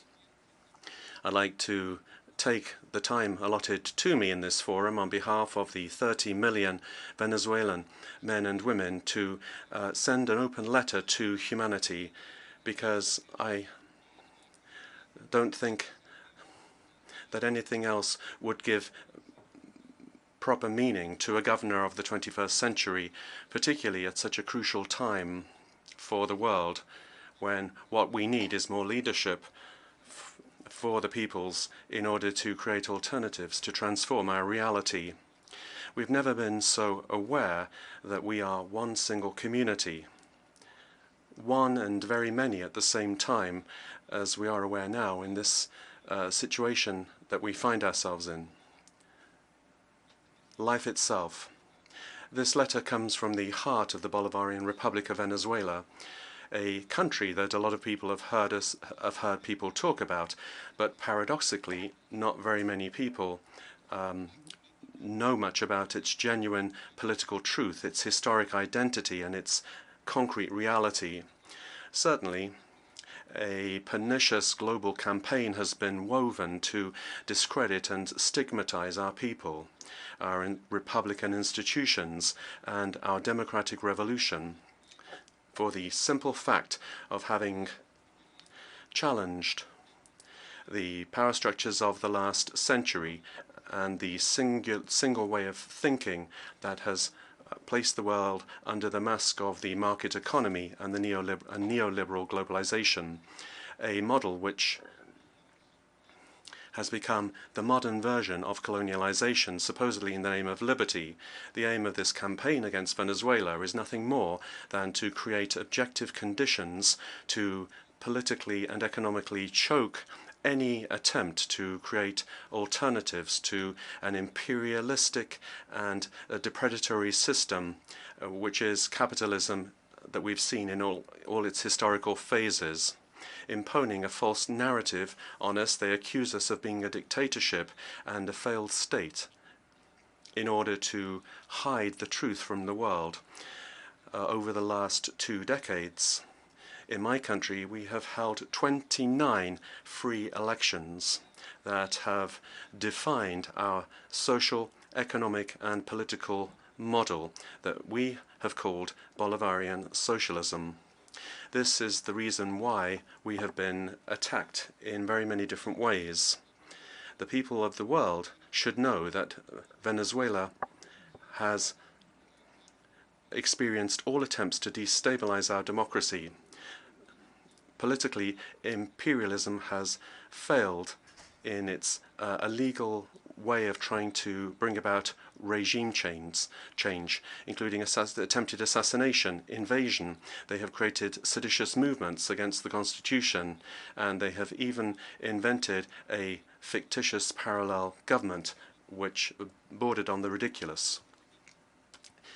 Economically, not many know that in this small but dignified country, applying to us are 913 illegal sanctions, which, in summary, prevent my people from buying and selling what they produce and what they need for their development and in order to enjoy our individual and collective existence. This specifically leads to suffering, to privation, and to systematic aggression that restricts the life and collective rights of my country, and that's why we must denounce these cruel measures as crimes against humanity. This economic war, the losses of which for my country exceed $150 billion over the last few years, increased during the most serious period of the pandemic, making it impossible for us to buy medical supplies, medicines, and vaccines.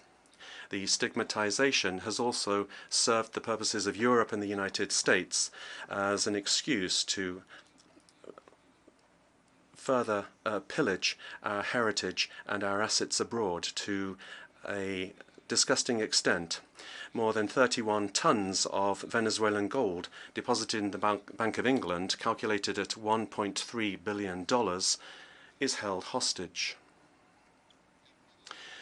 The robbery of the Citgo Petroleum Corporation company, valued at more than $10 billion in February, is another fact that is added to the $10 billion deposited in foreign banks that are illegally blocked. But these illegal sanctions have never been able to break the will of our people. But they have strengthened our awareness and our determination to be free. They have not taken us away from our path either towards social justice, even in the worst circumstances. Our model protects and prioritizes the individual and their social rights, access to housing, education, health, work and culture. This act of piracy against our homeland, nevertheless, has left deep wounds in society. Amongst them, forced migration that we hear about, but with political and propagandistic ends in the media. Nothing is said, however, about the 60% of the Venezuelan population that migrated, but that has voluntarily returned to their country, fleeing the conditions of slavery and exploitation, as well as the mistreatment and persecution that they have been subjected to in very many countries of the world. This also hides from the world the fact that the Venezuelan state is the only state that has a policy of repatriation through our airline Conviasa, which is consistently boycotted by illegal sanctions. We'd like to ask multilateral organizations what's happened to the millions of resources that were supposed to be there to help Venezuelan migrants. It would be useful to have some sort of accountability in order to explain the situation with regard to where this money has gone. In the same way, we call upon multilateral organizations to guarantee the rights of all migrants throughout the world, and we do this with the moral authority of being a country that for more than 100 years has been exercising good practices towards the migrant population. Along these lines, we would warn the peoples of the world about the outbreak of xenophobia and rejection of the poor, hate crimes and hate speech and general intolerance incubated by neo-fascist and neo-Nazi movements that find a home in ultra-conservative parties and governments of the far right. Humanity that is listening to us today needs to know that the most extreme conditions that we have mentioned here have not meant that our people have surrendered. On the contrary, we have built our path towards social peace, economic recovery, and the strengthening of democracy. We know ourselves very well what adversity is and the miracles that come from willingness and one's own efforts. We're working towards social peace, and we have implemented an economic plan to address the embargo, opening up new sources of wealth such as tourism, national industrialization, entrepreneurship, and farming development. For the first time in 120 years, we are producing 80% of what we consume. So we can affirm that we are able to pool our efforts together in order to face the great threats that are facing the world. We are one of the major global powers in the area of oil and gas production. Venezuela can and wants to be useful as a member of OPEC in this energy emergency that we have seen now for more than a decade, and which is very much affecting the system of prices and supply and having an impact on the poorest countries and also on the richest. The COVID-19 pandemic and the conflict between Ukraine and Russia is worsening the situation dramatically. But over and above this historic position of guaranteeing, as we are a very important producer in terms of energy balance, we are concerned by the impact of various global conflicts and how that affects food security. Venezuela has 30 million farmable hectares, and we are convinced that only by returning to sustainable agriculture will it be possible to overcome hunger and global poverty. We are making available our abilities in the firm conviction that we need to work actively in searching for global solutions. Undoubtedly, all nations are affected by various problems, each of them very complex and very serious, so much so that it's difficult to establish a hierarchy with those problems. But perhaps of all those problems, the most important one is that of global peace and security, today severely undermined by the events that all that have spoken before me have mentioned. Irrespective of ideological positions, we must agree on the need to give a priority to the re-establishment of the diplomatic path, political dialogue, over and above military confrontation. Humanity will not survive a world war. A nadie conviene. No, we will not survive a world war in any part of the world. For my country, a people that has never participated in an armed international conflict, there is no other path other than peace, justice, trust, and respect for international law. We therefore agree with the proposal of President Andrés Manuel López Obrador, who advocates for the creation of an international commission to facilitate sovereign dialogue between Russia and Ukraine. And we are there to facilitate this process. We reject all military provocations and economic sanctions that have been taken against Russia, as well as the hate campaign that has been launched against the Slavic people, because we believe these actions, rather than helping peace, incite the guns of war. In the eyes of my country, and I'm sure that a lot of peoples would agree with me, there are no good and bad wars. After the invasion by the United States of Afghanistan in 2001, trust was lost in the international community. What was being followed was imperialism and supremacism. We saw blood shed unnecessarily with impunity in Iraq, Yemen, Haiti, Somalia, Libya, and Syria, just to mention a few milestones in this shameless tragedy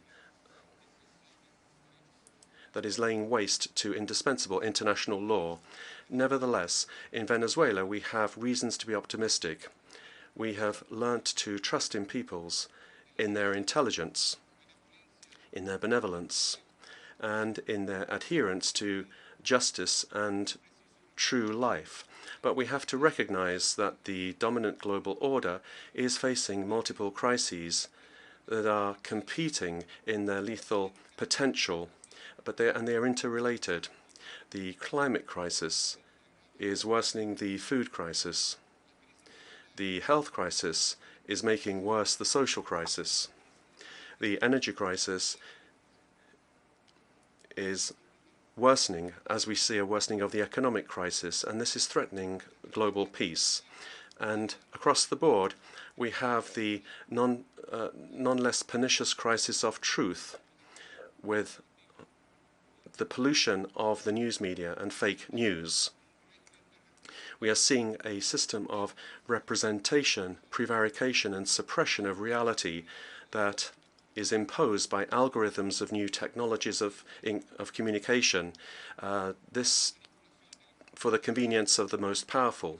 The manipulation of information and emotions is only part of the problem. We're seeing a global security surveillance state that deprives citizens of privacy, true information, making our democracies, turning our democracies into infocracies, as was stated by the South Korean philosopher Byung-Chul Han in his recent book. The death of the truth is the most clear symptom of the decline of a civilization and the preamble to perpetual conflict. Let us not allow truth to die at this historic moment when we have so many possibilities to apply truth together with reason and common sense. This is the antidote to collapse. The peoples of America, Europe, Asia, Africa, and Oceania know that in this multi-dimensional crisis, given its transcendental and definitive nature, we have to approach this with humanity, getting to the heart of the problem. Where is the fault line that will make this imperial order waver, collapse? In this imperial world which denies attacks and attempts to suppress the other, to suppress difference, and does not recognize other models, other political, economic, and religious and cultural paradigms that are different to its own. In spite of the arrogance of the West, we are seeing a change in the post-imperial order, and the North must recognize that the unipolar colonialist system cannot adequately respond to the problems and needs that they themselves have created, harming humanity, animal life, and the planet. According to our vision of the world, human beings are the most exploited, vulnerable, and destroyed by capitalism in all of its historic phases. We are not just making any old ideological statement. The climate crisis is now irreversible. So this tells us that we need to change the model. The North needs to accept new powers and new leadership such as China, Russia, India, Iran, Turkey. They have to open up to the possibility of being part of a multipolar, multi-center world free of hegemony. It is urgent that there be an ethical change amongst the powers in order to build a common world without colonizers or the colonized, where we work together towards solutions, the solutions that our peoples demand of us. There is no time for super powers and unnecessary confrontations. For 207 years, in very similar circumstances, the freedom fighter Simón Bolívar, in his letter from Jamaica, referred to the doctrine of the West, civilized Europe that is allowing an old snake to devour the best part of our globe. And he continued, is Europe deaf to its own interests? And in this regard, President Nicolas Maduro asked himself, is the leadership in Europe and North America deaf? We ask ourselves today about this crisis and whether it could be the last crisis for humanity. Venezuela hopes that in this assembly we will listen to reason, to prudence, and that we recognize and respect the rights of the peoples of the world, and that we address the injustice being committed against the Sahrawi people and the Palestinian people by denying them the right to have their homeland. And we hope that we will put an end to illegal economic sanctions and political persecution against Nicaragua and against our brotherly Cuba, Iran, and Russia. We pray that the Argentinian people will be able to regain their sovereignty over the Malvinas. Only dialogue can do this. Only words and reason shared between equals will be able to build the bridges that we need in order to heal these wounds and leave behind these things that terrorize humanity. I write this message not simply for the summit, but I am thinking about the streets where men and women walking around New York, Istanbul, London, Damascus, Ramallah, Tehran, Cape Town, Moscow, Beijing, Managua, Havana, Caracas, and very many more places. They are not looking for responses, but they want to be part of the building of a new humanity. And because I believe in the power of words, and because I believe in this man and in this woman that refuse to give up hope, I am sure that this assembly will not remain in a vacuum. I recognize that this global hegemony is coming to an end, and we need the necessary enthusiasm to build a new multicentric, multipolar, intercultural, and balanced world. Let us change what needs to be changed, and let's have the courage to be reborn in new times and new challenges. Another world, another life is not only possible, but more than ever before today, it is a matter of urgency. Caracas, the 24th of September of 2022, Nicolas Maduro Moros. Thank you very much.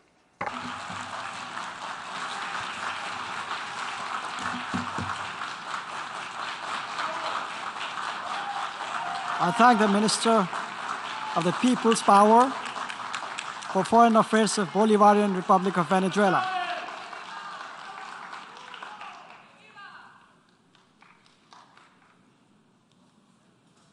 I now give the floor to His Excellency Vladimir Norov, Minister for Foreign Affairs of Uzbekistan.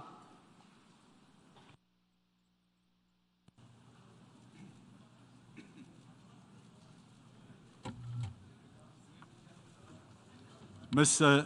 President, distinguished heads of delegation, ladies and gentlemen, I congratulate His Excellency Mr. Csaba Kőrösi on his election as the President of the 77th session of the United Nations General Assembly.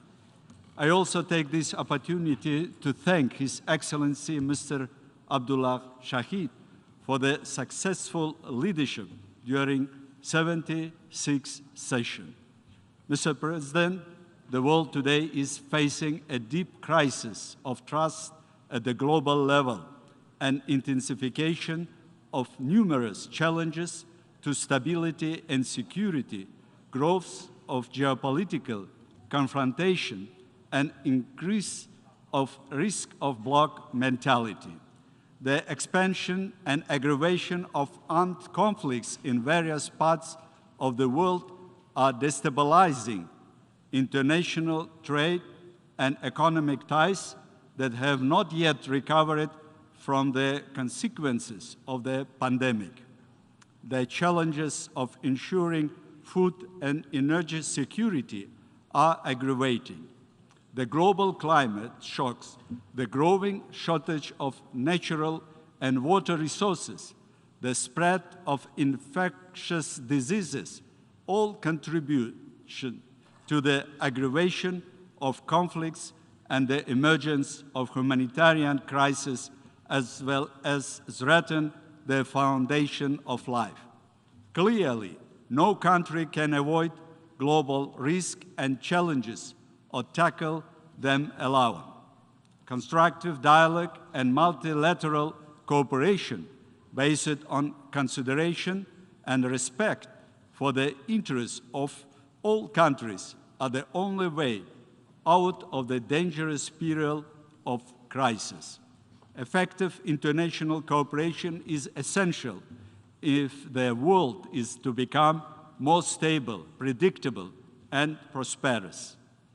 Under the current condition, we strongly believe it is important to strengthen the central role of the United Nations in addressing global and regional challenges.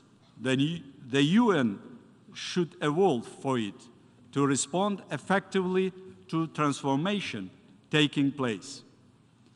The establishment of inter-civilizational and intercultural relation and dialogue is also extremely important in finding the coherent approaches and solutions, relieving global tensions and uncertainty and unpredictability.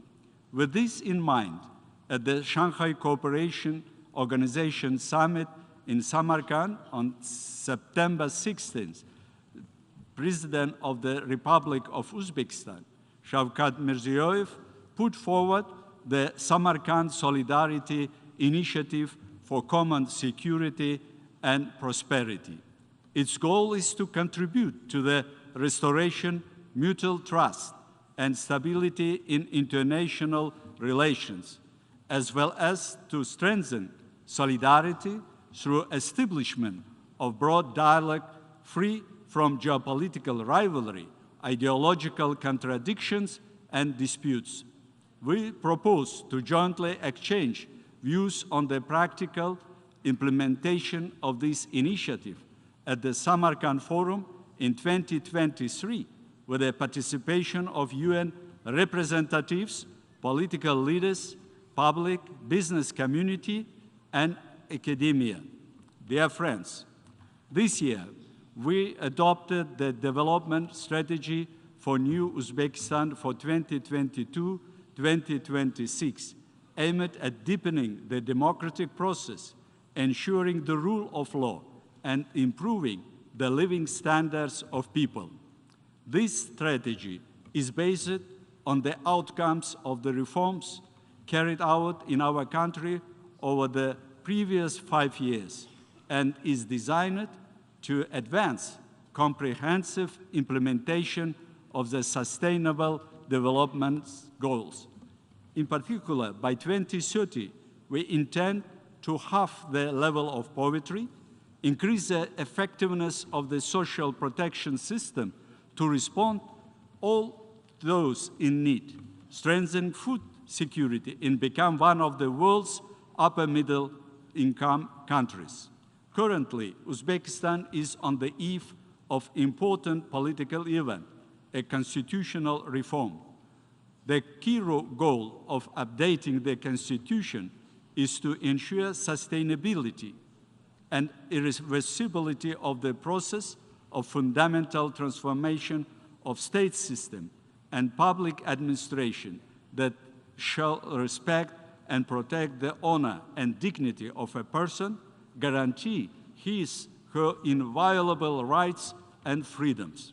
The idea for human honor and dignity shall be deeply enshrined in the Constitution. The norms on the complete abolition of the death penalty, Miranda rule, and habeas corpus, as well as the environmental human rights, shall be introduced to Constitution. The constitutional amendments should become directly applicable, aimed at guaranteeing and protecting the interests of people of all backgrounds. In particular, the prohibition of the use of forced labor and other worst forms of child labor, or the employment refusal for pregnant women or women with the children will be guaranteed on constitutional level. Furthermore, it is also proposed to introduce the norms that ensure openness, transparency, and accountability of state agencies. The amendments to the Constitution were reviewed by public and will be put to referendum. Ladies and gentlemen, we fully endorse the initiative of Secretary General Antonio Guterres to hold a summit of the future in September 2023. Uzbekistan highly appreciates the successful outcomes of the historic Transforming Education Summit, which has demonstrated the commitment of the international community to join efforts for the speedy restoration and modernization education system by increasing funding and innovation. Uzbekistan has already achieved tangible results in this area. Over the past 5 years, enrollment in higher education has increased from 9% to 29%, and children with preschool education from 27 to 67%. It is the youth that should play a key role in the process that are directly related to their fate and future. To this end, Uzbekistan plans to convene the first meeting of the Youth Council of the countries of Central Asia and South Asia in 2023, which will become a platform for new ideas and specific initiatives. We count on the support of the UN in holding this important forum. On November 14, 16, 2022, jointly with the UNESCO, we will host the World Conference on Early Childhood Care and Education in Tashkent. The forum will facilitate the exchange of best practices to ensure universal, equitable, and quality education. We invite ministers of education from your countries to participate at this high-level forum. Dear participants, today, thanks to the joint efforts of the Central Asian states, a fundamentally new political atmosphere has been created in our region.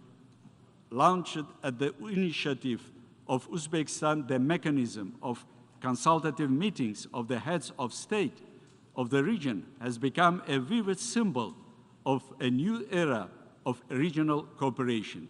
At the last consultative meeting held on July 21, 2022, a truly historical treaty of friendship, good neighborliness, and cooperation for development of Central Asia in the 21st century was agreed upon. The international recognition of deepening partnership of the countries of the region is reflected in a number of resolutions adopted by the UN General Assembly in support of strengthening peace, stability, and regional cooperation in Central Asia. We rely on further support from the international community for the process of rapprochement and cooperation between countries of Central Asia and integration of the regional into global economic and transport ties. We express our gratitude to Secretary General Antonio Guterres for supporting our initiative to hold an international conference on the implementation of the UN Global Counterterrorism Strategy in Central Asia, which took place in March 2022 in Tashkent. Taking into account the outcomes of the forum, we propose the establishment the UN Counterterrorism Regional Office in Central Asia in order to successfully implement the global strategy and continuously monitor the implementation of the updated Joint Action Plan. Mr. President, the prospects for the development of Central Asia are inextricably linked with the ensuring peace in neighboring Afghanistan. We are concerned about the decline in international attention to this country, which is experiencing a deep humanitarian crisis. We consider it extremely important to prevent the isolation of Afghanistan, leaving it alone with the existing problems. This will undoubtedly have negative consequences for regional and international security. The International Conference on Afghanistan held in July in Tashkent with the participation of the delegation of the interim government showed the interest of the world community in the development of coordinated approaches toward this country. We are convinced the general priority of the international community should be restoration of the Afghan economy, its integration into regional economic processes, the implementation of infrastructure and socially significant projects. To solve this problem, the support of the UN, international financial institutions, and donor countries is needed. Uzbekistan is making a feasible contribution to the international efforts to assist Afghanistan. Uzbekistan has established the international transport and logistic hub in border city of Termez, which is actively used by UN agencies to provide humanitarian assistance to the country. We propose to create a special Humanitarian Support Fund for Afghanistan in Termez and sent its financial resources to overcome the social crisis, implement educational programs for the youth, as well as healthcare projects. The UN General Assembly resolution on strengthening connectivity between Central and South Asia, adopted in July 2022 at the initiative of Uzbekistan, prioritizes the involvement of Afghanistan in economic cooperation and its transformation into a bridge connecting the two regions. The practical implementation of these ideas will be facilitated by the implementation of trans-regional infrastructure projects, such as the construction of the Termez, Mazar-e-Sharif, Kabul, Peshawar Railway. The solution to the problems of involving Afghanistan in the regional trade and economic ties will be facilitated by the proposed establishment by Uzbekistan, with the support of the UN, of the Inter-Regional Center for Connectivity in Tashkent. Dear participants, today the negative consequences of climate change are acutely manifested in our region. We stand ready to actively participate in the multilateral efforts to promote the topical issues of the Green Agenda and curb climate change processes. Uzbekistan has taken on an additional obligation to reduce greenhouse gas emissions under the Paris Agreement and is implementing a comprehensive strategy for the transition to a green economy and the development of renewable energy. In 2021, President of Uzbekistan launched a massive initiative called Yashil Makam, Green Land, on planting 1 billion trees and shrubs across the country over the next 5 years. The RLC is the biggest environmental crisis in our region. Over the past 5 years, 1.7 million hectares of forest plantations have been planted on the drained seabed. I take this opportunity to thank the General Assembly for adopting the resolution on declaring RLC region a zone of ecological innovation and technologies. This year, we plan to host the first RLC International Forum under the UN auspices in Nukus. In 2023, for the first time, we will host the 14th conference of the parties to the UN Convention on the Conservation of Migratory Species of Wild Animals, as well as a meeting of the Committee to review the implementation of UN Convention to combat desertification in Uzbekistan. We invite the member state and the UN agencies to take part at this event at the high level.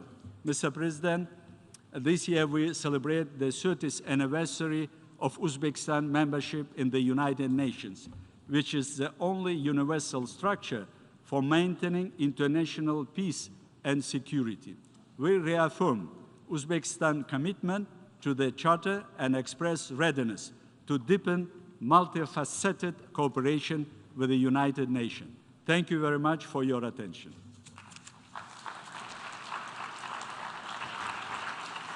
I thank the Minister for Foreign Affairs of Uzbekistan.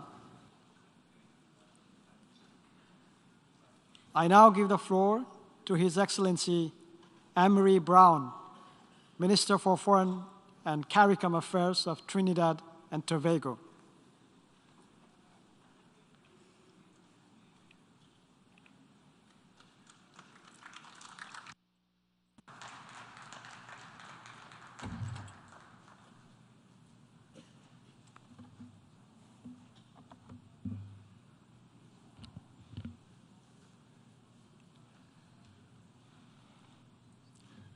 Mr. President, Trinidad and Tobago congratulates you on your presidency of the 77th session, and we commit to you our full support.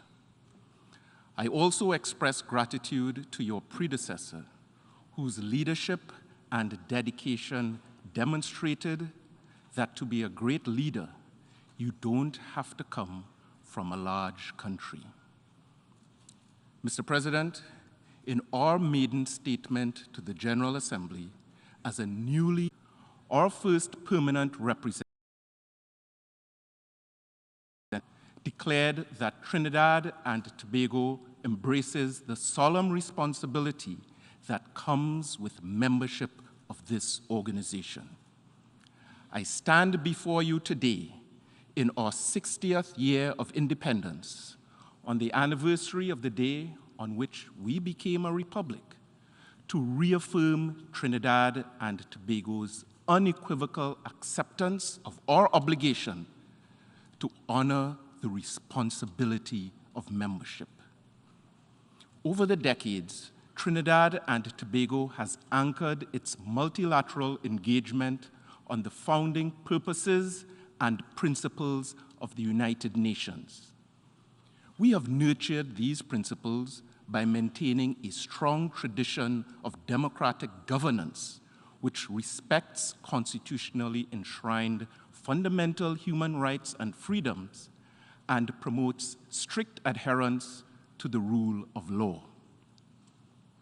Trinidad and Tobago, accordingly, is bound by duty to uphold these principles unconditionally and to defend them whenever there is evidence of breach.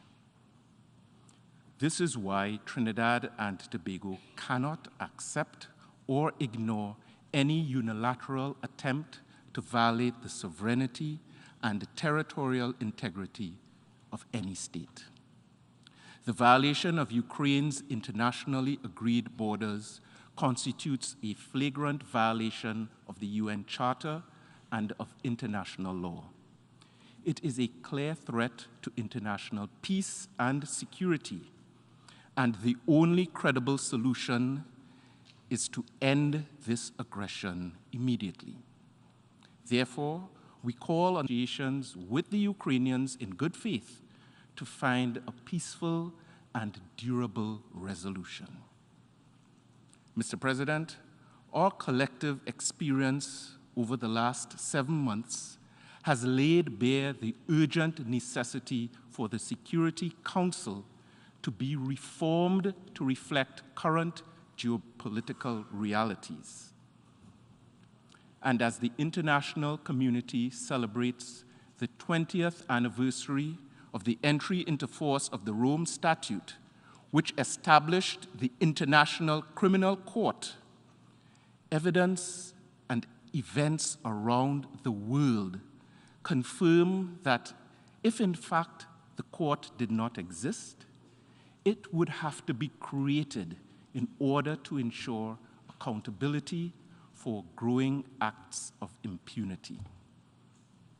Trinidad and Tobago is proud of our long-standing involvement with this court through the pioneering work of our distinguished former Prime Minister and President from the little island of Tobago, the late Arthur N.R. Robinson.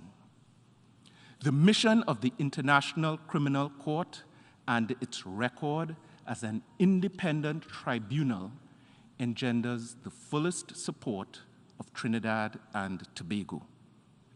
Mr. President, as the war in Ukraine rages, fuels such as coal are having quite a resurgence, and the commitments made in Glasgow are at risk of being severely derailed. At the same time, climate commitments made by developed countries are definitely not on track. Droughts, wildfires, floods, and cataclysmic hurricanes and typhoons are realities that small island states know all too well.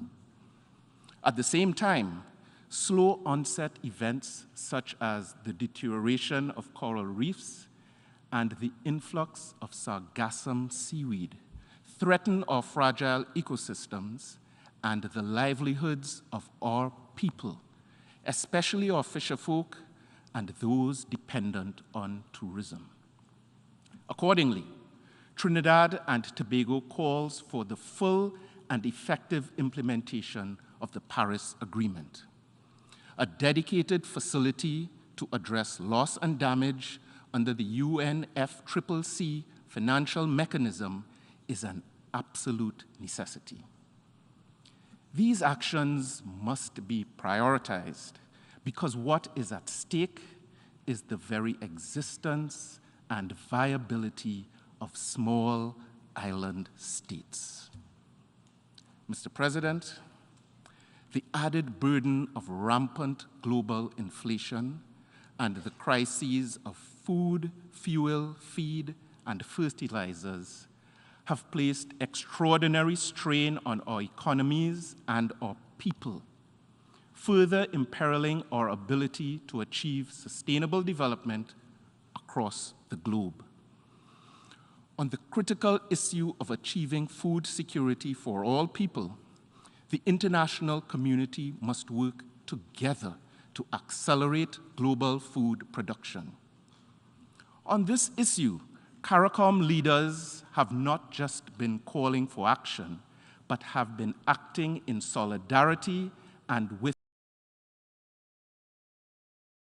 Trinidad and Tobago was pleased to host the second CARICOM Agri-Investment Forum and Expo as part of our region's commitment to reduce its food import bill by 25% by the year 2025.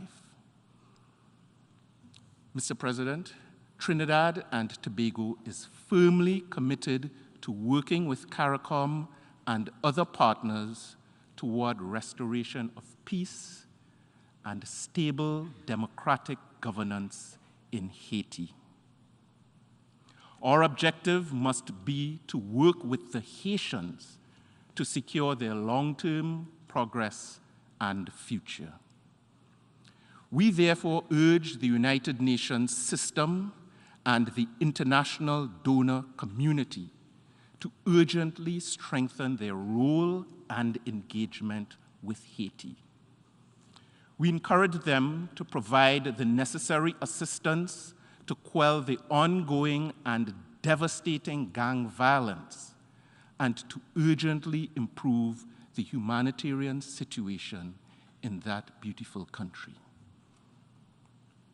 Mr. President, in the Caribbean, our efforts to build safe and peaceful societies are being completely undermined by transnational organized crime, human trafficking, the illicit trade of drugs, and a steady flow of illegal firearms from source countries far beyond our region, all contributing to unacceptably high levels of gang violence within our communities.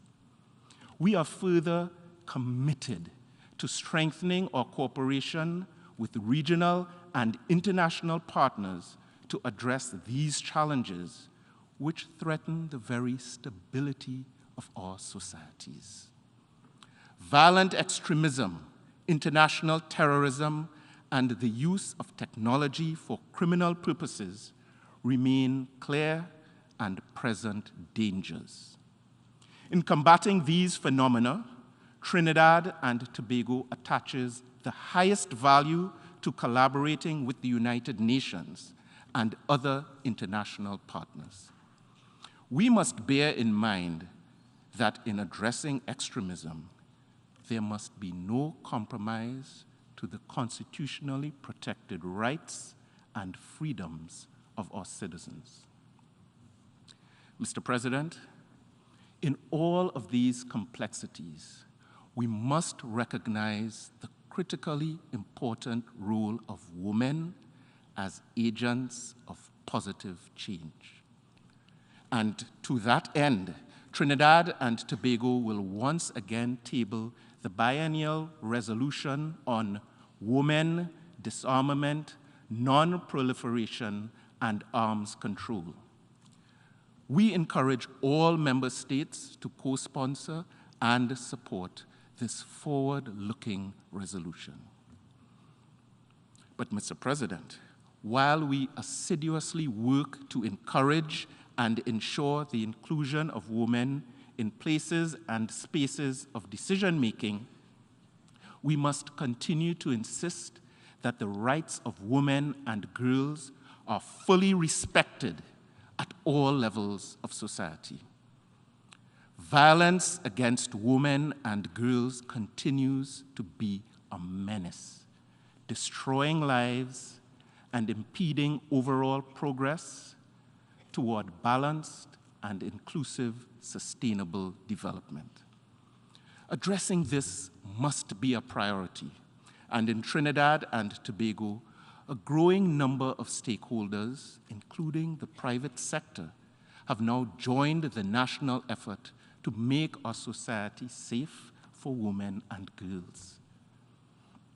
Mr. President, the last 2 years in particular have demonstrated that the structure of the international economic and financial system is not fit for purpose.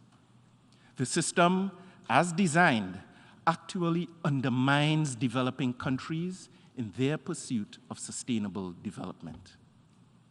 It cannot be business as usual. A transformative global agenda, such as the 2030 Agenda, necessitates a transformative economic and financial framework that is compatible with the achievement of the SDGs. Without such a shift in the global architecture, even the best efforts at the national level will not produce the results that we need in the global south. Trinidad and Tobago calls on the international community to adopt tailored measures and solutions to address the fundamental financing challenges that developing countries face, with particular attention to LDCs and SIDS. One such measure is the adoption of a multidimensional vulnerability index, which we consider to be an utmost priority.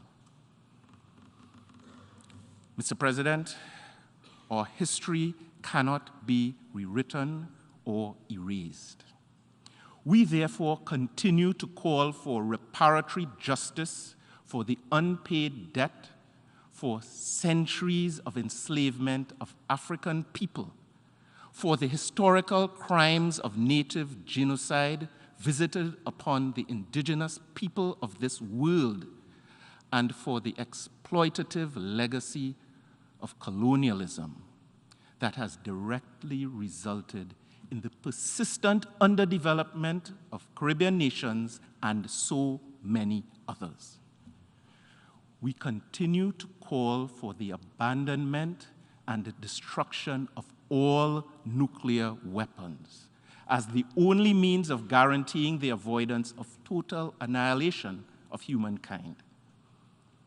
We continue to call for the unconditional lifting of the unjust economic, commercial, and financial embargo imposed on the people of Cuba, and for the full integration of Cuba into the international economic and political system.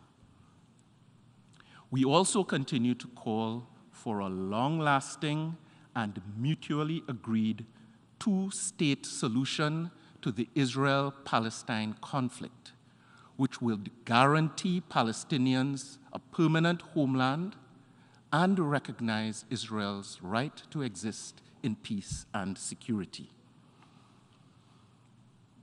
Mr. President, to get to the 2030 Agenda, to get it back on track, all stakeholders, whether big or small,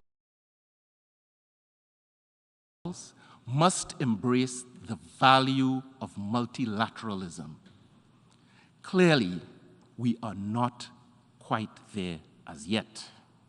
In this regard, I echo the words of one of Trinidad and Tobago's greatest calypsonians, David Rudder, who, in his iconic song, Rally Round the West Indies, said, Soon we must take a side or be lost in the rubble.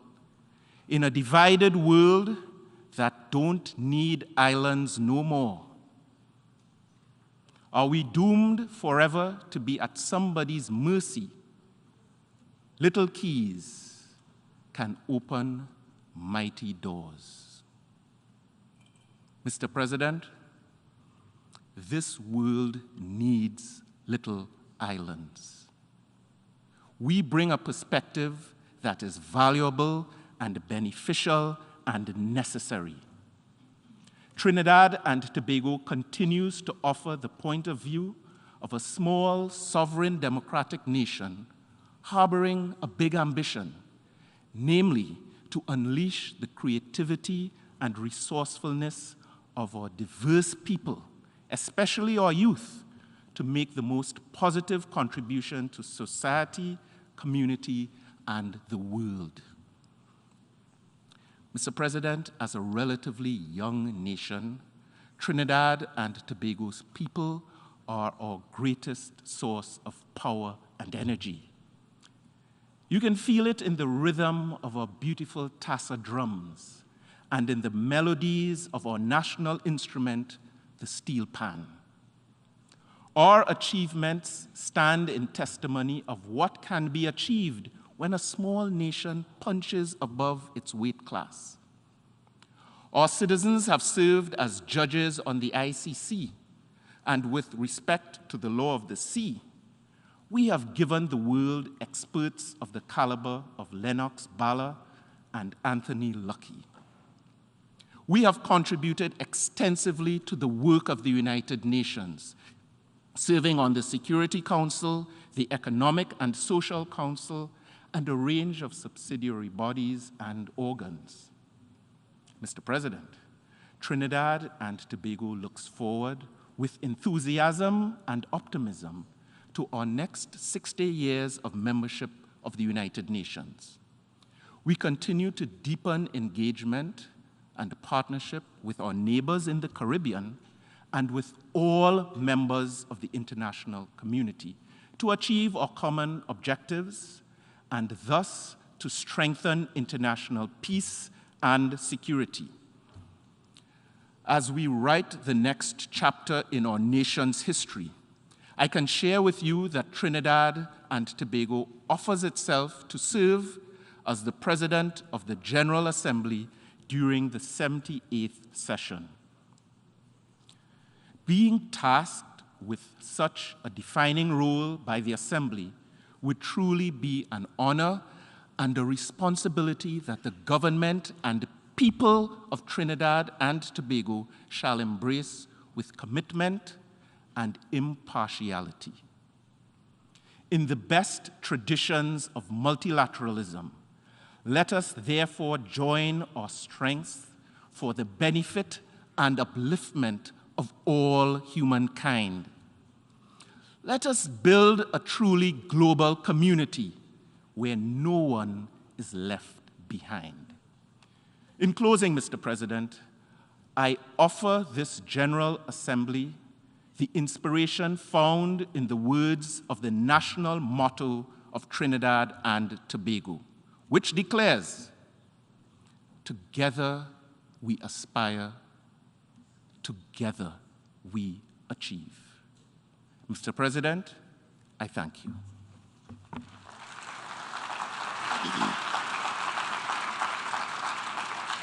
I thank the Minister for Foreign and CARICOM Affairs of Trinidad and Tobago.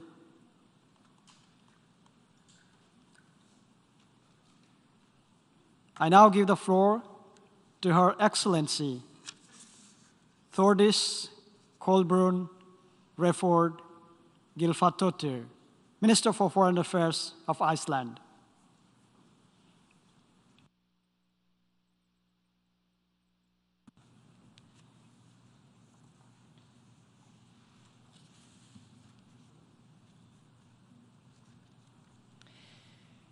Mr. President of the General Assembly, distinguished delegates, ladies and gentlemen. I would like to start by congratulating Mr. Kasapa Koroshi on his election as the President of the 77th session of the General Assembly. I would also like to thank the Secretary General, Mr. Antonio Guterres, for his leadership, as well as those whose daily work is dedicated to the ideals of the United Nations. Mr. President, we meet in critical times. This hall, the venue for so many historic events, is in and of itself a testament to some of the ideas that this organization, one of the most important in world history, is built on. In this hall, during this session, we are equal. Whether we represent a global superpower or one of the more than 70 member states, like mine, that have less than 1 million inhabitants, in this room, we all have the same number of seats at the table, we each have a vote, and we all have a voice and the right to let it be heard from this podium. And at the hand of the President of the General Assembly, there is a gavel, a simple wooden hammer, an instrument so light and non-threatening that it could hardly be of any use as a weapon to hurt. Nevertheless, the person who holds it can take control of the deliberations of the most powerful women and men in the world. The striking of this small hammer against a simple block of wood compels respect for the rules that the members of these United Nations have agreed to abide by in this chamber. It is a symbol of order, and it is therefore fitting that the inscription on the gavel says, "Með lögum skal land byggja." It is in Icelandic, as the gavel is an article that Iceland donated to this great organization. It means that society shall be built on the pillars of law. It is a quote from an ancient Icelandic text of law, and the next line elaborates with a statement that the land will indeed be desolated if lawlessness or unjust law are allowed to take hold. In the global context, we are all acutely aware, not least the smaller states of this world, that a world not governed by rules will be a world dominated by force.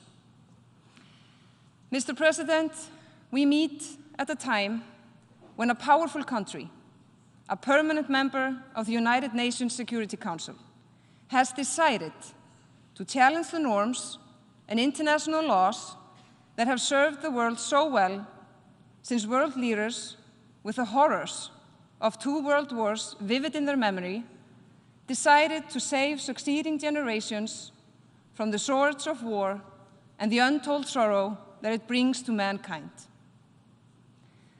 The post-World War order has not prevented problems and conflicts from arising. Mistakes and questionable decisions have been made. The sorrows and horrors of war and conflict have indeed been a part of too many lives in too many parts of the world. But, by and large, wars of territorial expansions have simply not been allowed. In my part of the world, my generation does not hold memories of the horrors of a global war. We have grown up believing that peace among nations can almost be taken for granted. Well, it cannot. However, the global system has provided an answer to the critical questions of how problems are solved. This construct is now under a threat, and it is our duties as leaders, not least those of us who are young, to make sure that the fortunes of the past decades do not lead us into dangerous complacency. We must advocate for the multilateral system at every opportunity and convince the peoples of the world that despite its flaws, it is vastly and completely superior to any other method of resolving issues and disputes between states. Of course, we must continue to reform our organization and make it more fit for purpose. and more representative to meet growing and more complicated new challenges. Iceland fully supports the vision of the Secretary General put forward in our common agenda on how we can revitalize our work and strengthen the multilateral system so it can best serve future generations. Mr. President, the unlawful and brutal full-scale invasion of Russia into Ukraine came as a shock, a rude awakening to how the world might look if the ability to destroy, rather than the capacity to create, is allowed to determine the fate of nations. The absolute and sickening brutality that Russia has shown, as evidenced in newly liberated areas, is beyond comprehension. It represents an absolute breakdown of civilization. Therefore, before I will say anything else about world affairs, I will say that for the sake of humanity, Ukraine must win. Russia's aggression must be defeated, and the crimes perpetrated in its name must be accounted for and punished. The irresponsible words of Russia's president these past few days are a chilling reminder that giving in to bullies and rule breakers will only encourage more bullying and further rule breaking. For the sake of humanity, this madness must stop.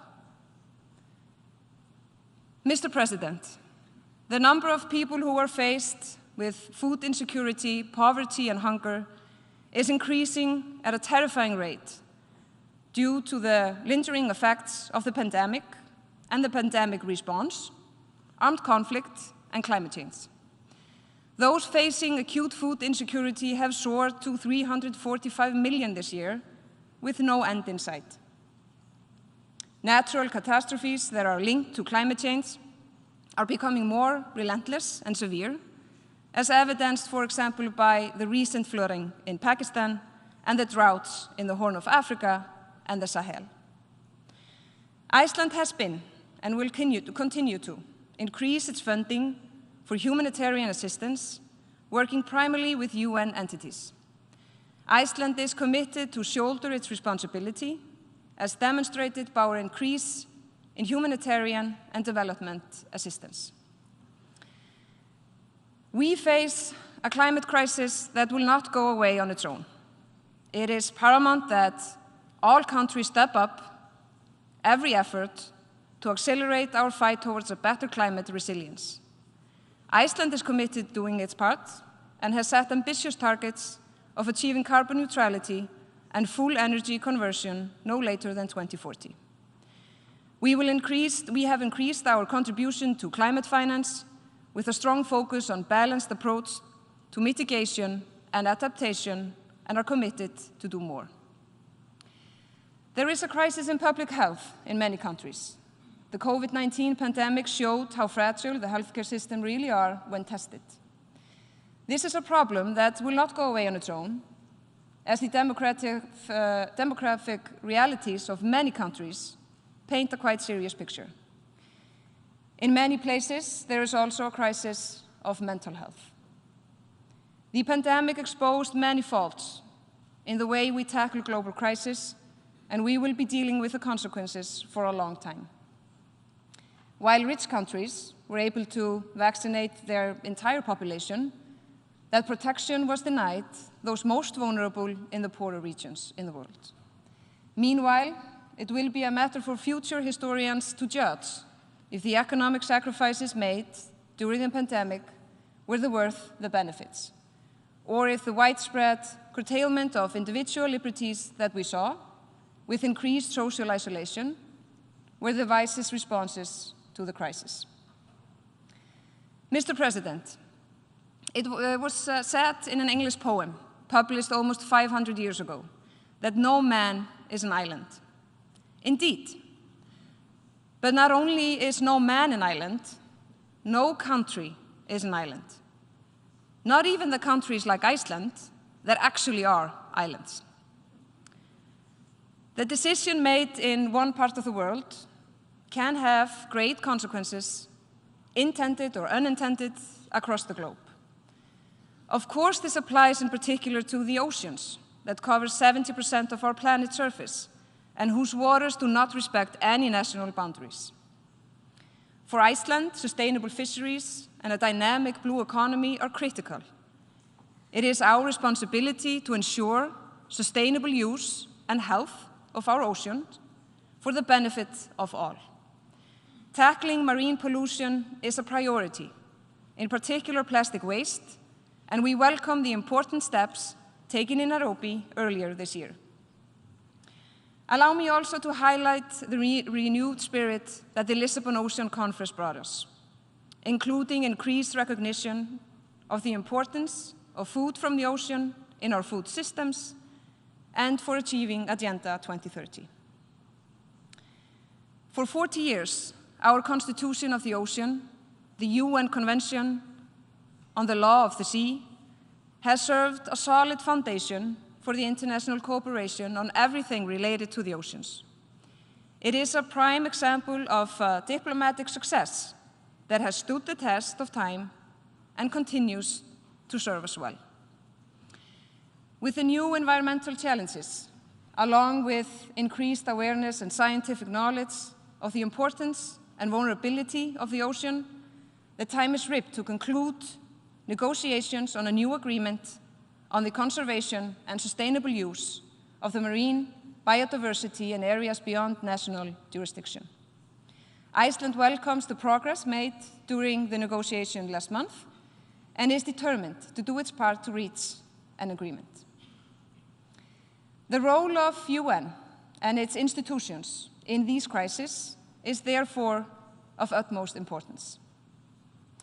While the current and impending crisis we are facing must be dealt with, we must not neglect the Sustainable Development Goals. The year 2030 is fast approaching, and yet we are nowhere near the realization of the Agenda 2030.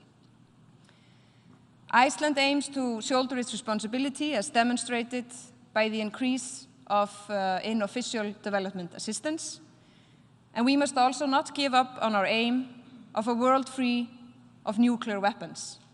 The failure to reach a consensus on advancing the implementation of the Nuclear Proliferation Treaty only a month ago in this very hall is a further testament to the irresponsible behavior of the Russian Federation, a lone opponent of the final document and the only state that has lowered the threshold for using nuclear weapons by explicitly threatening to resort to these weapons of mass destruction.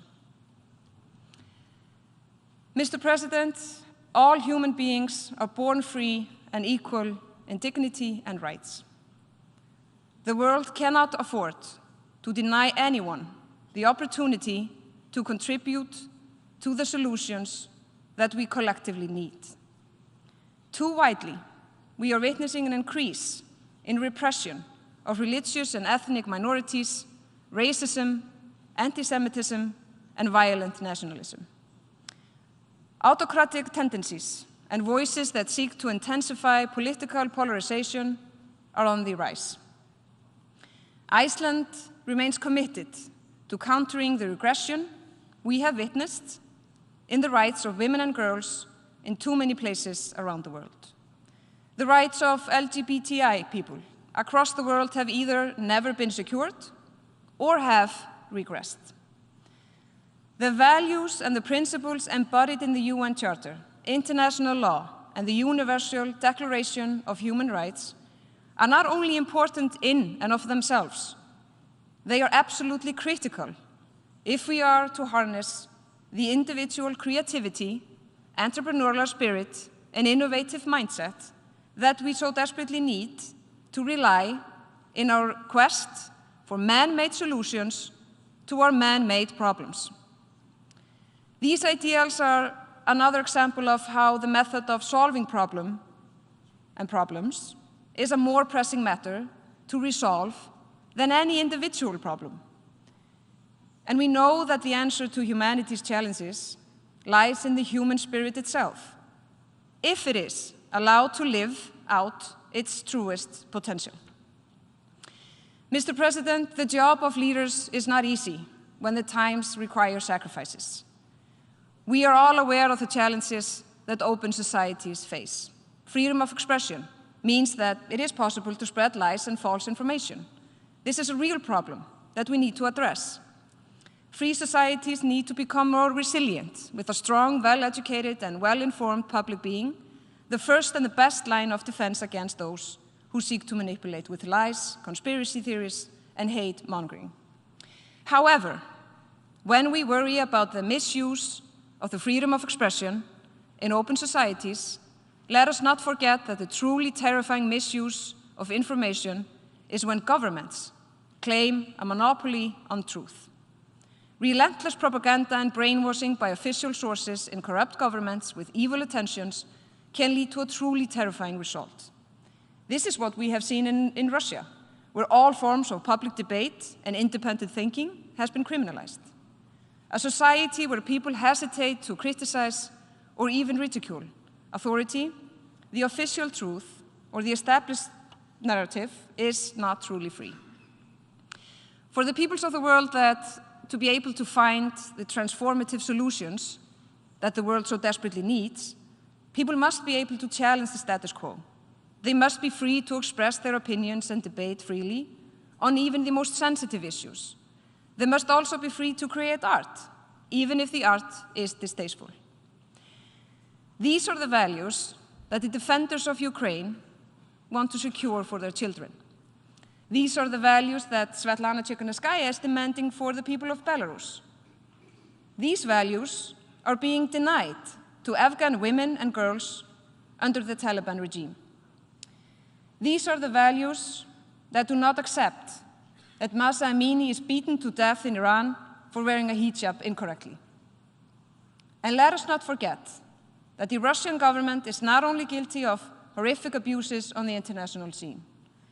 Brave Russian resistors to Putin's system, or the thousands that showed up on the street of Russia earlier this week, are all subject to harsh punishments, wrongful imprisonment, persecution, and often worse.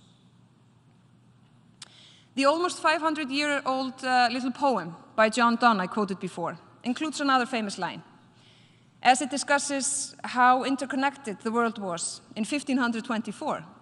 It says, "And therefore never sent to know for whom the bell tolls," meaning that we should view it as our duty to respond to common challenges and not look the other way or wait for others to act. We must answer the call. Even if the challenges we face were not created by the younger generations, and they were not created by the poor of the world, nevertheless, all of humanity will have to take part in solving them. So whether we like it or not, whether we deserve it or not, it falls to the leaders of today and tomorrow to face our common reality. And whether we like it or not, and whether we deserve it or not, this we must do together. We must all answer the call. We must answer the call to stand with Ukraine. We must answer the call to defend the multilateral system. It is also us who must answer the call to defend our nature and fight back against climate change and fight poverty and deprivation. And finally, we must answer the call to defend the rights of individuals and give them the opportunity to contribute to the solutions that are so needed. If we do not, we have failed. Mr. President, I am thankful for the opportunity to address this 77th General Assembly and once again be reminded that the possibility for nations to come together and exchange ideas and opinions in a civilized manner remains the norm in international relations, and that those who break the rules are almost universally condemned. The noble before. Order in the world must be restored. I thank you.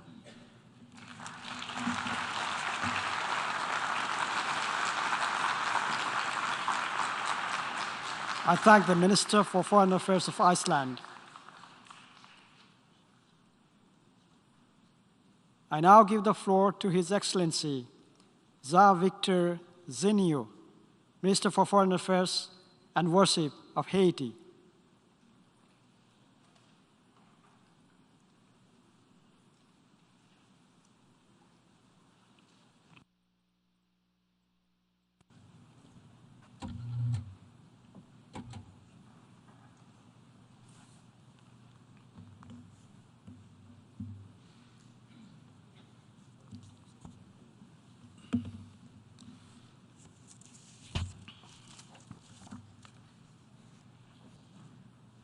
Monsieur le Président.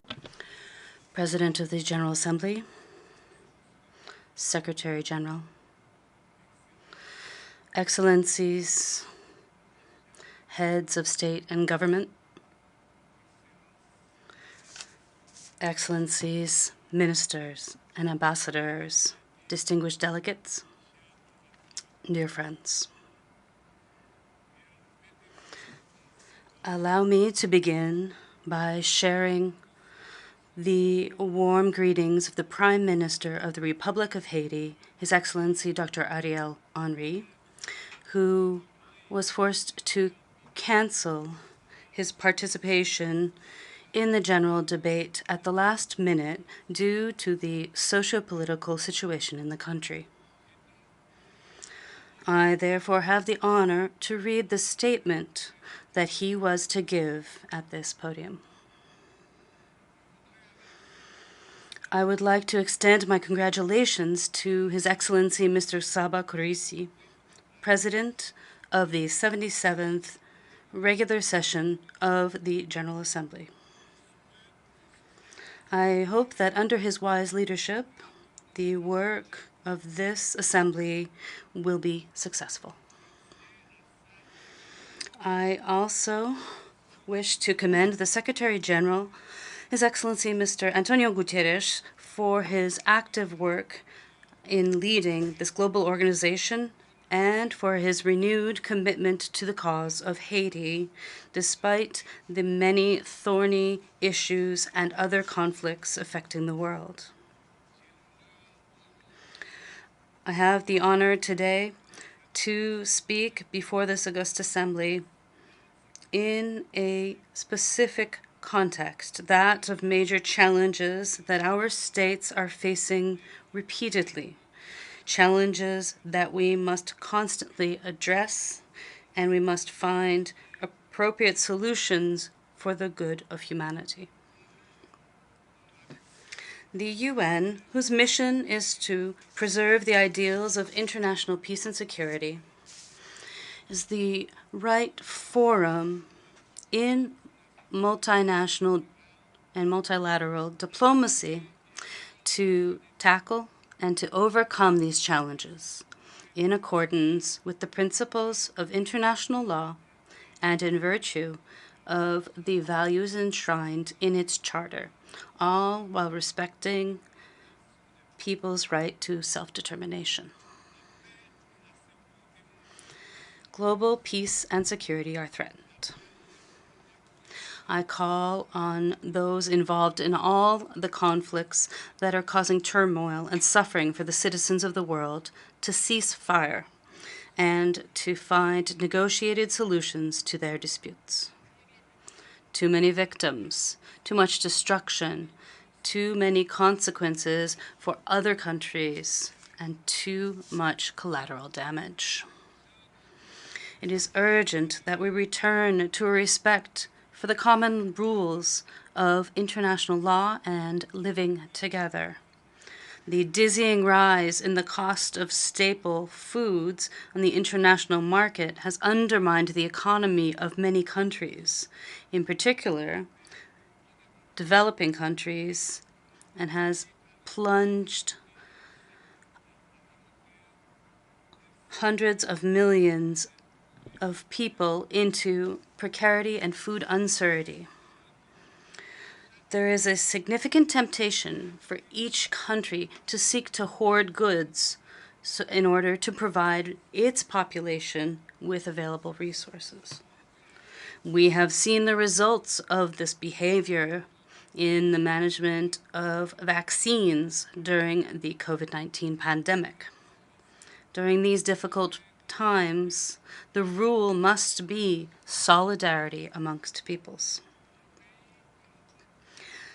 My country, like many others in the Caribbean, the Indian Ocean, and elsewhere, remains very vulnerable to climate change, to sea level rise, and to natural disasters that are becoming more and more violent and more frequent.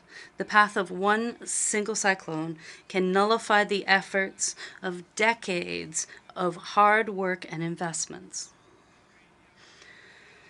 Sadly, my country has had the painful experience of earthquakes and devastating hurricanes. This is a concern for the countries in our sub-region. And in CARICOM, we have discussed this issue.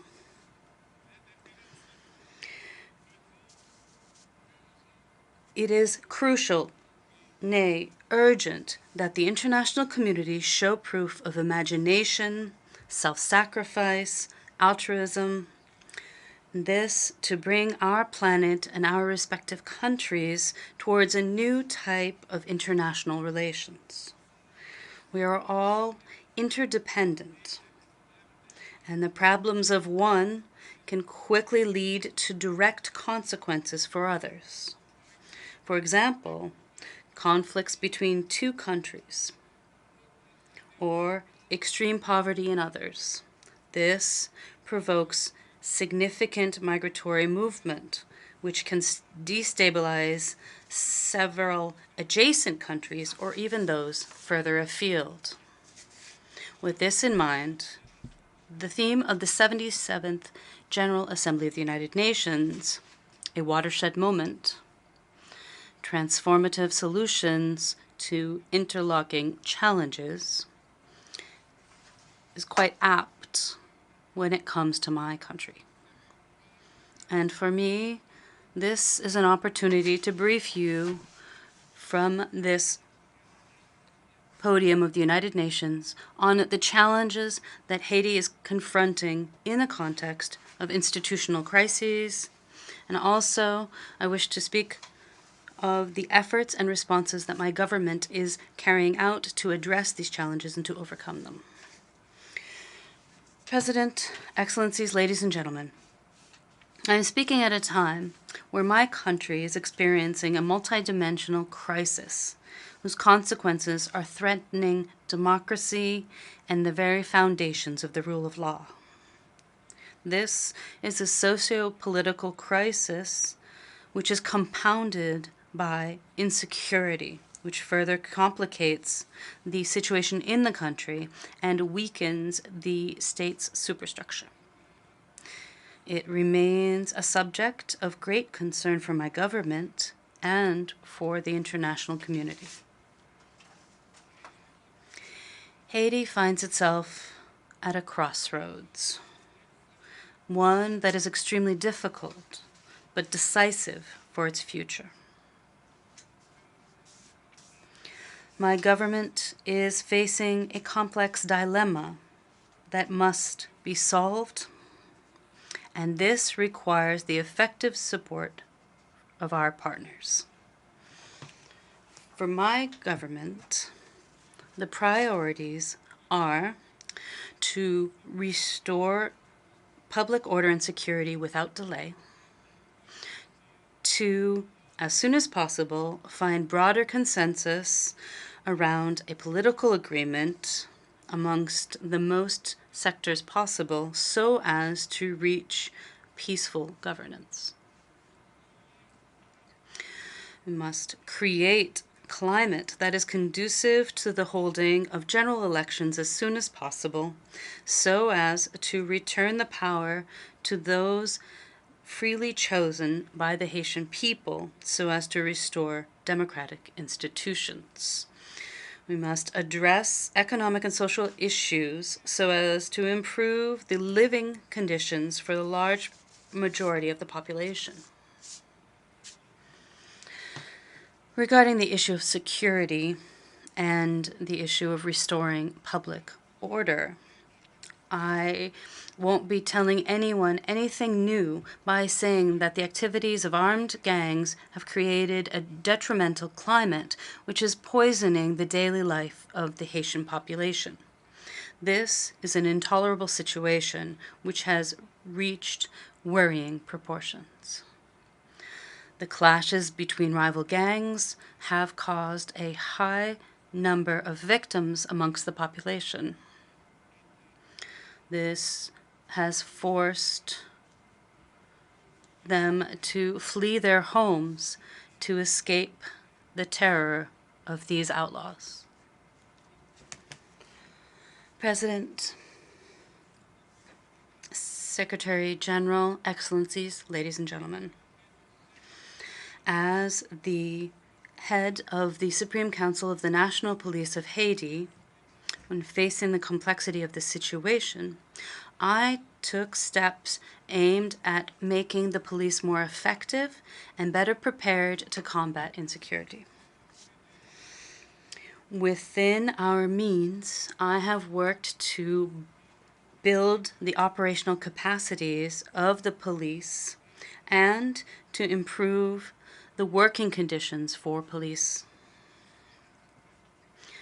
The increase in police operations have led to some good results, which has reduced the abuses of the armed gangs, in particular in metropolitan areas.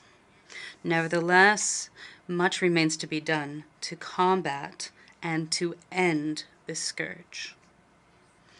This was recognized in the last report of the Secretary General, S/2022/481, which focused on the activities of the United Nations Integrated Office in Haiti, BINU, which stressed that the efforts undertaken by the National Police of Haiti have led to the arrests of several individuals suspected of being involved in cases of kidnappings or murders. The report also recognizes the limits of the National Police as well as the lack of capacity and expertise in BINU as it currently stands. And this in terms of the number of experts and the degree of specialization needed to address the unprecedented level of crime in the country. Here, I wish to reaffirm my determination to put away those who wish to maintain the chaos and prevent the normalization of the situation. My government, through heavy sacrifices, has allocated the necessary resources to provide the police with the appropriate means for it to effectively accomplish its missions. The delivery of armored vehicles and equipment that are lacking have been delayed. I truly regret that the orders that were passed to better equip the National Police have been so delayed in their delivery. The National Police is able to carry out their work, but it needs strong support from our partners, and it needs appropriate training on the ground with the assistance of partners from the international community to stop this situation. I wish to take this opportunity to commend the Security Council Resolution 2645, which prohibits the transfer of small arms and light weapons and their ammunition to non-state actors and prevents the trafficking and their use for illicit purposes. Moreover, several member states have promised bilateral support to the Haitian police, including financial assistance. For this, a basket fund was created to assist in the police's fight against the violence of these gangs. I commend those governments who have already contributed to this fund, and we encourage other partners to do so. More than ever, we need you to continue to show your solidarity. On this occasion, I wish to express my gratitude to our main international partners who have made commitments during the various high-level meetings on security in Haiti. I thank them openly on behalf of the people and the government of Haiti. Mr. President, the circumstances of my accession to the leadership of my country require that I immediately begin dialogue with all sectors of national life so as to build a sufficient consensus around a political accord for peaceful and effective governance during the interim period. I am convinced that honest, sincere, and inclusive dialogue remains the best way to reach a lasting solution to the current crisis. Despite political differences that remain between political stakeholders, I continue to encourage dialogue. Initiatives involving various segments of society are underway, and I hope to see them completed in the near future. They primarily concern the reestablishment of fully operational democratic institutions through free, transparent, and inclusive elections, as well as an understanding of our common path towards constitutional reform. Regarding the political dialogue already underway, Haiti calls for international assistance so as to make the process more credible and so as to bolster the trust of those involved. In this sense, I am in favor of the Caribbean Community, CARICOM, and the International Organization of the Francophonie, the OIF, provide their expertise and commit at our side to resolve this crisis with the effective but discreet support of the United Nations. The UN has a significant experience on the ground and must continue to support the political and electoral process, taking into account the realities on the ground and by prioritizing national solutions. I heard the cries of the population and the needs expressed by my compatriots who are protesting the high cost of living. It is a constitutional right to protest and to share one's demands in a peaceful manner. However, I strongly condemn the looting, the vandalism, and the attacks carried out against churches, schools, universities, hospitals, and politicians, economic actors, diplomatic missions, as well as international organizations. I also condemn those who have ordered, organized, and financed all this. Sooner or later, they must answer for their crimes before history and before justice. Those involved must understand that we must carry out policies differently. This is why I remain available and open to pursuing dialogue with all those in the country so that together we will be able to find a path towards reconciliation so as to mend the torn social fabric and find a lasting solution to the crisis dragging the country to the brink. Good governance goes hand in hand with the fight against corruption, smuggling, and trafficking of all sorts. My government has taken measures to do so. Our budgetary discipline and our efforts to properly manage our public revenue have allowed us recently to sign a staff monitoring program with the International Monetary Fund. My government has begun a major reform of the customs sector, which has begun to bear fruit and results. This has allowed us to bolster oversight and to proceed to seizing weapons, ammunition, counterfeit money, and drugs. In the process, we have seen customs revenue double in record time. This strategy didn't please everyone, and we have good reasons to believe that the unrest and the attempts to destabilize the country are retaliation by those thieves who are seeing their room to maneuver considerably reduced. UNODC,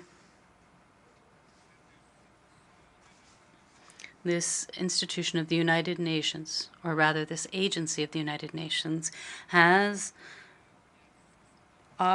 provided us with experts who are assisting the Customs Administration in these reforms. They need greater resources to be more effective and contribute to the modernization of our customs system and to the long-term continuity of reforms underway. Mr. President,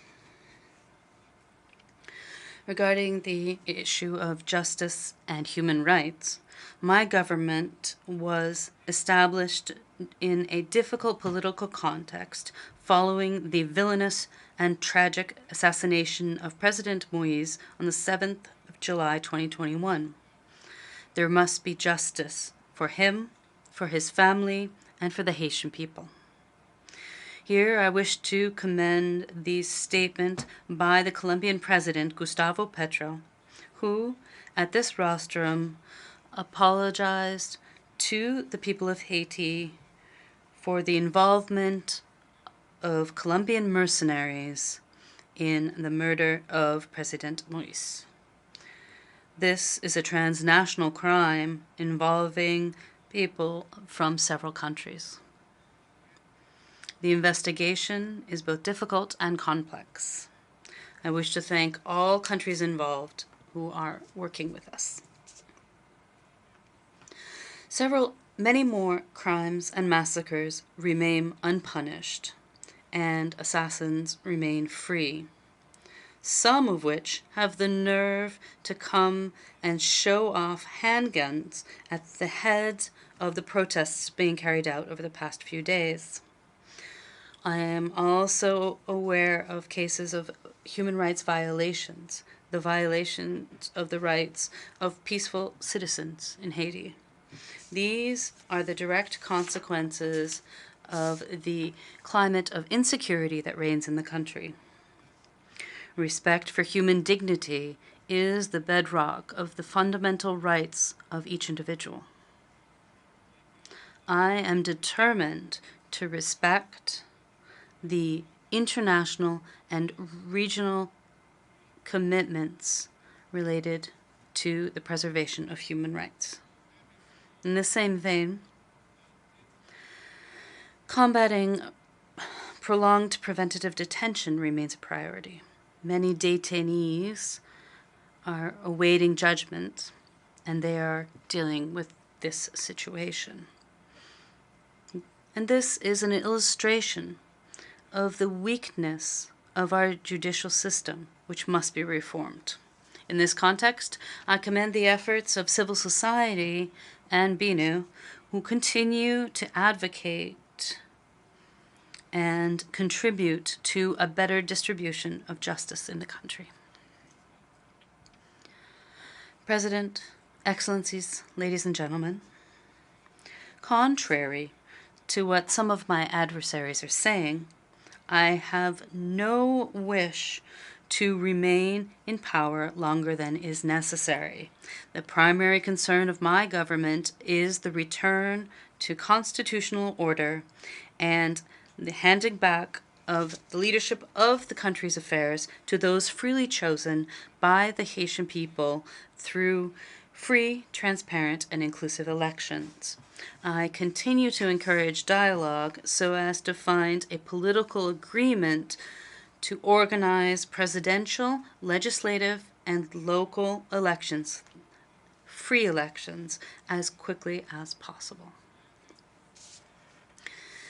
It is essential that the elections are carried out in a climate of security and of social peace.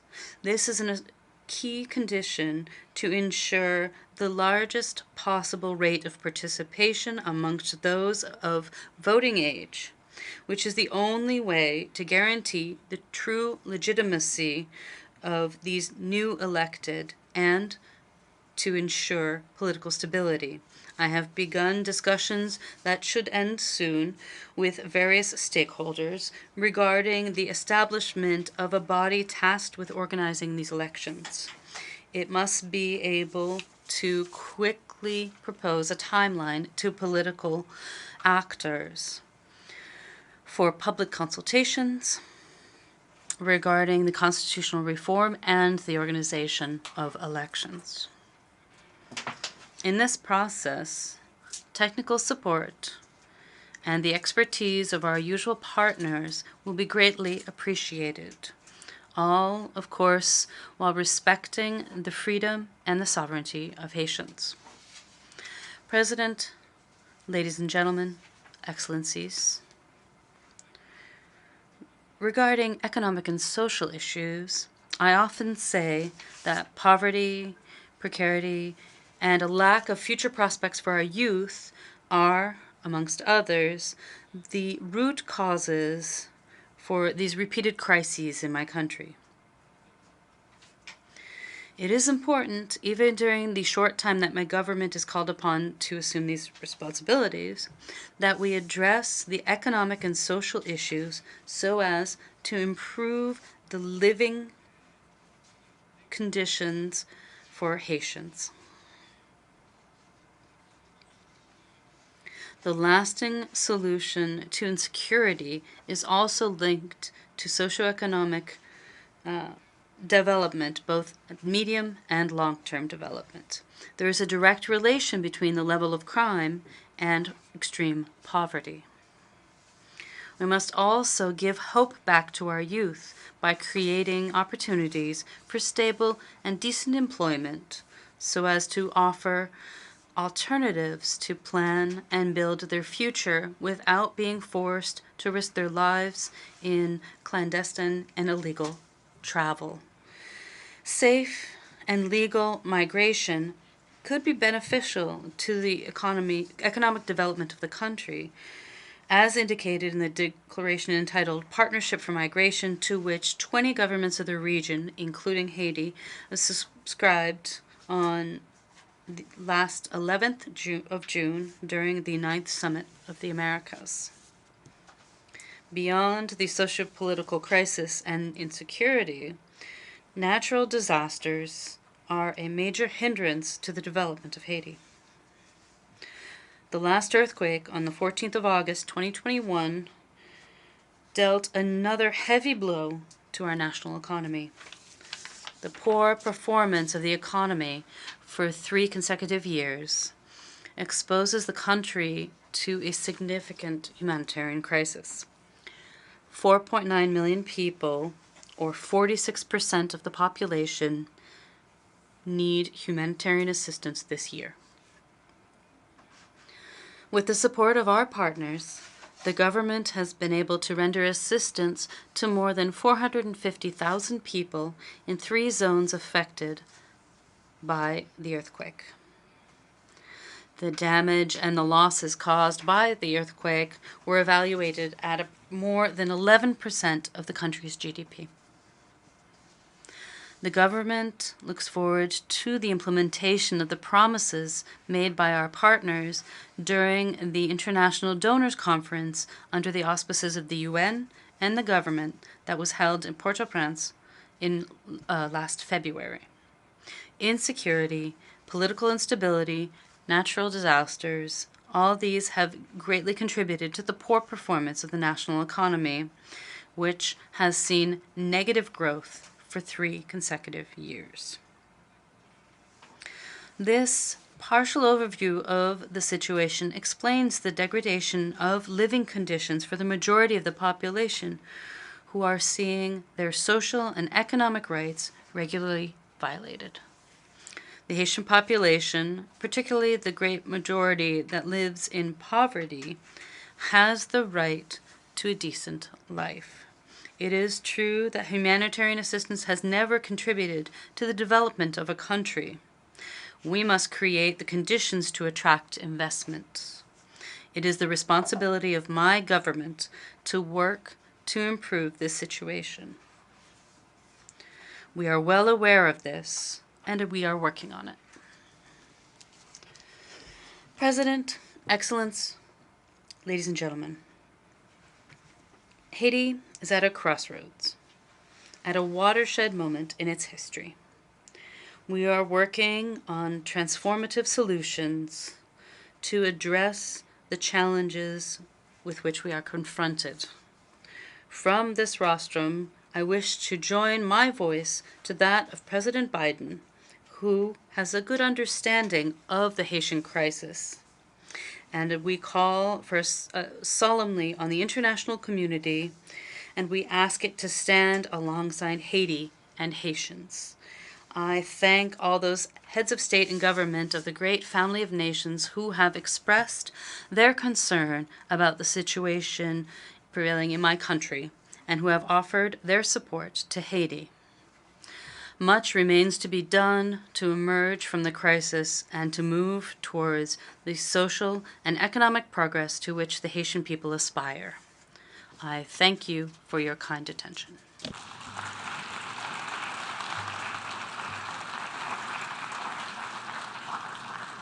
I thank the Minister for Foreign Affairs and Worship of Haiti.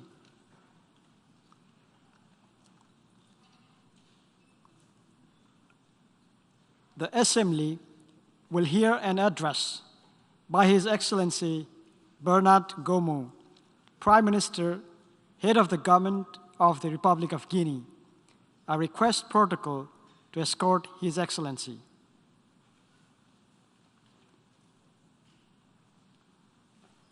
I have the great pleasure in welcoming His Excellency Bernard Gomu, Prime Minister, Head of the Government of the Republic of Guinea. I invite him to address the Assembly.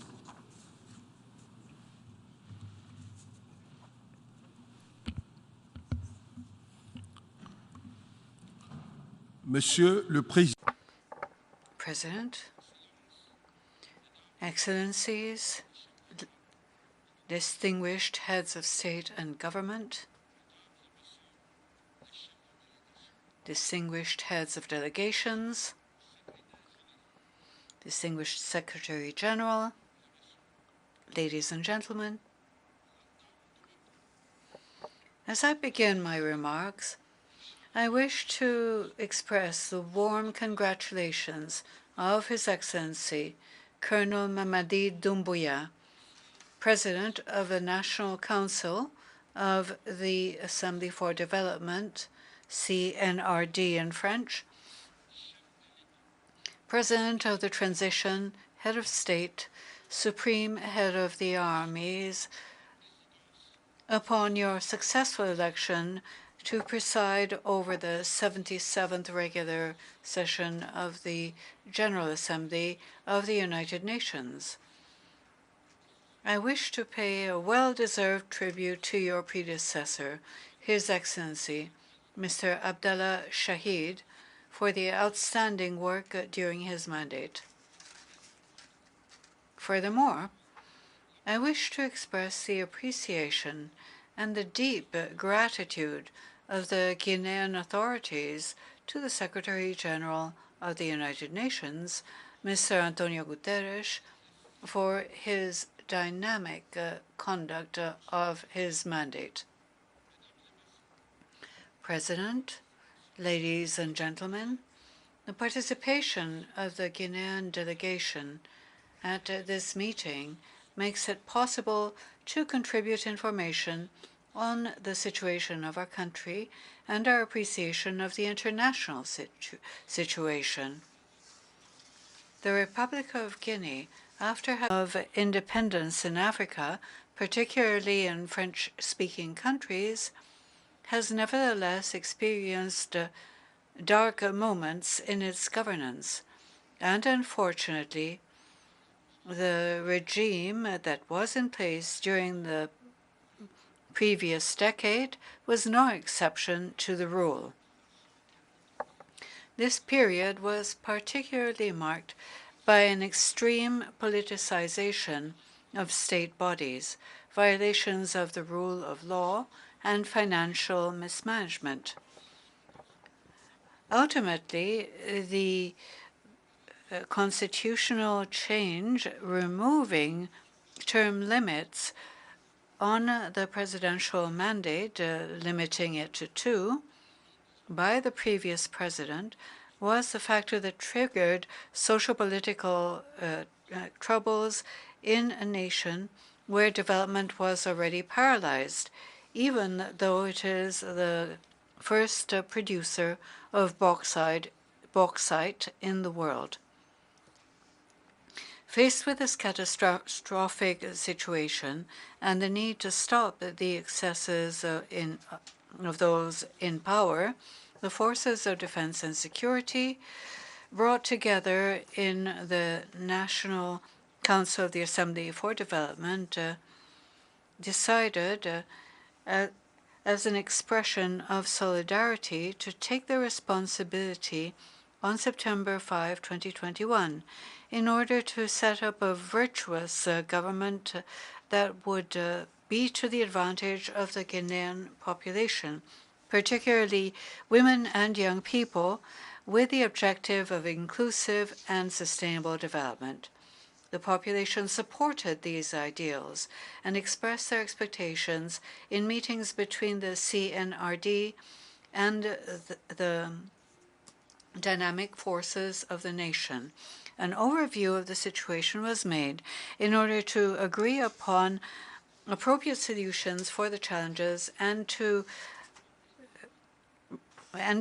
make the country recover. And the objectives were institutional correction to build strong, legitimate institutions able to stand the test of time and temptations of people, refounding the state to have ethics in public life and restore the state authority, recovery in order to break with the old practices for reform, modernization, and a renewal of the administration, a rally of the people as a whole in conducting public affairs in full transparency and respecting all commitments on the national and international levels.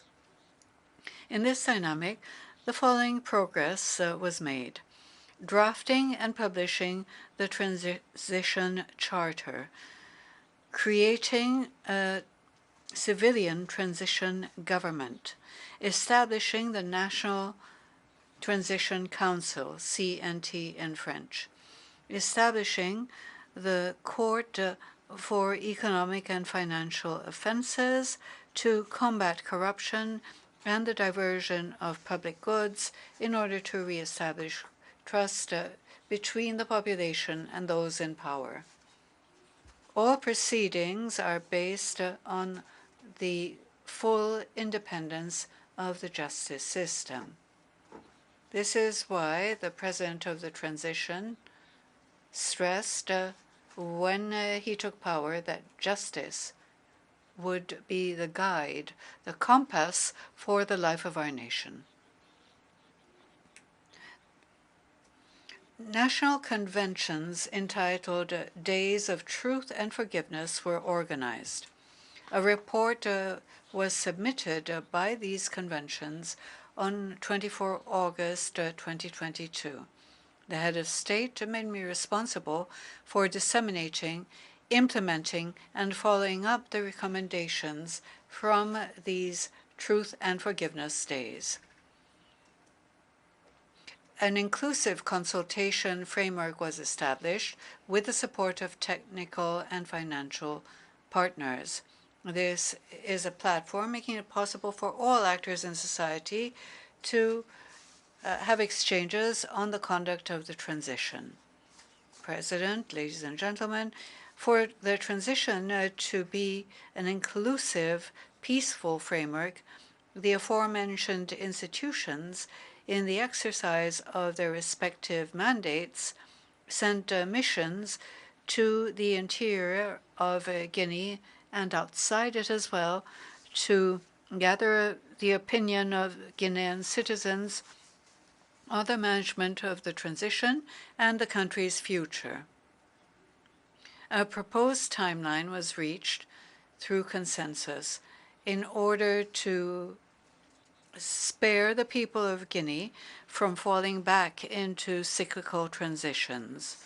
When it comes to the length of the transition, a central negotiation point between the Republic of Guinea and the Economic Community of West African States, or ECOWAS, it should be stressed that the content of the transition includes 10 points covering a general census of the population and housing, as well as a civil status administrative census. These two operations will need 24 months to be held, and 12 additional months will be necessary for the holding of 3 programmed elections. I cannot stress enough the imperative need to conduct quality censuses in order to draw up an incontestable electoral register which will guarantee transparent electoral processes and results which are acceptable to all. In this regard, it should be recalled that the issue of the electoral register was always a point of disagreement and led to different elections in recent years being contested. In the framework of the policy of reaching out, the President of the Transition created the framework for inclusive inter-Guinean dialogue, which has been placed under my authority. It is our hope that reluctant stakeholders will feel a jolt of patriotic awareness and join the dialogue. It is important to stress that with no pressure whatsoever, the members of the CNRD, of the government, and of the National Transition Council decided of their own free will that they would not run for office during the upcoming elections. This decision is constantly reaffirmed. In terms of justice and human rights, the Ghanaian government, in its respect for human rights, has, besides the ongoing judicial reforms, made organizing the trial for the events of 28 September 2009, during which there were victims, a national priority. In this regard, the President of the Transition decided to organize, after precisely 13 years of waiting, the opening of this trial in cooperation with the International Criminal Court and the Human Rights Council. On the economic front, strong measures were taken in order to stabilize the macroeconomy to strengthen Guinea's resilience. A program of interim reference for 2022-2025 will definitely contribute to improving living conditions for our population. We wish to reassure all public and private investors of our government's will to guarantee favorable conditions for doing business. An overhaul of public finance and reforms in the mining sector, particularly setting index prices for bauxite, will make it possible for the population to benefit from the dividends of growth in the bauxite sector. We commit ourselves to a careful consideration of the problems which the people of Guinea face in order to find lasting solutions to them. Hence, the imperative need to establish the rule of law and strong institutions for a successful transition, a clear measure of Guinea's stability, and by extension, the stability of the West African sub-region. We will also continue to cooperate with all our partners, respecting our commitments with an open mind marked by mutual trust and respect. President, ladies and gentlemen, the 77th regular session of the General Assembly of the United Nations is taking place at a time when the world is facing challenges of many social, political, and economic kinds at the dawn of a new multipolar world order. The theme chosen, a watershed moment, transformative solutions to interlocking challenges, challenges all countries of the world to more united action and solidarity in order to resolve the complex challenges generated by the COVID-19 crisis and crises affecting regions providing basic foodstuffs, agricultural inputs, and oil and petroleum products. In this regard, Guinea appreciates the Secretary General's initiatives for peace and international security, as well as a path to reach the Sustainable Development Goals by 2030.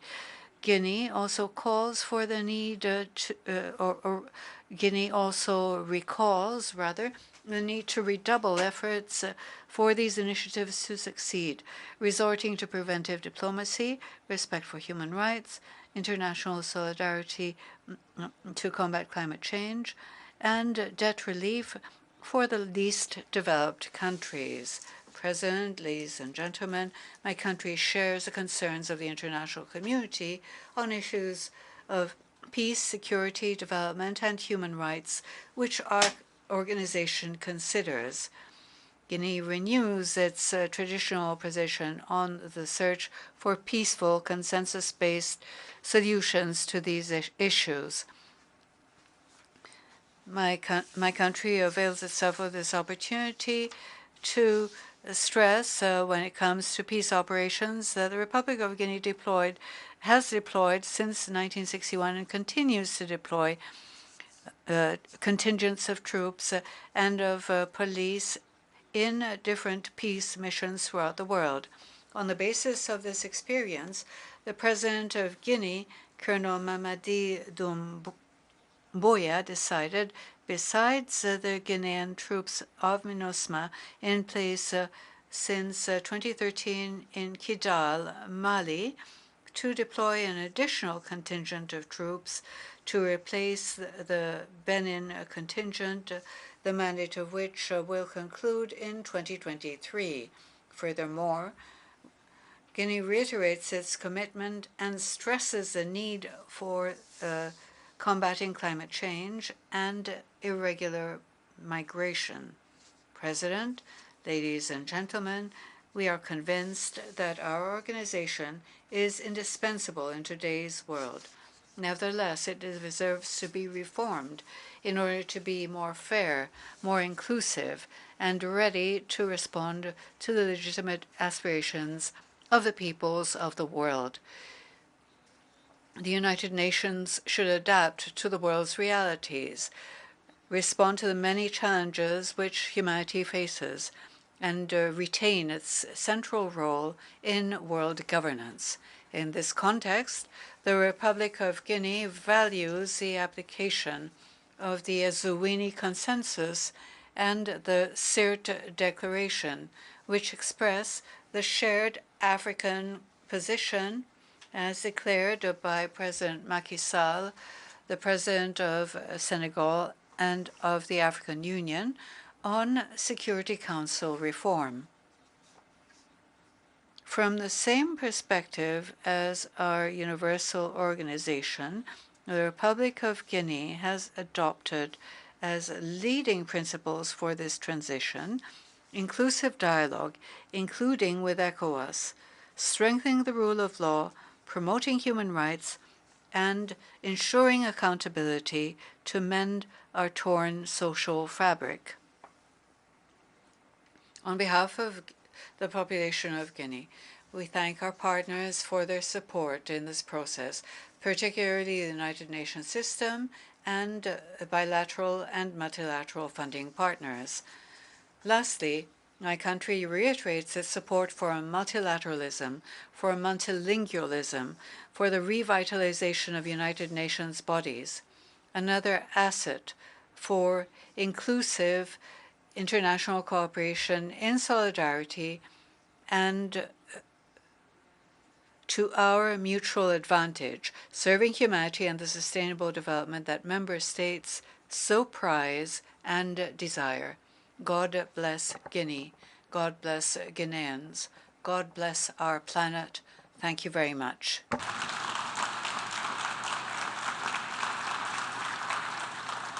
On behalf of the Assembly, I wish to thank the Prime Minister, head of the Government of Republic of Guinea, for the statement just made, and I request protocol to escort His Excellency.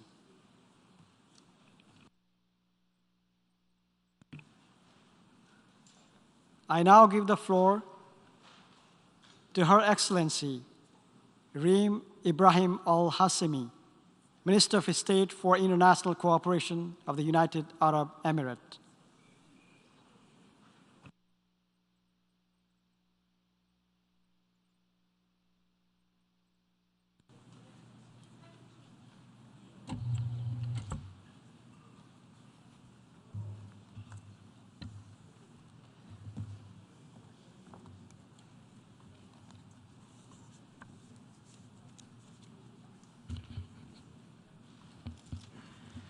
In the name of God, most compassionate, most merciful, Mr. President,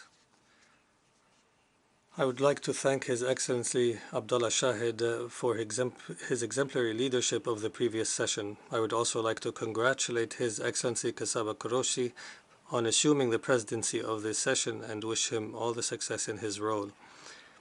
At the precipice of a new era for the world order, the UAE has chosen to embrace peace, recovery, and prosperity within an international system that is supported by an open and robust network of partnerships. Through this framework, we will launch new pathways for cooperation in fields of economics, sustainable development, advanced technology, and scientific research.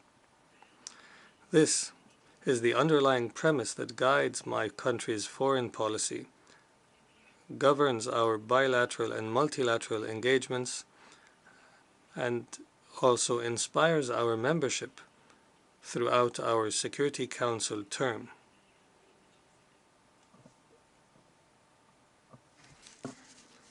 However, we are well aware of the magnitude of the daunting challenges before us today, as well as the increasing level of polarization that looms over the entire international system. This is a clear result of crises increasing in number and frequency, in addition to the emergence of new epicenters of conflict and the dangerous escalation in the activities of armed groups, all while people around the world are suffering immensely from food and climate crises.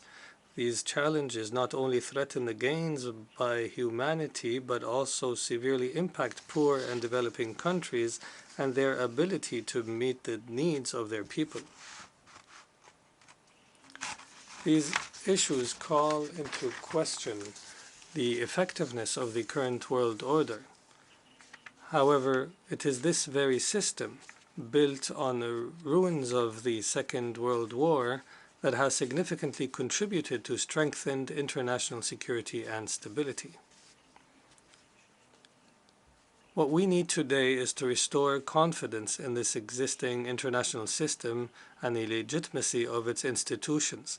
We must enhance its efficiency and build its capacity to address the current crises and overcome the existential challenges of the 21st century.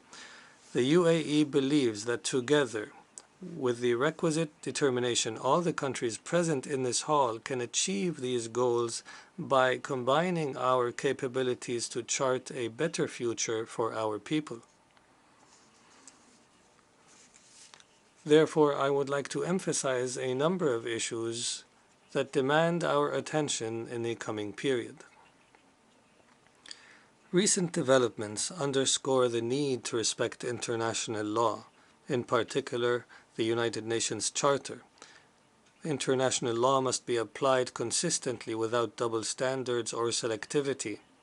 This is the imperative for stability and security in our international order, an order based on respect for sovereignty, independence, and territorial integrity of states. In this context, we renew our demand for an end to Iran's occupation of the 3 UAE islands, the Greater and Lesser Tums and Abu Musa. The UAE's sovereignty over which is proven by history and international law. We emphasize that despite UAE's sincere calls to peacefully resolve this conflict over the past 5 decades, Iran has not responded. But we will never relent in voicing our legitimate claim over these islands, whether through direct negotiations or through the International Court of Justice.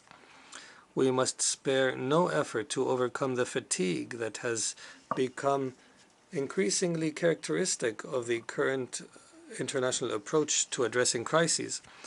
We need to progress towards more permanent, comprehensive, and fair solutions to the escalating armed conflicts around the world and to address the repercussions of this instability within the current world order. We must therefore embrace innovative solutions to enhance the effectiveness of the international system and empower countries and regions emerging from conflict to actively contribute to solving the most pressing challenges of this era. For decades, the Arab world and Africa have been hit the hardest by crises. As a direct result, we have learned difficult yet critical lessons. We must prioritize diplomatic solutions, dialogue, and de-escalation in order to settle tensions, prevent conflicts from emerging, and combat extremist ideologies.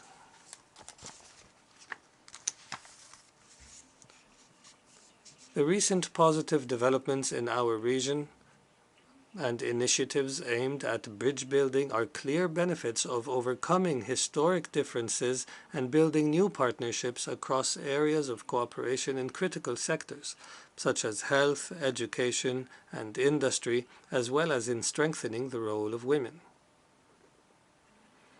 We stress here our firm position calling for the establishment of an independent Palestinian state on the borders of June 4, 1967, with East Jerusalem as its capital in accordance with the agreed international references. We welcome affirming this point by the Prime Minister of the State of Israel in his statement from this podium regarding support for the vision of the two-state solution. We look forward to advancing all political processes in our region and paving pathways to peace. This should, however, be complemented by strengthening the united international position that rejects interference in the internal affairs of Arab countries. This type of interference undermines conflict resolution, fuels extremism and terrorism, and constitutes a flagrant violation of the sovereignty, independence, and territorial integrity of states. In light of the increasing frequency of crises, it becomes imperative to empower regional and international organizations to play an active role through regular consultations and through providing them with the tools, resources, and expertise necessary to effectively respond to current challenges. Regional organizations are more familiar with local contexts and better positioned to support mediation efforts. We have seen this repeatedly, including through the efforts of the African Union, whose initiatives we applaud and support. As we all know, the maintenance of international peace and security requires a world free of weapons of mass destruction, in particular in the Middle East and in the Korean Peninsula. It also necessitates promoting dialogue to reduce tension and to address regional and international concerns in this regard. Indeed, it is not possible to speak of a secure and stable international order in the absence of a firm international position rejecting terrorism in all its forms and manifestations and committed to hold the perpetrators and financiers of terrorism accountable. Recently, we have seen an increase in the flow of weapons and fighters into conflict zones, in addition to the emergence of groups with high combat and military capabilities, who subsequently return unregulated to their countries of origin in absence of established mechanisms to address the situation. In addition, the situation has grown increasingly dangerous as a result of terrorists' use of missiles and drones to launch cross-border attacks. These developments reflect the evolving nature of terrorism and require active efforts to prevent conflict zones from becoming a safe haven for terrorists and to update strategies on a regular basis in this regard. It is also imperative to adopt international rules and regulations that prevent terrorists from obtaining advanced weapons and technology. This threat manifested itself clearly in the Houthi terrorist group's heinous and hostile attacks earlier this year against the UAE's capital Abu Dhabi, as well as against the Kingdom of Saudi Arabia. At the same time, other terrorist groups, such as Daesh, Al-Qaeda, and Al-Shabaab, seek to develop their capabilities and revitalize their organizations, all of which directly threaten the advancements in international cooperation made thus far in the war against terrorism. As governments, we must lead our people by example, by strengthening the values of tolerance and peaceful coexistence in the face of increasing attempts to spread hate speech around the world.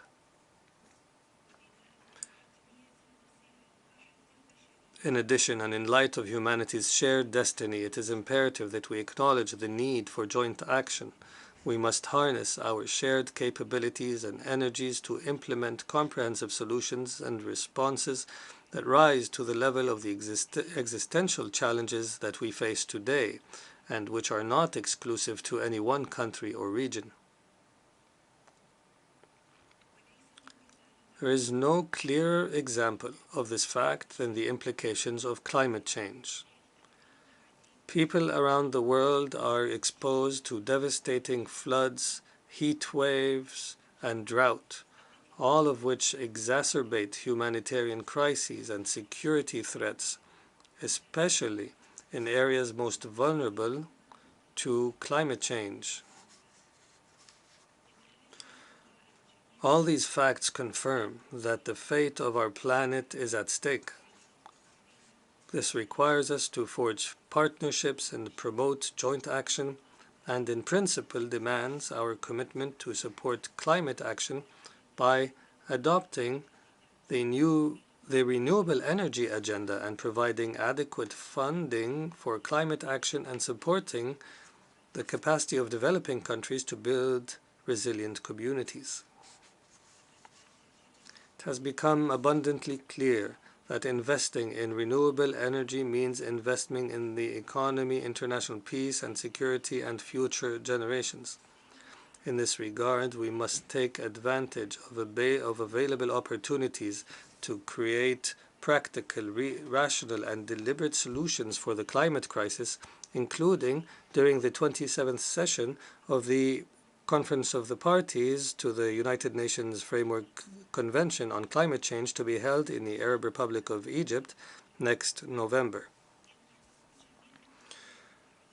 We urge all member states to actively engage in this session. And while my country prepares to host the 28th session next year, we are working to build partnerships, ensure inclusivity, and focus on areas in which we can achieve meaningful results to address the phenomenon of climate change.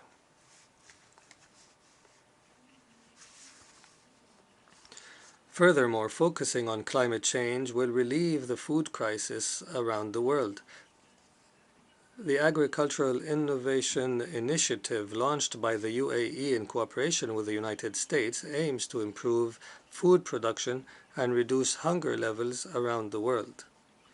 Simultaneously, we must intensify food assistance to all people and ensure the continued flow of global food supplies, while also looking for practical ways to secure supply chains in light of the current geopolitical divisions.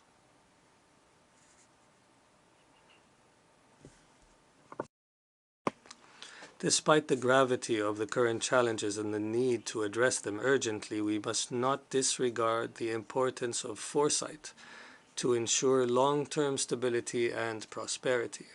In this regard, my country is building a diversified and knowledge-based economy which relies on scientific and technological progress and peaceful and secure societies. 2 years have passed since the Abraham Peace Accords, and this year several initiatives took place to promote developmental and economic integration and cooperation across our region. We have witnessed the rise of a community for progress in the Middle East, which will reinforce joint cooperation around priorities.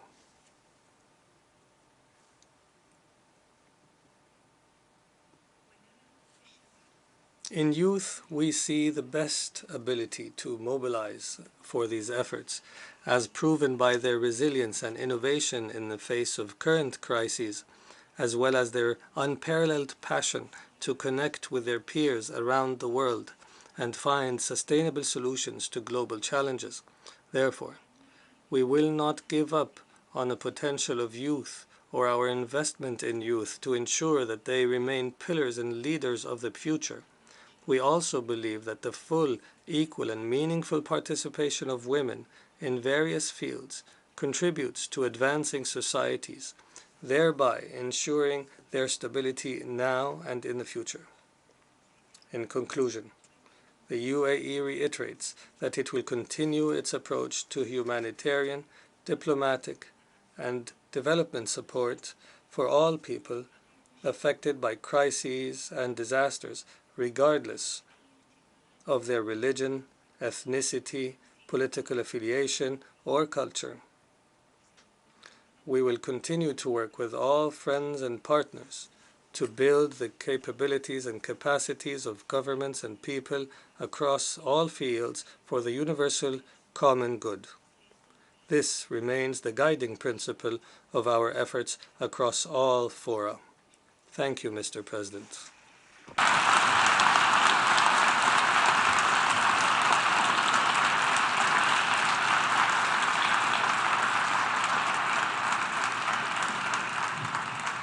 I thank the Minister of State for International Cooperation of the United Arab Emirates. We have heard the last speaker in the general debate for this meeting. We will continue the general debate on Monday, 26th of September at 9 a.m. in this hall. The meeting is adjourned.